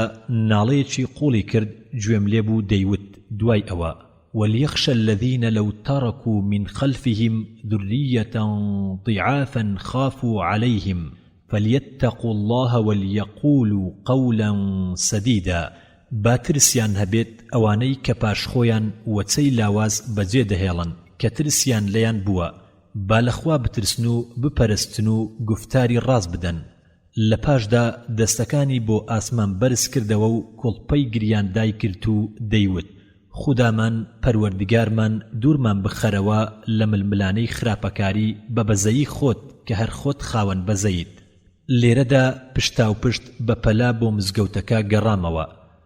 سەرمای زۆر ترساندمی چوومە لای شێخ پێش ئەوەی مۆڵەتی چوونە ژوورەوەم بدا وە کاتێک چاوم پێیکەوت وتی مەترسە من نا ئێستا زیندوم بەڵام نەخۆشم چراکە ڕۆشن کەرەوە هەندێ ماستم بۆ بهێنە تاکو برسیتیەکەمی پێبشکێنم ڕۆژم بە ڕاکشاوی لە ناوجێدا بردەسەر دوای ئەوەی ماستەکەی خوارد و فەرمانیدا یارمەتی دەستنوێژگرتنی بدەم لە پاشدا نوێژی خەوتنانی بە دانیشتنەوە کرد و گەڕایەوە جێنووسنەکەی و دانیشت و پاڵی دایەوە بە زەردەخەنەیەکەوە سەیری کردم و وتی ئەی حەیران خدا نەیفەرمووە سیخوڕی مەکەن نەیفەرمووە ادخلوا البيوت من أبوابها لدرگاوە بچنە ماڵانەوە بەڵام سیخوڕی من بەرامبەر بە تۆ خۆشەویستیە بە پەرۆشەوە بوو ئەی گەورم تو خدا پێم بڵێ چی تۆی گریاند و لەبەرچی ناڵە و ئاهەت دەکرد شێخ لە وەڵامیا وتی ئەمە بێزاری تەنهایی پیرەمێردێکی بەرەو نەمان چووە هەز بە نزیکردنەوەی نەمانی بکات لە ژیاندا ئەی حەیران حەیران وتی تەمەنت درێژ بێت ئەی گەورم شێخ وتی تەمەن درێژ بوو ئەی حەیران و یەکێک لە بەخشندەکانی خوددا بۆ بەندەکانی بیباتەوە بۆ خۆی پێش ئەوەی بگاتە تەمەنی پیری و پەککەوتەیی و داماوی و کەسیفی و لە ترسی مردن نەدەگریام بەڵام پەنام بۆ خوددا دەبرد لە تەنهاییەکەمدا و ئەو چەند بێگرد و پاکە وا حەز دەکات کە بەندەکانی بە ترس و لەرزەوە هاوار و پەنای بۆ دەبن حەیران وتی ئەی هۆی پاڕانەوەت چی بوو ئەی گەورم شێخ وتی هەر یەک لە ئێمە ئازار و هیوا و ترس و یادگاری خۆی هەیە ئەی حەیران هەموو کەسێک دەپاڕێتەوە بۆ ئەو شتانەی کە پەیوەندی بە خودیەوە هەیە پاشان شێخ ڕووی لە من وەرجێڕا بەرەو پەنجەرەکە و فرمێسکێک چاوەکانی پڕ کرد بوو و خۆی خەریک دەکرد بە داخستنی پەنجەرەکان تا سەرنجدانی من لە خۆی بەدوور بخاتەوە دای بخە ئەی حەیران چونکە سەرمای پاییز زەرەرمەندترە لە سەرمای زستان. لە جێ نووسنەکەیدا نزیک بوونمەوە، دانەویم بەسەریدا تاکو پەنجەرەکە دابخەم. شێخ وا هەستی کرد دەگریم. وتی مرۆڤی بێدەسەڵات دروست کردووە، ئەی حەیران. حەیران گوتی باوکت چێیە گەورم؟ شێخ وتی باوکم و باپیرم دوو بەندەی باش بوون لە بەندە چاکەکانی خودا. حەیران وتی منداڵەکانت لەکوێن و هەواڵیان چییە؟ شێخ وتی ئەوان لە سەمەرقەندن و لەژێر چاکە و بەخشندەیی زۆری خودادا دەژین. حەیران وتی کەواتە بۆچی دەبینم زۆر بە پەرۆشی بیریان دەکەیت و لە دوا ڕۆژیان دەترسیت؟ شێخ وتی پارە هەموو شتێک نییە ئەی حەیران. خودایە بە دووریان بخەی لە ململانەی خراپەکاری و پەردەی جوان و ڕازاوەی خۆت دایان پۆشە. حەیران وتی بۆچی دووریت هەڵبژاردووە لەیان و وازت لە خەڵک هێناوە لەم مزگەوتەدا بەتەنها دەژیت؟ شێخ وتی دوور نیم لەیان و سەمەرقەند هێندەی فەرسەخێک دوورە لە خەرتەنەکەوە، بەڵام بۆ دابینکردنی بژێویان 40 ساڵ هەوڵمدا و ئێستاش هاتووم تێبکۆشم بۆ بژێوی دواڕۆژی دیاریکراوی خۆم. حەیران وتی ئایا تێکۆشان لە پێناوی ماڵ و منداڵ و هەڵسوکەوت لە ناویاندا مەزنترین چاکە نییە لە لای خودا؟ شێخ وتی بەڵێ بەڵێ ئەی حەیران، بەڵام مرۆڤ کە هەستی بە نزیک بوونەوەی ڕۆژە دیاریکراوەکەی کرد حەز دەکات داببڕێ بۆ خودا، و ئەمەش لە قەرەباڵغی شاردا بە ئاسان بەدەست نایەت و لە مزگەوتدا لە نێوەت ئەم باغ و بێستانەدا یادگاری ڕۆژانی لاوی تێدایە و دێتەوە یادم و خۆشحاڵم دەکەن و لە هیچ شوێنێکی تر بەختیار نابم تەنها لەم جێگایەدا نەبێت و بە درێژایی ژیانم کاتێک کە دووچاری بەڵاو نەهامەتی دەبووم پەیمانم بەخۆم دەدا کە ئاوەتەخوازی ئەو ڕۆژە ببم کە داببڕێم بۆ پەرستنی خودا لە مزگەوتێکدا لای ئارامگەی پیاوچاکێک. خودی مرۆڤ ئەی حەیران گەر ئاوەتەخوازی دووری و تەنیایی بوو لە خەڵک تەنها بەختیاری و خۆشحاڵی بە پەرستنی خودا دێت و هەست بە نزیکبوونی لە خوداوە ناکات گەر بەتەک بەندەیەکی نزیک لە خوداوە نەبێت. حەیران ئەمە ڕاستە و ئێمە وا ڕاهاتوین گەر بمانەوێت لە پادشایەکی ئەم زەمینە نزیک بینەوە پەنا دەبەینە بەر خەڵکانی نزیک لەوان. شێخ وتی ئەمە گەلێک جیاواز و دوورە ئەی حەیران. چێ دەتوانێ سۆز و لێبوردنی خودامان بۆ بەدەست بهێنێ تەنها بە فەرمانی ئەو نەبێت؟ بەڵام لەگەڵ ئەم ڕاستیە بێگومانشدا هەست بە چێژی ملکەچی دەکەین بۆ خودا لە ڕێگەی بەدەستهێنانی سۆز و بەزەی خودا بەهۆی پیاوچاکان و خۆشەویستانی خوداوە هەروەک ددان بنین بە گوناهەکانمان وایە خۆمان بە ملکەچ و بێنرخ دەبینین بەرامبەر خودا لەوەی کە نزیک دەرکەی بەزەیی خودا بینەوە بێخۆ حەشاردان لە پشت پیاوچاکان و نزیکانی خودا.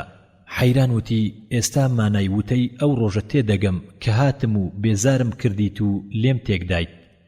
چێژی چوونە قوڵایی ملکەچی و پەرۆشید بۆ خودا بەڕاستی گەورم بارێکی قوڕس بووم لەسەرت و لە خودا پەرستی بە دوورم خستی. شێخ وتی خودا پەرستیت زۆرتر کردم ئەی حەیران، بە پێچەوانەوە باشترین جۆرەکانی خودا پەرستیت بۆ ڕەخساندم ئەی حەیران. ومن أحسن قولا ممن دعا إلى الله. حەیران وتی خودا پاداشتی چاکت بداتەوە گەورم. شێخ وتی بەڵام ئەم شەو بە باسکردنی خۆمەوە خەریکت کردم. حەیران وتی هەموو گفتارێک لەگەڵ تا چاکەیە و بە ماندووی و بێزاری تۆم بینی و ئارەزووی شەو نخوونی ناکەم، چونکە لەو کاتەی کە خۆر هەڵات و تۆم بەجێهێشت نەنووستوم و چوون بۆ خەرتەک بە هیلاچی و ماندوویی گەڕامەوە وەک تام لێ هاتبێت وابوو. شێخ وتی خۆت ماندوو کرد کاتێک هاتیە دەرەوە لە باخەکەدا لە دووم داگەڕایت بەم سەرمات تەزێنە. هەستە و بڕۆ جێنووسنەکەت و ئەم داپۆشەرە بگرە و خۆتی پێدا پۆشە. حەیرانی کوڕی ئەزعەف دەڵێت کاتێک شێخم بەجێهێشت و چوومە جێنووسنەکەم هەستم بە لەرز و تا دەکرد و ئەو شەوەم بردەسەر وەک لەسەر پشکۆی ئاگر بم وابوو. کاتێک کازیوەی بەیان بەدەرکەوت مجێورە پیرەکە هات زۆرم لە خۆم کرد تا دەرگاکەم لێ کردەوە. هەر کە بینیمی بەم حاڵە هاواری لێ هەستا و بەرەو لای شێخ ڕای کرد و پێیوت. شێخیش ڕووی تێکردم بە سست و هێواشی بەرەو لام هات. وەلێم نزیک بۆەوە و دەستی گرتم و بە گەرمی تاکەم دەم و چاوی گرش کرد و فەرمانی بە مجێوری مزگەوتەکە کرد کە گەورەی گوندەکە بانگ بکات و بمگەێنێتە نەخۆشخانە لە سەمەرقەند. بێهوودە هەوڵمدا کەواز لە ناردنم بەرەو سەمەرقەند بهێنێ، بەڵام زۆر سوور بوو لە ناردنم و دەیوت خوا ئارەزوو بکات هیچ نابێت کوڕم، بەڵام تۆ خەڵکی ئێرە نیت و لە کەس و کارت دابڕاویت و تاکەشت زۆر بەرزە. وتم گەورم من جۆرەکانی تا ئەزانم، هەیانە کاتیە لە شەو ڕۆژێکدا تەواو دەبێت، بهێڵە لەلات بمێنمەوە تا بەیانی بەڵکو لێم ببێتەوە. گەروانە بوو فەرمانت ڕەوایە جێبەجێی دەکەم.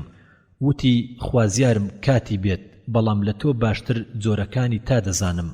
ئەو تایەی کە لە سەرماوت دەکەوێتەوە بەم کت و پڕیا دوای ڕۆژێکی تەواو پێویستی بە تیمار و چاودێری هەیە و پشتگوێ خستنی ئەنجامی باش نییە. نەگەیشتە کاتی نیوەڕۆ تاکەم زیاتر بەرز بەوە و هەستم بە وڕیەک دەکرد لە سرمدا. لە پاشدا لە هۆش خۆم کەوتم و پاش 2 ڕۆژ بە ئاگا هاتمەوە. خۆم لە نەخۆشخانە بینیەوە. لە دواییدا بۆم دەرکەوت کە شێخ مەوزون خۆی منی بۆ ئێرە هێناوە و فەرمانی بە چاودێری کردنم داوە. فەرمانیشی بەجێهێنراو بوو. 2 هەفتەی تەواوم لە نەخۆشخانەکەدا بردەسەر تا مەترسی نەخۆشیەکەم لە سەرلاچ و پزیشکەکە ماوەیدا کە سەردانم بکرێت. یەکەم کەس کە سەردانی کردم مجێوری مزگەوتەکە بوو. هەواڵی پێگەیاندم کە شێخ پاش گەڕانەوەی لە سەمەرقەند دڵی کتوپڕ دووچاری نەخۆشی بووە. لەو ڕۆژەوە لە جێگادا کەوتووە. پزیشکەکەم بانگ کرد، تکام لێ کرد، فەرمانی دەرچوونم لە نەخۆشخانەکە بدات. مۆڵەتی نەدا و وتی تۆ تازە بەرەو چاکبوون دەچیت و بەلایانی کەمەوە دەبێت هەفتەیەکی تر بمێنیتەوە تاوەکو مەترسیت بە تەواوی لەسەر لا دەچێت. پێم ڕاگەیاندی کە دڵم لە لای شێخە. وتی ئێستا ئەو باشترە و بە سەلامەتی ئەم جەڵدەیەی بەسەردا تێپەڕی و ئاگادارم کردەوە کە نابێت جێنووسنەکەی بەجێ بهێڵێت و لە هەموو تووڕەبوون و گرژبوونێک خۆی بپارێزێت. نەمهێشت برای مجێورمان هەواڵ بگەێنێتە کەسوکاری شێخ تاکو سەردانی منداڵەکانی غەمباری نەکەن و نەبێتە هۆی تازەبوونەوەی جەڵدەکەی و بیکوژێت و پێم ڕاگەیان کەواز لە خوێندن و نووسین بهێنێت. مجێورە پیرەکە بە گوێبیستی قسەکانم وتی، بەڵام بە درێژایی ڕۆژ خەریشی نووسینە گەورم و بێهودە هەوڵم ئەدا نەهێڵم نووسینەکانیشی هەمووی لە پێناوی حەیرانی گەورەمدایە. وتم لە پێناوی مندا؟ وتی بەڵێ لە پێناوی تۆدا. بەدزیەوە سەیری نووسینەکانیم دەکرد، دەبینم ناوی تۆی زۆر تێدا دووبارە دەبێتەوە. وتم ئەمە سەیرە، کتێبەکە لەکوێیە و بۆچی بۆی نەناردوم؟ وتی نازانم، نووسینێکی دوور و درێژ و گەورەیە. پاش چەند ڕۆژێک مجێورە پیرەکە هات بۆلام، دەفتەری ئاماڵی بۆ هێنام و سەلامی شێخی پێگەیاندم. دەفتەرەکەم وەرگرت و لە دۆڵابەکەدا هەڵم گرت و دەرگایم داخست. لە پاشاندا لە پیرەمێردەکەم پرسی بۆچی شێخ ئەم دەفتەرەی بۆ ناردووم؟ وتی نازانم، بەڵام ڕای سپاردم کە بیگەێنمە دەستی خۆت. بۆ هەندی خەیاڵی ناخۆش چووم. پیرەمێردەکەم سوێندا کە هەواڵی ڕاستی شێخم پێ بڵێت. سوێندی خوارد کە دەژی و تەندروستی باشە. وتم ئەی ئەو نامەیە کوا کە دەتوت بۆ تۆی دەنووسێت؟ وتی نازانم. بۆ ماوەی 5 ڕۆژ مجێورەکە دابڕا لێم. خەم و پەژارەی شێخ دایگرتم. وە کاتێک هەواڵی شێخم لە پزیشکەکە پرسی، خۆی کەڕ کرد لە وەڵام دانەوەم و بۆ ڕۆژی 6ەم پیرەمێردەکە سەردانی کردم. بەڕوویەکی خەمبار و زویر و سەرکز و پێڵ و وشک هەڵاتووە. هەرکە هەواڵی شێخم پرسی دایە قوڵپی گریان و بە هاوارەوە دەیوت شێخ کۆچی کرد، کۆچی کرد ئەی حەیران. بەڵام تۆی لە یاد بوو وەک چۆن منداڵەکانی خۆی لە یاد بوو. هەردووکمان بەدەنجی بەرزەوە دەگریاین تا هەموو نەخۆشخانەکە پێی زانین. پزیشکەکە هات و دەستی کرد بە سەرزەنشتی پیرەمێردەکە و بە هەواڵدانی کۆچی شێخ بە من. پاش ئەوەی کە نەختێ ئارام بوومەوە پێی ڕاگەیاندم کە شێخ دووچاری جەڵتەی دووەم بووە و دڵی لە توانایدا نەما و ماڵ ئاوایی لێکردین و لەسەر وتەی خۆی لە باخچەی نزیک مزگەوتەکە نێژرا کە ڕۆژانی دوایی لەوێ دەبردەسەر. پاشان پزیشکەکە ماوەی دەرچوون میدا، جلەکانم لەبەر کرد و دەفتەری ئاماڵیم هەڵگرت. لەگەڵ پیرەمێردەکەدا بۆ خەرتەنەک چوین. لە پاشدا بۆ مزگەوتەکە. لەوێدا لەسەر ئارامگای شێخی خۆشەویست دانیشتم. بە فرمێسکەکانم خاکەکەیم ئاو ئەدا. تا شەو داهات من هەر دەگریام کە هەستم بە کاریگەری سەرما کرد بۆ مزگەوتەکە گەڕامەوە. لەگەڵ مجێورەکەدا چووینە ژوورەکەی شێخ کەنەی دەویست ئەو شەوە بەجێم بهێڵێت. پاش ئەوەی کە مجێورەکە نووست دەستم کرد بە پشکنینی دۆڵابەکەی شێخ بۆ ئەو نووسراوە دەگەڕام کە دەیانوت بۆ تۆی نووسیوە. هیچ دیاردەیەکم نەدیتەوە. خەو لە چاومدا شکابوو لەبەر خەم و پەژارەی شێخ مزگەوتم لا تەنگ بوو لەگەڵ فراوانیەکەیدا. گەر سەرمان نەبوایە بەرەو چۆڵەوانیەکە ڕێم دەکرد. شەوی زستانم لێ درێژ بوو لە دووی کتێبێک دەگەڕام تا شەوی پێ بکەمەوە. بەڵام کە سوکاری شێخ هەموو کەل و پەل و کتێبەکانیان بردبوو تەنها دەفتەری ئاماڵیم لەبەردەستدا بوو کە خۆمی پێوە خەریک بکەم. دەستم دایە و ئەو گرەیانم کردەوە کە شێخی خوالەی خۆش بێت بە دەستی خۆی بەست بووی. هەرکە دوو تۆی دەفتەرەکەم کردەوە چاوم بەنی و نووسینێک کەوت کە بەدەست و خەتی شێخ نووسرا بوو. دەبینیم ئەو نووسینەیە کە بۆ منی نووسی بوو. ئەمەش نووسراوەکەیە. کوڕی خۆم حەیرانی کوڕی ئەزعەف. سڵاو بەخشندەیی خوات لێبێت. سوپاس بۆ خودا بۆ تەندروستی باشت.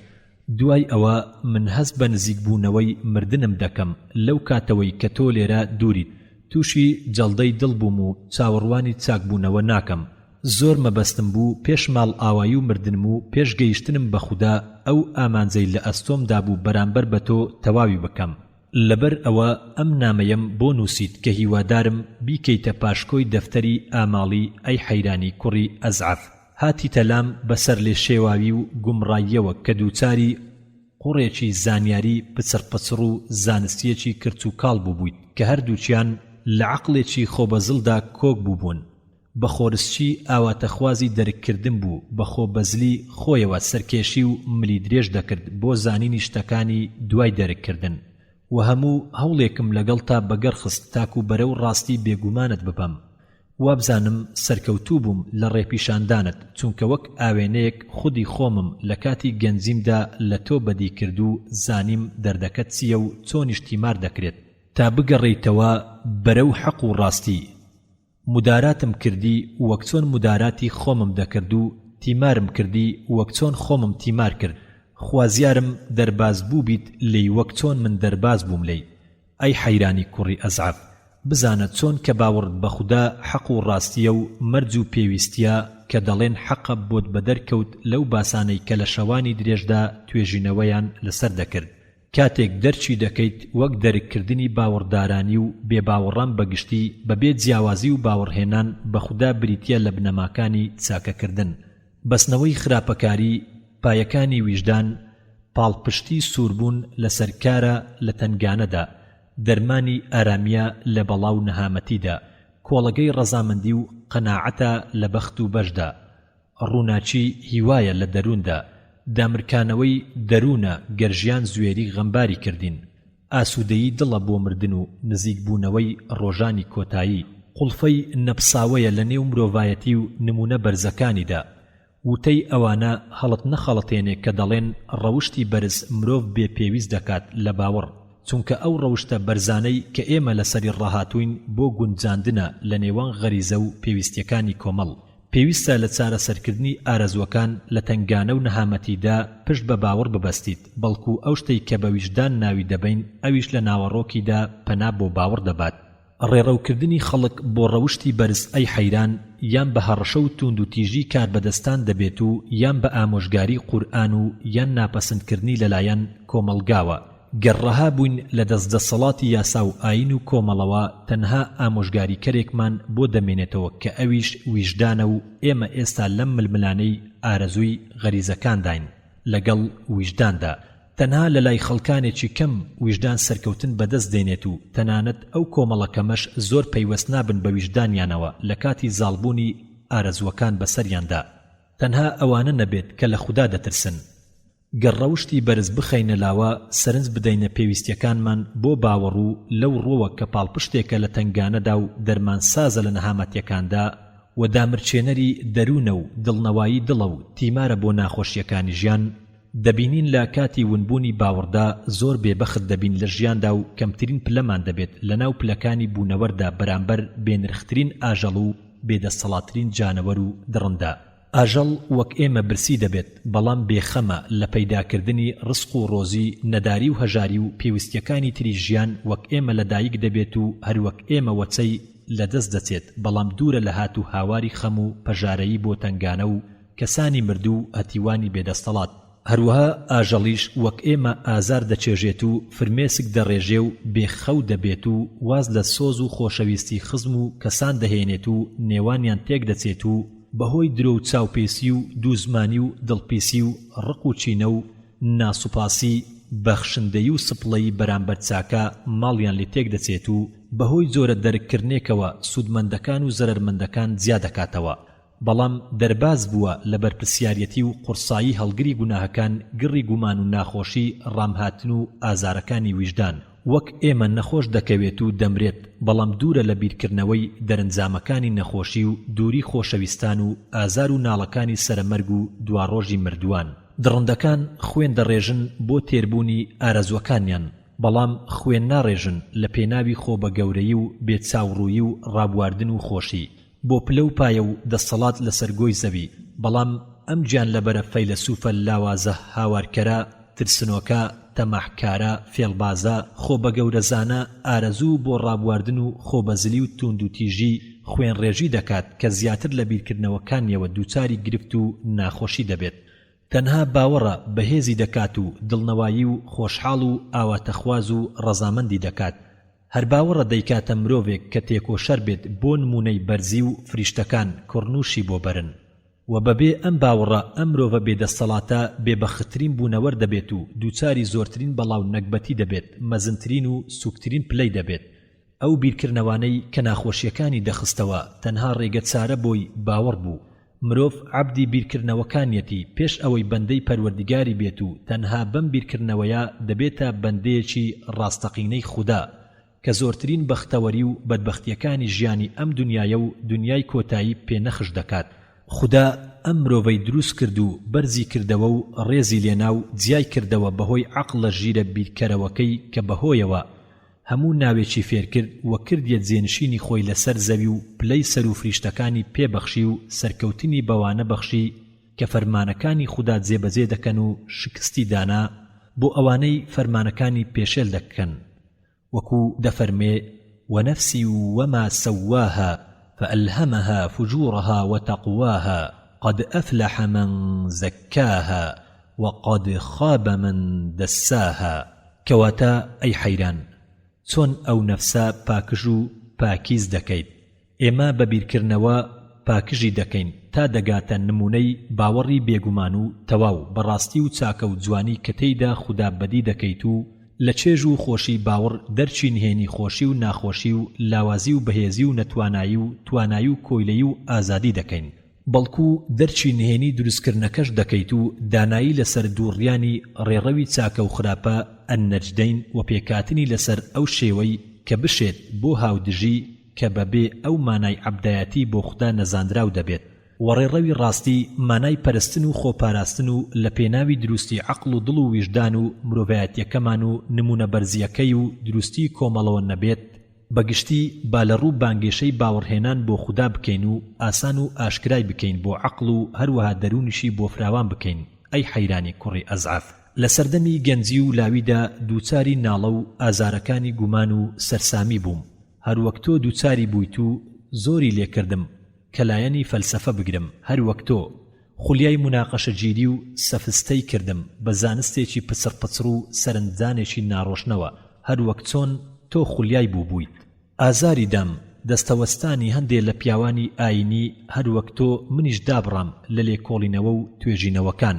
ڕۆژان و ساڵان تێپەڕین بە ئازارەکانی ژیان دەتلامەوە لە خودی خۆم و ئەوانەی خۆشم دەویستن کە دووبارە گومانیان لام تازە دەکردەوە بە چەشنێک لە بێ باوەڕیەوە نزیکتر بووم وەک لە باوەڕهێنان بە خودا و بەدبەختی هاوڵم بوو و پاڵی پێوە دەنام بۆ گومان و وێڵی و کەوتبوومە نێوان ڕۆخی باوەڕهێنانی بۆ ماوەیی و بێهیوایی لە بەخشندەی خودا ڕۆژگار هات و چوو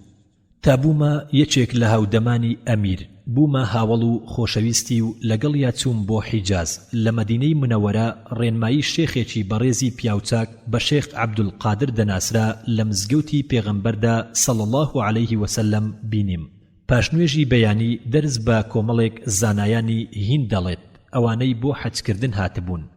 و منیش وەک ئەوان بۆ دەرسەکە دانیشتم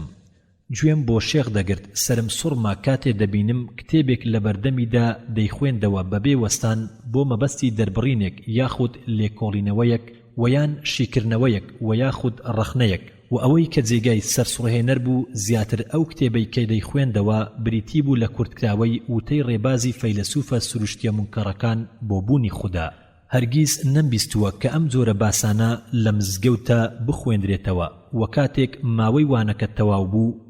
دەوروبەری شێخ چۆل بوو نزیک بوومەوە لێی ناوی ئەو کتێبەم لێپرسی و سەرسامی خۆمم بۆ بەدەرخست وتی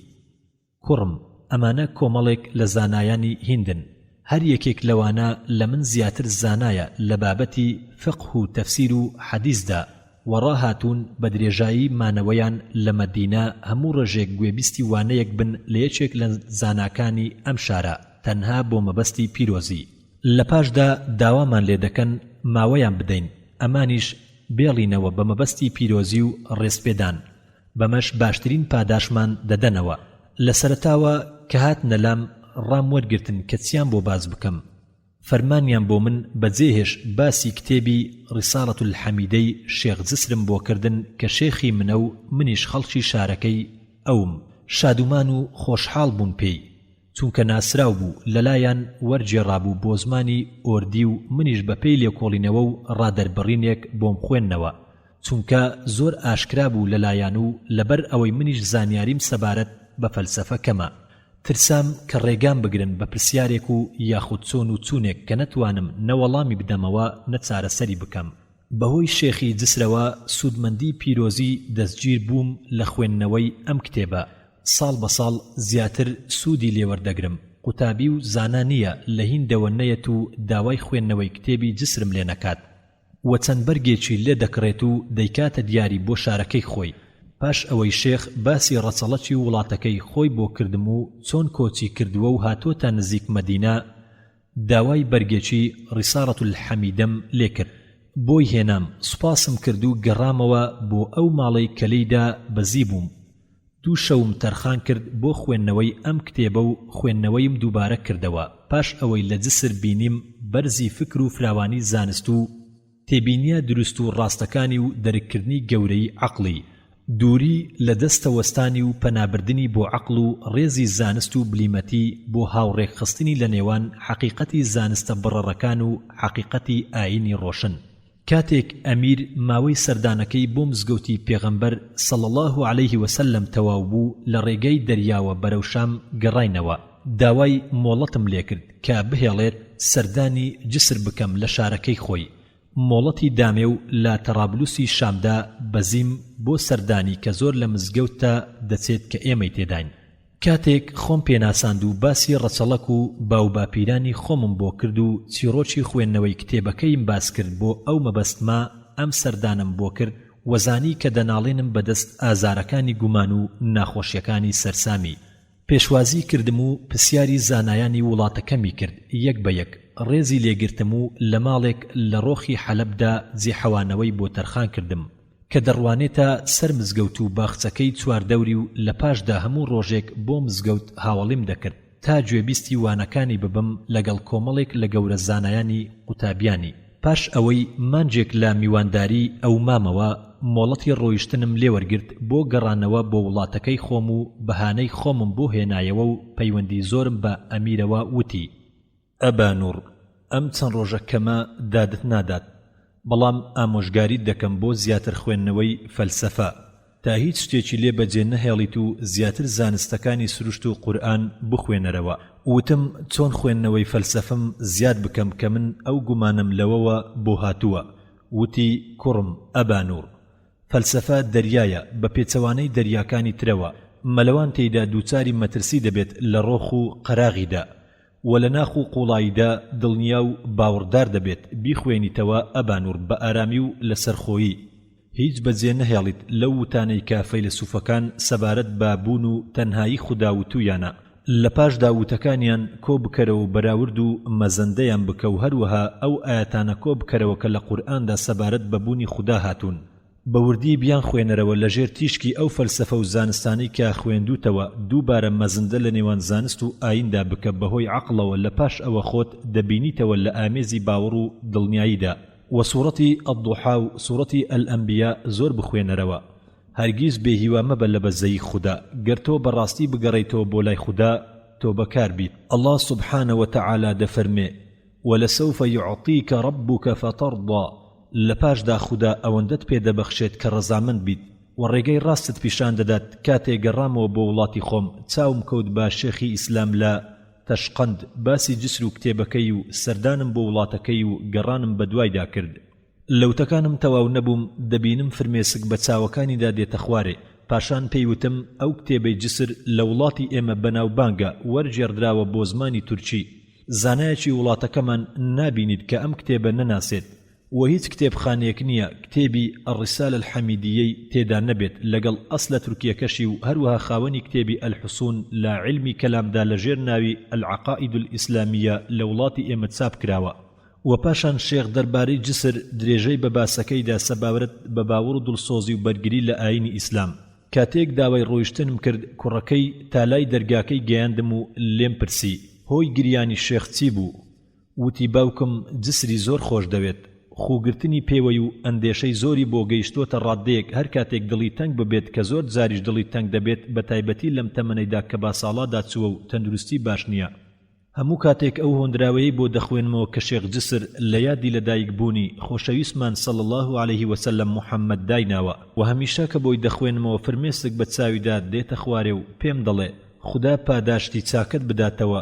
ئەی ضیاء الدین. دڵ و دەروونت ئارام و خۆشحاڵ کردم، سوێن بەخوا ئەم هۆندراوەیەم ئەوەندە بۆ خوێندۆتەوە و دەرخم کردووە ئەبانوور و دوای گەڕانەوەمان لە حیجاز بە 2 مانگ داوام لە ئەمیر کرد کە بمبەخشێ لە خزمەتکردنی. ئەی حەیران خۆم تەرخان کرد بۆ خوێندنەوە ئەوەندەم فەلسەفە و قورئان خوێندۆتەوە تا خودا ئارەزوو بکات لەو چەند ساڵەدا. کتێبم تێدا نووسی و ئەم ئاەتانم کۆ کردەوە کە ئاماژەی بوونی خودا دەکەن و دووبارە بەراوردم لە نێوان زانست و ئایندا دەکرد بەهۆی فەرمانی عەقڵەوە وەک چۆن جسر فەرمانی پێکردم و لە پاش ئەم 10 ساڵە تێکۆشانە گەیشتمە باوەڕ و دڵنیایی و دەرگاکانی بەزەیم بۆ واڵا کرا هەروەک چۆن جسر مزجێنیدا بوومێ تاوەکو ڕەزامەندیم بەدەستهێنا. بەڵام ڕێپێشاندان و باوەڕی بێگومانم بەدەستم هێنا بەهۆی بەراوردکردنی لە نێوان وتەی زۆرینەی بلیمەتەکان لە گەورە فەیلسوفان کە باوەڕیان بەبوونی خودا هەبووە و وتەی کەمێک لا گوماندارە لاوازەکان بەراوردم دەکرد لە نێوان بەڵگەکانی فەلسەفە و قورئاندا و بە کۆکردنەوەی هەموو ئەوانەی لە قورئاندا هاتووە لە ئاەتانەی کە لە دروستکردن و پێکاتندا ئاماژەی بوونی خودا دەکەن و تێڕوانینی ئەو ئاەتانە لەسەر ڕۆشنایی حەقیقەتی بڕەڕەکانی کە زانست چەسپاندوونی بە چەشنێک دڵم ڕۆشن بۆ کە خودام تێدا دەبینی. بەوردی لە نێوان وتەی فەیلسوفە ڕەسەنەکان کە پەیوەستن بە مەرجی فەلسەفەوە کە ئەمە تێڕوانینی عەقلیە و دوور و ڕوتە لە هەموو ئارەزویەک و مەبەست و لایەنگریەک تەنها گەڕان بە دوای حەقدا نەبێت بە مانای ئەوەی کە بێباوەڕیان تیانیە بە هەموو مانای وتەیەک کە مەبەست و ئامانجیان تەنها ئینکاری بوونی خودایە، ئینکارێکی ڕەهایی یاخود بە ئارەزوو لکاندنی هەندێک صفات پێوەی کە پێچەوانەی تەنهایی و تەواویەکەیەتی. لە هەمان کاتدا شکاک یان تێدایە کە بە دووی حەقدا دەگەڕێن بەبێ چوونە ناو شارەوە و نهێنیەکان. دووچاری گومانی وا دەبیت کە دەربازبوونی نییە وەک لێکۆڵەرە و فەلسەفەچی و مفەکیڕەکان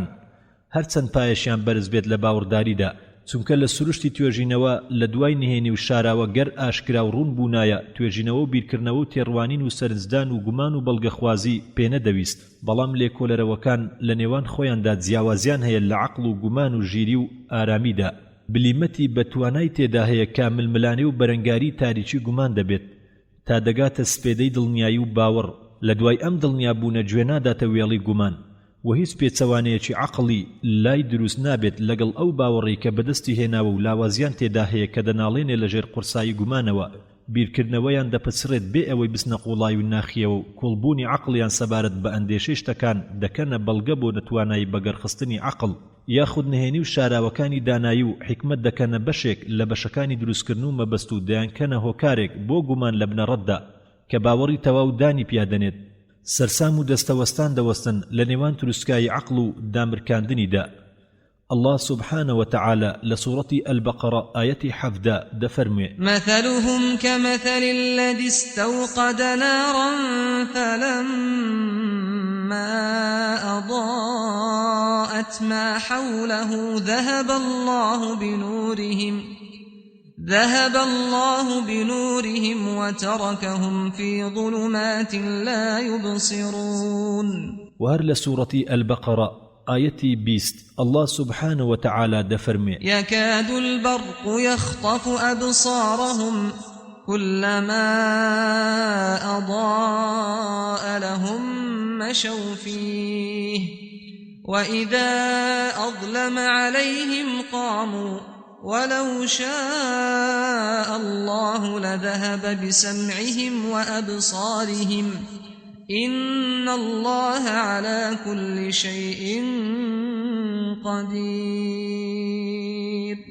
دەستەوسان دەبن بەرامبەر گومانیان و دەڵێن ئێمە نازانین و لا نەدری و بە یەکگەیشتن ئاماژەی کردم بۆ حەق و باوەڕ تەواو و باوەڕ لە نێوان بلیمەتەکانی هەموو گەلانێک و هەموو چەرخێک لەسەر ئەوەی کە ڕاستیەکە و هیچ عەقڵێک بە پێچەوانەی ئەوەوە نیە لای گەلێک کەبیر بکەنەوە و دەرک بکەن و عەقڵ بەگەر بخەن و باوەڕدار و بێگومان بن هەروەک چۆن قورئان وەسفیان دەکات ئەی حەیران و بەراوردکردن لە نێوان بەڵگەکانی عەقڵدا بەدەری خست بۆم هەروەک چۆن قورئان لەسەربوونی خودا ناویان دەبات دروستکەری دەسەڵاتدار و نەخشەکێش و زانا و دانا و بەتوانە و ویسترا و دادوەر و بەبەزەی لەم دنیا و لەو دنیا یەک و تەنهایە تاکو بەنیاز و مەبەستە ئەوەی کە لە کەس نەبووە و کەسیشی لێ نابێت و هیچ هاو چەشنێکیشی نییە و ئەو بەڵگانەی کە فەیلسوفان و زانایان لا مسلمانان و ئەوانی تروی تویانە بەڵگەخوازی لەسەربوونی خودا و تەنهایی و هەموو تەواوی سیفەتەکانی لەسەر ئەوەی کە حەقیەکە و ڕێگاکانی بەڵگەخوازیش بۆی هەریەکە گەڕێنمای عەقڵ بۆ بیرکردنەوە لە خودی خۆیەوە بێت و یان لە قورئانە وەرگیراو بێت و ئەم بە یەکگەیشتنە لە نێوەند پەیام و نیگای عەقڵ کە خودا پێی بەخشیون و پەیامی قورئان بێ کە خودا ناردوویەتی بەڵگەیەکی ڕاست و بڕەڕە لەسەر ئاینی ڕاست کە هەرگیز لە هیچ شتێکدا پێچەوانە و دژایەتی عەقڵ ناکات ئەمەش مەزنترین شتە کە جسر ڕێنمایی کردوم خوا پاداشتی بداتەوە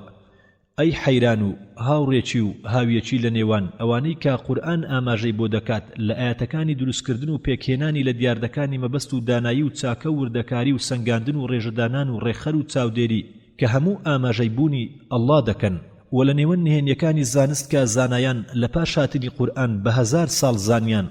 کە ئەم قورئانە لەلایەن خوداوەیە کە پاش چەند چەرخێک بۆی بەدەرخستین هەروەک چۆن پەیمانی پێدابوون نیشانەکانی لە ئاسۆ و خودی خۆماندا تا بۆمان بەدەرکەوێت کە ئەم قورئانە ڕاستە ئەی حەیران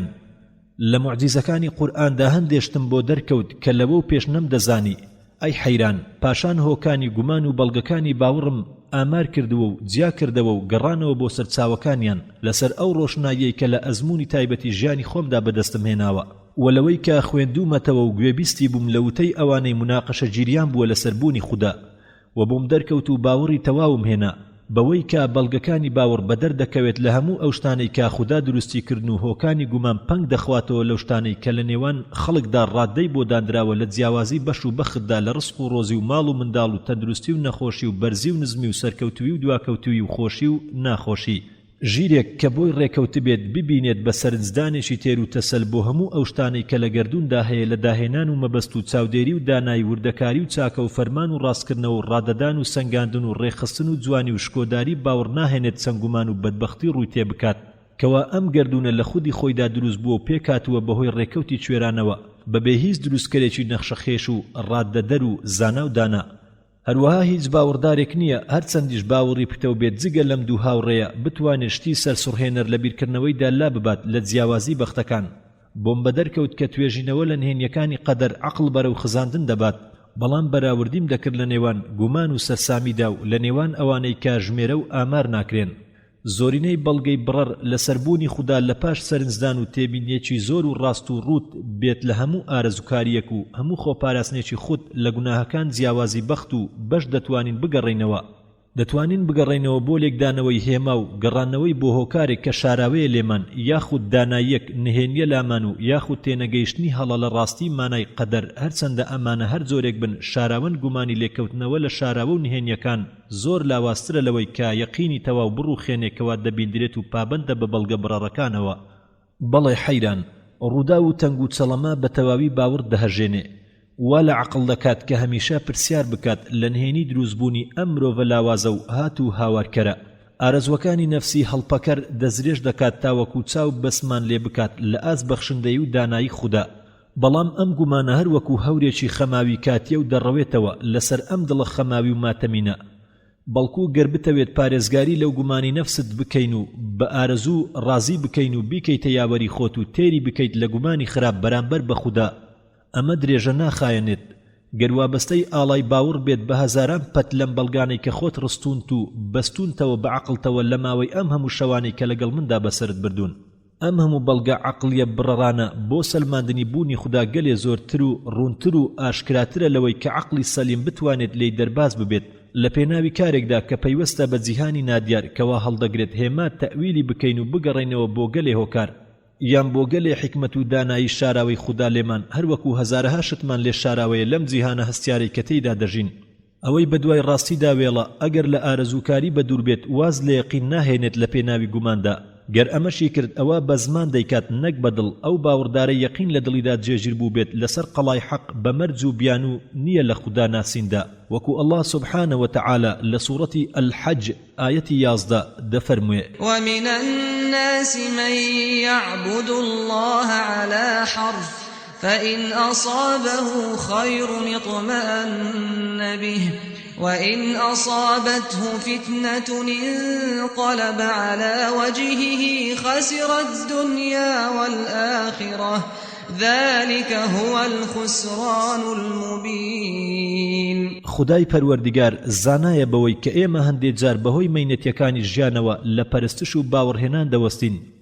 بە ئاگای هێنا بنەتەوە و چاک دەزانێت کە ئێمە تووشی گومان و دڵڕاوچێ دەبین فەرمانمان پێدەکات کە پابەندی ئەو زانیاریە بین کە فێری بووین لە بەڵگە یەقینەکان بەدوور بین لەو شتە ئاڵۆزانەی کە جگە لە خودا کەس لێکدانەوەیان نازانێت وەک الله سبحانه وتعالى لە سوورەتی آل عمران آيتي حود دفرمي هو الذي أنزل عليك الكتاب منه آيات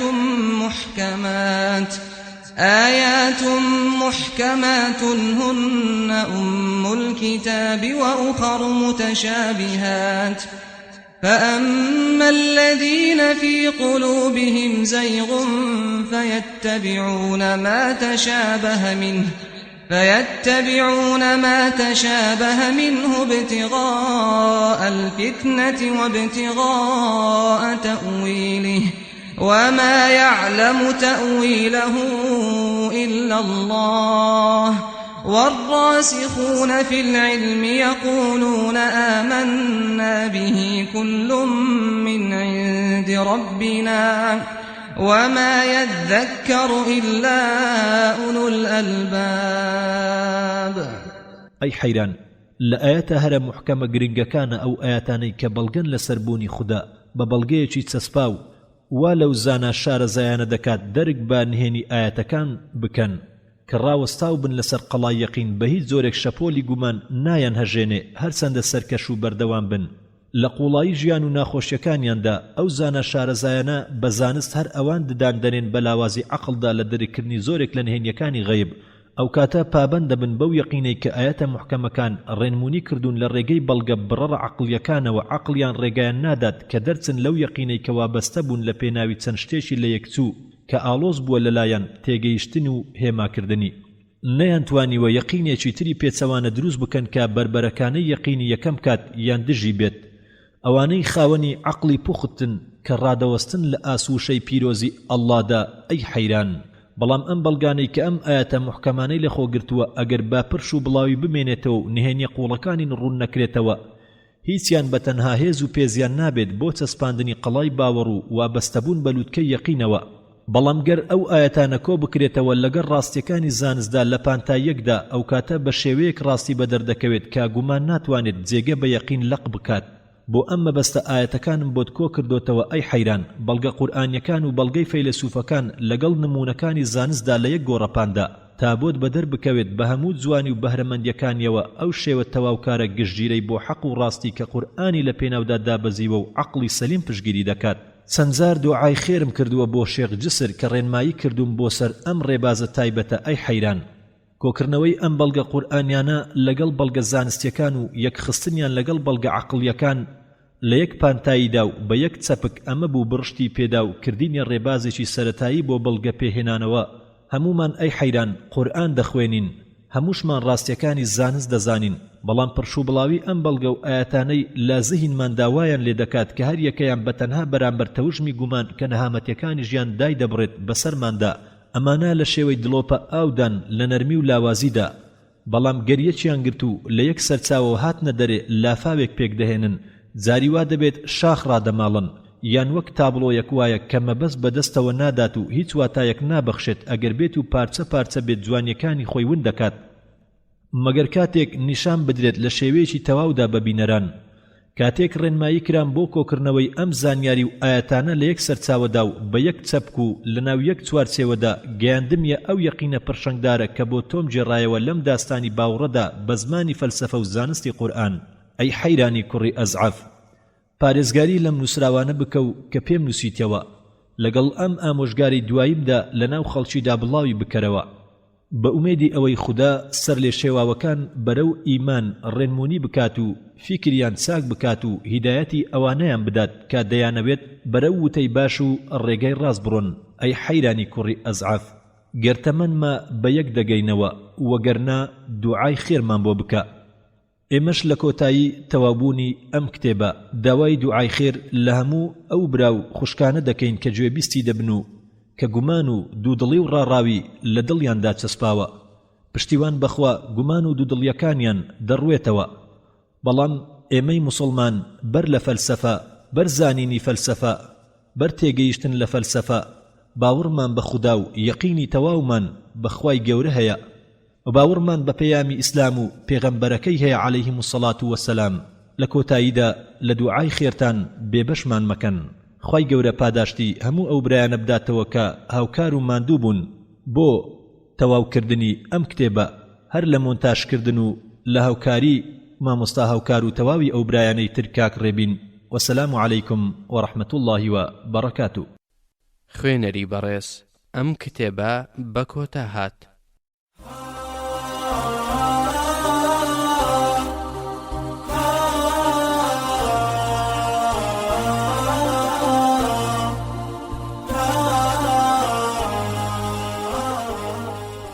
بسم الله الرحمن الرحيم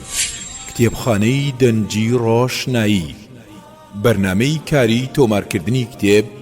لە کتێبخانەی دەنجی ڕۆشنایی لە داهاتوودا بە پشتیوانی پەروەردگار کتێبخانەی دەنجی ڕۆشنایی لە داهاتوودا دەست دەکات بە تۆمارکردنی کتێبەکانی لەم بوارانەدا بواری فکری کە تێیدا ململانەی فکری و چەمکەکانی فکر و هەڵسەنگاندنی فکری و بنچینە و بنەماکانی فکر و بەرهەم و بەرووبوومەکانی فکری ڕاستەقینە دەوروژێنێت بواری پزیشکی کە لە پزیشک و پزیشکایەتی لە ئیسلام و پرسیار و وەرامی پزیشکی و چارەسەری لاشە و خۆپاراستن و فریاگوزاری سەرەتایی و لە چەندان بابەتی تر پێک هاتوون بواری مێژووی ئەمەش کۆمەڵێک بابەتی گرنگی وەک مێژووی ئیسلامی و ئەوڕۆپی و مێژووی سەراتاکان و کۆنەکان و مێژووی گۆڕانکاریەکان و ڕووداوە گرنگەکان و ڕاستکردنەوەی کۆمەڵێک هەڵە و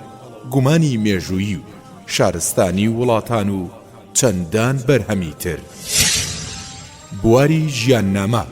ژیاننامەی کەڵا پیاوانی مێژوو ئەوانەی کە ڕێڕەوی مێژویان گۆڕی و ئەوانە وەرچەرخانی گرنگ لە ژیانیان ڕوویداوە و ئەوانشی کە بوونەتە هۆی زیندووکردنەوە و نوێکردنەوەی ئوممە و چەندان پاڵەوانی تری کۆن و نوێ بواری زانستی کە ئەویش پێک دێ لە کۆمەڵێک بوار و تێژینەوەی ڕاست و دروست و باوەڕ پێکراو لە سەرجەم بوارە زانستیەکان وەک کیمیایی و فیزیایی و زیندەوەرزانی و چەندان بابەتی تر بواری شارستانی کە باس لە شارستانی کۆن و نوێ دەکات و بەرهەم و بەرووبووم و داهێنانەکانی شارستانیەتی ئیسلامی و گرنگی و گواستنەوەیان دەکەین لە گشت بوارەکاندا بواری دەرونی کە بەدواداچوون بۆ نەخۆشیە دەرونیەکان و پێناساندنی بەشەکانی دەروونزانی و هاوتا لەگەڵ قورئان و فەرموودە و بەیەکەوە گرێدانیان و دیاریکردنی چارەسەریشیان بواری ڕۆمان و بەسەرهات و چیڕۆ کە ئەمەش هەڵیان دەبژێرین کە لە ڕاستترین و باشترین ڕوودا و سەرچاویان گرتبێ دوور لە هەموو خەیاڵ و ئەفسانە و بابەتە ناڕاستیەکان. بواری زانیاری سەردەم لێکۆڵینەوە لە بابەتە سەردەمیەکان و باسی پێشکەوتن و تەکنەلۆژیا و ئامێرەکان و گۆڕانکاریە زانستیەکان و کۆمەڵێک بابەتی دانسقەی تر. بواری پەروەردەیی کە ئەمەش سەرجەم ئادابە کۆمەڵاتیەکان و پەروەردەکردنی کۆمەڵگە و پەروەردەکردنی منداڵان و پەروەردەکردنی گەنجان و پەروەردەکردنی ئافرەتان و ئامۆژگاری و بیرخستنەوە و ڕێنیشاندان و دەستگیری و ڕاستکردنەوە لە هەڵە و هاندان لەسەر چاکە و جوان مامەڵەکردن لەگەڵ دایک و باوک و دراوسێ و دەوروبەر و هەموو خەڵکی و چەندان بابەتی تر. بواری ئیمانی و بیر و باوەڕی وەکو بابەتەکانی یەکخواپەرستی و ئیعجازی زانستی و وەرامی گومانەکان و باسێکی کورتی هەموو ئاینە ئاسمانیەکان و پێناسەی سەرجەم تاقمەکان و بابەتەکانی شادکردنی ڕۆح و لە خزمەت قورئان و فەرمودە و نیشاندانی ڕێڕاست و دۆزینەوەی کۆمەڵێک حیکمەت. بواری هەمەجۆر کە ئەمەش لە کۆمەڵێک بابەتی دیبەیت و گفتوگۆ و فەلسەفە و کۆمەڵناسی و جوگرافی و ئافرەتان و ئابووری و پلە و پایەیان و ڕاستی زانستی و ڕاستکردنەوەی کۆمەڵێک هەڵە و بابەتی جیهانی ئاژەڵ و ڕووەک و ناودەریا و زەریاکان و چەندان بابەت و بواری تر لە خۆ دەگرێ. بواری ئافرەتان ئەم بوارەش تایبەتە بە ئافرەتان کاروباریان و ئەرکەکانیان لە ئیسلامدا و ئەرک و مافەکانیان لە کۆمەڵگەدا جێپەنجیان لە مێژوودا و گرنگی و ڕۆڵیان لە هەڵگرتنی پەیامی ئیسلامدا و پاراستنی مافەکانیان و دیاریکردنی ئەرکەکانیان و لادانی گومانەکان لە سەریاندا و گەڕانەوەی ڕێز و شکۆ بۆیان. تێبینی ئەم بابەت و بوارانە سەرجەمیان لە سەرچاوە ڕاستیەکان و بەو پەڕی بەرپرسیارەتیەوە لە چوارچێوێکی ڕاستی و لە باگڕاوەندێکی ئیسلامیدا هەڵدەبژێرین ئینشاء الله. لەگەڵ کتێبخانەی دەنجی ڕۆشنایی بەردەوام دەبن لەگەڵ تازەگەری و نوێگەری و پێشکەوتن و شارەزابوون لە سەرجەم بوارەکانی خوێندنەوە و گەیشتن بەڕاستی و بەردەوامبوون لەسەر ڕێگەی ڕاست و دنیاش بە فراوانی خۆی دەبینی و پێش و پاشی خۆت دەزانی و تای تەرازووی چاکەکانیشت قورس دەکەی و تەرازوێکی ژیریت بۆ دروست دەبێ. کتێبخانەی دەنجی و ڕۆشنایی یەکەمین کتێبخانەی دەنجی ئیسلامی بە زمانی شیرینی کوردی. کتێبخانەی دەنجی ئیسلامی بە زمانی شیرینی کوردی.